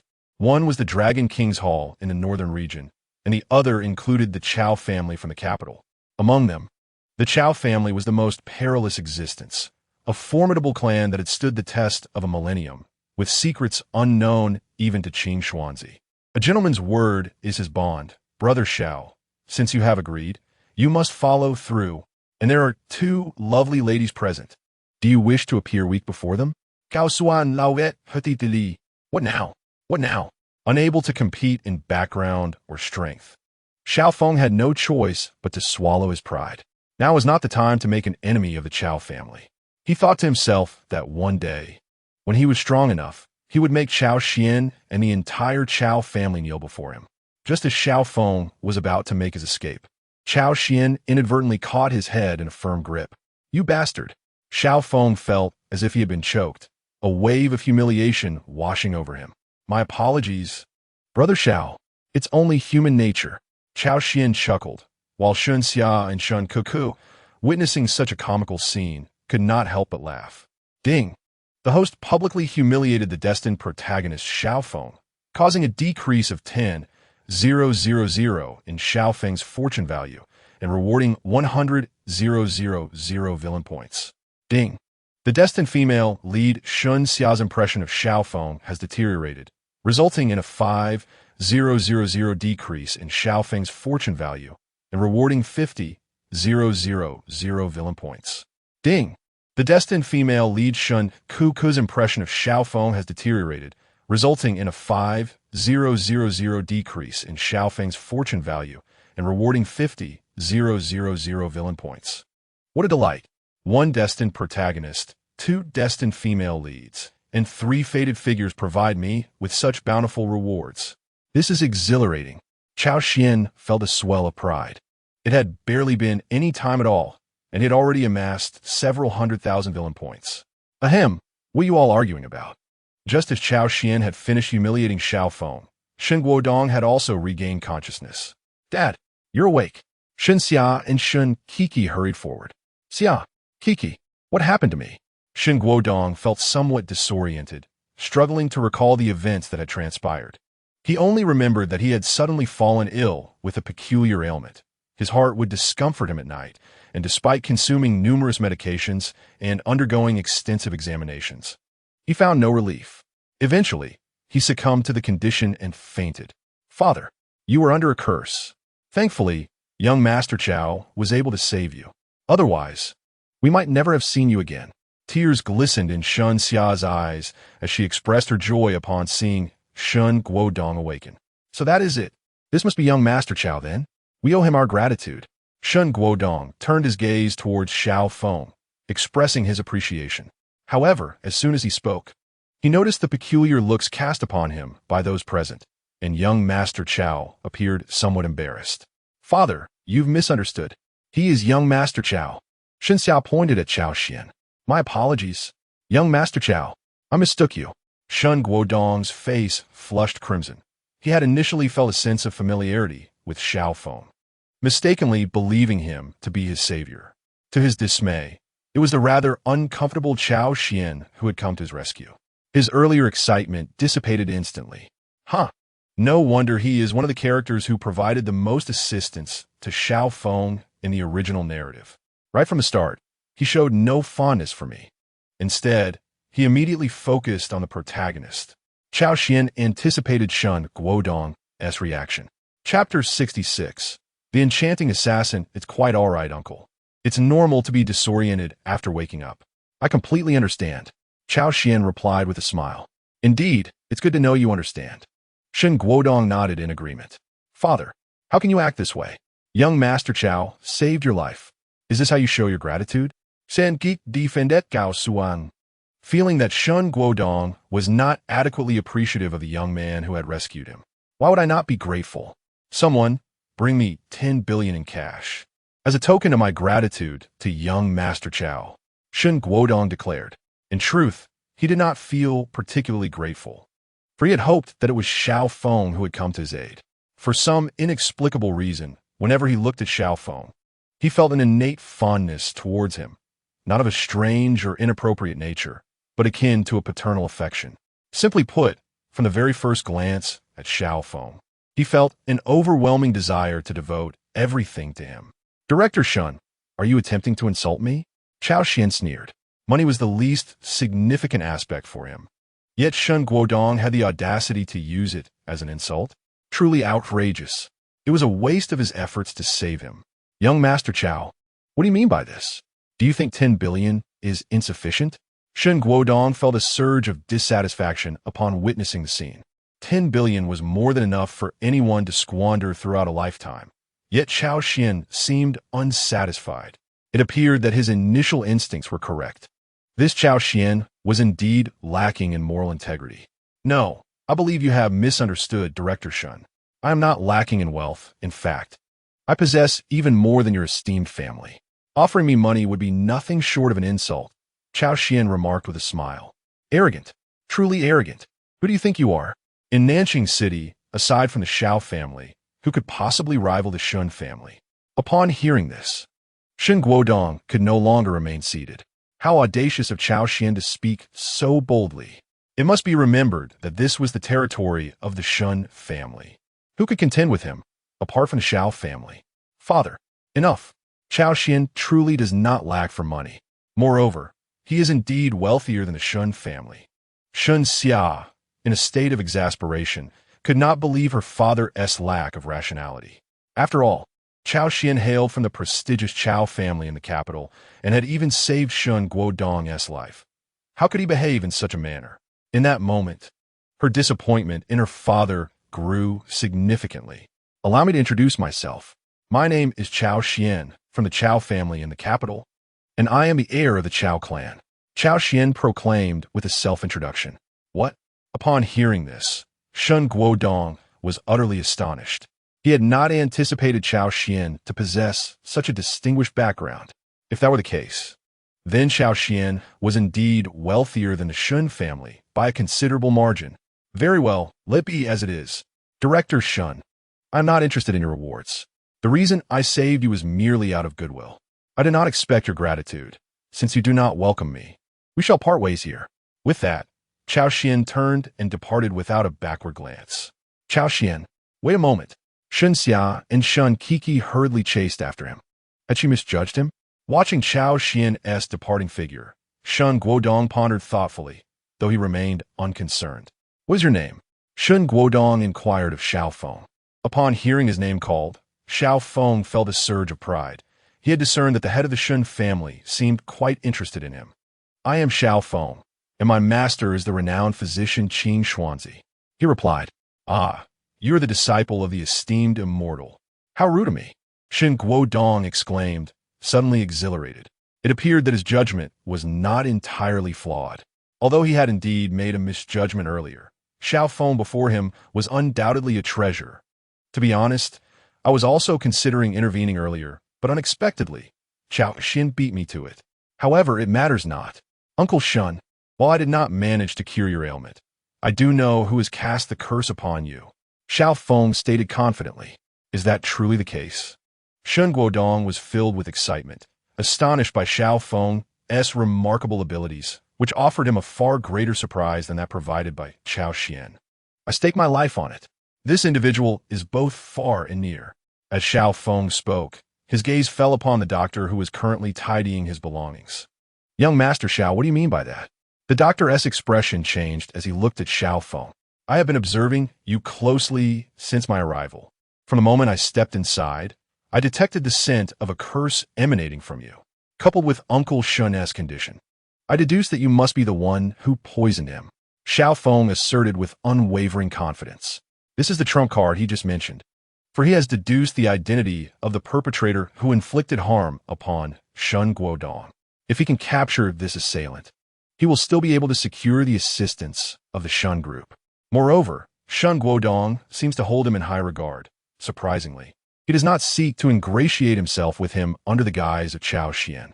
This certainly exceeds his expectations. Hith. Who would have thought you would uncover this?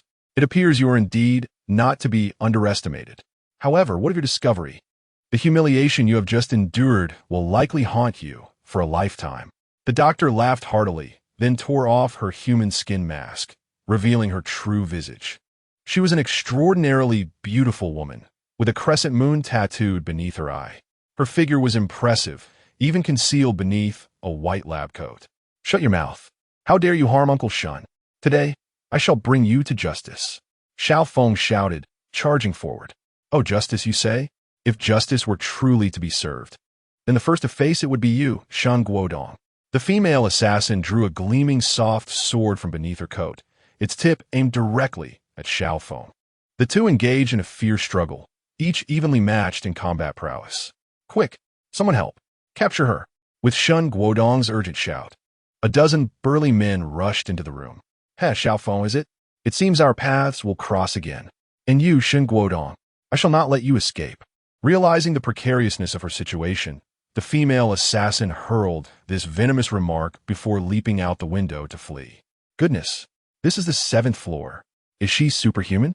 The bodyguard stared in astonishment at the fleeing assassin, who landed gracefully and dashed away, instantly dispelling any thoughts of pursuit.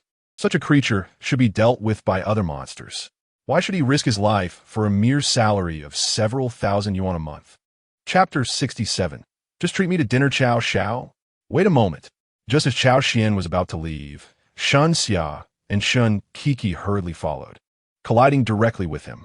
"Oh dear, you two are a bit out of line," Cao Xuan remarked, inhaling the fragrant air. "Apologies, Cao Xiao. We did not mean to." Shen Xia and Shun Kiki spoke in unison. At that moment, they found themselves awkwardly leaning against Cao Xuan, having inadvertently fallen into his embrace due to the collision. Seeing this, the two quickly extricated themselves, their faces flushing crimson. "It's quite all right. I understand you did not intend to," Cao Xuan replied with a gentle smile. While they were innocent, he had orchestrated the encounter deliberately. He could have easily dodged, but chose not to.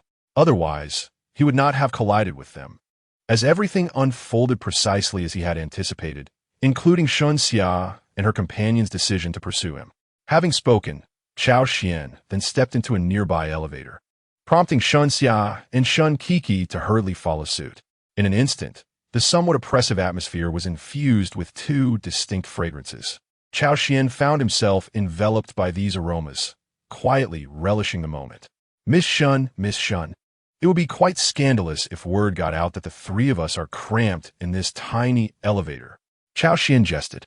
"Fear not, young Master Cao. Only the Shun family can access this building. No one else will know." Shun Kiki elucidated. "Ah, I see." Cao Xuan nodded, acknowledging that given the Shun family's wealth, this was indeed plausible. "Young Master Cao, I apologize on behalf of my father. It was unintentional. He has just recovered, and his mind may not be quite right. I hope you can overlook it." Shun Xia interjected. "Huh, if apologies were effective, what need would there be for the police? Wouldn't you agree, Miss Shun?" Cao Xuan replied with a cold smirk. The response left Shun Xia and Shun Kiki momentarily stunned. It diverged from their anticipated narrative. However, this was understandable, as this was no mere romantic fiction, and they were not destined heroines. Cao Xuan was hardly inclined to indulge them. "You are right, young Master Cao. It is indeed our fault. Please, tell us how we can make amends. We shall do our utmost," Shun Xia said earnestly. "Yes, young Master Cao, you have just rendered us a significant favor, and we are truly grateful. Please, voice any requests you may have." Shun Kiki blushed, secretly contemplating that if it were Cao Xuan, she might acquiesce to even the most outrageous demands. "Is that so? Any request at all?" Cao Xuan smirked devilishly. "Yes, as long as it is within our capabilities, we will certainly comply." Shun Xia nodded. "In that case, if you have the time, might you treat me to a meal? Just the three of us?"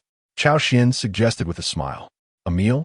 Shun Kiki longed to inquire whether it was a proper meal, yet hesitated, considering Shun Xia's presence. Had she been alone, she would have asked without reservation. She felt a burgeoning affection for Cao Xuan. After all, he was tall, handsome, wealthy, and possessed remarkable medical skills. But was it truly that simple? Unlike Shun Kiki's infatuation, Shun Xia remained somewhat cautious, although she too felt a spark of attraction towards Cao Xuan. It was primarily due to his assistance in saving Shan Guodong and delivering a well-deserved rebuke to Xiaofeng. Thus, while she appreciated Cao Xuan, it was too soon to speak of love. She had never even held a boy's hand. "Then what do you propose?" "I, Cao, have always been magnanimous. After all, the heart of a healer is benevolent. That is the essence of our profession," Cao Xuan replied with a faint smile. He was in no rush to claim the Shun sisters. Forcing the issue might yield the opposite of his intentions, given their temperaments.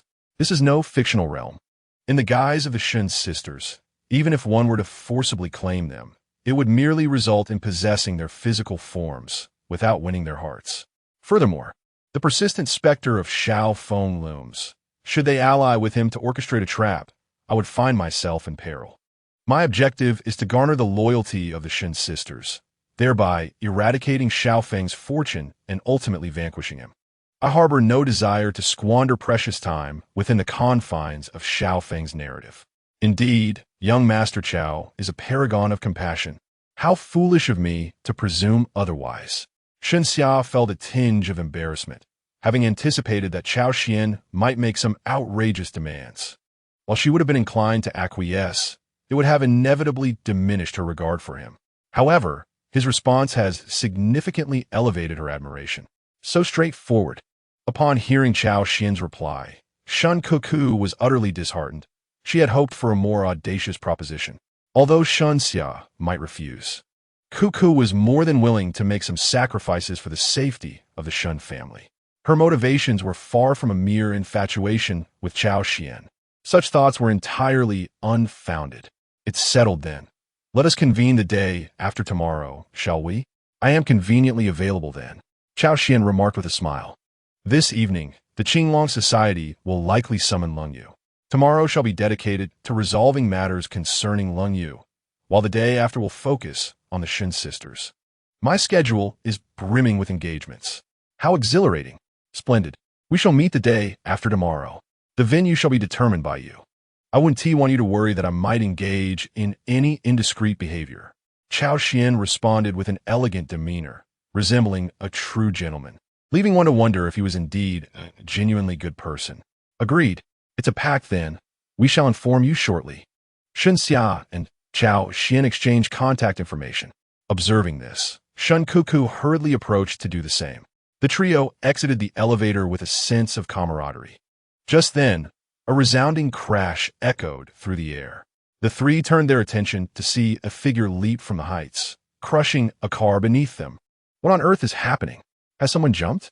Shun Xia and Shun Cuckoo instinctively hid behind Cao Xuan, fearing a tragic leap. However, when the individual appeared before them, seemingly unscathed, their shock only intensified. Chapter 68. Shun Guodong's actions. That was the 7th floor. Is this person some sort of superhuman? How could they survive such a fall? Shun Xia and Shun Cuckoo were astounded. Miss, be cautious.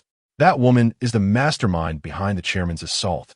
Upon the bodyguard's warning, Shun Xia and Shun Cuckoo realized that the figure before them was no superhero, but rather a criminal.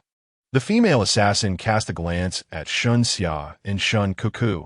Having failed to eliminate Shun Guodong, she now contemplated abducting the sisters. However, upon noticing Cao Xuan by the two women, she promptly abandoned her earlier thoughts. For reasons unknown, Cao Xuan instilled in her a profound sense of danger. A sentiment one could certainly grasp as an assassin. We shall meet again. After uttering this phrase, the female assassin vanished without a trace in the blink of an eye. Miss, are you both all right? Several bodyguards hurried to the side of the two women. We are fine. What has happened? Who was that woman? Shun Xia inquired. Upon hearing her question, the bodyguards recounted the events that had just transpired in detail. I was terrified. I never imagined that the person who had cast a curse on my father was lurking so close to us. As this realization dawned on them, both Shun Xia and Shun Cuckoo felt a wave of dread wash over them. If memory serves, the doctor had been present for 3 months. This meant they had been living within the same circle as such a dangerous individual for all that time. The thought was chilling. Fortunately, with Cao Xuan present just moments ago, otherwise that female assassin would have charged at them. Speaking of assassins, there had indeed been mention of this particular female assassin in the narrative of Xiao Feng, who was portrayed as a fated protagonist. However, her appearance was not supposed to occur at this juncture. It seemed that due to my presence, some elements of the plot had shifted. Could this be what they refer to as the butterfly effect? Cao Xuan pondered. After all, Xiao Fa's master had yet to make his entrance, and here he was, having been dispatched by his own people to meet a fiery demise from missiles. The storyline had already deviated from its intended path from the outset. My apologies, young Master Cao, for any distress caused. You weren't frightened, were you? Shun Xia asked with concern. Not all. It was a mere trifling scene, hardly enough to rattle me. Cao Xuan replied with a smile. That's a relief. Young Master Cao, given the circumstances, I must return to address some matters. We shall escort you to this point, Shun Xia stated. Very well then, farewell. With that, Cao Xuan departed without looking back. Why doesn't young Master Cao ever make any outrageous demands? Watching Cao Xuan's retreating figure, Shun Cuckoo felt a pang of disappointment. What are you thinking? You witnessed that assassin just moments ago. How can you still have the luxury of such thoughts? Shun Xia chastised Shun Cuckoo lightly, wondering when her sister had become so overtaken by her impulses. Upon returning to the hospital room, Shun Xia and Shun Cuckoo found Xiao Feng engaged in lively conversation with Shun Guodong, a sight that irked them both. Nevertheless, The bodyguards had mentioned that it was thanks to Xiao Feng that the assassin had been uncovered. Did this not imply that Xiao Feng had known this woman's identity from the very beginning, yet chose not to inform them? One could only surmise his intentions. With this thought, Shun Xia's regard for Xiao Feng diminished further. As for Shun Kuku, she had always harbored a strong dislike for Xiao Feng, and even without this incident, her disdain was palpable. Xia Kuku, you're back. Thanks to Xiao Feng, I was unaware of the danger I was in. Upon seeing Shun Xia and Shun Kuku return, Shun Guodong began to laud Xiao Feng as if seeking credit for himself. Dad, how can you say such things? Cao Xiao saved you, and you are not even grateful. What has Xiao Feng done to deserve such treatment? Shun Xia could not help but inquire. Xiao Xia, what do you mean by that? Is this how you treat a guest? From this day forth, Xiao Feng is a distinguished guest in our home, and you must show him the respect he deserves. If it weren't for him, I would have been eliminated by that female assassin just now. Do you understand? Shun Guodong stated solemnly. Although Shun Xia felt immense anger upon hearing Shun Guodong's words, she found herself powerless. After all, in this household, Shun Guodong's word was law. It's all right, Director Shun. I can understand if the young lady harbors some grievances towards me, considering the circumstances have led to some unfounded rumors about me. Xiao Feng declared with a sense of pride. Xiao Feng, do not take it to heart. Those who speak ill of you are simply lacking in intelligence. Only I know the true nature of your character. After all, you saved my life. Shun Guodong's gaze towards Xiao Feng resembled that of an adoring admirer, igniting fury in both Shun Xia and Shun Kiki. However, what followed was a decision made by Shun Guodong that left both women utterly astounded. Kiki, in light of the unresolved situation, until we capture that female assassin, I have decided to employ Xiao Feng as your bodyguard to escort you to and from school. Shun Guodong announced. Shun Kiki was still in her senior year of university, with 1 year remaining until graduation. Shun Xia, 2 years her senior, had already graduated and was working at the Shun family company, always accompanied by bodyguards. However, for Shun Kiki, although she had protection, bodyguards could not enter the school premises. Hence Shun Guodong's decision. Dad, I disagree. Why should Xiao Feng be the one to escort me to and from school? Shun Kiki flatly rejected the idea. Harboring an intense dislike for Xiao Feng and wishing to distance herself from him. What do you mean by that?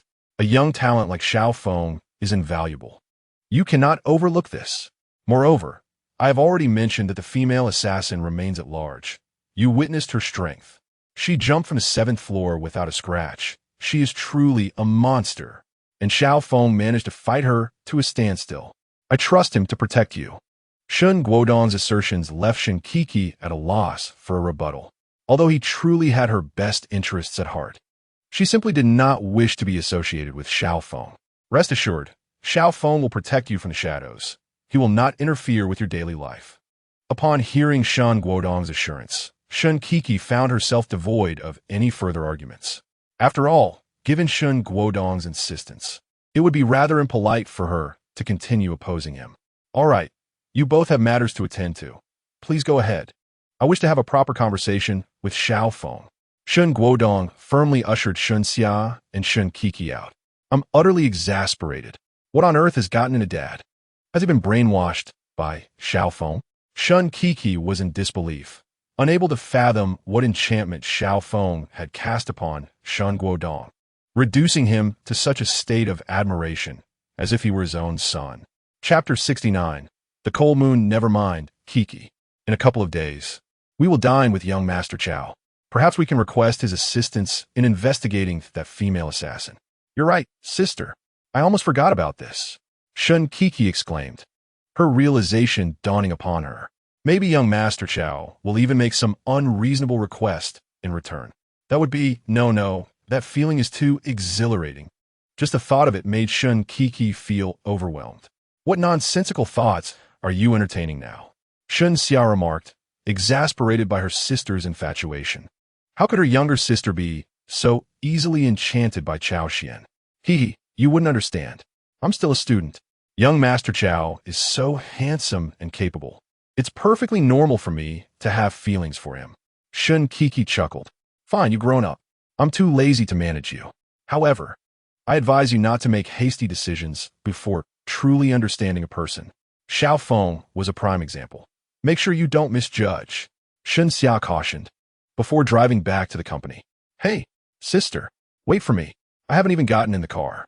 Shen Kiki hurriedly chased after her. At the Qinglong Society, the conference hall was filled with people, all of whom held the rank of hall masters. The seat of honor remained vacant, but no one minded, as Cold Moon seldom made an appearance. Damn it, who do we offend? In just one day, they dismantled over a dozen of our venues. At this rate, My brothers and I will have nothing to eat. You're fortunate. Nearly all my brothers have been captured, leaving me nearly alone. I don't even know who we have wronged.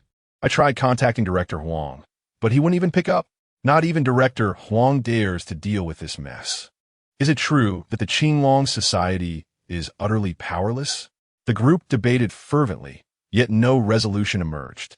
I've already said that they are coming in full force, demanding to see our leader. We might as well arrange a meeting directly. Why complicate matters? Exactly. They're quite formidable. We might as well acquiesce to their demands. Someone else chimed in. Currently, the Qinglong Society was divided into two factions. One side advocated for an engagement with Cao Xuan, asserting that they were the local power, with a base of several thousand members. Additionally, they could recruit some petty thugs to bolster their numbers, capable of mobilizing over 10,000 at once. This was their confidence in confronting Cao Xuan. They remained unaware that Cao Xuan hailed from the Cao family, mistakenly believing he was merely an outsider attempting to seize territory. If that were the case, as the local power, the Qinglong Society could not simply stand by. Otherwise, how would they survive? On the other side, however, there were those who favored peace.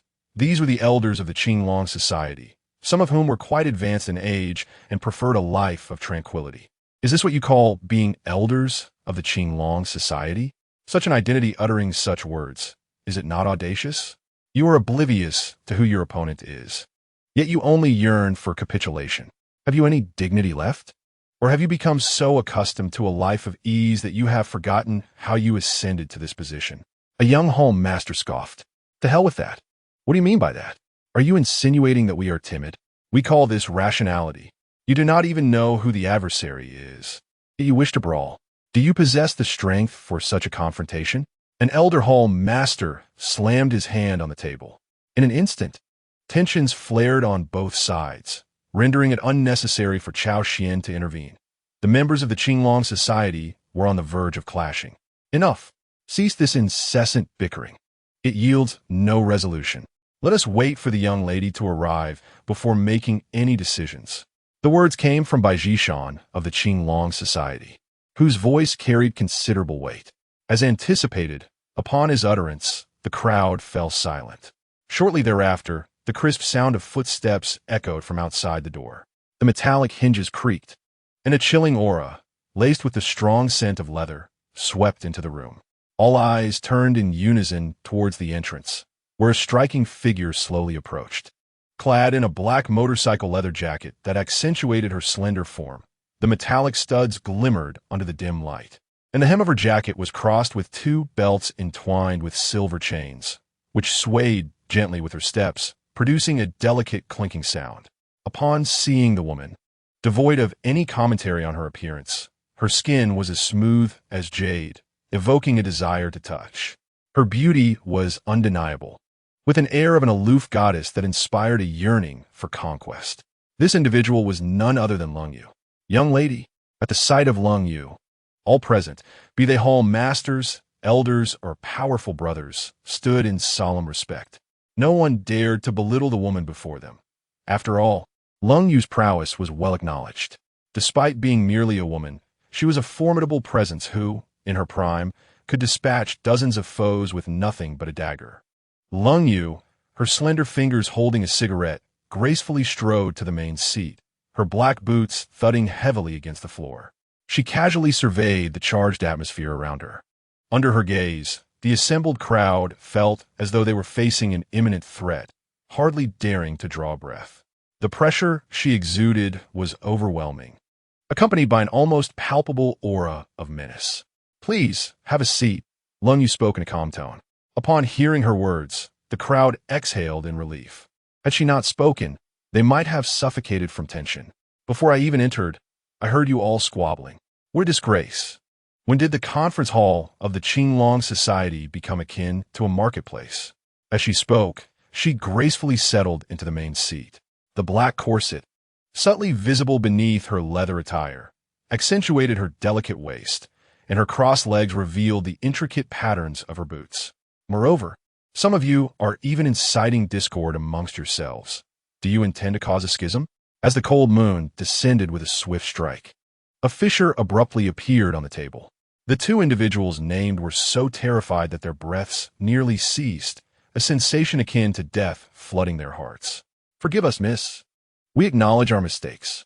The feuding hall master and elder hastily apologized, causing a slight softening in the cold moon's demeanor. Chapter 70. The arrival of the cold moon at your age. How can you encounter issues and only contemplate internal strife instead of focusing on external threats? Where have you been all these years? The cold moon chastised them once more. Now speak. Who among you is so blind as to dare disrupt my domain? As one elder prepared to respond, the cold moon raised a hand to halt him. No more trivialities. I demand results. Who is our adversary? What have we lost? What do they desire? Miss, they have raided over 20 of our establishments in a single day. We have lost several hundred brothers already. Today they struck again, and we have lost another 10 establishments. A hall master spoke up. As for who they are, we currently remain in the dark, only knowing that they possess significant influence, seemingly linked to a powerful figure in the capital. His voice dwindled as he concluded. Having endured 2 days of unwarranted assaults, suffering losses exceeding 100 million in profits, along with several hundred brothers, they couldn't even ascertain the identity of their assailants. It was a source of embarrassment, not just for the cold moon, but for him as well. What a pathetic bunch. 2 days of being beaten without knowing who our enemies are. The cold moon was on the verge of fury, lamenting the ineptitude of her subordinates. Miss, their strength and background are indeed formidable. Our brothers were simply overwhelmed. An elder interjected. Enough, I understand. This matter is not entirely your fault. What do they say? The cold moon inquired. They demand that you personally negotiate with them. Only then will things become negotiable. Ah, so they are targeting me? How intriguing. The cold moon raised an eyebrow, recalling that it had been many years since she had faced such a direct challenge. Miss, this is clearly a trap. We should fight back. Another hall master exclaimed. Are you foolish? After being beaten for 2 days, you can't even uncover their identities. And you propose a confrontation? Are you suggesting we risk our lives in a battle? Do you believe your subordinates can compete with fully armed police officers? The cold moon retorted sharply. His audacity quelled by her words, he fell silent, while the other factions looked on with glee. Inform them that the location and time are at their discretion. I will attend personally, the cold moon commanded. Understood, miss. Now, disperse. Meanwhile, on the other side, Cao Xuan had returned to his grand villa in his Rolls-Royce. Young master, after my sweep today, the Qinglong Society can no longer remain idle. Their president has agreed to meet you tomorrow night at the Qinglong Manor. As Cao Xuan entered, De Zhuang eagerly relayed this promising news. At first, when I expressed the intention to have Lin Yue personally meet with Cao Xuan, the members of the Qinglong Society were somewhat reluctant. However, after De Zhuang led a group to sweep through over a dozen of their venues today, they have become utterly compliant. Excellent. Well done. Cao Xuan patted Da Zhuang on the shoulder. He was finally about to confront the legendary Lin Yue. From what he remembered, her temperament was rather fierce. He chuckled to himself. Nonetheless, he reveled in the challenge of conquering such a woman, recalling the descriptions of Lin Yue from the original text. Cao Xuan couldn't help but feel a surge of desire. A leather-clad female heiress of the underworld, she was indeed a rare gem. The thought of eventually possessing such beauty caused him to impulsively embrace Pan Tian beside him and plant a fervent kiss on her lips. What has gotten into you? Have you thought of something delightful? Pan Tian, momentarily bewildered by Cao Xuan's sudden intimacy while still engrossed in her phone, was at a loss for words. He cackled. You needn't worry. I'm simply in a splendid mood. What is wrong with seeking your company? For joy. You are quite unbearable. Such shamelessness. Under Pan Tian's reluctant protests, Cao Xuan became even bolder. Soon, the time arrived for the following evening. Cao Xuan had reserved an entire estate, meticulously arranging a candlelit dinner. Dressed impeccably in a suit while awaiting Ling Yue's arrival. Young master, the Qinglong Society members have arrived. Not long after, Da Zhuang sent a message. They are rather punctual. Cao Xuan glanced at his watch. He had scheduled the meeting for 8 o'clock, and to his surprise, the Qinglong Society members had even arrived a few minutes early. Through surveillance, Cao Xuan could clearly see a dozen luxury cars parked outside the estate, with a woman at the forefront clad in a tight black leather outfit, her long legs accentuating a goddess-like visage.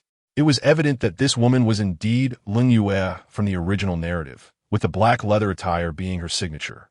Cao Xuan commanded, "Let Ling Yue enter alone. No one else is permitted to approach." "Understood, young master." Soon, apart from Ling Yue, her subordinates, confidants, and several senior members of the Qinglong Society were halted at the estate's entrance. "What does this mean? On what grounds are we denied entry?" One of the hall leaders protested defiantly. "Shut your mouth. When did it become your turn to speak?" Da Zhuang stepped forward and delivered a slap that sent the man flying several meters away. Such terrifying strength. Is he even human? Ling Yue was utterly astonished. With just that slap, Da Zhuang surpassed even the Qinglong Society's most formidable gold medal enforcer. Moreover, she perceived that Da Zhuang had held back. Otherwise, the hall leader would likely have been killed instantly. "How dare you strike our boss? You seek death." A few of the younger subordinates attempted to rush forward, but in an instant, numerous dart gun barrels were aimed at them. All were equipped with the Type 95. Are these soldiers? Ling Yue was left dumbfounded. Furthermore, several red dots began to dance across the bodies of those young subordinates, indicating that any reckless movement would result in dire consequences. What in the world have these foolish individuals stirred up? Cold Moon found herself utterly bewildered, despite her extensive experience navigating the martial world. She had never encountered such a formidable display.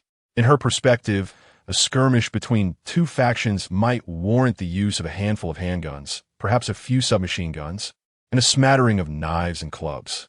Yet, what lay before her was an arsenal of Type 95 rifles and an array of sniper rifles positioned menacingly. Cold Moon felt her legs tremble, for while she was capable of dispatching dozens in a fight, she knew that such weaponry could easily spell her demise. If a single shot were to be fired, the prospect of tears would be the least of her worries. She would simply perish. Chapter 71. Negotiation. Faced with such a terrifying scene, even the previously boisterous subordinates fell silent. "Wait here for me," Cold Moon instructed with resignation.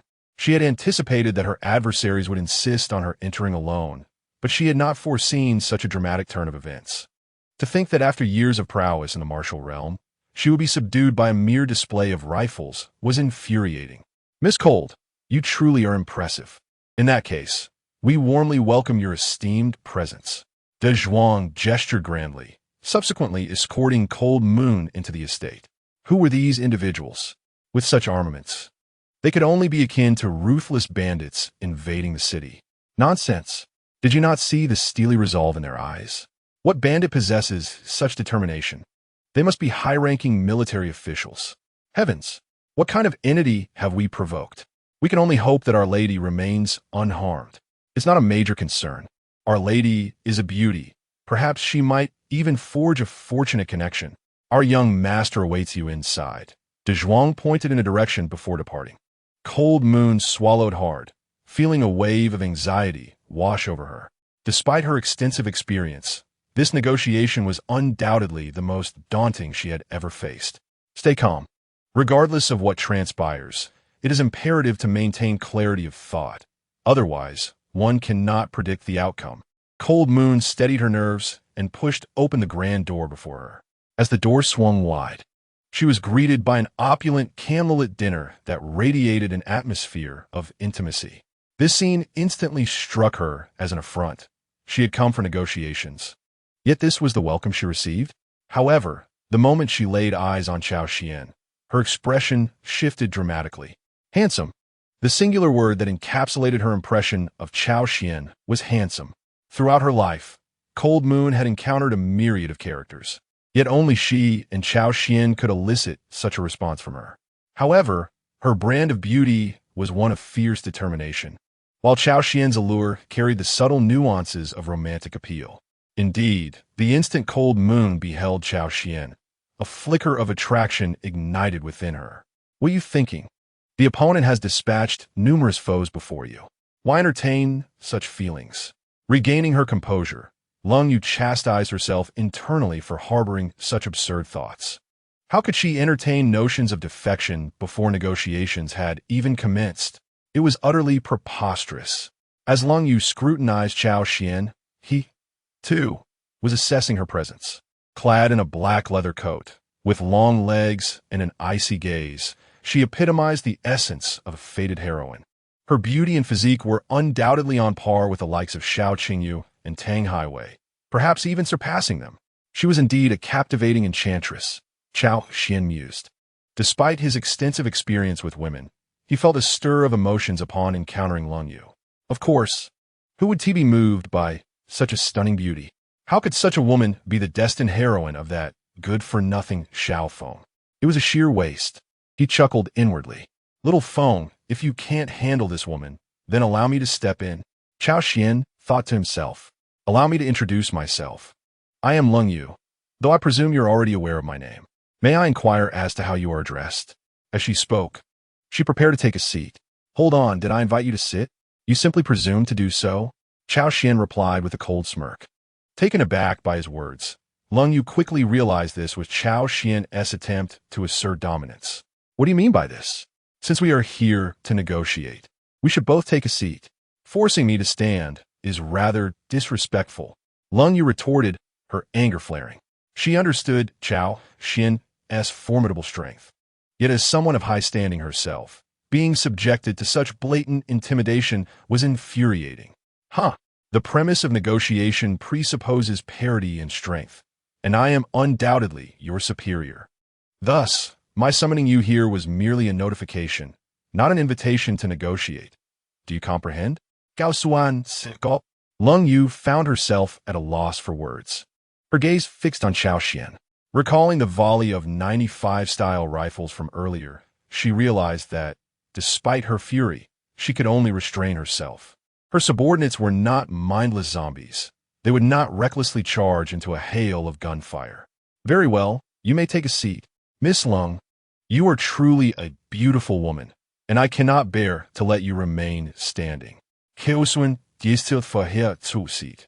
Clenching her fists, Lung Yu found Cao Xuan's arrogance particularly irksome, a sentiment that was especially vexing for someone of her background in the underworld. At that moment, she longed to strike him down. Yet, despite her thoughts, she complied and sat in the chair. Allow me to introduce myself. I am Cao Xuan, but you may call me Young Master Cao. He reclined with his legs crossed, savoring a sip of the red wine. So it is Young Master Cao. What honor. Pray tell, how have we at the Qinglong Society offended you to warrant such hostility? Lung Yu inquired directly. Do you require a reason to crush an ant? Cao Xuan's retort left Lung Yu momentarily speechless, realizing that he held the Qinglong Society in utter disdain. This infuriated Lung Yu, who had devoted years to the Qinglong Society. She could not fathom that it was regarded with such disdain by others. Miss Lung, you must comprehend one thing. I hold no regard for the Qinglong Society or the Heilong Society.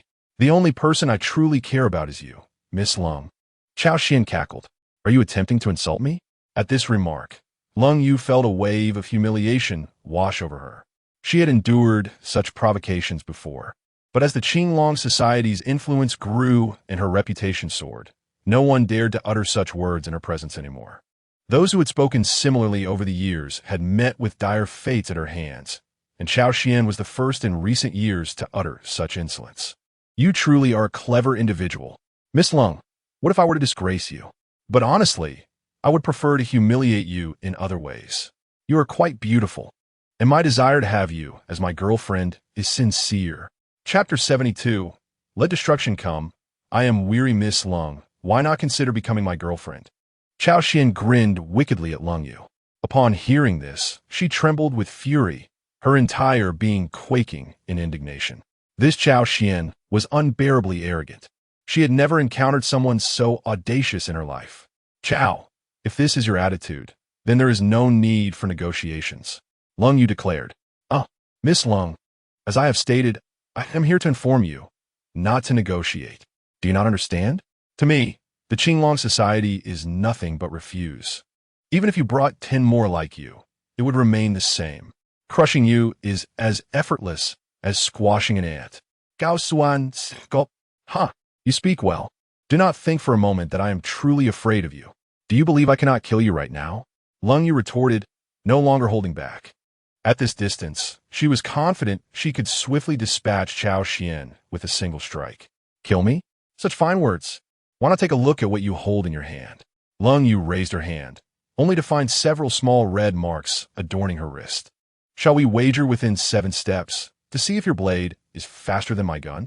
Cao Xuan laughed heartily. Have you heard of the Tiger of Huazhong? Cao Xuan shifted the conversation. The Tiger of Huazhong? Upon hearing this name, Lung Yu's expression shifted. The Tiger of Huazhong was a figure of great renown in their realm, famously regarded as a godfather of the underworld. Years ago, he had risen from nothing, carving out a name for himself in the Huazhong region with a simple watermelon knife. It was said that his followers numbered in the tens of thousands, not including his vassals. Lung Yu had heard of this person since childhood and had always regarded him as an idol. Have you heard of him? What of it? Lung Yu questioned, uncertain of Cao Xuan's intent. Could it be that he was the Tiger of Huazhong? Yet, his age did not quite align with that possibility. The Tiger of Central China is at least in his 40s, while the young man before me, Cao Xuan, appears as youthful as a mere boy. No more than 20 years of age. What I wish to convey is that a character like him is merely someone who works for me. Thus, the Qinglong society truly amounts to nothing more than a band of ruffians. Cao Xuan erupted into laughter. Upon hearing this, Lung Yu felt as though her worldview was crumbling. The idol she had held in high esteem was merely a subordinate under Cao Xuan. Surprised, are you? Otherwise, why do you think a man who barely completed high school has managed to carve out such a reputation? It is none other than my Cao family supporting him from the shadows. In this era, self-made individuals are exceedingly rare. The game is all about strength and background. Surely, you understand this, do you not? Cao Xuan remarked with a smile. What do you want from me? I acknowledge your prowess. You needn't elaborate further. Lung Yu was infuriated, utterly vexed by this lunatic, Cao Xuan. Yes. You are indeed formidable. Your Cao family reigns supreme, and even the Tiger of Central China is your subordinate. Damn it, if you are so impressive, why do you feel the need to provoke me when I have done nothing to you? It is so unjust. Lung Yu felt wronged. What had she done to deserve encountering a madman like Cao Xuan? I have already stated, Miss Lung, that as long as you agree to be my girlfriend, I will spare you and the Qinglong society. That is impossible. Absolutely out of the question. I will never concede to such a condition. Lung Yu declared resolutely. Ha. Do not be so hasty to refuse. If I recall correctly, the Qinglong society was founded by your father, was it not? Your father is currently gravely ill. Do you think he would not be driven to despair if he learned of my intent to obliterate the Qinglong society? Cao Xuan smiled wickedly. The sensation of humiliating the destined heroine is simply delightful. This is far more enjoyable than direct humiliation in bed. Are you threatening me? Have I not threatened you enough already? From the moment you entered this place, I have been a menace to you. What? Do you dare to defy me? What can you possibly do about it? Cao Xuan lauvet hertitili. I will fight you to the end. Lung Yu, unyielding, drew a dagger from her boot and charged toward Cao Xuan. Truly, she is the daughter of the underworld. I admire such spirit. However, you must temper your temper. I do not enjoy being stabbed by girls. It is only I who does the stabbing. Cao Xuan effortlessly evaded Lung Yu's onslaught. One cannot deny that Lung Yu possesses remarkable abilities. Her speed and strength are formidable, likely 7 to 8 times that of an ordinary person. Nevertheless, to Cao Xuan, these attributes are trivial. After all, he boasts a physique nearly 30 times that of an average individual, rendering Lung Yu's movements as slow as a tortoise in his eyes. How is this possible? How can you be so fast? Lung Yu was utterly astonished. Cao Xuan's speed was beyond her expectations. The reason she dared to disregard the snipers was that she gambled on Cao Xuan being swayed by her beauty and refraining from shooting. Initially, she believed she had won her bet, as the snipers had indeed not fired, but little did she know, it was because Cao Xuan simply did not regard her as a threat. In an instant, the roles of offense and defense were reversed. In the blink of an eye, Cold Moon found herself subdued by Cao Xuan. Hey. So, you are the notorious heiress of the underworld? Refusing to yield, are we? Ready to fight me, are you? You think I'm swift, don't you? With each taunt, Cao Xuan delivered a resounding slap to Cold Moon's back. Slap, slap, slap, over a dozen stinging blows. And this underworld princess, the queen of Naxing City's shadows, was reduced to tears. And not just any tears, she wailed loudly. Whoa, Cao Xuan, you scoundrel. How can you treat me this way? I will kill you. I swear I will kill you. Whoa. Cold Moon sobbed uncontrollably, having never before endured such treatment. Even her father had never struck her. And this is how you crumble? What happened to that fierce spirit of yours? Cao Xuan mockingly jeered, relishing her despair. Cold Moon shot him a resentful glare, her sense of injustice intensifying. Observing her pitiful state, a mixture of fury and helplessness brought Cao Xuan immense satisfaction. Yes, that's the look. I adore that expression. Hey. Tell me, do you loathe me deeply? Yet you find yourself powerless against me? He burst into laughter. Hearing his derision, Cold Moon chose silence. Responding would only invite further humiliation. Better to let Cao Xuan revel in his madness. Let all end. I'm exhausted. I long for death. Life feels devoid of purpose. Such were Cold Moon's thoughts at that moment. Chapter 73. Breaking the seal, choosing silence? Attempting to maintain an aloof demeanor, Cao Xuan smirked wickedly before unbinding his seal. What are you planning to do? Cold Moon was taken aback by his boldness. What do you think I intend? Of course, to crush you. Cao Xuan lauet hotiti li. No, let go of me. Release me, you beast, you fool, you filthy creature. Whoa, please let me go. I don't want this. You, how dare you not challenge me fairly? Damn it. Have you not eaten? Is this all you can muster? Wrong. I realize my mistakes. Ding. Congratulations, host, for successfully altering the plot. The destined protagonist, Lu Chen's fortune has decreased by 10,000. Reward, 100,000 villain points. Ding. Congratulations, host, for successfully intercepting the destined protagonist Cold Moon. Lu Chen's fortune has decreased by 50,000. Reward, 500,000 villain points. At this juncture, Cao Xuan savored a sip of red wine, a look of contentment etched upon his face. Meanwhile, Cold Moon gazed vacantly at the ceiling, her eyes filled with confusion. Everything transpired so rapidly, yet it hardly felt swift. Perhaps it had been a long time coming. It was as if events unfolded so abruptly that she had no time to comprehend what was happening before it all concluded. Just moments ago, her mind had gone blank. Her reactions typical of a woman who knew how to resist, but ultimately recognized the futility of her struggle. As she processed the reality of her losses, a profound urge to escape this existence surged within her. She grasped the dagger, intent on plunging it fiercely into her own neck. My dear, do you truly wish for death? Cao Xuan's words momentarily startled Lung Yu, yet she had no inclination to respond to him. At that moment, she was singularly focused on ending her life. Ignoring Cao Xuan, the dagger drew perilously closer to her throat. Observing this, Cao Xuan refrained from intervening, his expression one of amusement as he watched her performance. Why do you not stop me? Why do you not intervene? Lung Yu lamented, her composure shattered. She had expected Cao Xuan to at least attempt to hinder her, but instead, he merely watched in silence. How could you? You profess your affection for me, and yet, when I seek to end my life, you do nothing to prevent it. Is this what you call love? Why should I stop you? If you desire to die, then intervening would be to contravene your wishes.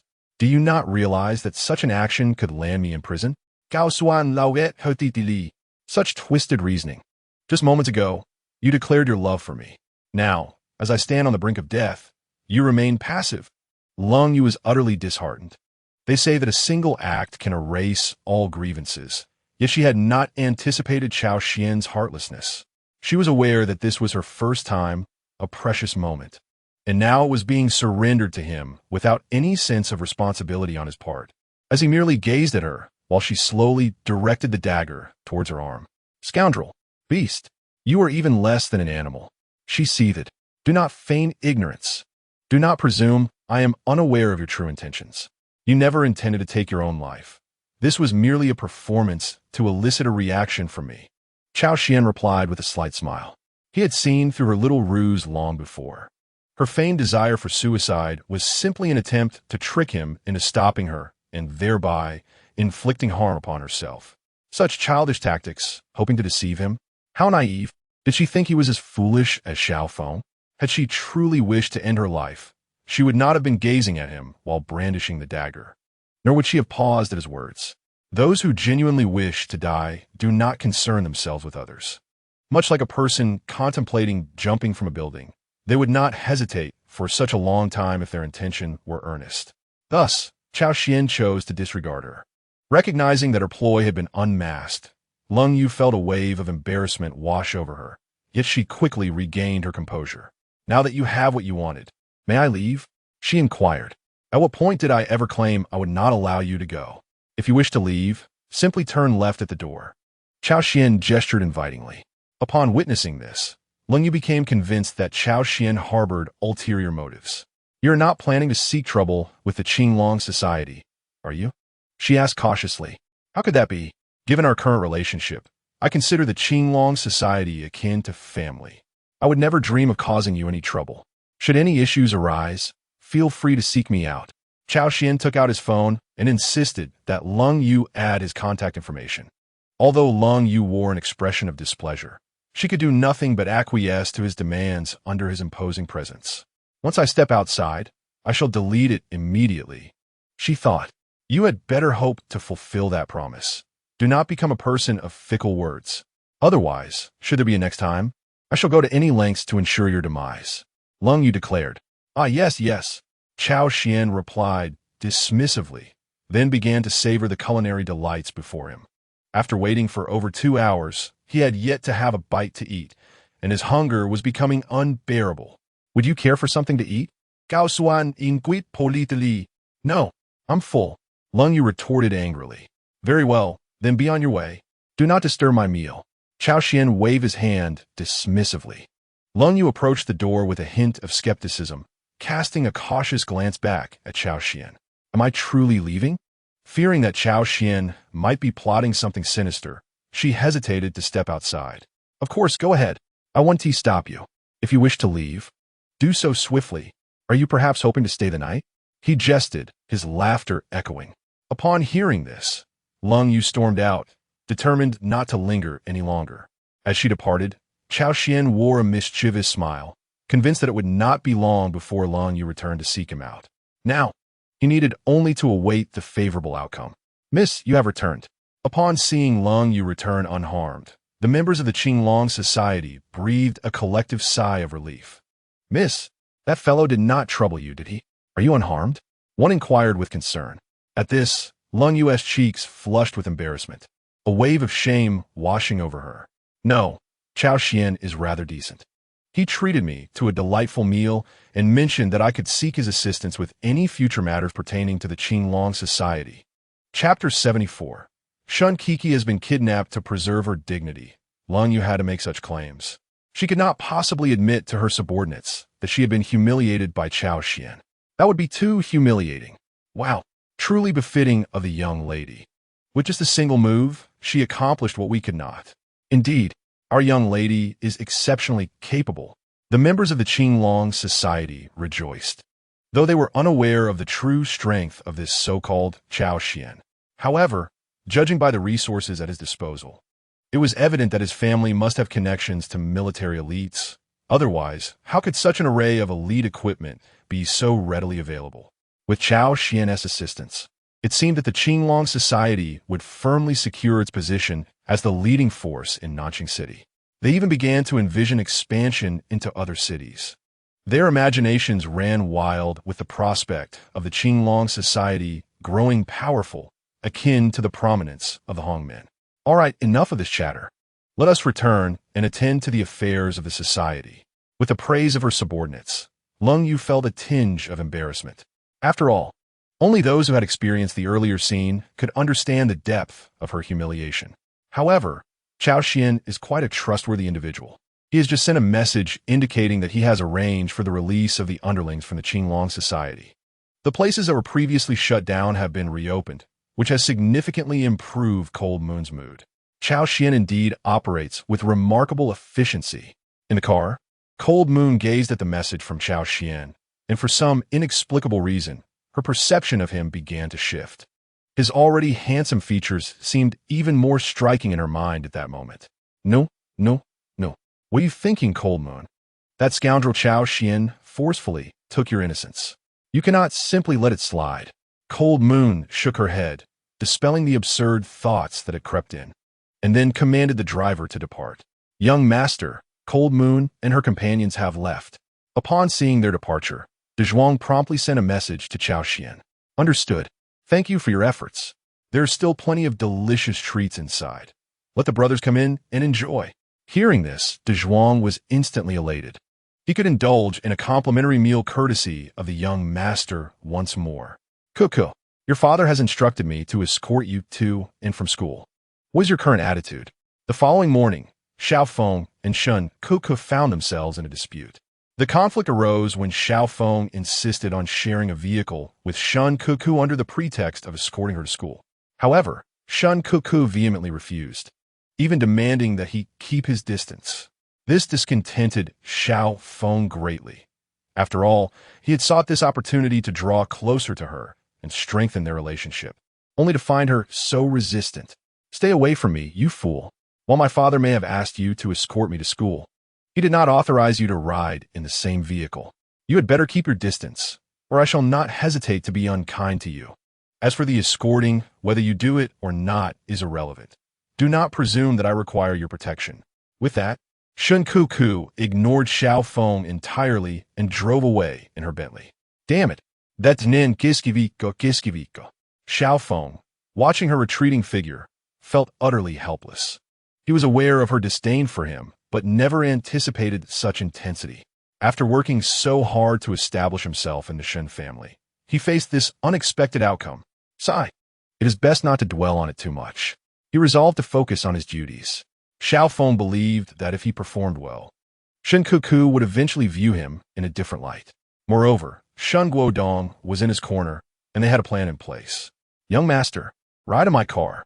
At that moment, Uncle Xia arrived. Uncle Xia, the steward of the Shun family, had been in service for decades and held significant influence within the household, earning Shun Guodong's utmost respect. Thank you, Uncle Xia. Xiao Feng expressed his gratitude. In truth, Uncle Xia held no particular fondness for Xiao Feng. Nevertheless, as Shun Guodong had vouched for him, he felt compelled to lend his support. Furthermore, Shen Guodong had personally requested him to look after Xiao Feng. Under the exquisite driving skills of Uncle Xia, Xia Feng swiftly caught up to Shun Keek's Bentley. Uncle Xia, may I trouble you with a matter? Xia Feng inquired politely. Had it not been for Cao Xuan's interference, he would likely have earned the admiration of the entire Shun family by now, which would have naturally altered his demeanor. Young Master Xia, feel free to speak your mind. My grandfather has said that you can directly approach me with any concerns, Uncle Xia responded. I would like you to investigate the Xiao family. I wish to know what they have been up to recently, along with their lifestyle habits. Xia Feng was acutely aware of his purpose for descending the mountain. Beyond fulfilling the so-called marriage pact, he sought vengeance against the Xiao family. Additionally, he aimed to accumulate virtue and gradually expand his influence. However, he had encountered numerous obstacles shortly after his descent, throwing him into disarray. Fortunately, with the appearance of Shun Guodong, his endeavor, though not perfect, had at least stabilized. At your service, young Master Xia. Uncle Xia nodded in acknowledgement without further elaboration. Just as Xia Feng was about to articulate more, an unforeseen event transpired. A sports car suddenly appeared on his right, and without warning, it collided forcefully with him. In an instant, both Xia Feng and Uncle Xia were caught off guard. With a loud crash, Feng's vehicle was unceremoniously thrust into a patch of greenery. What the hell is going on? Was that intentional? Feng cursed, relieved that he had internal fortitude to protect him, or else the situation could have turned perilous. However, Uncle Xia was not so fortunate. His leg was trapped, and he writhed in agony, blood seeping from his wound. Uncle Xia, seeing this, Feng rushed to free him, preparing to employ the 9 transformations of Golden Needle to staunch the bleeding. Forget about me. Quickly, go save the second miss. Upon hearing Uncle Xia's words, Feng realized that the sports car had pursued Shun Keek's Bentley. Meanwhile, Shun Kiki, startled by the recent collision, involuntarily came to a halt, becoming an unwitting spectator. Now, as she witnessed the sports cars barreling towards her, Shun Kiki frantically attempted to start her vehicle. Yet it was too late. The 2 cars collided once more, rendering her unconscious. Subsequently, a long, slender leg emerged gracefully from the sports car as the door swung open. Chapter 75. The Sinister Plot with a Flourish. A woman clad in a black, form-fitting leather outfit, exuding allure, stepped out of the vehicle, her dark sunglasses concealing her eyes, yet Feng immediately recognized her. It was none other than the female assassin from the previous day. Damn it, you again. How dare you cause trouble right under my nose? Just watch as I bring you to justice. Feng feigned anger and charged towards the assassin, but she completely disregarded him, effortlessly scooping up Shun Kiki and departing with a confident stride. Upon witnessing the scene, Feng refrained from pursuing and instead revealed a profoundly meaningful expression. Young Master Xiao, how was the second miss? Hurry, chase after her. Uncle Xia limped towards Feng, dragging his injured leg. He could not comprehend why Feng remained here instead of giving chase. Uncle Xia, there is no need for haste. The immediate priority is to tend to your injury. Leave the rest to me. Feng responded with remarkable composure, deftly using the Golden Needle 9 transformations to staunch Uncle Xia's bleeding. But what about the second miss? Uncle Xia attempted to voice his concerns, but the sudden appearance of a figure rendered him speechless. Head of the family, what are you doing here? Uncle Xia exclaimed in astonishment, for Shun Guodong had unexpectedly appeared before him, much to his surprise. That is because everything is part of my plan. Shun Guodong replied with a sinister smile. At that moment, Uncle Xia understood why Feng remained so unflappable. It was revealed that the entire scheme was orchestrated by Shun Guodong, who had ingeniously used Shun Keek school commutes as a bait to uncover the assassin's location. This explained why Feng had not been in Shun Keek's vehicle. Had it not been for this plan, Feng would have concealed himself in the trunk. Regardless of Shun Keek's protests, I have already placed a tracker on Kiki. Next, I will pinpoint the assassin's lair based on the signal, allowing us to capture them all at once. Shun Guodong declared with utmost confidence, as if he held all the strings of fate in his hands. But, head of the family, is this not akin to placing the second miss on a pyre? What if she encounters danger? Uncle Xia's voice trembled with urgency. He had watched Shun Kiki and Shun Xia grow up, and had come to regard them as his own daughters. The gravity of the situation left him anxious. Rest assured, the assassin's objective in abducting Shun Kiki is to draw me out. She will remain safe in the short term. Now, we wait for the tracker to fully locate them, and then we will gather the strength of the Shun family to ensnare them all. Shun Guodong asserted with unwavering confidence. Seeing this, Uncle Xia felt it prudent to refrain from further objections, especially given Shun Guodong's assurance. Very well, Uncle Xia, you should return and rest well. I will handle the matters ahead, Feng interjected. Soon, Shun Guodong returned to the Shun residence, where he began to mobilize all available resources. The Shun family still possessed considerable strength, with over 100 bodyguards, each armed with a firearm, underscoring the family's formidable power. Head of the family, the tracker has stopped.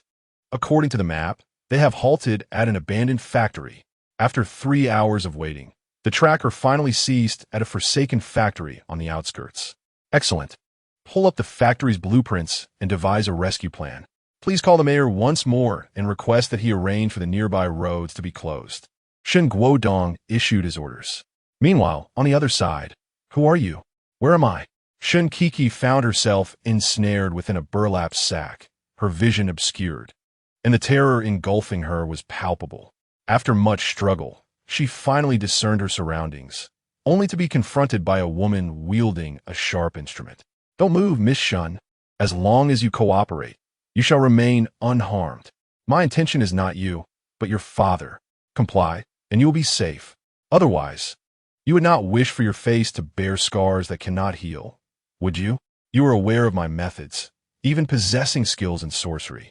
Achieving this will be effortless." The female assassin smirked wickedly at Shun Kiki. "What do you want me to do?" In her fright, Shun Kiki reluctantly acquiesced to the demand, though it felt like a betrayal of her father. Yet, being merely a university student faced with a ruthless killer, her reaction was entirely understandable. "It is simple. Send a message to your father, instructing him to come here alone. Otherwise, your life will be in grave danger." The assassin raised her dagger, tracing it across Shun Kiki's delicate face.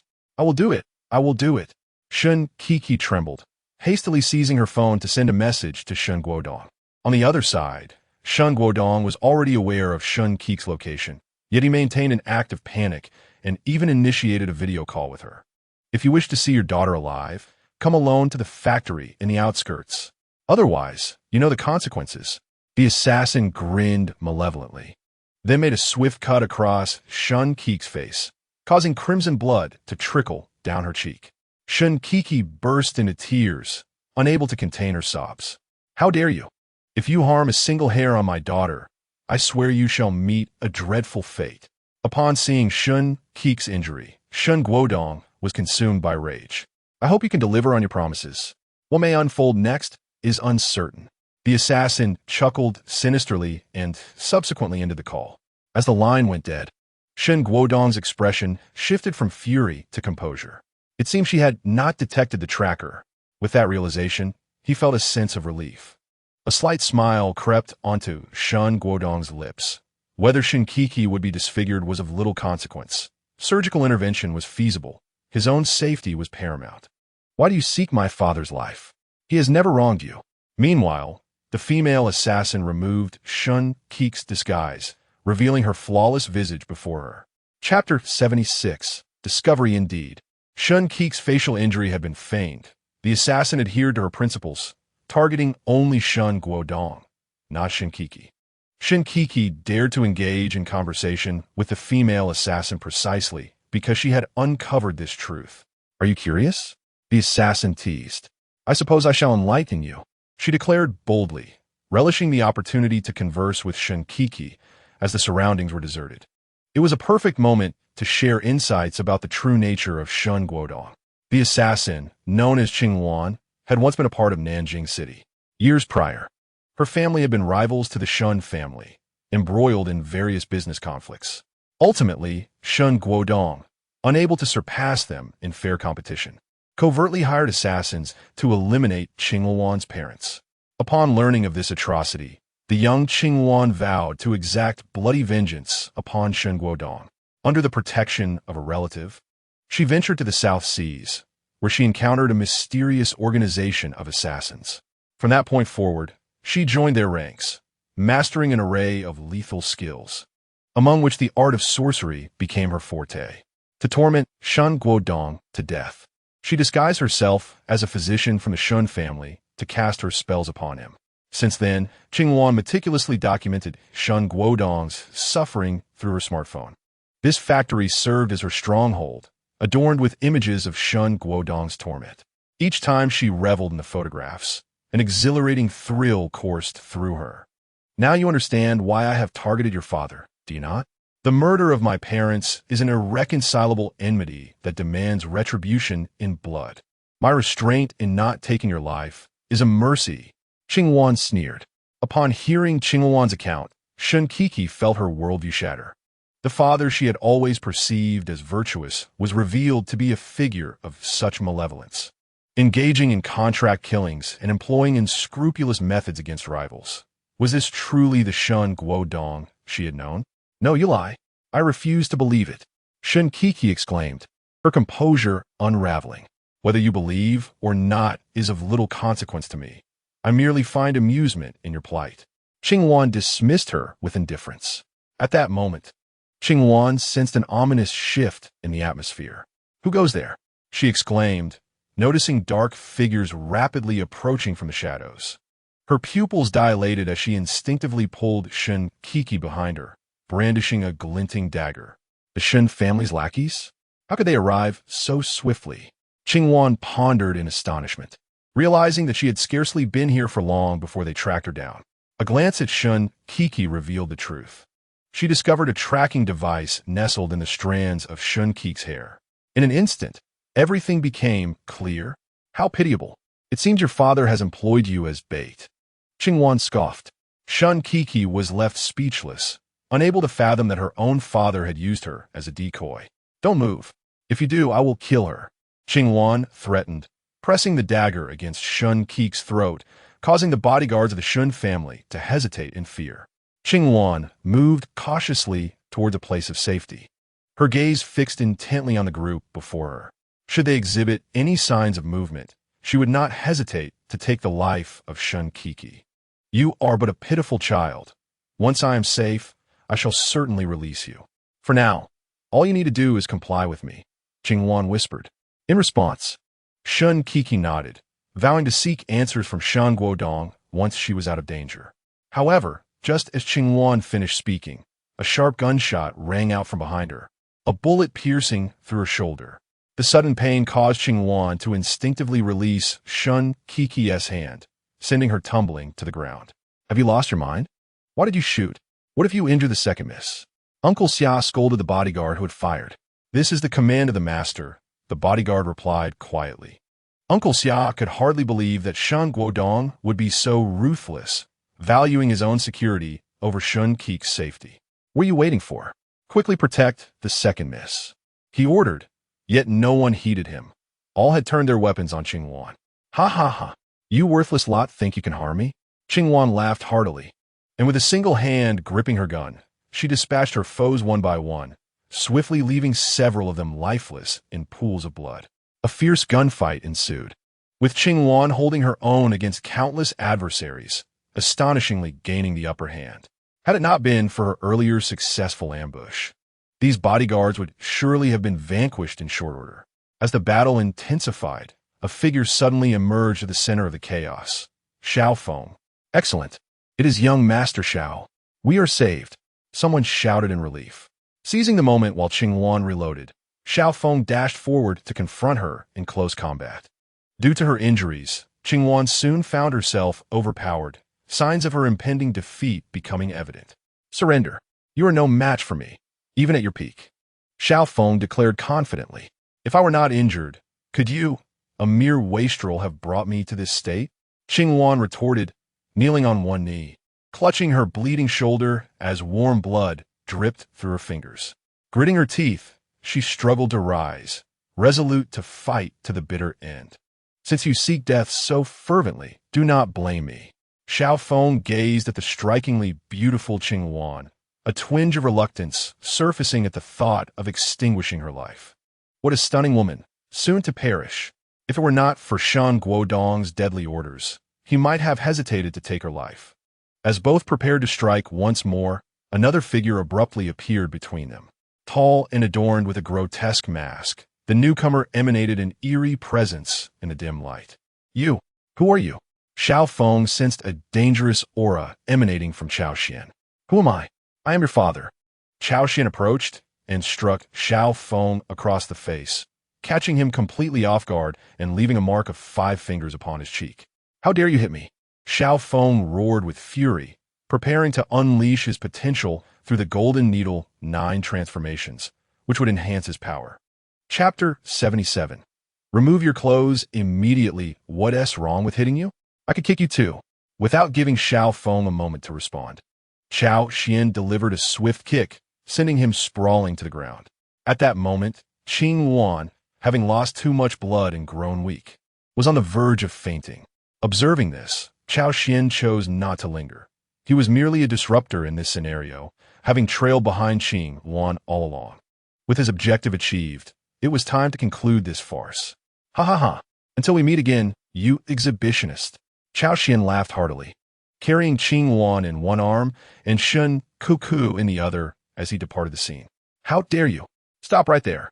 Upon hearing Cao Xuan mention his dark past, Xiao Feng scrambled to his feet, furious.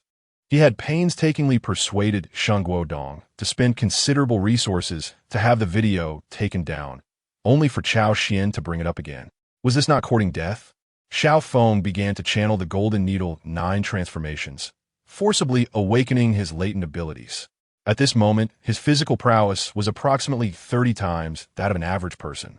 However, Cao Xuan, the sly fox, had already made his escape with Qing Wan and Shun Kuku. Who are you?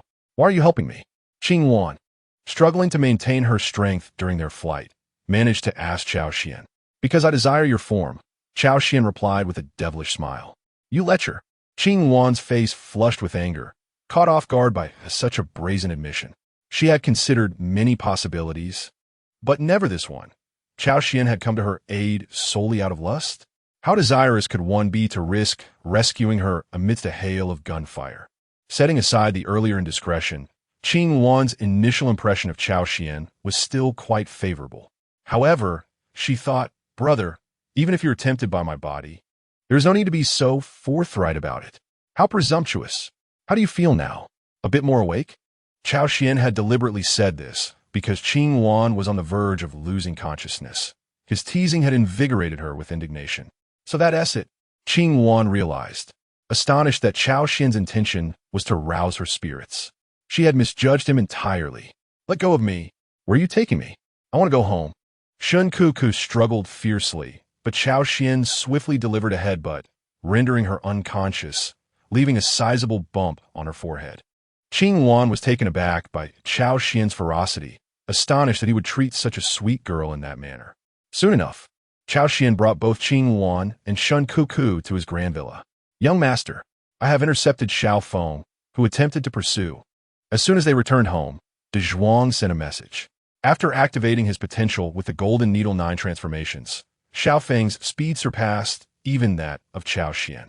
However, no matter how swift he was, he could not outpace De Zhuang's sniper rifle. Moreover, he was a seasoned veteran.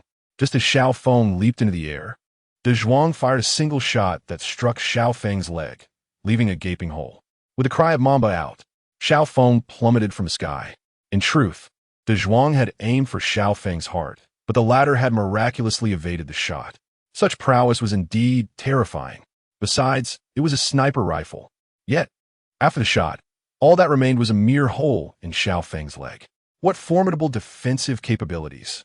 Well done. Your efforts are appreciated. Now, what should we do next? I need not elaborate, Cao Xuan replied. Leave it to me, young master. De Zhuang demonstrated his understanding by meticulously erasing any traces left by Cao Xuan, even disabling all nearby surveillance cameras. At that moment, Cao Xuan revealed his face. Upon seeing him, Qing Wan was momentarily taken aback, speechless, for she recognized that face.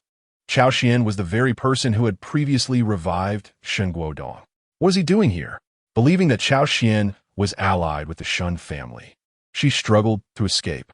Unfortunately, her injuries rendered her unable to flee, forcing her to watch helplessly as Cao Xuan acted at will before her. Oh, dear father and mother, will I never be able to avenge you in this lifetime? Forgive me, I will soon join you. Qing Wan's mind raced with thoughts. What are you mumbling about?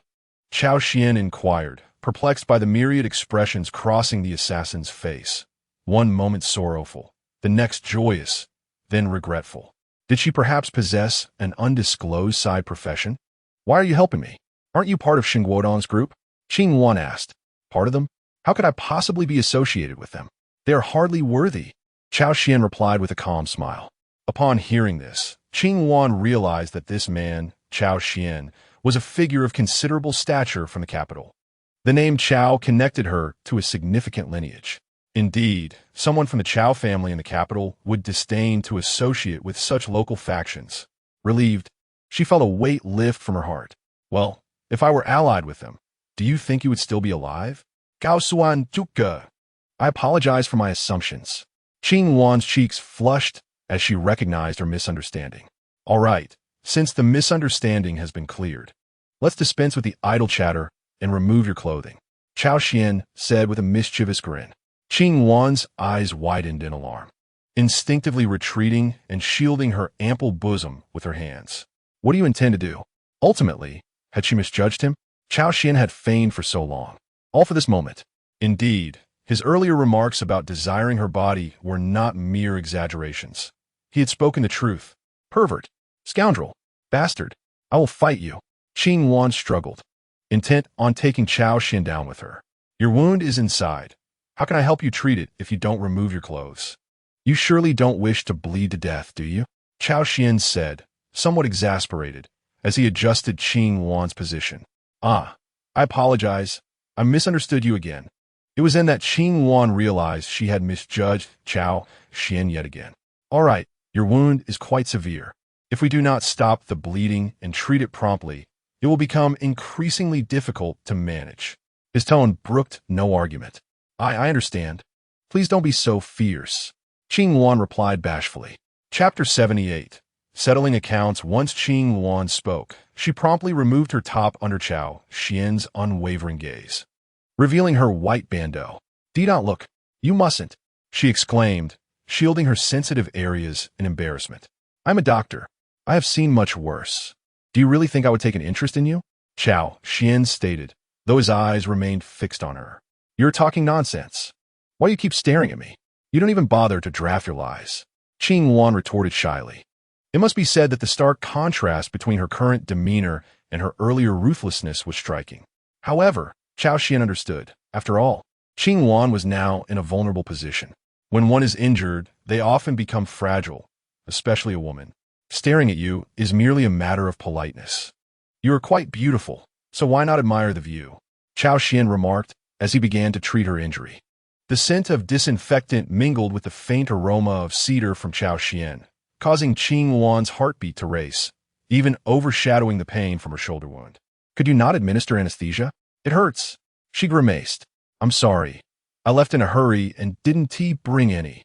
Cao Xuan replied. It's supposed to hurt. The pain is necessary. Otherwise, how would you know I saved you? How could you be such a careless doctor? Qing Wan bit her lip, enduring the pain, and turned her head as she discreetly observed his profile while he focused on her wound. His chiseled jawline and the delicate shadows cast by his eyelashes were striking, especially those eyes, which seemed to possess an enchanting power. Just a glance, and one could easily become entranced. Succubus. Benet Cao Xuan de Viol. Qing Wan could only see the word succubus.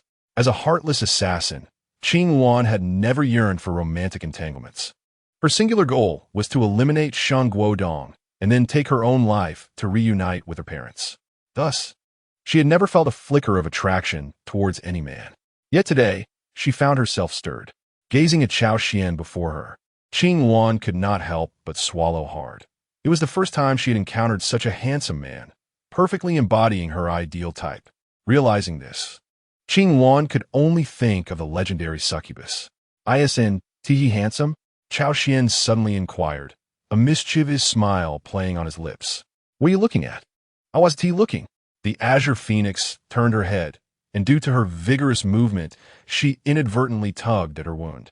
A sharp pain coursed through her, and she looked at Cao Xuan with a pitiful expression. It's nothing. A few days of rest, and you'll be fine, given your resilience. Cao Xuan raised the bullet he had extracted. It was only then that Qing Wan realized that Cao Xuan had removed the bullet without her noticing. How remarkable! How formidable! It was the first time she had witnessed such extraordinary medical skill. Qing Wan was astounded, unable to grasp the reality that Cao Xuan had already accomplished this feat. Throughout the entire process, she hadn't felt any intense pain.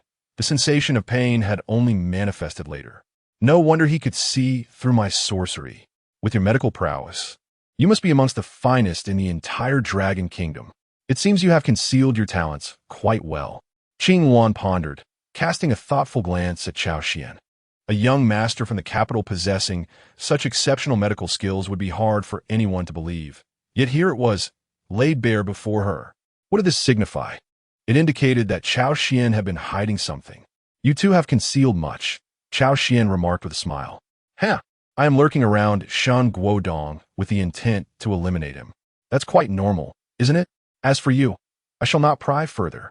As she spoke, Qing Wan attempted to rise, only to be halted by Cao Xuan. Do not rush. I have yet to complete my examination. If I overlook something, it could lead to complications. With a mischievous grin, Cao Xuan pressed her back down. What are you doing? Qing Wan gasped in shock. What do you think I'm doing? Cao Xuan replied with a devilish smile, and before Qing Wan could comprehend, he began a thorough examination of her body. Time slipped by unnoticed, and as darkness enveloped the sky, Qing Wan found herself in tears, feeling violated. Although Cao Xuan had not harmed her, he had seen what should not have been seen. It was one thing to look, but Cao Xuan had audaciously taken liberties under the guise of examination. It was excessive, truly intolerable. This crossed the line. It was akin to coercion. What was more, her injury left her unable to resist.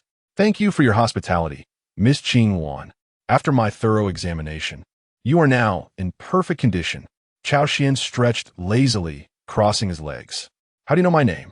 Qing Wan asked, astonished. You mentioned it yourself, Cao Xuan replied, referring to the earlier conversation between Qing Wan and Shun Kiki, which he had been discreetly observing. You were there the entire time? Qing Wan realized.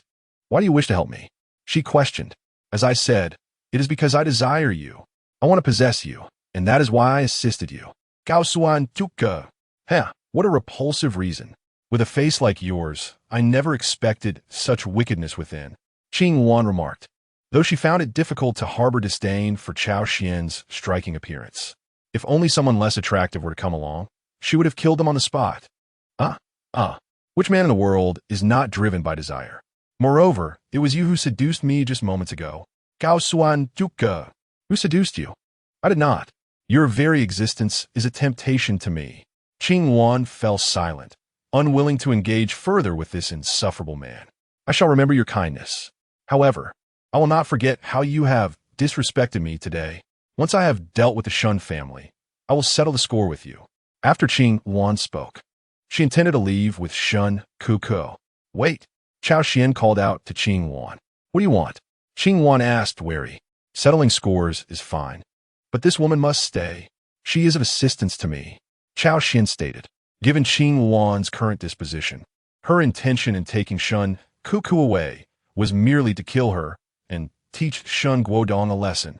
Although she had previously claimed she would not harm Shun Kuku, that was contingent upon her successfully eliminating Shun Guodong. However, the reality was that Qing Wan had not killed Shun Guodong and had been severely injured by him instead. Now, possessing his daughter, she certainly intended to kill her to deliver a lesson. Chapter 79. Why are you stopping me? Why are you stopping me? Aren't you here to help me? Why are you blocking my way? Qing Wan exclaimed loudly. It is quite simple. I have taken a liking to her as well. You are all my women, and you should love one another. How can a family be defined by violence? Cao Xuan shamelessly declared. Are you out of your mind? Qing Wan could hardly believe that Cao Xuan's appetite was so vast. Not only did he desire her, but he also sought to claim Shun Kuku, and perhaps even Shun Xia was in his sights. This scoundrel, this pervert. Regardless of anything, I will have Shun Kuku today. You cannot stop me. As Qing Wan finished speaking, a sudden aura of murderous intent enveloped her. Yet in the next moment, she found herself pinned to the ground by Cao Xuan. Not listening, are we? You are determined to have her, are you? You think I cannot stop you? Cao Xuan seized Qing Wan, and with every word he uttered, a sharp slap resounded behind her. Cao Xuan, you bastard. It hurts so much. Let me go. Qing Wan struggled desperately, but Cao Xuan's strength was astonishing, rendering her efforts futile. You think that just because you asked me to let go, I will? That will be quite humiliating for me. Cao Xuan grinned wickedly and, rather than relenting, intensified his actions. In an instant, the room was filled with Qing Wan's cries of anguish. Woe is me. Cao Xuan, you beast. I will kill you. I swear I will kill you. Qing Wan lay on the ground, tears of grievance streaming down her face involuntarily. After years of navigating the underworld, she had never faced such humiliation. This was a disgrace, a profound dishonor. This was the shaming moment of her assassin's career. Throughout history, she had never heard of an assassin being treated in such a manner. I felt akin to a disobedient child reprimanded severely by their parents. It is truly excessive. How can there exist such outrageous individuals in this world? Cao Xuan, the humiliation of today shall be repaid 100-fold in the future. Just wait. I shall return the favor in kind. After finishing her words, Qing Wan leapt from the window and made her escape. Cao Xuan did not pursue her. Instead, he found himself somewhat amused as he observed her fleeing figure. The sight of Qing Wan running while covering her backside was undeniably comical, and he stifled a laugh, promptly capturing the moment on his phone. This time, he had gained another bargaining chip. A wicked grin spread across Cao Xuan's face. What has come over me? Shortly after Qing Wan's departure, Shun Kiki, who had just regained consciousness from her faint, slowly awoke. Who are you? Shun Kiki gazed at the man before her, panic evident in her demeanor. My dear Miss Shun, it has been but a short while since we last met. Have you truly forgotten me? How deeply saddening. Cao Xuan turned around, and at that moment, Shun Kiki recognized him as none other than Cao Xuan. Upon seeing the familiar face of someone she admired, her initial fear transformed into a sense of grievance. She flung herself into Cao Xuan's embrace, sobbing uncontrollably. Woo woo woo. Young Master Cao, thank you for saving me. I thought I was going to die. Shun Kiki cried. Her demeanor, though often haughty and unreasonable, revealed her vulnerability as a college student, a fragile young woman who had just endured a life-threatening ordeal. The fact that she had not fainted from sheer fright was commendable. She wept for quite some time, soaking Cao Xuan's shoulder with her tears before she began to regain her composure. Oh, I'm so sorry, young Master Cao, she said, suddenly aware of her impulsive actions. The second daughter of the Shun family, crying in the arms of a man she had known for merely a day. What would she say if anyone were to witness this? Not at all, Miss Shun. I do not mind. Cao Xuan replied with a smile. What a delightful reward. Please feel free to bestow such gestures upon me as often as you like. Regardless of how many times it occurred, he would gladly accept. You are so kind, young Master Cao. Upon realizing that Cao Xuan bore her no ill will, Shun Kiki felt even more touched. By the way, young Master Cao, how did you come to find me? She inquired, a hint of curiosity in her voice. She recalled the chaotic scene after Qing Wan had abducted her, the fierce clash with the Shun family's bodyguards, and how a mysterious figure had emerged, effortlessly carrying both her and Qing Wan away. I happened upon you while taking a stroll. Seeing you lying on the ground, I decided to bring you back. Cao Xuan et lai. Is that so? I am fortunate to have encountered you, young Master Cao. Otherwise, I shudder to think of what might have transpired. Shun Kiki expressed her gratitude, relieved that she had not crossed paths with any nefarious individuals. Yet, she could not help but feel a twinge of regret. Why could Cao Xuan not be the villain instead? If Cao Xuan were to be a tad more troublesome, would I not be in agony now? My forehead, it hurts. Shun Kiki suddenly realized that a protrusion had formed on her forehead. How'd I get this bump? As she touched her forehead in disbelief, it dawned on her that the mysterious figure had delivered a sudden blow, rendering her unconscious. This infuriates me. That wretched scoundrel. If only I could find him, I would not let him off so easily. Shun Kiki felt a sense of numbness. As a young woman, how could she face the world with such a conspicuous bump on her forehead? But it is a trivial matter. Leave it to me. A little ointment will suffice. Cao Xuan's lips twitched slightly. After all, he was the instigator of this predicament, and it was only right to express some concern. Thank you, young Master Cao. You are truly kind. Without you, I would be at a loss. Shun Kiki gazed at Cao Xuan with admiration. At that moment, he seemed like her savior. As Cao Xuan finished applying the ointment, Shun Kiki's affection for him reached new heights. Ding! Detected that the destined heroine Shun Kiki's affection level has reached 60, while Xiao Feng's luck value has decreased by 30,000, rewarding 300,000 villain points. Well, the ointment is applied, and you're fine now. It is getting late. Let me escort you home. Your sister and father must be terribly worried about you after such a long absence. Cao Xuan stood up, ready to retrieve his keys to accompany Shun Kiki. However, just as he rose, Shun Kiki unexpectedly embraced him from behind. No, I don't want to go back. Chapter 80. Why are you so biased towards him? Why not return? It's quite late, and they must be worried sick. Cao Xuan queried with confusion. I I do not wish to return to that place. It is filled with people I detest, not only Xiaofeng, but also my father. Shun Qi clung to Cao Xuan, her face a portrait of grievance. Ever since learning from Qing Luan that her father had exploited her to capture Qing Luan, her fondness for Shun Guodong had plummeted. Furthermore, Shun Guodong had previously employed despicable means to ensnare and harm Qing Luan's parents. Everything happened too swiftly for Shun Qi to process. She could not fathom that Shun Guodong, who had always appeared as the embodiment of justice, was capable of such treachery. To exploit improper methods was one thing, but to use her as bait, disregarding her safety, was utterly unfathomable. Had Shun Guodong discussed this with her beforehand, she might have been able to accept it to some extent. Yet, all of this transpired without her knowledge. It was all too sudden for Shun Qi to bear. Thus, she implored Cao Xuan to allow her to stay a while longer, not to drive her away. I never anticipated that things would turn out this way. Your father has indeed gone too far.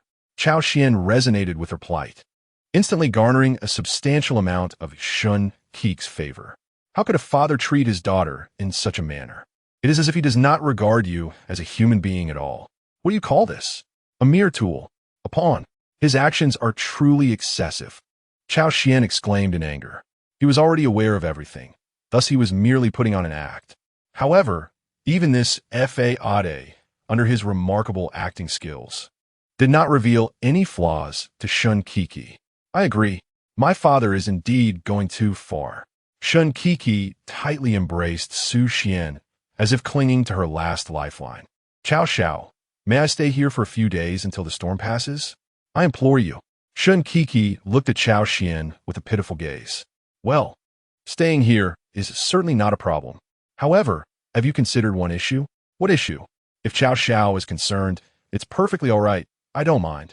Shun Qi's cheeks flushed, thinking that Cao Xuan was worried about propriety and did not wish to invite gossip.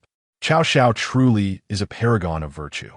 Considering her feelings so thoughtfully, if it were you, I wouldn't mind, as long as you do not disdain me. Shun Qi said bashfully, her eyes filled with anticipation, almost revealing her thoughts. Miss Shun, you've misunderstood. That is not what I meant. How could I possibly mind you?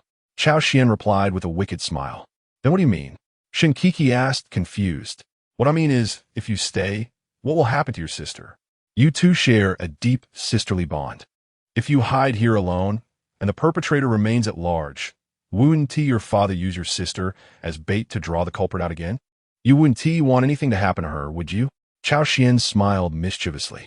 He had no objection to Shun Qi staying, but if she were to stay alone, wouldn't such a grand villa be wasted? It would make more sense for both Shun Qi and Shun Xia to reside here together. Otherwise, such spacious rooms would serve no purpose. Upon hearing this, Shun Qi suddenly realized, Cao Xuan, your considerations are indeed thorough. I hadn't thought of that. Shun Qi had completely forgotten that her sister was still with Shun Guodong at that moment. She was unaware of the situation here. What if Shun Xia was used as bait by Shun Guodong as well? Thinking of this, Shun Qi immediately wanted to text Shun Xia, only to discover that her phone was missing. Cao Xiao, could you lend me your phone for a moment? I need to send a message to my sister. Shun Qi asked. Of course. Here you go. Cao Xuan readily agreed. At this moment, in the Shun residence, Dad, what is going on? Why did such a major incident occur as soon as I returned? Why was I not informed? Shun Xia, who had been busy all day, had just returned home, contemplating how to invite Cao Xuan to dinner to express her gratitude, only to be told that Shun Qi was in serious trouble. Just this morning, Shun Qi had suddenly been kidnapped. The Shun family had deployed all their bodyguards, yet the assassins still managed to escape. Furthermore, Shun Qi had been taken away by them. Shun Xia was frantic. Shun Qi is my own sister. How could she be kidnapped? I, her elder sister, am the last to learn of this shocking news. How can that not be terrifying? Uncle Xia, why did you not inform me of such a critical matter? Why have you concealed it from me as well? Shun Xia turned to Uncle Xia, who stammered, at a loss for words. Xia, I acknowledge my fault in not notifying you. It was to spare you from worry. Moreover, there are numerous matters to attend to at the company. I thought it best for you to focus on resolving those issues. Shen Guodong defended himself.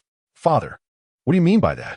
Do you truly believe that my sister's safety is less important than company affairs? Shen Xia exclaimed, incredulous. Miss Shen, please choose your words more carefully. This is your father. How can you speak to him in such a manner? Xiao Feng interjected, unable to contain himself. And who are you? What right do you have to interfere in the affairs of the Shen family? I haven't even scolded you yet. And here you are lecturing me?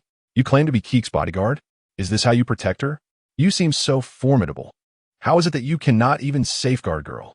Where have your skills vanished to? At that moment, Shen Xia was consumed by rage, and Xiao Feng had unwittingly found himself in her crosshairs. She unleashed a torrent of words upon him, even going so far as to derisively inquire about his ancestors. Xiao Feng clenched his fists upon hearing her remarks. At that moment, he yearned to slap Shen Xia, but he understood that such an action would be futile. Striking her would provide a momentary satisfaction, but would irreparably freeze their relationship. Rather than escalating the conflict between himself and Shen Xia, it would be wiser to redirect the tension towards Shen Guodong. Director Shen, since your daughter has stated that this is a matter for your family alone, I shall take my leave. With that, Xiao Feng turned it apart. Chapter 81. Shen Xia is struck upon witnessing this. Shen Guodong grew anxious. He recognized Xiao Feng's capabilities and understood that the Shen family's aspirations to expand and strengthen would undoubtedly require Xiao Feng's assistance. Now, having regained clarity, he realized that he could reclaim all the responsibilities he had previously entrusted to Shen Xia.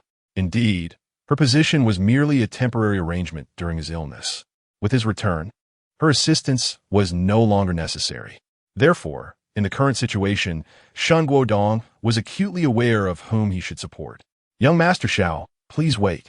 My daughter has acted thoughtlessly and offended you. I offer my sincerest apologies on her behalf.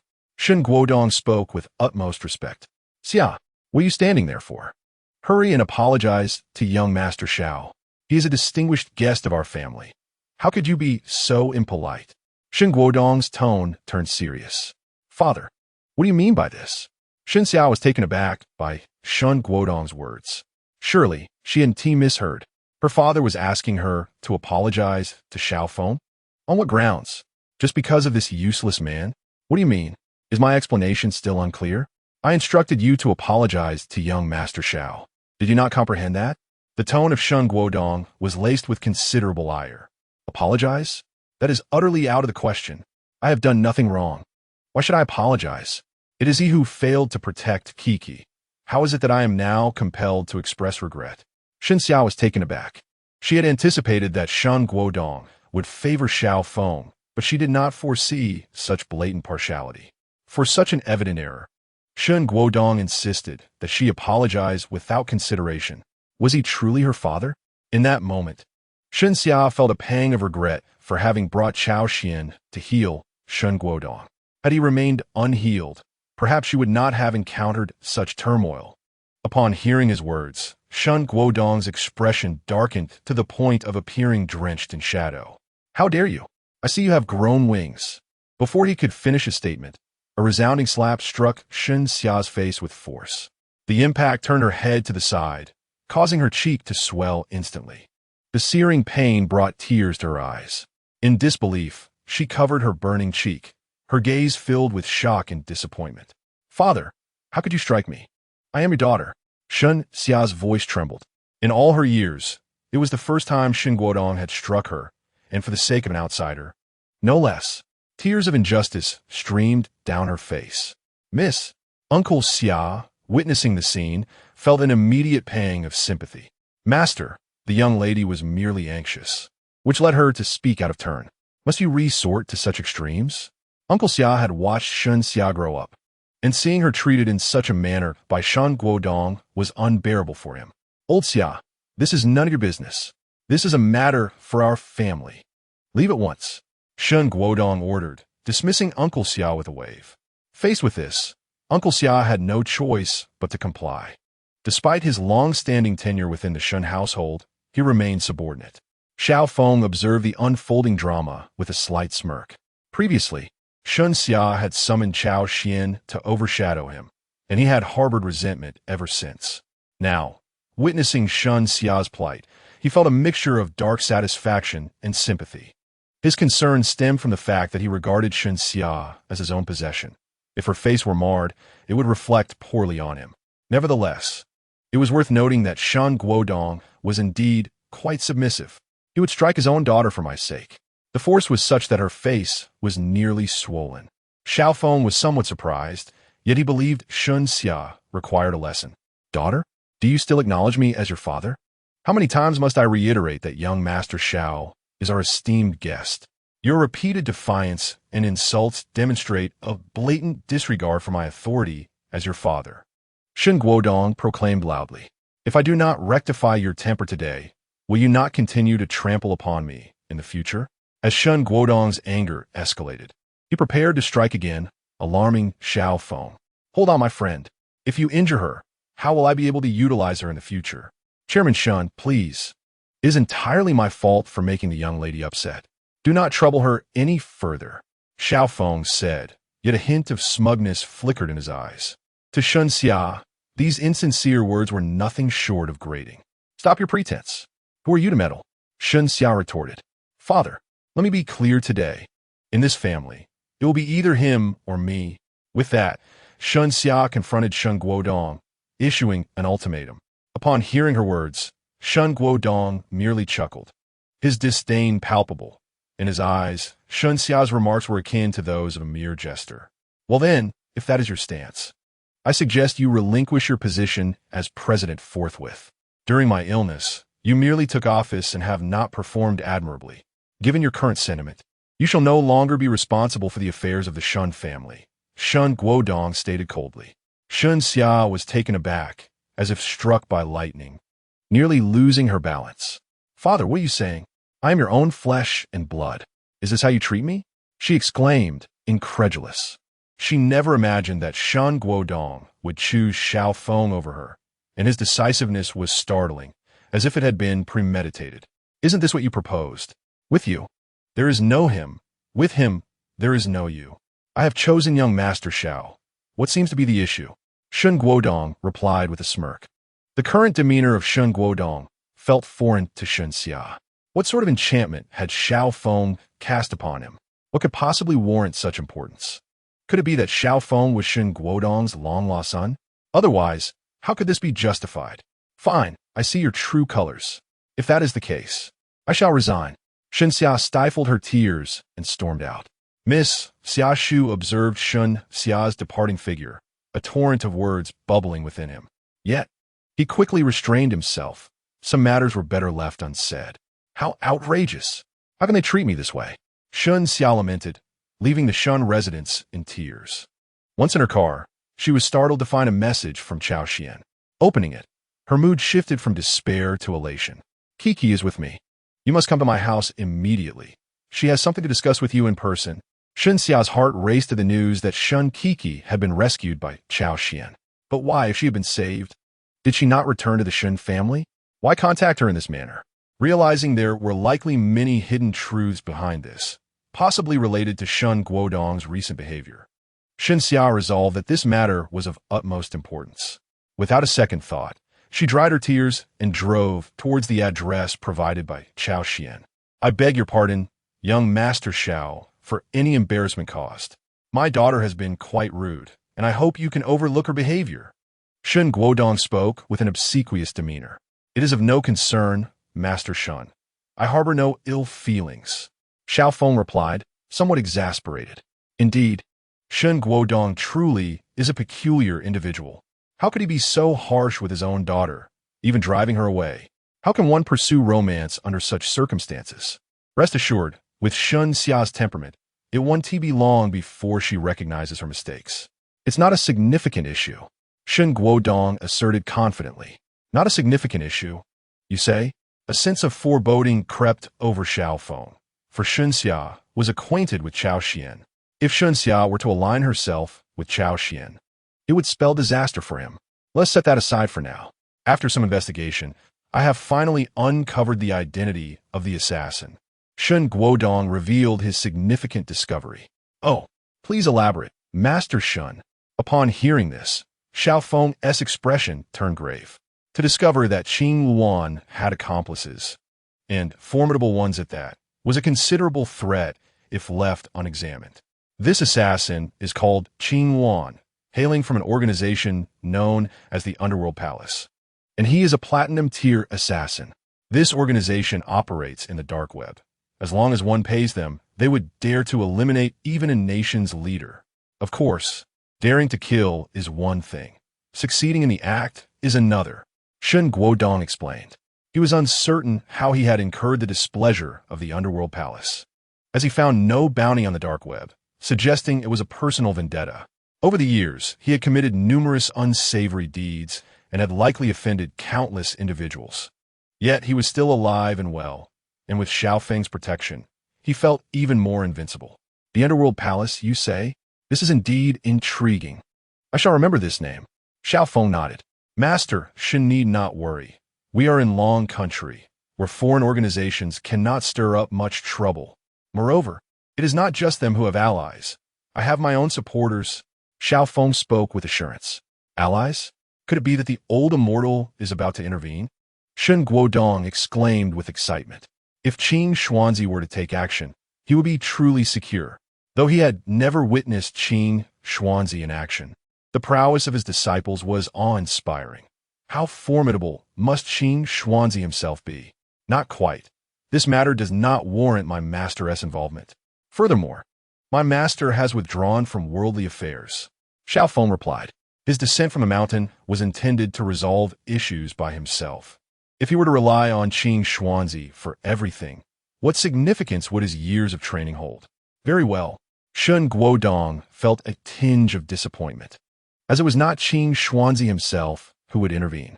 However, rest assured, the individuals I have summoned will undoubtedly prove effective. You can trust in that. Xiao Feng produced the storage ring gifted by Qing Xuanzi, which contained a phone. With a mere thought, Xiao Feng conjured a mobile phone that inexplicably appeared before Shun Guodong. Such a wondrous display of skill. Was this sorcery?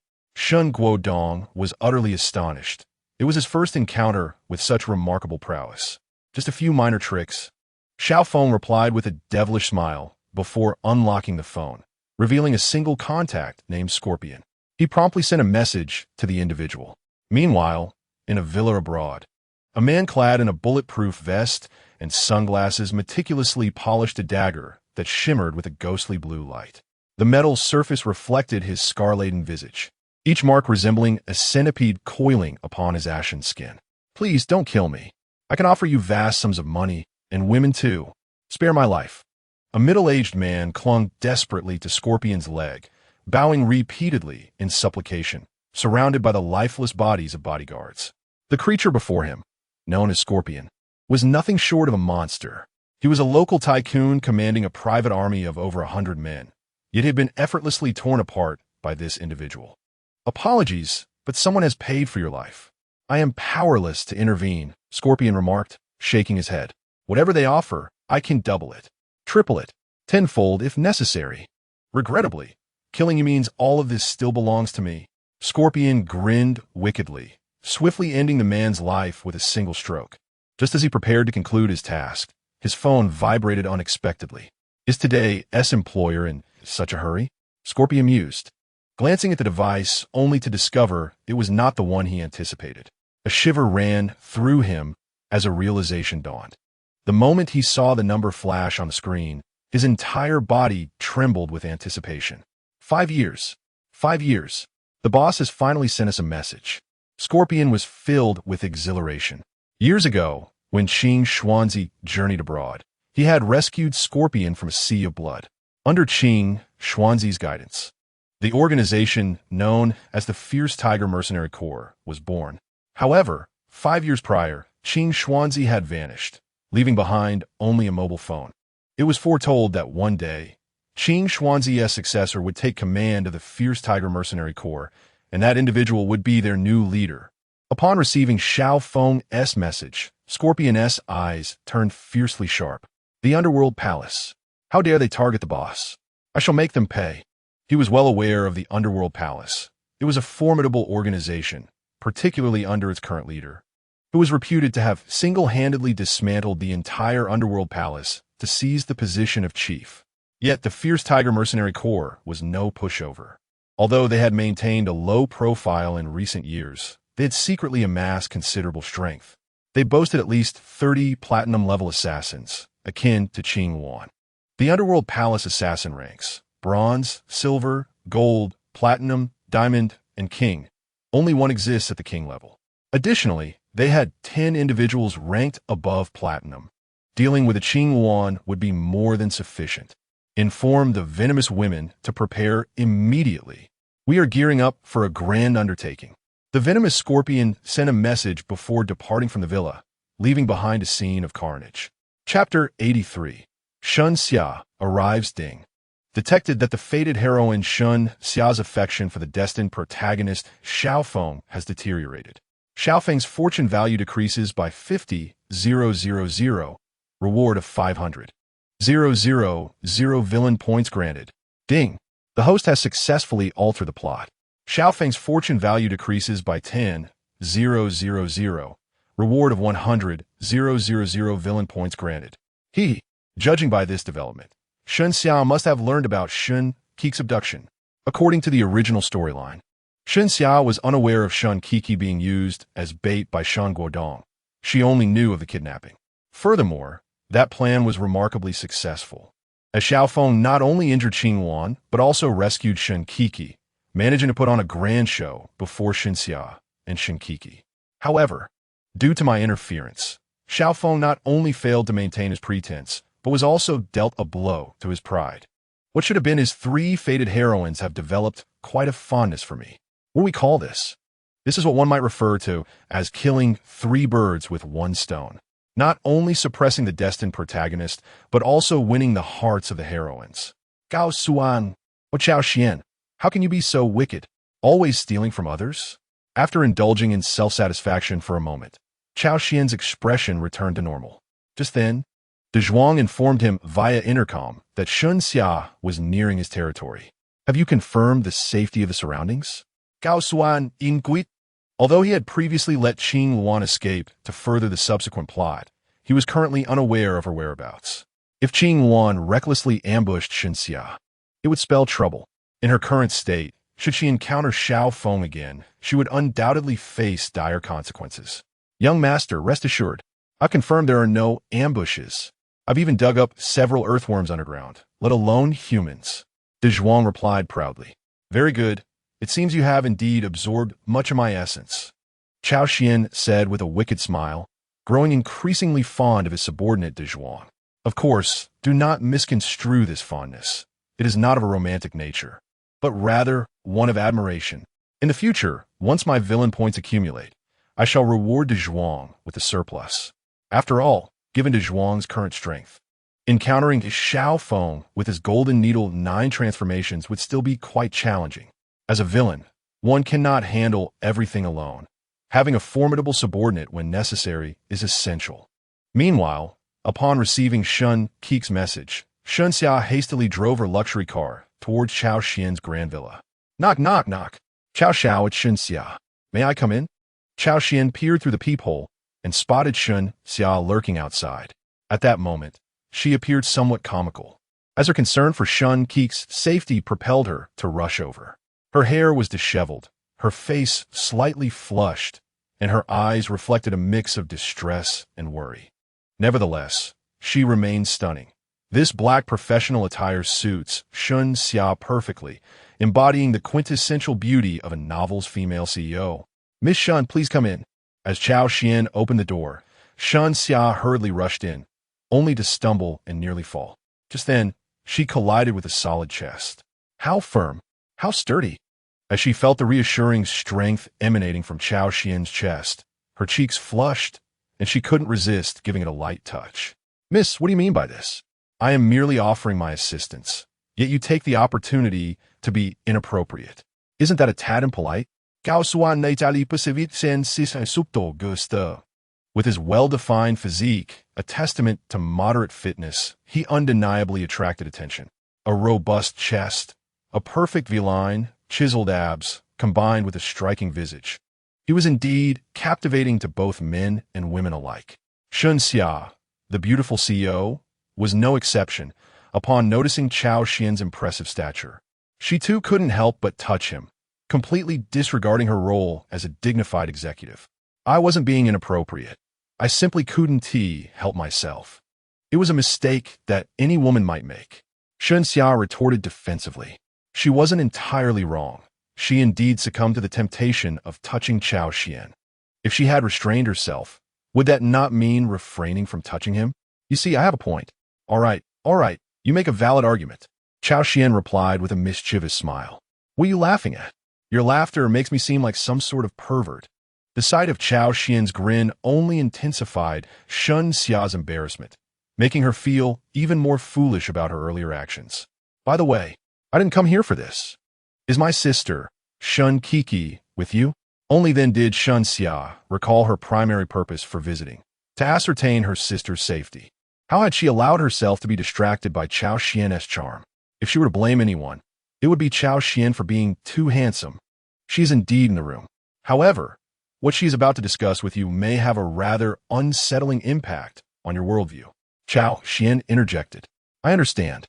Upon hearing Cao Xuan's words, a sense of foreboding washed over Shun Xia. She instinctively feared that her sister might have experienced some form of violation. Yet, as long as Kiki was alive, everything else could be dealt with later.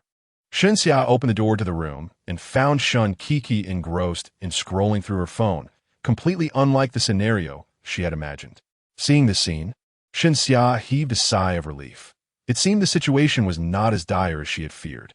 Kiki, I'm here. I am so relieved to see you safe. Shun Xia exclaimed, enveloping her sister in a tight embrace, nearly bursting into tears. After learning that Shun Kiki had been kidnapped, she had immediately set aside her work to rush over, only to encounter a series of disappointments. Now, witnessing her sister unharmed, Shun Xia felt that all the distress she had endured was worth it. Certainly, she would never forget that everything transpired due to Cao Xuan's involvement.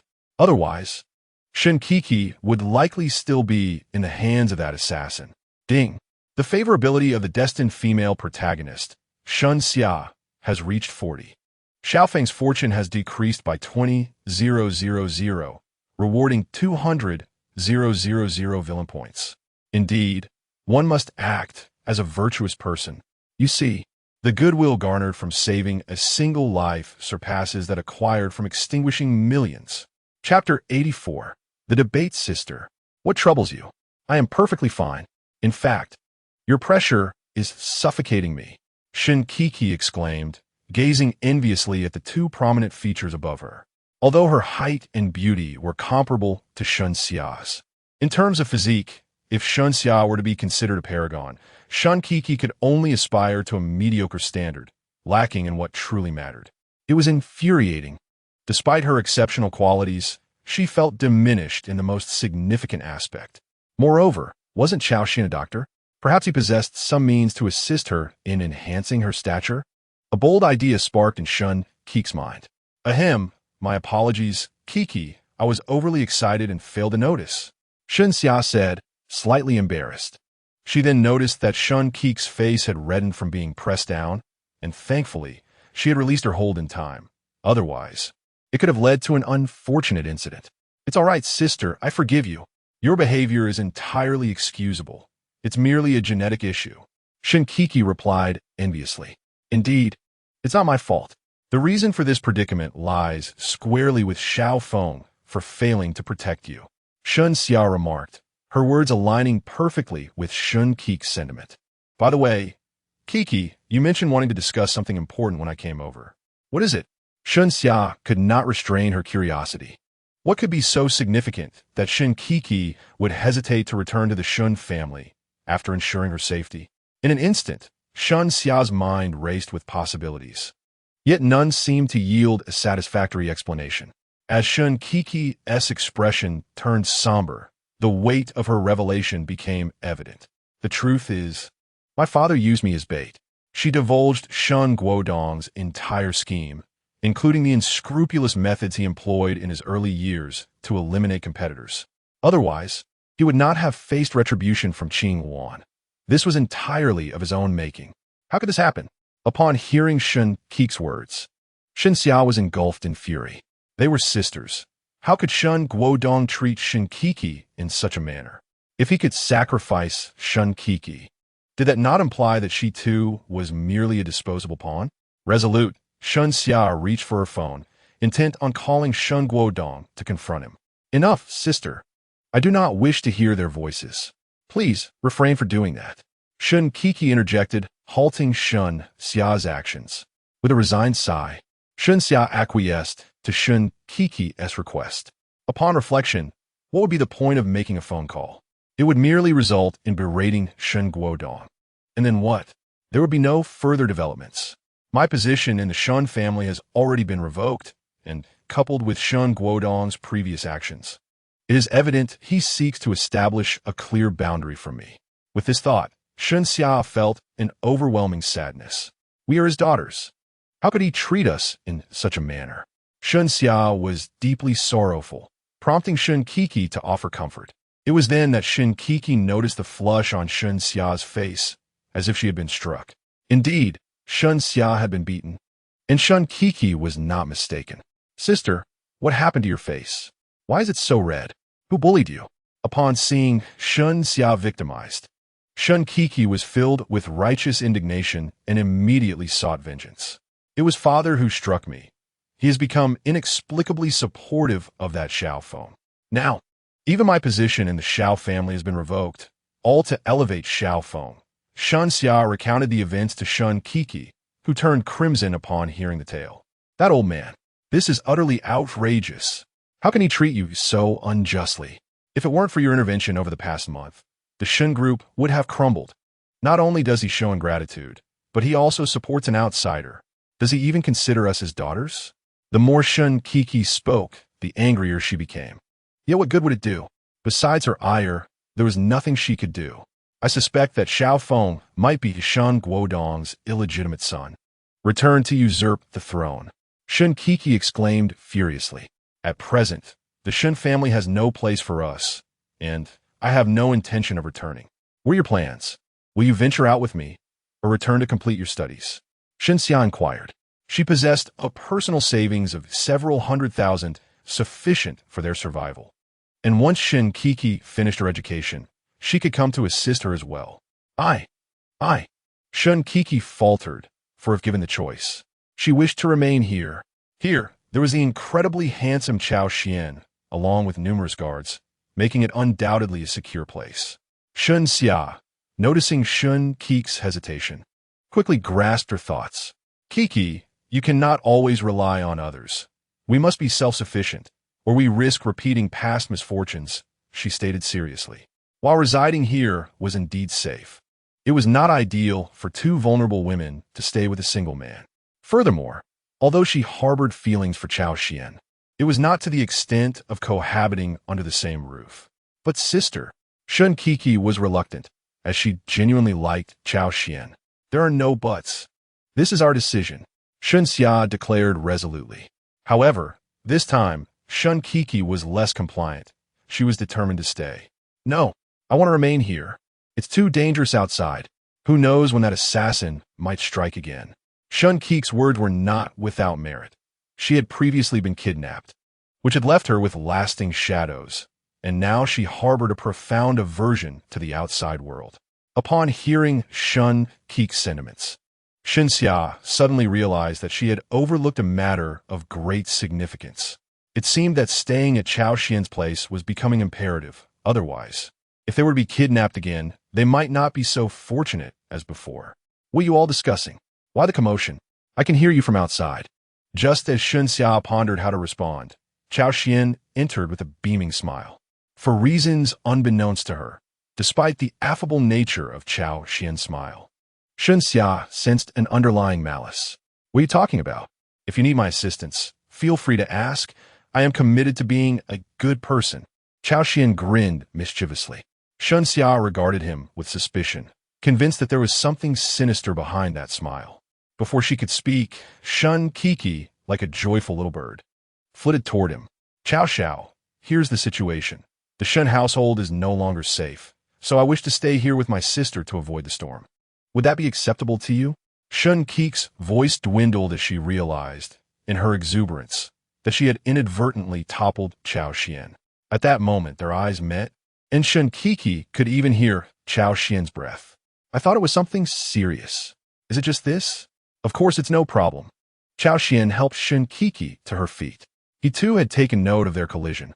Appearances can be deceiving, for though Shun Qi seemed petite, she possessed quite the figure. Really? That's wonderful.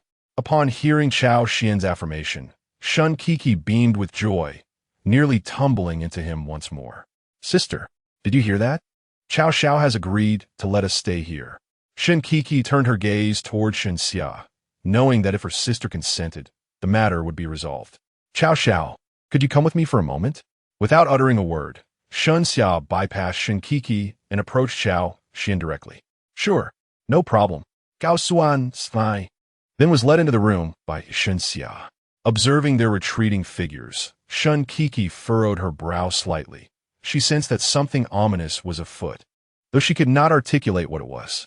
Perhaps she was merely overthinking. Seeing the situation, Shun Qi resorted to playing with her phone. What do you mean by that? Cao Xiao. Shun Xia pulled Cao Xuan into the room, closed the door, and pushed him against it in a wall-leaning posture. The proximity was overwhelming. Cao Xuan could detect a faint and alluring fragrance. Furthermore, given that Shun Xia was clad in professional attire, he caught a glimpse of a fair expanse. Of course, this was not to imply that Cao Xuan was lecherous. Rather, Shun Xia was simply too generous. If he were to avert his gaze, it might lead Shun Xia to believe she lacked allure. You pervert! Shun Xia noticed Cao Xuan's gaze and instinctively raised her hand to give him a slap. However, such a trivial gesture was hardly something Cao Xuan could evade. He swiftly caught her hand and, with the same motion, retaliated with a playful slap to Shun Xia. Now, it was Shun Xia who blushed. It was her first time being so close to a male, and an exceptionally handsome one at that. Miss Shun, how can you say such things? Why am I the pervert? Cao Xuan, me? How could I be a pervert? I'm just a girl. How could I possibly be a pervert? Shun Xia was taken aback. Throughout her life, she had been called intelligent, beautiful, and many other things, but never a pervert. There are indeed many female perverts in this world. Am I not standing before one right now? If you're not a pervert, then why did you just take my hand? Cao Xuan countered. It was you who pressed me against the door. So how can you claim you're not a pervert? I merely reciprocated your actions. Why am I the pervert and you are not? Your double standards are astounding. Cao Xuan's arguments were logical and compelling. Shun Xia found herself unable to refute him.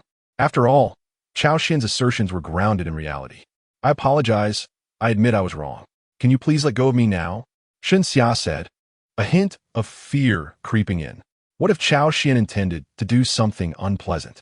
That would be troublesome. All right, no problem. Since you've apologized, I suppose I can reluctantly let you off this time. Cao Xuan replied with a smile. Hearing this, Shun Xia sighed in relief.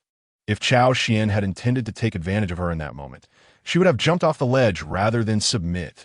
Now, tell me, Miss Shun, you've brought me here alone. Surely you have something you wish to discuss? Cao Xuan inquired. Indeed, I want to say that neither Qi nor I will be staying here. The reason is quite simple. I feel unsafe with two girls alone in the presence of a man, Shun Xia confessed. You're right. I feel the same way. I didn't consider that before when I readily agreed, Cao Xuan responded, surprising Shun Xia. She had expected him to offer some resistance, yet he was behaving so understandingly. Could it be that she had misjudged him? Perhaps Cao Xuan was genuinely a good person? Shun Xia was momentarily bewildered. Cao Xuan's unexpected approach had caught her off guard. Since you understand, that's great. Soon, Qi and I will be leaving. After that, we will depart from Nanxing City. Thank you for your assistance during this time. Shun Xia decided not to dwell on it. Since Cao Xuan had said so, she would go along with it. After all, she had no intention of remaining there. Huh. Miss Shun, your words are quite charming, but how do you plan to leave here? I have heard everything from Coco. Are you still being pursued? What if you leave and that assassin captures you again? Given your two strengths, do you truly believe you can contend with that assassin? How foolish. I once thought you were a clever individual, Yet I never anticipated your sheer folly. Cao Xuan, gulp. Then what do you propose we do? Shen Xia was acutely aware of the gravity of the situation, yet what alternatives were there besides fleeing? There was no returning to the Shun family. Doing so would only render them as mere pawns. As for that assassin, they were as elusive as a specter. Who could predict when they might reappear?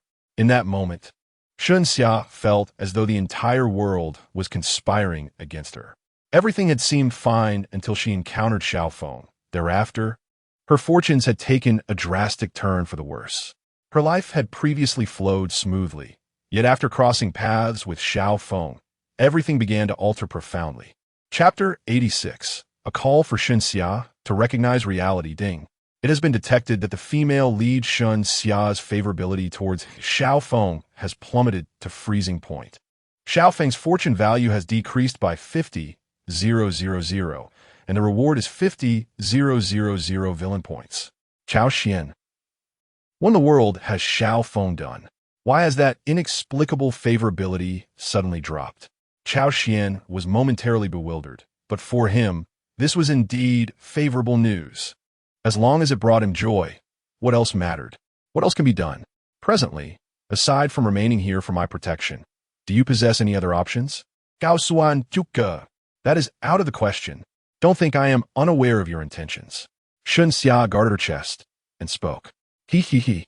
It is commendable that you possess such self-awareness. Indeed, I have my designs on you. However, I will not impose. Consider this carefully, given your current predicament. What can you achieve once you step outside? Surely you do not harbor the illusion that your singular strength can propel you to greatness. That would be a grave miscalculation. A woman of your striking beauty, without support, would undoubtedly attract the covetous gaze of many. Cao Xuan lifted Shen Xia's chin, scrutinizing her closely. One must admit, Shen Xia was indeed stunning, a top contender among the destined heroines. Of course, the allure was largely derived from her professional attire. Presently, Shen Xia was clad in business attire, exuding an air reminiscent of a formidable female CEO from a novel. Although he had previously experienced this allure with Xiao Qingyu, the impression left by different individuals was distinctly unique. Simply put, he had grown weary of Xiao Qingyu and now found himself far more intrigued by Shen Xia. And you need not fret about it. Shen Xia forcefully pushed Cao Xuan's hand away. He need not. I hope you can still speak with such confidence after tomorrow. Cao Xuan, undeterred, understood that such a woman could not be coerced at once. It was akin to boiling a frog in warm water. One must proceed gradually. Once she recognized the perils of society, she would inevitably come to realize her errors. Miss Shun, I shall refrain from further discourse today. The hour is late, and I permit you to stay here for the night. As for whether to leave tomorrow, it ultimately depends on your own decision. After leaving this remark, Cao Xuan pomtili dipat, Shen Xia gazed at Cao Xuan's retreating figure, her brow slightly furrowing, yet she accepted his words. After all, it was late at night, and it was unsafe for her and Shun Kiki to venture out alone. It was far wiser to wait until morrow. The following day, Shen Xia roused the still slumbering Shun Kiki. To Shen Xia's surprise, Cao Xuan had not made any moves against them the previous evening. She had anticipated that he would seize such an excellent opportunity to ambush them. How foolish she had been to worry for so long. Kiki, it's time to wake up. You've been sleeping for quite a while. We must be on our way, Shen Xia urged. However, Shun Kiki resolutely refused to rise. Having discussed this matter with her the day prior, Shun Kiki was adamantly opposed. After considerable effort, Shen Xia finally managed to awaken her. Yet Shun Kiki maintained the same obstinate demeanor as before. I said, I'm not going anywhere. I want to stay right here. Shun Kiki retorted loudly. Did we not agree? Your presence here will only trouble young Master Cao. Moreover, the identity of that assassin remains unverified. What if your presence endangers young Master Cao? Shen Xia reasoned, changing her approach. Indeed, upon hearing this, Shun Kiki's attitude shifted dramatically. But, she did not wish to cause any inconvenience to Cao Xuan, nor did she want to place him in jeopardy. Yet she was even less inclined to venture outside. There is no room for hesitation. If your presence leads to young Master Cao being endangered, You would carry that guilt for a lifetime, wouldn't you? You wouldn't want anything to happen to him, would you? Through her heartfelt persuasion, Xia ultimately swayed Kiki to relent. All right, sister, I will listen to you. Though Kiki was reluctant, she ultimately acquiesced under Xia's firm persuasion. Then let us pack our things and depart from here. Upon hearing this, Kiki nodded. The two quickly gathered their belongings and stealthily left the grand villa, unaware that Cao Xuan was fully aware of their movements. This is rather interesting.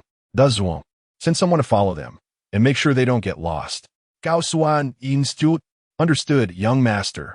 Cao Xuan had anticipated the departure of Xia and Kiki. The only surprise was that Kiki had chosen not to stay behind. This was entirely due to Xia finding a point of leverage to persuade Kiki. Clever girl. Nevertheless, it was not a significant issue. Everything remained within the bounds of his plan. After leaving the villa, Xia proceeded with her scheme, first heading to the bank to withdraw funds. Xia stood at the bank machine while Kiki waited in the car. Having tossed and turned through the night, she had devised a plan to withdraw 100,000 for emergencies, purchase a plane ticket, and flee, and then use the remaining funds to rent a place and gradually build her career. As Xia began to entertain her thoughts, she was suddenly taken aback by a glaring notification on the screen indicating that her account had been frozen. How could this be? Her pupils dilated in shock as her fingertips uncontrollably tapped the screen repeatedly, yet the stark words "account frozen" remained glaringly vivid. How could this happen? Why would this occur? Xia could hardly fathom that her account had actually been immobilized. Certainly, this could not have been orchestrated by Cao Xuan. It had to be her father. She never anticipated that Shen Guodong would act so decisively, freezing her bank card immediately after their quarrel the previous day. This was utterly outrageous. While Xia contemplated her next steps, she abruptly noticed several tall figures approaching from various directions. Naturally, she recognized these individuals as the bodyguards of the Shun family. Sister, Kiki called out anxiously to Xia, just as the group quickened their pace. Miss, the head of the family is looking for you. We kindly request that you accompany us back. The bodyguards hastened towards Xia, but soon they identified another significant individual. Kiki, head of the family. We have good news. We found the second young lady beside the eldest, one of the bodyguards announced. Hearing this, Shen Guodong felt a surge of excitement. He had not only sent people to find Xia, but had also managed to locate Kiki. Never mind Xia for now. Bring Kiki back. Chapter 87. Preparations to seize control. Kiki was the last person to have been in contact with Qingwan. If they could bring Kiki back and discover the last known whereabouts of Qingwan, they might very well trace the threads back to her, potentially allowing them to eliminate Qingwan entirely. Second young lady, we sincerely apologize for any offense. Blame the head of the family. It was his directive that compelled us to act this way. The bodyguards maintained a courteous demeanor as they gradually surrounded the vehicle.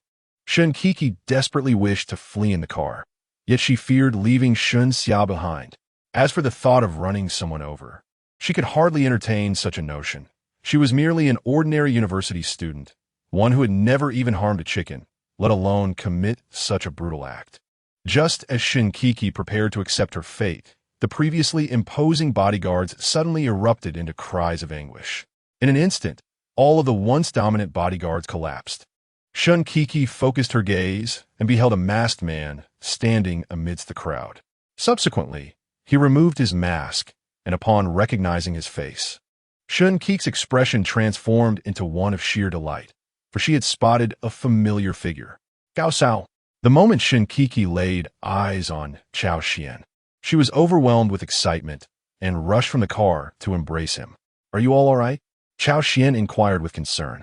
Although these bodyguards were formidable, they paled in comparison to his extraordinary physical prowess. In mere moments, he had subdued the bodyguards effortlessly. Who are you to dare obstruct the Shun family? Do you realize you're courting death? A bodyguard lamented. Initially, when Cao Xuan made his appearance, there were not many present, so they were unaware of his identity. Moreover, he was now wearing a mask. Cao Xuan donned the mask once more. He had already disabled all the surveillance cameras on his way here. Even if the Shun family were to investigate the footage later, they would find no trace of him. The Shun family? What a trivial matter. Cao Xuan scoffed as he patted the bodyguard's face. The bodyguard attempted to utter more words, but in the next instant, Cao Xuan delivered a slap that rendered him unconscious. Such brutality, such handsomeness. Witnessing this scene, Shun Kiki nearly swooned. Despite the violence, it was undeniably captivating. Cao Xuan, how did you end up here? Shen Xiao arrived just then. I was concerned for your safety, so I followed you. It's fortunate I found you. As long as you were safe, that's what matters. Cao Xuan replied with a smile. Thank you, thank you. Shen Xiao felt a pang of guilt. She had previously spoken ill of Cao Xuan, yet he had still come to her aid without holding a grudge. Truly, he was a man of great integrity. All right, you've seen the situation. Not only is that assassin targeting you, but the Shun family is also watching you. Therefore, you should stay at my house for a few days. Cao Xuan turned to Shen Xia. I understand, she conceded. With her bank card frozen and being pursued by the Shun family, refusing would be tantamount to sealing her own fate. Soon, the Shen sisters were escorted back to Cao Xuan's grand villa. This time, Shen Xia dismissed Shen Kiki and led Cao Xuan into the previous room. Cao Xuan, your repeated assistance to us must not simply stem from goodwill, right? If there is anything you need from me, do not hesitate to ask. I shall certainly comply with whatever I can. Shen Xia declared with unwavering resolve. Miss Shun, you are quite forthright. You certainly weren't like this before. Cao Xuan teased. Do not concern yourself with what I desire. Simply speak. Shen Xia retorted, a hint of irritation in her voice. For just yesterday, she had confidently proclaimed her fearlessness. Now, after such events, she realized that relying solely on herself was insufficient. Shen Guodong could easily crush them. Halting her bank card was enough to obliterate her plans before they even began, not to mention the multitude of bodyguards from the Shun family watching her. The moment she showed herself, she would be surrounded. What I desire is quite simple. It is you. At this moment, Cao Xuan finally revealed his true intention. What? You must be joking. Shen Xia was taken aback. Cao Xuan had assisted her time and again, and it was for such a reason? Joking? Why would I jest with you? Isn't it perfectly normal? You are undeniably beautiful. Isn't it only natural for me to be attracted to you? Moreover, it is not only you. I've taken a fancy to Shun Kiki as well. Cao Xuan smirked mischievously. Rogue, pervert. You are not allowed to have any thoughts about Kiki. Shen Xia erupted in a fit of rage. Shoo, keep your voice down. The soundproofing here is rather poor. If Shun Kiki hears you, what do you think she would think? Cao Xuan observed Shen Xia with a wicked grin. Upon hearing this, Shen Xia managed to suppress her fury and composed herself. I foolishly thought you were a decent person, but it seems I was mistaken. You are nothing but a complete rogue and pervert. Shen Xia glared at Cao Xuan, searching for a semblance of remorse or conscience in his gaze. Unfortunately, she was destined for disappointment. Cao Xuan's eyes held neither shame nor conscience, but rather a gleam of delight. Otherwise, why would I have assisted you so many times? It is simply because I covet your form. Cao Xuan chuckled. Fine, since you put it that way, I have no reason to refuse your request. After all, you have saved me and Kiki on 2 occasions. Your demand is not too excessive. Despite her anger, Shen Xia did not remain furious for long. After all, Cao Xuan had indeed saved them. Thus, her fondness for him did not diminish significantly. On the contrary, she felt rather flattered that a prominent young man from the capital would value her so highly, going to such lengths for her. He could have easily forced her, yet he chose to put on such a performance for her sake.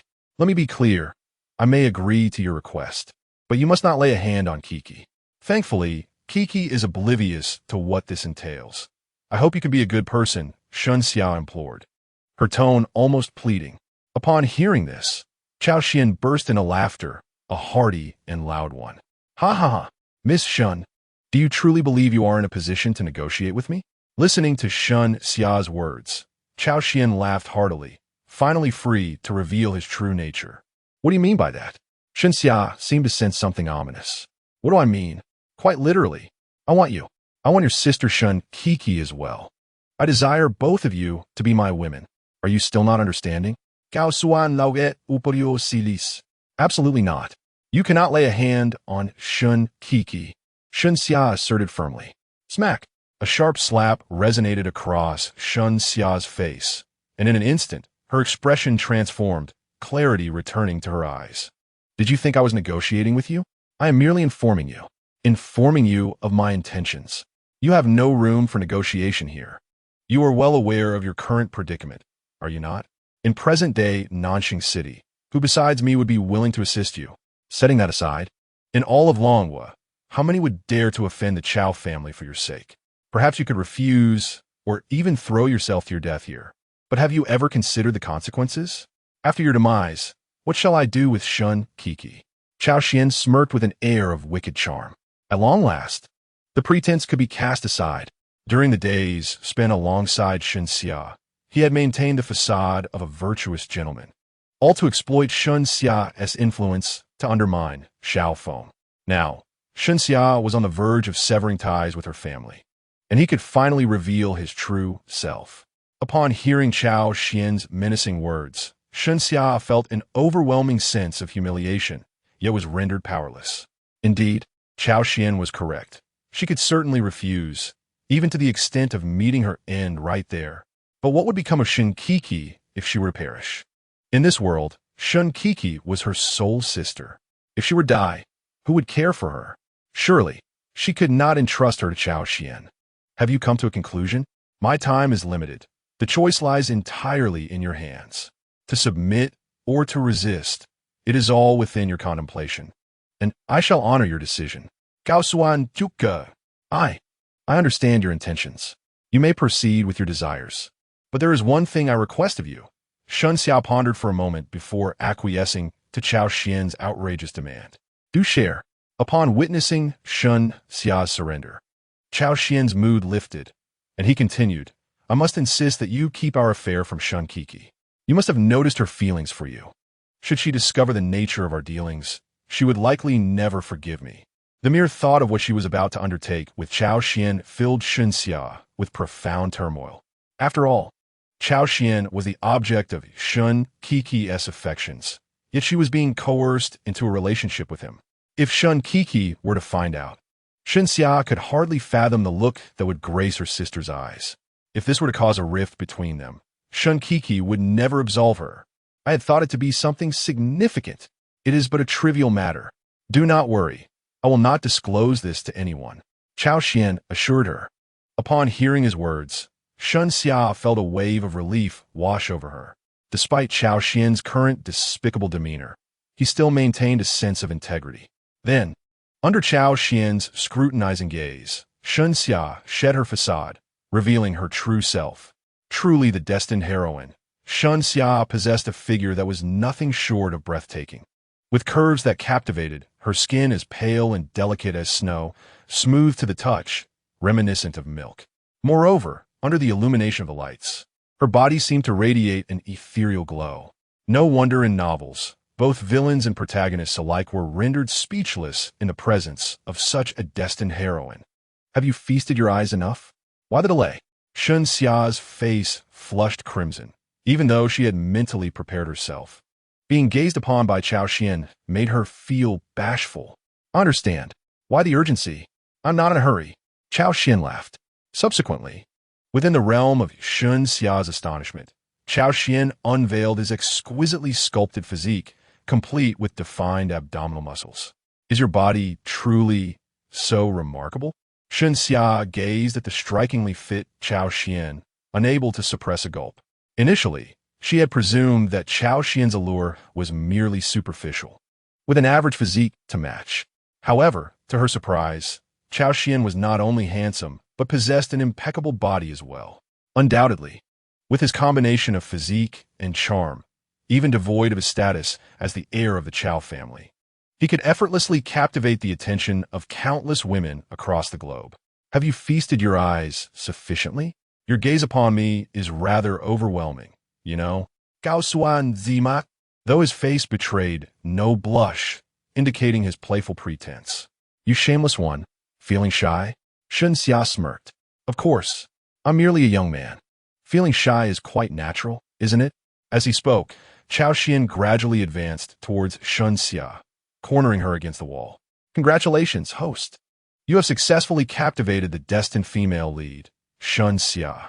Xiao Feng's fortune value has decreased by 100,000, and you have been rewarded with 1,000,000 villain points.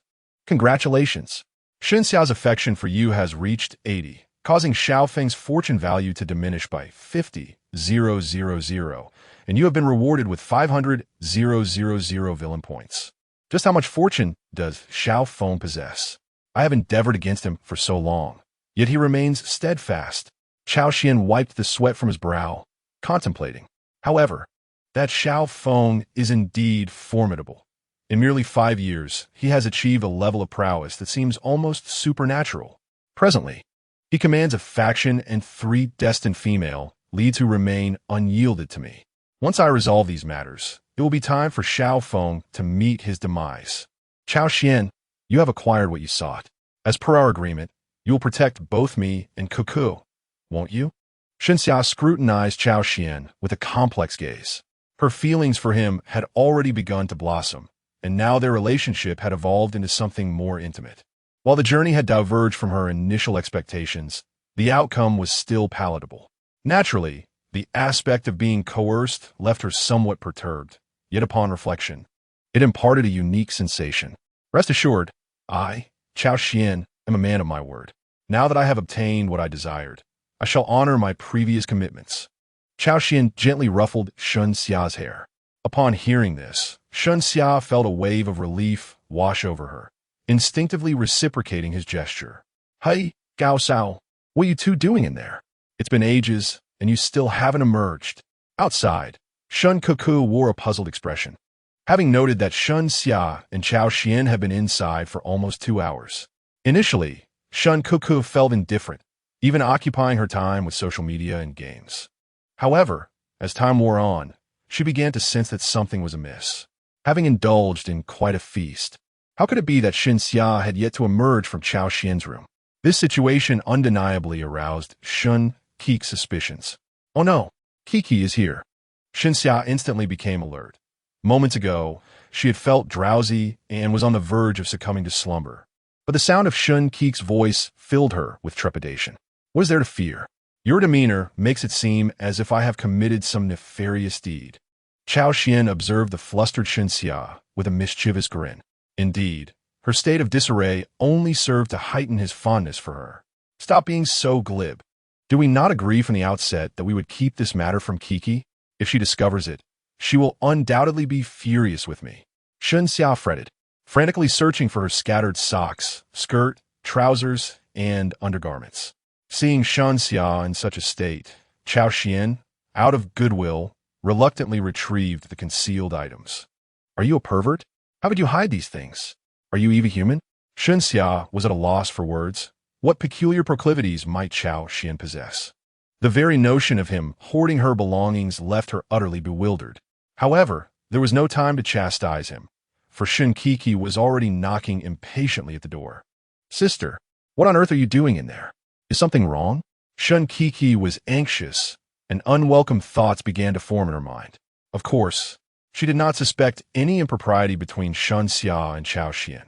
After all, while Shun Xia had not been particularly fond of Cao Xuan, she certainly did not harbor any romantic feelings akin to those she had for Xiao Feng.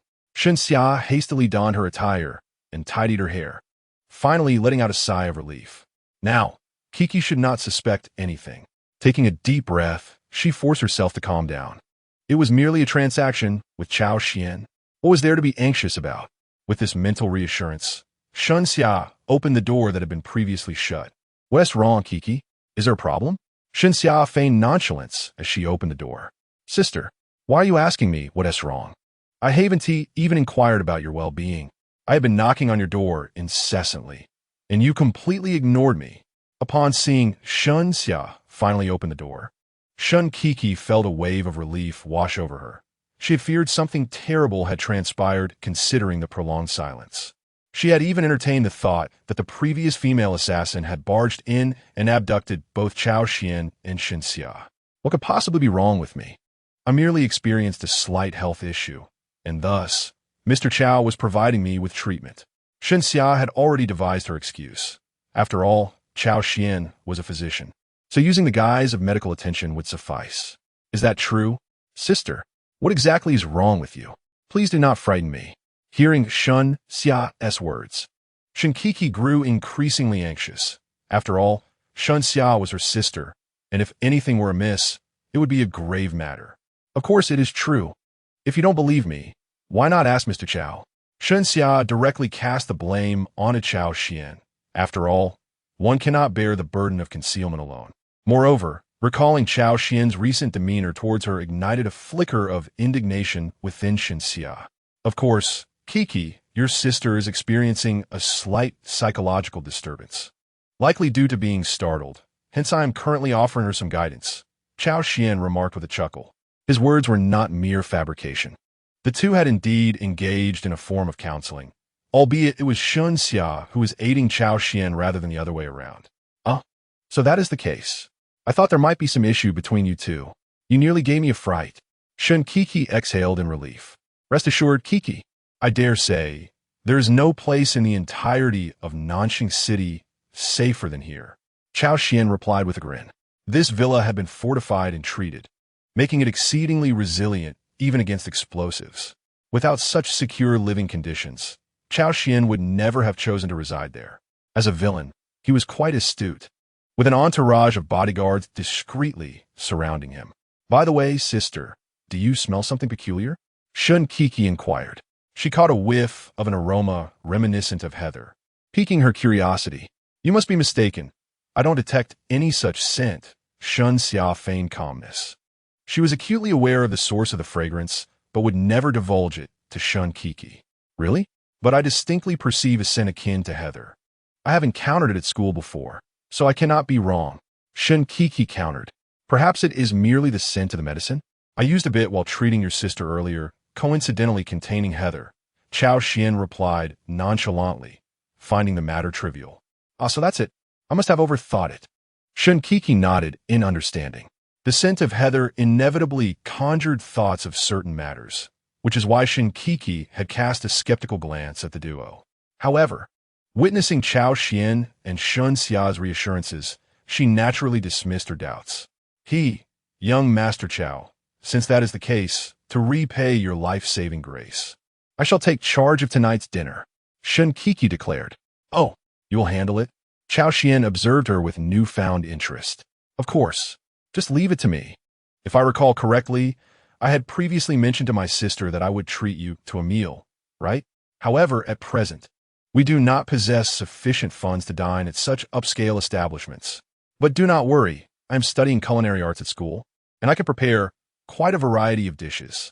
Shen Qixi boasted confidently, patting her chest.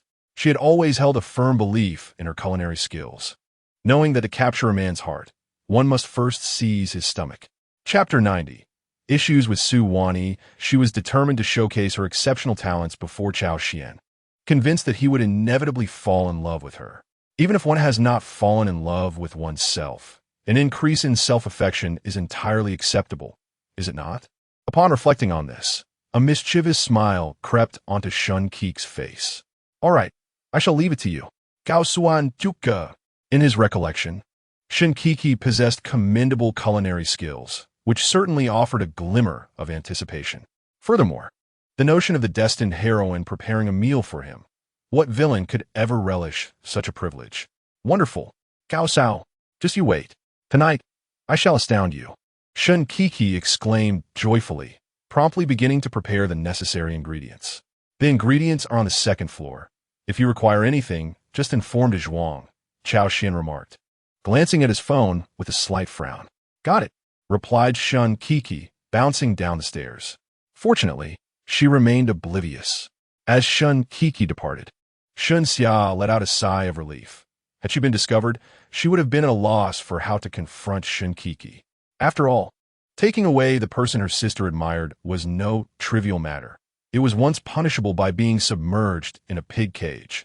Yet, the the situation seemed less dire, as Cao Xuan had previously mentioned that even Shinkiki would not be spared. All right, you should rest for a while. You've worked hard recently, and now you have ample time to recuperate. If I recall correctly, you spent considerable time managing matters concerning the Shun family, and you Haven T had a proper rest. Now is your chance, Cao Xuan expressed with concern. I know, no need for you to remind me. Shen Xia pouted. Although Cao Xuan was showing her care, she couldn't shake the feeling of displeasure. It was hardly surprising, considering Cao Xuan's recent expression had been quite boastful. How could she possibly feel happy about that? Where are you heading? Shen Xia suddenly noticed that after making his remark, Cao Xuan had picked up his car keys, seemingly preparing to leave. What? Are you reluctant to part with me? Just as well, Kiki is not here, and I find myself rather reluctant to leave. Cao Xuan flashed a charming smile, playfully tousling Shen Xia's hair. I am not reluctant. I was merely inquiring where you intend to go. Who knows if you might suddenly abandon us and flee? Shen Xia retorted, her words contradicting her earnest grip on Cao Xuan's hand, which was tightening to the point of turning it red. Rest assured, I will not run away. You sisters are too beautiful and alluring for me to even consider escaping. How juvenile. Cao Xuan laughed. Very well, then. Hurry back. Kiki and I will be waiting for you at home. Don't forget, we still owe you a meal. Upon hearing this, Shen Xia breathed a sigh of relief. She had feared that once Cao Xuan was finished, he would deny any accountability. Such behavior would be utterly unacceptable. She would have had no choice but to report him to the authorities. All right, I understand. Just make sure you're clean and ready for me tonight. Cao Xuan teased Shen Xia once more before departing, leaving her with a glare of indignation. Damn it. How could my first time be given to such a twisted individual? Gazing at the retreating figure of Cao Xuan, Shen Xia felt a surge of anger on her lips, yet deep within, there lingered a twinge of reluctance. It must be said that through their time together, she had gradually begun to develop feelings for Cao Xuan. After the recent incident, her heart could no longer accommodate anyone but him. Such is the fate of the destined heroine. Whoever claims her as their partner will never be betrayed. Meanwhile, Cao Xuan had already set off in his Bugatti Veyron, heading towards Su Wani's clinic. Just moments ago, Su Wani had sent him a message about some issues at her medical establishment. She had no friends here except for Cao Xuan, and since her adoptive parents had urged her to take good care of him, it was only natural for her to seek him out. It had been quite some time since he had last seen Su Wani. They hadn't crossed paths since that day, recalling their intimate moments. A mischievous grin spread across Cao Xuan's face. Coincidentally, Su Wani was the destined heroine in Xiao Feng's narrative, and his next target for conquest had fortuitously appeared. At that moment, the clinic was bustling with people, most of whom were merely there for the spectacle.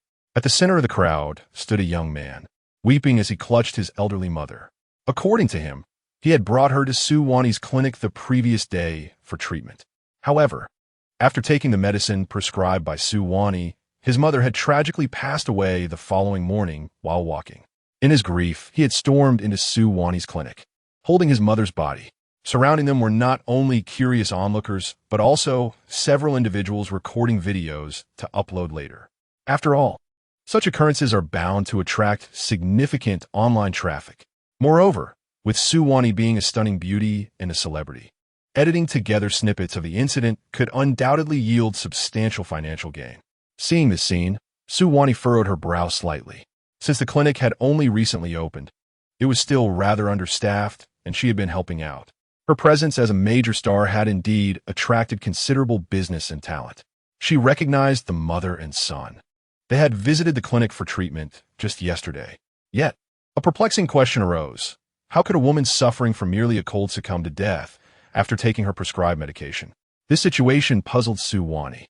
But lacking any influence in the matter, she called Cao Xuan for assistance. The reason for not involving the police was straightforward.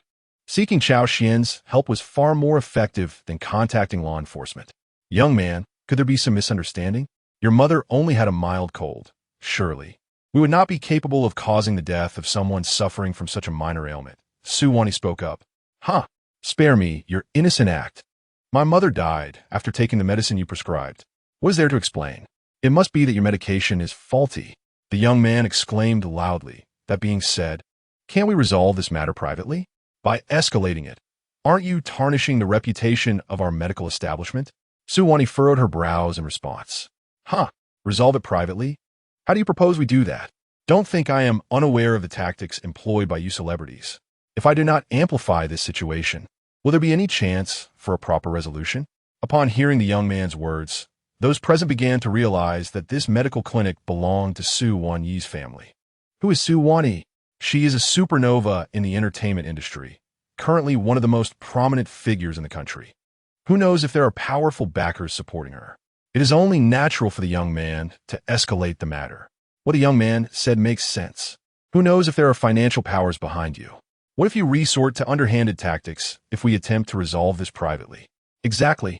I believe the young man has a valid point. His actions are merely a means of self-protection. The onlookers began to side with the young man. Sir, we live in a society governed by law. We are not part of a criminal organization. How could we possibly engage in such actions? Suwani clarified. However, her explanation fell on deaf ears, as the opposing party remained resolute in escalating the matter. At that moment, Suwani realized that they were determined to create trouble for her. Consequently, she decided to stop being polite and sent a message to summon Cao Xuan. Before Cao Xuan arrived, she knew she had to buy some time. Before long, rather than Cao Xuan, an unexpected guest arrived, Xiao Feng. Just moments ago, he had been pursuing the whereabouts of Shun Xia and Shun Kuku, but they had concealed themselves so well that despite his relentless search, he found no trace of them. In frustration, Xiao Feng had decided to abandon his pursuit. Little did he know, on his way back, he stumbled upon a gathering of people discussing something fervently. Approaching closer, he saw a young man angrily chastising an elderly woman. The moment Xiao Feng laid eyes on Su Wanyi, he was instantly captivated. She was stunningly beautiful, adorned in a split cheongsam, her hair elegantly styled, exuding an air reminiscent of a refined lady from days gone by. The cheongsam accentuated her graceful curves, the pale blue satin embroidered with dark magnolias, and the glimpses of her calves revealed by the split added to her allure. Upon seeing Su Wanyi, Xiao Feng was enchanted.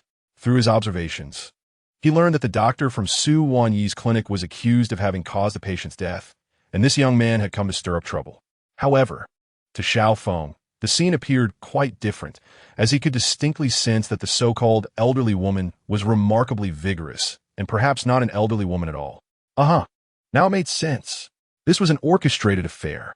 Enlightenment dawned upon Xiao Feng.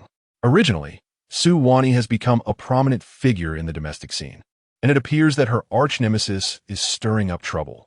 This situation has conveniently presented Xiao Feng with a chance to emerge as a hero in distress. Suwandi, spare us your innocent act. Although my mother merely had a slight cold initially, after consuming the medicine provided by her family yesterday, she fell into a deep unconsciousness.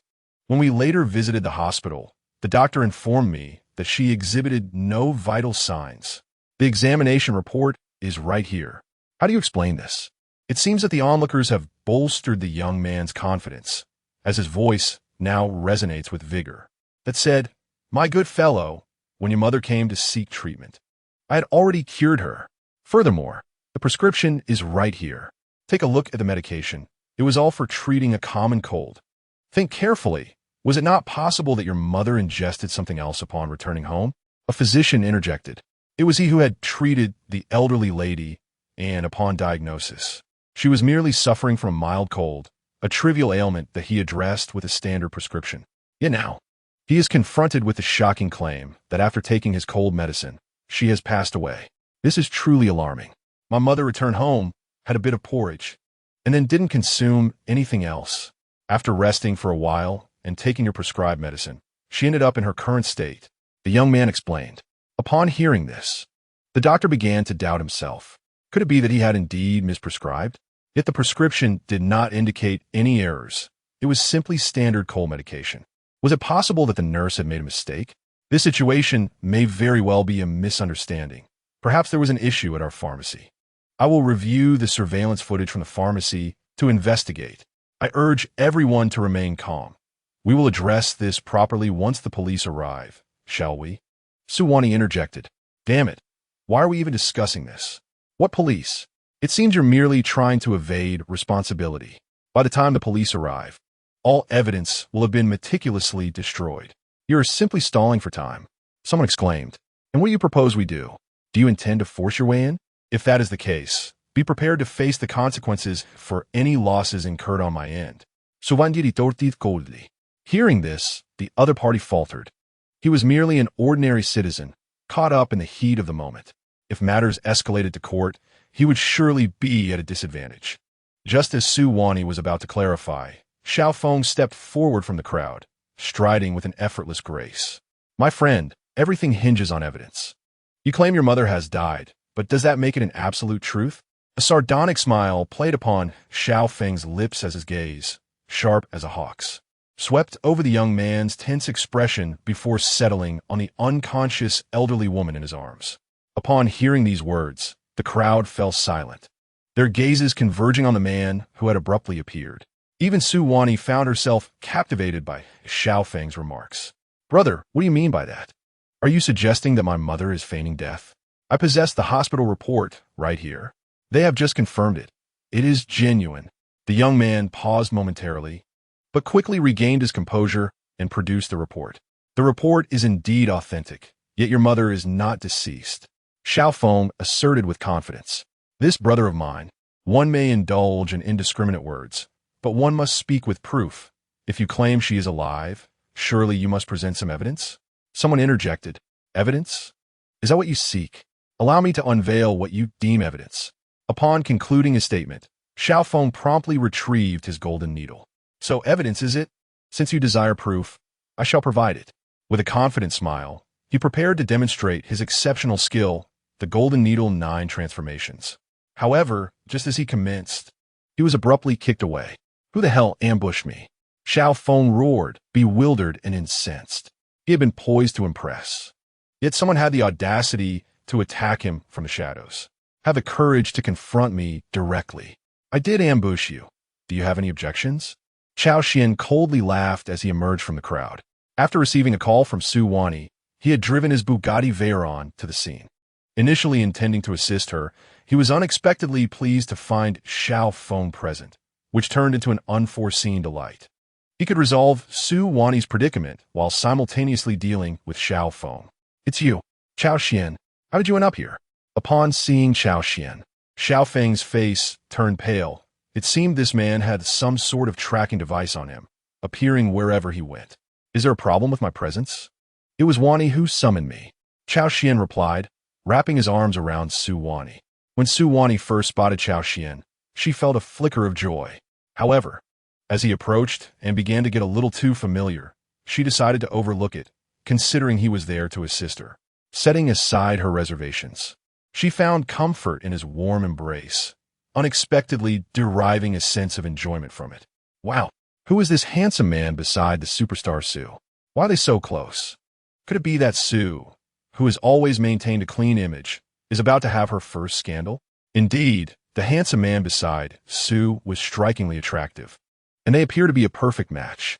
The onlookers began to murmur amongst themselves, captivated by the sight of the top-tier celebrity being held by a man, and it was evident from Su Wani's demeanor that she did not seem to mind his presence. Do you know each other? Xiao Feng stood in a state of bewilderment, witnessing the intimate interaction between Su Wani and Cao Xuan, leaving him utterly dazed. The girl he had just set his sights on was, astonishingly, affiliated with Cao Xuan. Of course, this was Wani. How could he not recognize her? But what was your purpose here? Do you intend to play the hero and rescue the damsel in distress? Cao Xuan remarked with a cold smirk. He had just clarified the situation and realized they had come to stir trouble. It was evident to him that these two were deliberately seeking to provoke a scene. Xiao Feng could discern that the elderly woman before him was merely feigning her condition. And naturally, Cao Xuan could see through it as well. Heroic rescues? I have no idea what you're rambling on about. I merely seek to stand up for justice when I see wrongdoing. Xiao Feng defended himself. I see. I thought you had ulterior motives. In that case, I invite you to take action. Cao Xuan replied with a wicked grin. Do you think it's as simple as just taking action? My mother has already passed away. Do you expect you can bring her back to life? The young man exclaimed loudly. Do you think your opinion matters here? Cao Xuan shot him a frosty glance, the terrifying aura emanating from him silencing the young man. You might not be aware. This young man before you is Xiao Feng, a disciple of a renowned folk doctor. With his intervention, any ailment can be effortlessly resolved. Don't even mention a deceased individual, even if she were truly dead. Our esteemed doctor, Xiao, could surely use his skills to revive her. Cao Xuan extolled Xiao Feng, leaving him utterly flabbergasted. Was this truly the Cao Xuan he knew? However, upon noticing Su Wani casting a gaze of slight interest in his direction, he decided to dismiss any further thoughts. Hee, Cao Xuan, I bet you never imagined this. Your woman is watching me, Xiao Feng declared triumphantly, lifting his chin in a provocative manner. He deliberately adjusted his attire, offering Su Wani a self-assured smile he believed to be charming. It turns out that young master Xiao possesses such a remarkable background. In that case, please proceed. Su Wani gestured invitingly. Hearing her words, Xiao Feng was instantly invigorated, though he cautiously glanced at Cao Xuan. Noticing this, Cao Xuan also made a gesture of invitation. Trusting in Cao Xuan's offer, Xiao Feng recognized this as an opportunity to showcase his prowess, perhaps even winning Su Wani's favor and embarking on an intriguing journey. Then, I shall humbly comply. Xiao Feng shook his shoulders, retrieving his golden needles in preparation to demonstrate his extraordinary skills. Step aside. What do you intend to do? Are you planning something for my mother? The young man exclaimed, fiercely guarding the elderly woman lying on the ground, adopting a stance of defensiveness. Cao Xuan, seeing this, showed no hesitation in pulling him aside. Fear not. Should your mother truly be in peril, I will resolve any troubles for you. Cao Xuan replied with a devilish grin. However, should I discover that you are merely causing a ruckus, you must be aware of the consequences that await you. Cao Xuan gently patted the face of the other party, who was evidently intimidated by Cao Xuan's aura, scarcely daring to breathe. With a swift motion, he then touched the person's shoulder. Xiao Feng stepped forward, ready to take action. The elderly woman before them appeared to be employing a technique known as the turtle breathing technique, which induced a state akin to death. This martial art could deceive even modern instruments. Qing Xuanzi had previously informed Xiao Feng about this, which enabled him to identify the issue at a glance. The solution was straightforward. It merely required unblocking a few of her acupoints. As Xiao Feng muttered to himself, he carefully placed gold needles on the woman's body. Soon, after a series of convulsions, the elderly woman miraculously awoke. Where am I? Xiao Wang? What has happened? The words that escaped her lips astonished everyone present. At that moment, the woman bore no resemblance to the lifeless figure she had been moments before. Moreover, her voice was no longer that of an elderly woman, but instead resonated with the vigor of a youthful individual. It was evident to any discerning observer that there was something amiss with this mother and son duo. Chapter 93. So it was as soon as the elderly woman finished speaking, a profound silence enveloped the room. The young man named Xiao Wang turned ashen, cold sweat beading on his forehead. Mother, what are you saying? Xiao Wang feigned calmness, yet the elderly woman seemed bewildered, continuing to speak. Honestly, didn't we agree to take 5 million from the Li family and tarnish Su Wani's clinic? What are you pretending for? The moment her words fell, she sensed something was amiss. Wait, why is this place so bright? Who's shining the sun directly above us? It dawned on the elderly woman that they were still outside, not at her home. To add to her dismay, numerous onlookers were gathered, recording the scene on their phones. What on earth is happening? Why am I saying such things in this situation? The elderly woman was taken aback. All of this was orchestrated by Xiao Feng, who, while awakening her, had deliberately stimulated several of her acupoints. Once these points were activated, she would be left in a dazed state, akin to that induced by a truth serum. So it was you two who came to deceive us. I suspected as much. Xiao Feng proclaimed triumphantly. Damn it, realizing something was amiss. The elderly woman cursed and attempted to flee. Where do you think you're going? Seeing this, Xiao Feng raised his hand to seize her. However, Cao Xuan was faster. Just as Xiao Feng was about to act, Cao Xuan shoved him aside. Xiao Feng, startled by this unexpected move, stumbled and fell awkwardly. Damn it, he began. But before he could finish, Cao Xuan had stepped on his face and swiftly kicked the fleeing elderly woman, rendering her unconscious. You gotta be kidding me. Cao Xuan.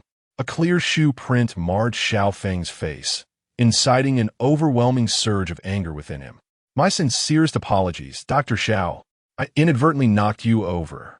Cao Xuan expressed regret. Upon hearing this, Xiao Feng's fury intensified. Was this truly an accident? He had clearly perceived that Cao Xuan had acted with intent. The force with which Cao Xuan had pushed him was undeniably deliberate. However, before the assembled crowd, especially before Suwan Yi, Xiao Feng chose to refrain from further dispute with Cao Xuan. This grievance, however, he would remember, and he would await the opportune moment for retribution. Ah, I see. No worries, young Master Cao. I understand that it must have been unintentional. Xiao Feng replied, his lips twitching slightly. It is comforting to know you comprehend. One often acts unexpectedly in moments of urgency. Cao Xuan chuckled. Suwan Yi, witnessing Xiao Feng's disheveled state, nearly succumbed to laughter but managed to restrain herself. Regardless, I am grateful for your intervention. Without your timely assistance, we would still be in the dark, she graciously remarked. Upon hearing her words, Xiao Feng felt a swell of pride, his anger for being stepped on by Cao Xuan dissipating significantly. Not at all, it was merely a trifling effort. My mentor has imparted to me that a healer must possess a benevolent heart. As physicians, we are inherently inclined to assist others. Xiao Feng declared with a sense of pride. Yet Suwan Yi had already turned her attention away from him. Simultaneously, Cao Xuan had peeled away all pretense from the other party, revealing their true identity. The astonishing sight that emerged was remarkable. The visage of the supposed elderly woman was stripped away to unveil a robust man beneath. The frail appearance had merely been a guise. His muscular physique surpassed that of most present, and the ruse of feigning death was now evident. It is abundantly clear now. I trust everyone can discern what has transpired, Cao Xuan remarked with a smile. Incredible. Who would have thought that this mother and son duo were, in fact, con artists stirring trouble? They performed so convincingly that we nearly fell for their deception. Fortuitously, these two gentlemen intervened. The onlookers, previously mere spectators, now grasped the situation and began snapping photos of the young man and the robust figure. Initially perceived as a medical mishap due to Suwan Yi's involvement, the situation had taken a rather intricate turn. However, it was astonishing to discover such a twist. Indeed, the elderly woman had employed an ancient martial art known as the turtle breathing technique. Mastery of this technique allows one to simulate death for a brief period. Clearly, this individual had honed this skill to a remarkable degree, fooling even the hospital's equipment. Thankfully, my mentor had once enlightened me about such matters, thus enabling me to discern the means to counteract this martial art. Xiao Feng promptly began his show of bravado, seizing what he perceived as an opportunity for fame. Once he attained notoriety, he would gain access to the upper echelons of society in Nanxing. At that juncture, he would commence the gradual reclamation of the Xiao family legacy. Such is the reality. Our family's medical clinic is without fault. All that has transpired is merely a smear campaign against us. Once the dust settles, I shall unveil the identity of those responsible for tarnishing our reputation. Subandin interjected. To her astonishment, the situation unfolded thusly. What is the name of this miraculous physician? Are you also a doctor from a Su family clinic? A voice inquired of Xiao Feng. I am Xiao Feng, merely an ordinary individual. He replied, I belong to no faction. However, should Miss Su have any intentions, I would not be averse to assisting you. Xiao Feng cast a glance at Su Wani, only to find her still choosing to disregard him. Witnessing this, Xiao Feng's anger flared. He had rendered her significant assistance, yet she had the audacity to ignore him. All right, everyone, let's disperse. Now that the truth has come to light, you all may resume your previous endeavors. With Cao Xuan's pronouncement, the onlookers began to scatter. Who sent you? What is the meaning of this? Once the crowd had departed, Su Wani seized the young man's neck, demanding answers. She was incensed, for these two individuals had sullied the reputation she had painstakingly built. I don't know, the young man stammered, trembling. He had merely accepted payment to carry out this task, and the details were best directed at the imposing figure beside him. Wani, do not be agitated. Interrogating him now is futile. Leave the particulars to me. Chapter 94. I shall report to the authorities. Cao Xuan, having spoken, snapped his fingers, and a zhuang appeared from a distance. The zhuang. I grant you 1 hour to extract information from this individual. Should you fail, I shall ensure you experience the same fate. Do you comprehend my meaning? Cao Xuan declared. Rest assured, young master. Leave everything to me. The zhuang replied with a sinister smile, advancing towards the young man. The latter's eyes widened in terror at the sight of the towering de Zhuang, prompting him to beg for mercy. Do not approach me. Yet, his pleas fell on deaf ears as de Zhuang seized him and whisked him away to a secluded corner to employ his methods. Wani, from here on, you need only await de Zhuang's favorable news. I shall inform you as soon as he has any information. Cao Xuan remarked with a grin. I am truly grateful to you, Cao Xuan. Without your assistance, I would be at a loss. Su Wani expressed her appreciation, completely overlooking Xiao Feng, who stood by. At that moment, Xiao Feng could no longer contain himself.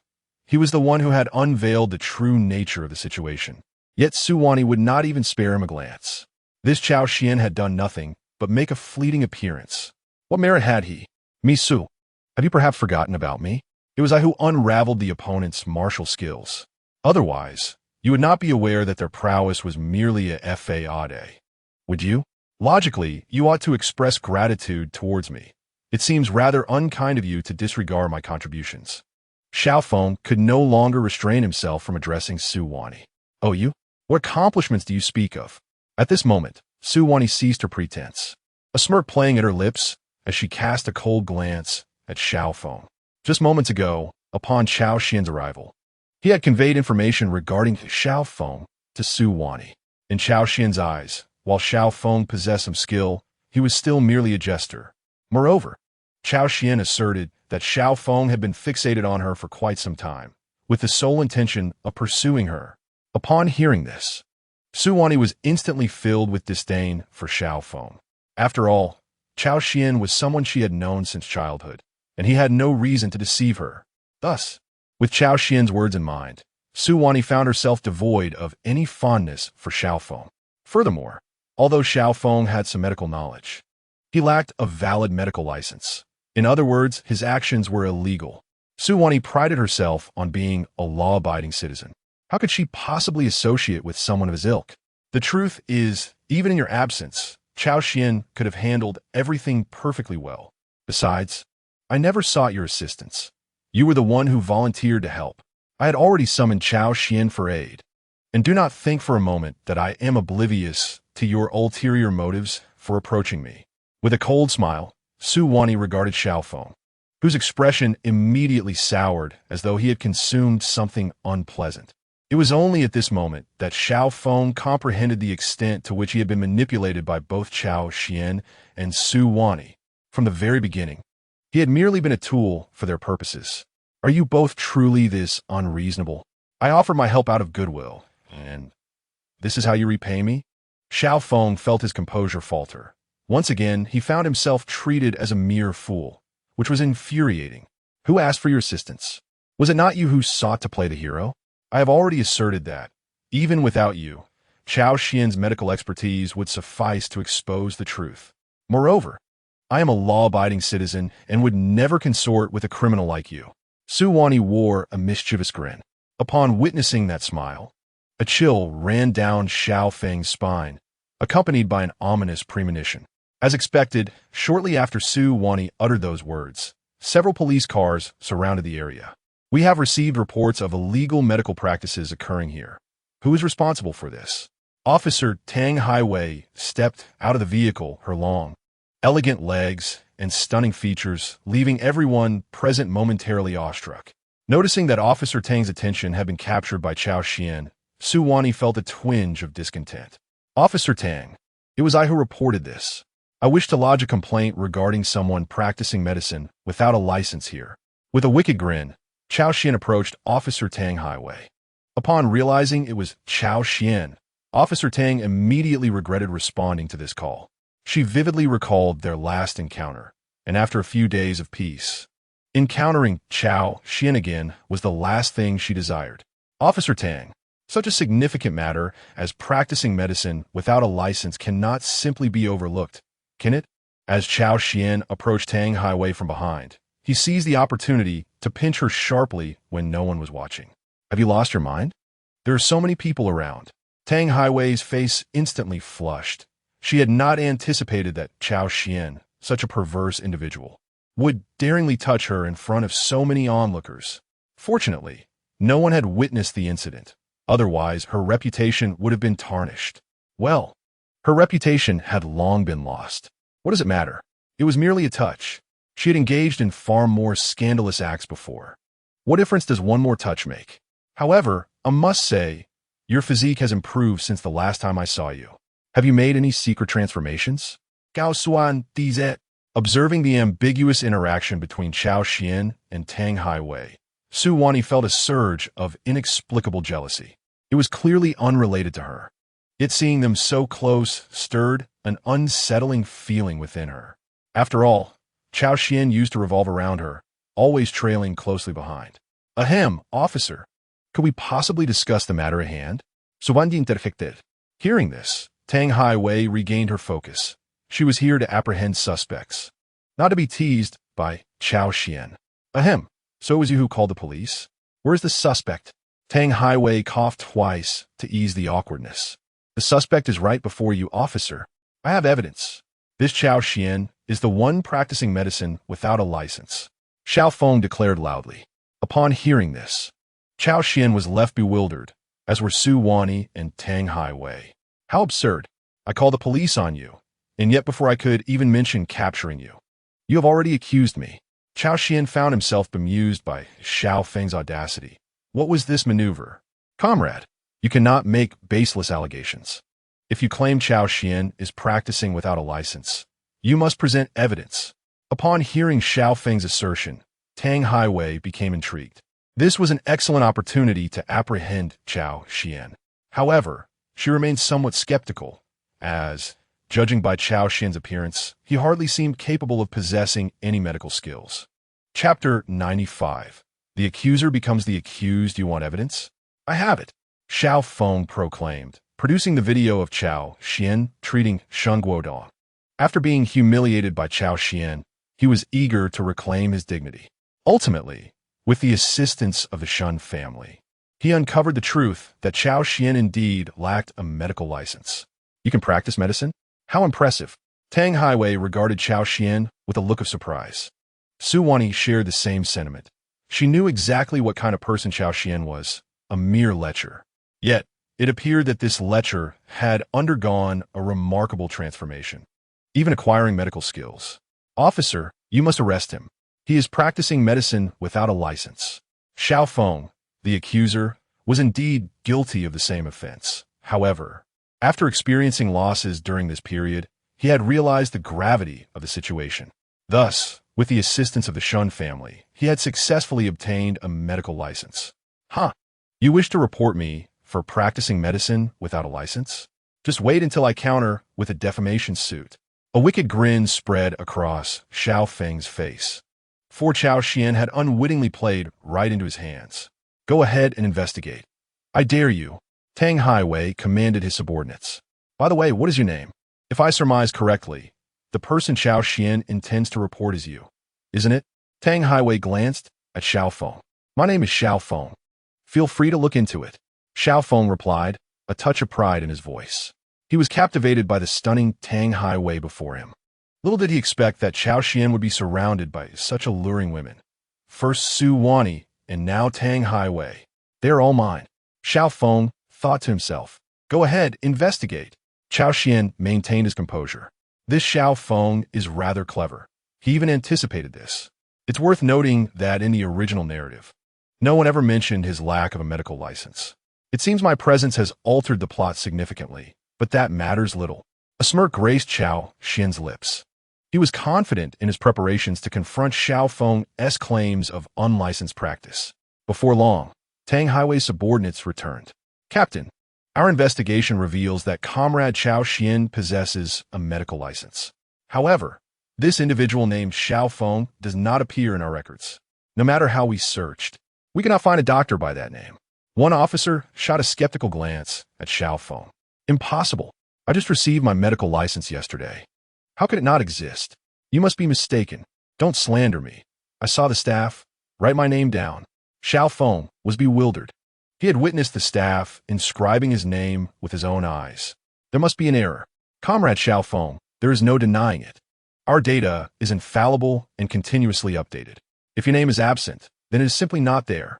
Do you truly suspect that we, the People's Police, would defame you? The officer's gaze turned increasingly hostile. He had joined a force with a sincere desire to serve the people, yet Xiao Feng's words had provoked his ire. That may be true, but do you have any evidence of my practicing without a license? Xiao Feng retorted with a cold laugh. Very well, he conceded. Though I cannot fathom how Cao Xuan managed to erase his own license, I have not employed my medical skills since descending the mountain, except for that recent instance. As the realization struck him, Xiao Feng felt a cold sweat trickle down his back. If memory served him right, numerous onlookers had recorded videos of the incident. Damn it, I was careless. Suddenly, the calm demeanor he had maintained crumbled, and he prepared to flee. A thief's heart betrays him. You think you can escape? Cao Xuan was quick on his feet. Just as Xiao Feng attempted to run, Cao Xuan executed a sliding tackle, sending Xiao Feng crashing to the ground. My leg. Xiao Feng clutched his calf and exclaimed, Officer Tang, this mobile phone contains evidence of his unauthorized medical practice. He added, I only intervened because I feared he would flee. My action should be regarded as a commendable act of bravery rather than intentional harm. Don't you think? With a grin, Cao Xuan handed a mobile device to Tang Highway. That may be the case, but protocol dictates that you accompany me to the station to provide a statement, Tang Highway replied. Surely that won't be necessary. I trust you will consider the previous events. You wouldn't want me to disseminate that information, would you? Cao Xuan seized the moment to pinch Tang Highway's arm. You're quite the schemer. Dismiss the squad. Tang Highway had no choice but to lead her subordinates as they escorted Xiao Feng away. Ding. Congratulations, host. On successfully altering the plot, you have earned 50,000 villain points. Ding. Congratulations, host, on successfully detaining the destined protagonist Xiao Feng. His fortune has decreased by 5,000, awarding you an additional 50,000 villain points. Cao Xuan was surprised that detaining Xiao Feng yielded so few villain points. It seemed the incident had little impact on him. However, upon further reflection, he realized that with the Shun family backing him, extricating him from this predicament should pose no challenge. Nevertheless, such concerns were trivial. What mattered most was ensuring Xiao Feng was unable to stir up trouble. I never imagined you had concealed so much. When did you acquire your medical skills? Suwani abruptly grasped Cao Xuan by the head. Ouch, that hurts. Aunt Wan, there are so many people watching. Could you please be mindful of your image? After Cao Xuan's remark, Suwani noticed that several onlookers were still observing them. Ahem. What are you all staring at? Have you completed your task for today, or are you just here gawk? Get back to work. Suwan shooed away the staff from the clinic and then pulled Cao Xuan into her residence. Inside, Suwan sat regally in the center, overlooking Cao Xuan like a queen. At that moment, Cao Xuan stood before her as if he were her loyal servant. Hey, Aunt Wan, I didn't realize you had a penchant for this. You should have mentioned it sooner. Cao Xuan, what nonsense are you spouting? I summoned you merely to inquire when you learn medicine. Su Wanyi's cheeks flushed. It appeared that Cao Xuan remained the same familiar character, his roguish tendencies unchanged. All right then, Aunt Wan, I thought it was something significant. Look at how excited I got. Cao Xuan replied, slightly disappointed. Enough with the banter. Honestly confess. What did you acquire such medical prowess? Su Wanyi inquired with curiosity. Having lived for several decades, she had encountered many hidden truths in this world. In the video Xiao Feng had presented earlier, Su Wanyi clearly witnessed Cao Xuan unraveling the art of Gu. This form of sorcery, as far as she knows, is something that only a handful of doctors in the country can successfully treat. Yet, to her astonishment, Cao Xuan has managed to decipher it. It is essential to understand that even the most prestigious hospitals worldwide are unable to remedy such sorcery, as it transcends the boundaries of contemporary medical comprehension. The fact that Cao Xuan could unravel it is indeed remarkable. Wani, would you like to know? Promise me a condition, and I shall reveal this secret to you. How does that sound? Cao Xuan's lips curled into a sly smile. What condition? Suvandi instinctively plaive. Quite simple. I have long been yearning for you, Wani. If you would acquiesce to my desires, I would disclose this secret to you. What do you think? Cao Xuan Duke. Upon hearing this, Su Wani's face flushed crimson. Cao Xuan's words were remarkably blunt. Although she was well aware that Cao Xuan had harbored inappropriate thoughts about her since childhood, there was even a time he had taken liberties with her photographs. She had hoped he would have shown some restraint since their last meeting. Yet he had grown bolder. Now, he was unreservedly forthright.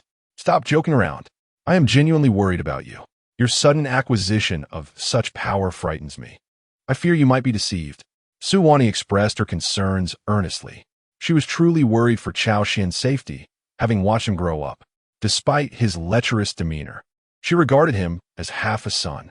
Her fears revolved around the possibility of him being ensnared by a cult or having made some dire sacrifice to obtain his current abilities. If misused, the consequences could be irrevocably disastrous. It was precisely this anxiety that spurred her to seek the truth. Wani, I am not jesting. After all these years, do you still not comprehend my feelings? I have cherished you for so long, yet you persist in viewing me as a mere child. I'm no longer so young. I love you, Wani. I truly love you. Cao Xuan could no longer contain himself and embraced Su Wani. His speed was remarkable, swift enough to evade a bowl of hot and spicy soup. Before Su Wani could react, she found herself involuntarily in his embrace. What are you doing? Are you out of your mind? Why are you holding me? This is unacceptable. Feeling Cao Xuan's firm chest, Su Wani grew flustered, unable to fathom how things had escalated to this point. This was not at all how she had envisioned it. What is unacceptable about it, Wani? You are single, and I am single. What is wrong with us being together? Besides, if memory serves me right, you are in the prime of your youth, and I am at my peak as well. We are a match made in heaven, Cao Xuan said with a mischievous grin. You are insane. I am your mother's close friend. How could I possibly be with you? Let me go, and honestly tell me how you deciphered this sorcery. Suvandi struggled desperately. But Cao Xuan's strength was formidable. As he had stated, he was in the prime of his youth, possessing a power that was quite astonishing, making it impossible for Su Wani to break free. No, I will not let go unless you agree to be with me. Otherwise, you shall not escape. Cao Xuan, like a petulant child, became obstinate. As long as Su Wani did not acquiesce, he would remain steadfast in his resolve. We truly are not suited for each other. Take my advice. Let me go, will you? I am of an age that could be your mother. You are so young, with so much potential, handsome and wealthy. Why not seek out a beautiful young woman? There are countless lovely young girls out there. Why not pursue one of them? Suvandi implored, hoping to steer Cao Xuan away from a misguided path. It was already concerning that he had suddenly acquired such extraordinary medical skills, likely through dubious means. Now, with his sights set on her, he was veering further down a treacherous road. I don't care what you think. I care about what I feel. Cao Xuan retorted. Yes, you may be right. There are indeed women in this world who are more beautiful and younger than you. However, in my eyes, you are the best. You are the white moonlight of my heart, irreplaceable by anyone else. He gently declared. In this, he spoke the truth. Su Wani was indeed his mentor, a luminous presence in his life. If he could not win her over, sleep would likely elude him that night. Moreover, you're correct. I am young, handsome, wealthy, and strong. What is it about me that you cannot see? Could it be that your heart already belongs to another?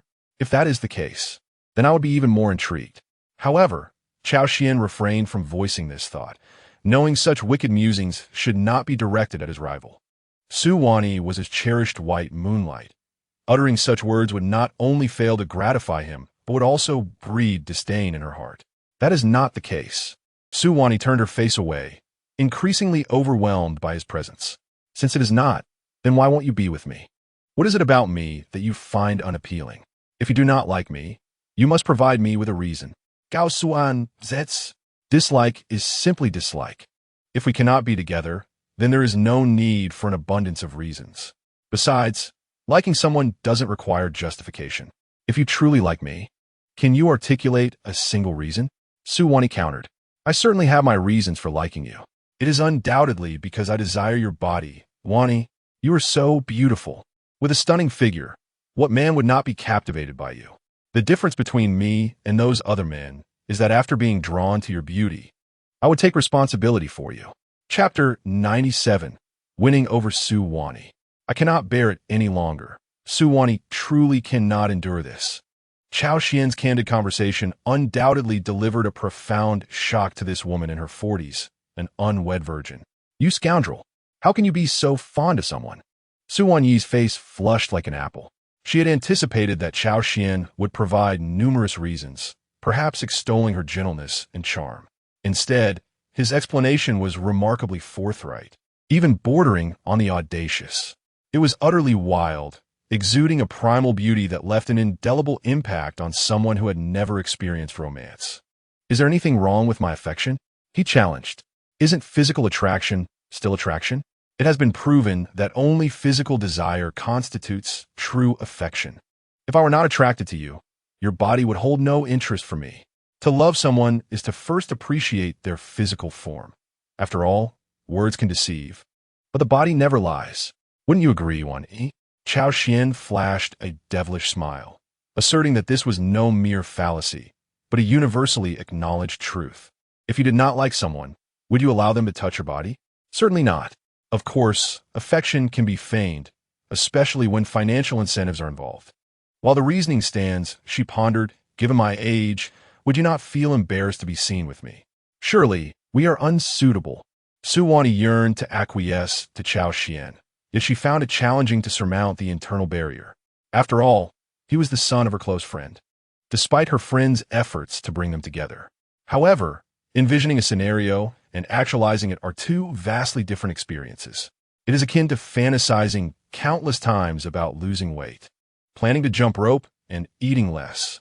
Even imagining how one would appear after shedding pounds and what captions to post on social media. Yet, when the moment arrives to act, one finds that after 100 jumps, exhaustion sets in, leading to a retreat into the comfort of one's phone. And the day passes in vain. This stark contrast between reality and fantasy is immense. Age is but a number. What truly matters is that we genuinely love each other. Cao Xuan professed, as he took Su Wani's hand, gazing at her with deep affection. While it is true that one can feign the gaze of love, Cao Xuan's was authentic. The simulated gaze may appear to convey affection, yet lacks desire. In contrast, at this moment, his eyes were brimming with longing, a raw, untamed desire that clearly communicated, I want you. With the atmosphere charged, even if Su Wani wished to refuse, she found herself at a loss for words. All right, since it has come to this, I shall grant you this one time. Just this once. Ultimately, Su Wani wavered. Her defenses, which she had steadfastly maintained for so long, were finally dismantled by Cao Xuan, even to the point of complete annihilation. She now yearns to dedicate her body and soul to Cao Xuan, hoping to endure this prolonged stretch of time. Nevertheless, she stubbornly added a remark, declaring that it would only be this once, a small semblance of dignity after Cao Xuan breached her defenses. No problem, Vanyi, just this once. Cao Xuan readily echoed her sentiments. He was well aware that once was an impossibility. Such matters only exist in the realms of either none or countless occurrences. Once it begins, a second will inevitably follow, unless the event never transpires at all. Let us agree beforehand that you must be gentle, and I must confess that I am quite inexperienced. You will need to instruct me. This is my first time, and if I falter later, you must not mock me. Should you laugh at me, I shall no longer acknowledge you, and I shall cease to be your Wani. As she uttered these words, Su Wani felt as though her mind was ablaze, nearly ready to burst. What was she thinking when she spoke such phrases? Yet, these thoughts became irrelevant. For a moment of intimacy is worth its weight in gold. At this juncture, any additional words would merely be superfluous. I understand. 1E after an indeterminate time. A familiar system notification echoed in Cao Xuan's mind.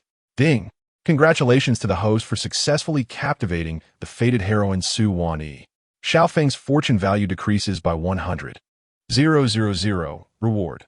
1,000,000 villain points. Ding. Su Wanyi's favorability rises to 80. Xiao Feng's fortune value decreases by 50. 000. Reward. 500. 000 villain points. Hearing the system's notifications, Cao Xuan felt exhilarated. This particular episode had yielded an astonishing amount of villain points, his total nearly reaching a breaking point. However, these details were inconsequential. He would count his riches leisurely after dealing with Xiao Feng. A devilish smile graced Cao Xuan's lips. Was my performance satisfactory? Su Wanyi tentatively inquired. Upon hearing her question, Cao Xuan felt a blush creep onto his face for the first time. Is this truly his Wani? It was utterly delightful. That she would pose such a question left him somewhat bashful. What are you saying? Your performance was simply unparalleled, Cao Xuan declared earnestly. Is that so? That's a relief. I feared I had disappointed you in some way. Su Wanyi nodded. Unexpectedly, at that moment, she shifted the topic and posed a second question to Cao Xuan. Since you claim my earlier performance was unmatched, let me ask you this. Between myself and that girl, Pantheon, whom do you find more satisfactory? Su Wanyi's sudden change of topic caught Cao Xuan off guard. After leaving Cao Xuan's grand villa, concerned for his well-being, Su Wanyi had investigated Pantheon's background. To her surprise, the findings were sensational and made headlines. Fortunately, Su Wanyi ultimately discerned that it was merely a misunderstanding. This woman is not that woman. The one currently imprisoned is indeed different. Although Pantheon bears some resemblance to her, it is merely superficial. Of course, you have performed admirably. As I mentioned, 1E, your recent display could easily be deemed the best in the world, Cao Xuan said with a cheerful smile. Chapter 98. I want to be on top. You had better. If I discover that you have deceived me, you will be in serious trouble, I assure you. Su Wanyi cast a captivating glance at Cao Xuan. Rest assured, 1E, I would never deceive you. Everyone knows that I, Cao Xuan, am a trustworthy and affable citizen. In my childhood, the neighbor often asked me to help her unclog the drain. Cao Xuan's boastful demeanor brought laughter from Su Wanyi, as the suppressed flames of passion that had lingered for years finally found release. I never imagined I would actually acquiesce to such an absurd request from Cao Xuan. Could it be that I, too, possess such traits? After the frenzy, all that remained was reflection. The more Su Wanyi pondered, the more she felt that all of this was Cao Xuan's fault. If it weren't for his incessant, enticing chatter, how could she have ended up in this predicament? The more she thought, the angrier she became, and she abruptly pushed Cao Xuan to the ground.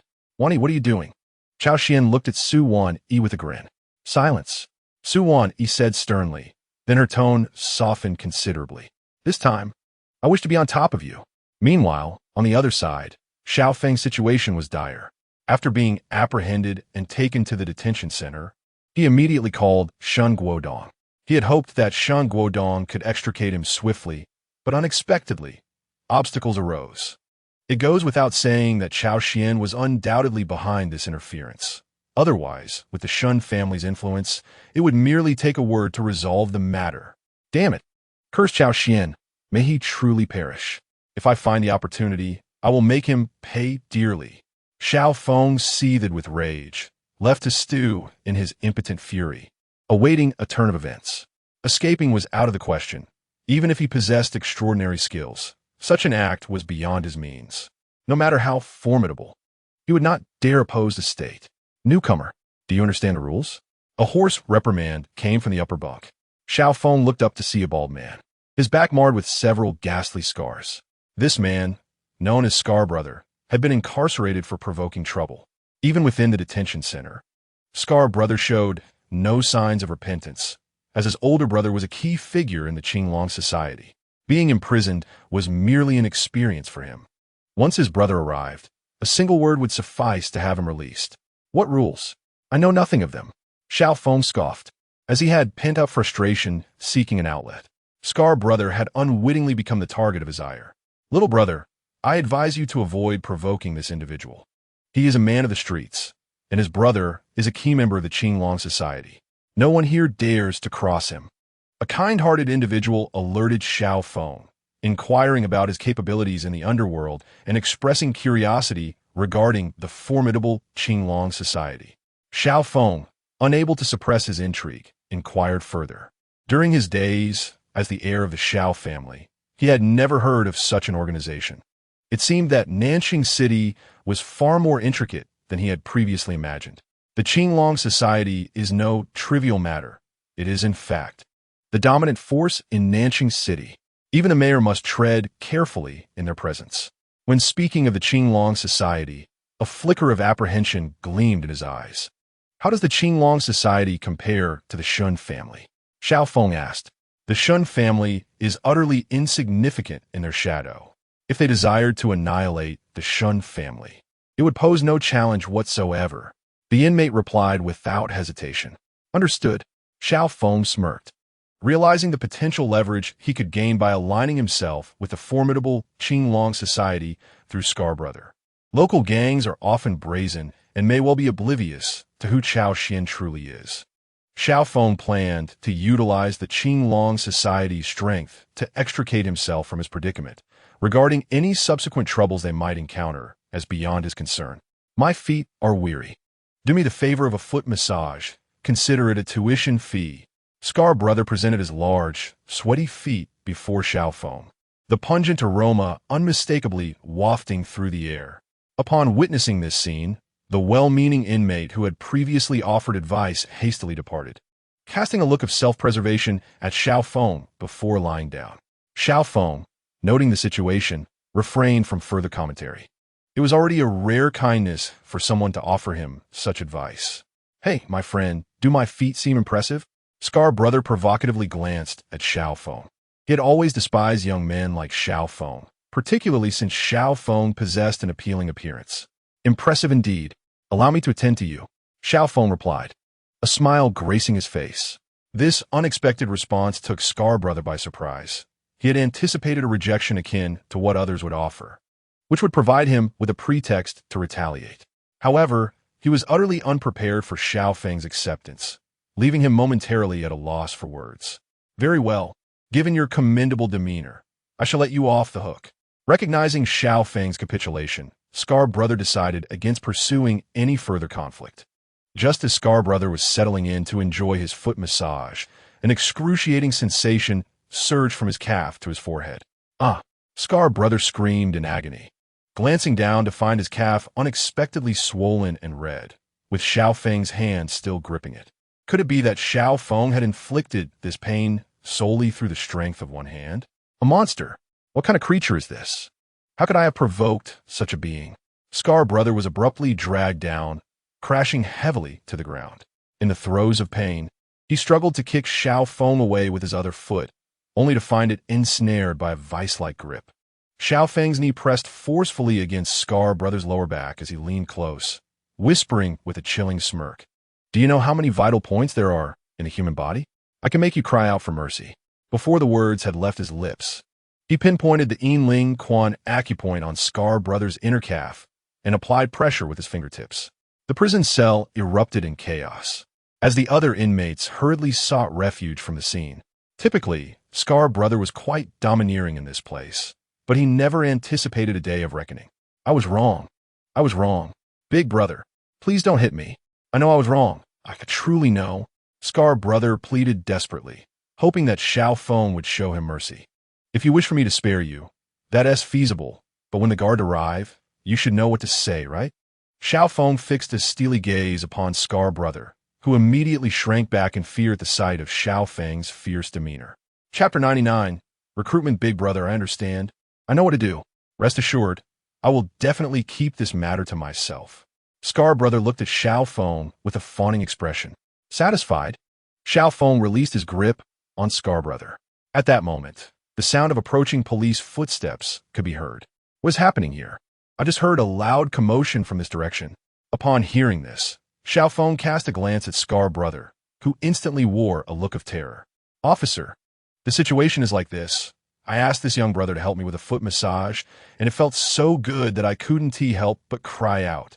Scar Brother fabricated a lie on the spot. I see. Just remember not to shout so loudly next time, and don't bully the newcomers. Understood? Understood. I understand. Scar brother responded with a grin, and the officer, having delivered his warning, departed. You're quite perceptive. Xiao Feng regarded Scar brother with satisfaction, relieved that he had not betrayed him. Since Scar brother had kept quiet, Xiao Feng decided to extend his benevolence and demonstrate what true comfort felt like. Suddenly, Xiao Feng seized Scar brother, who was immediately thrown into a state of panic. Big brother, I didn't betray you. What are you going to do?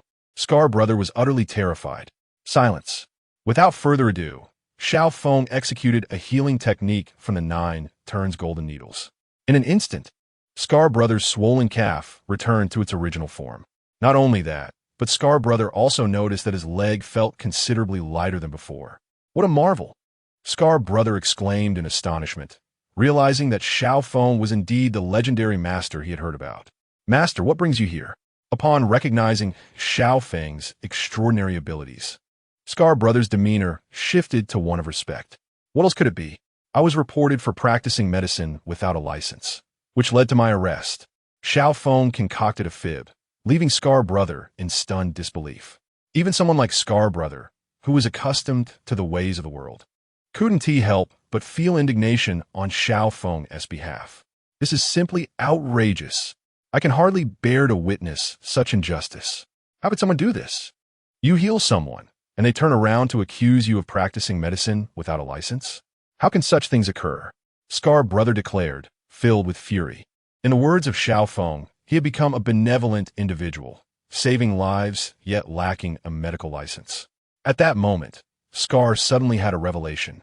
Given Xiao Feng's remarkable medical skills, why not recruit him into the Qinglong Society?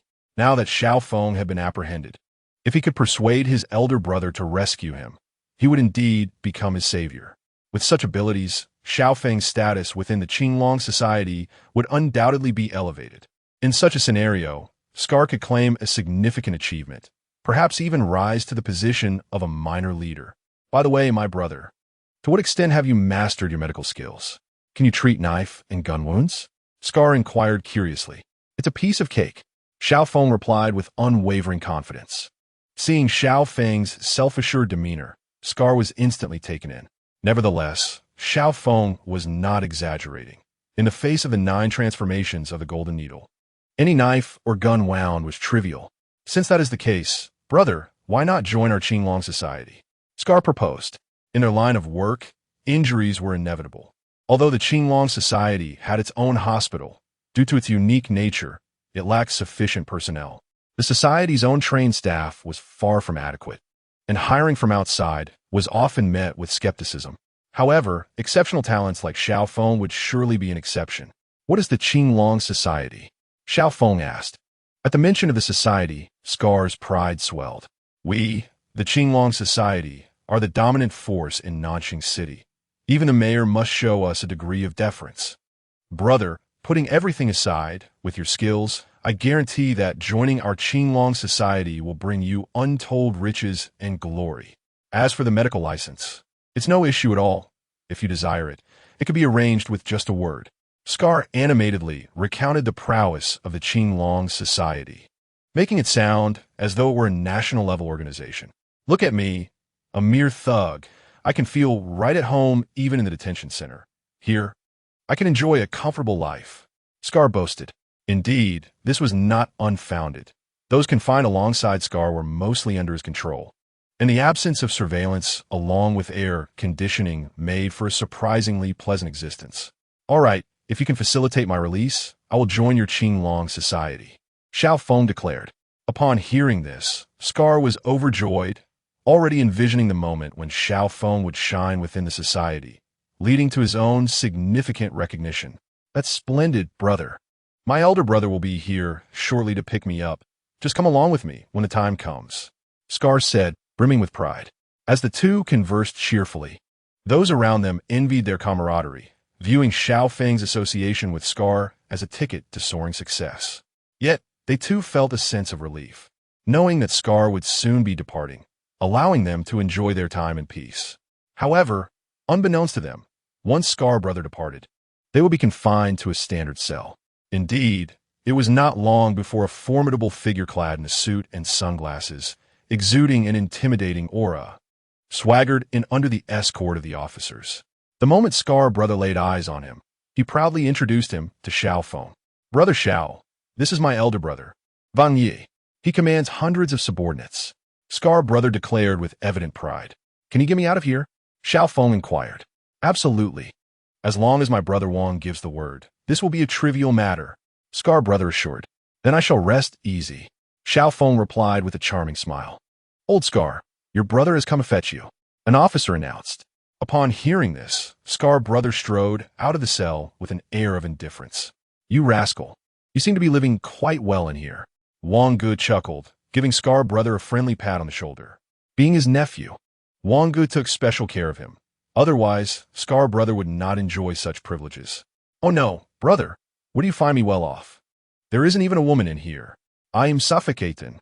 Scar Brother began to banter with Wang Gu, completely disregarding those around them. Chapter 100. Xiao Feng's successful escape. By the way, boss, I want to recommend a talent to you. I wonder if he could join our Qinglong society? Scar Brother said. Oh, what talent do you have in mind? Wang Yi inquired, intrigued. Previously, Scar Brother had recommended so-called talents, who were merely those with whom he shared confinement, each possessing some peculiar skills. It's that lad. Scar Brother pointed at Xiao Feng, then proceeded to extol Xiao Feng's capabilities to Wang Gu. Is he truly that impressive? Wang Gu regarded Xiao Feng with a hint of skepticism. Rest assured, this is all first-hand experience. You could trust me, Scar Brother guaranteed. All right, if this is indeed the case, then you will have made a significant contribution. We are currently in dire need of such talent, Wang Gu said, somewhat excitedly. In their line of work, violence and bloodshed were commonplace, even though the Qinglong society was the dominant power in Nanjing City. A few reckless youths would emerge each year to stir trouble.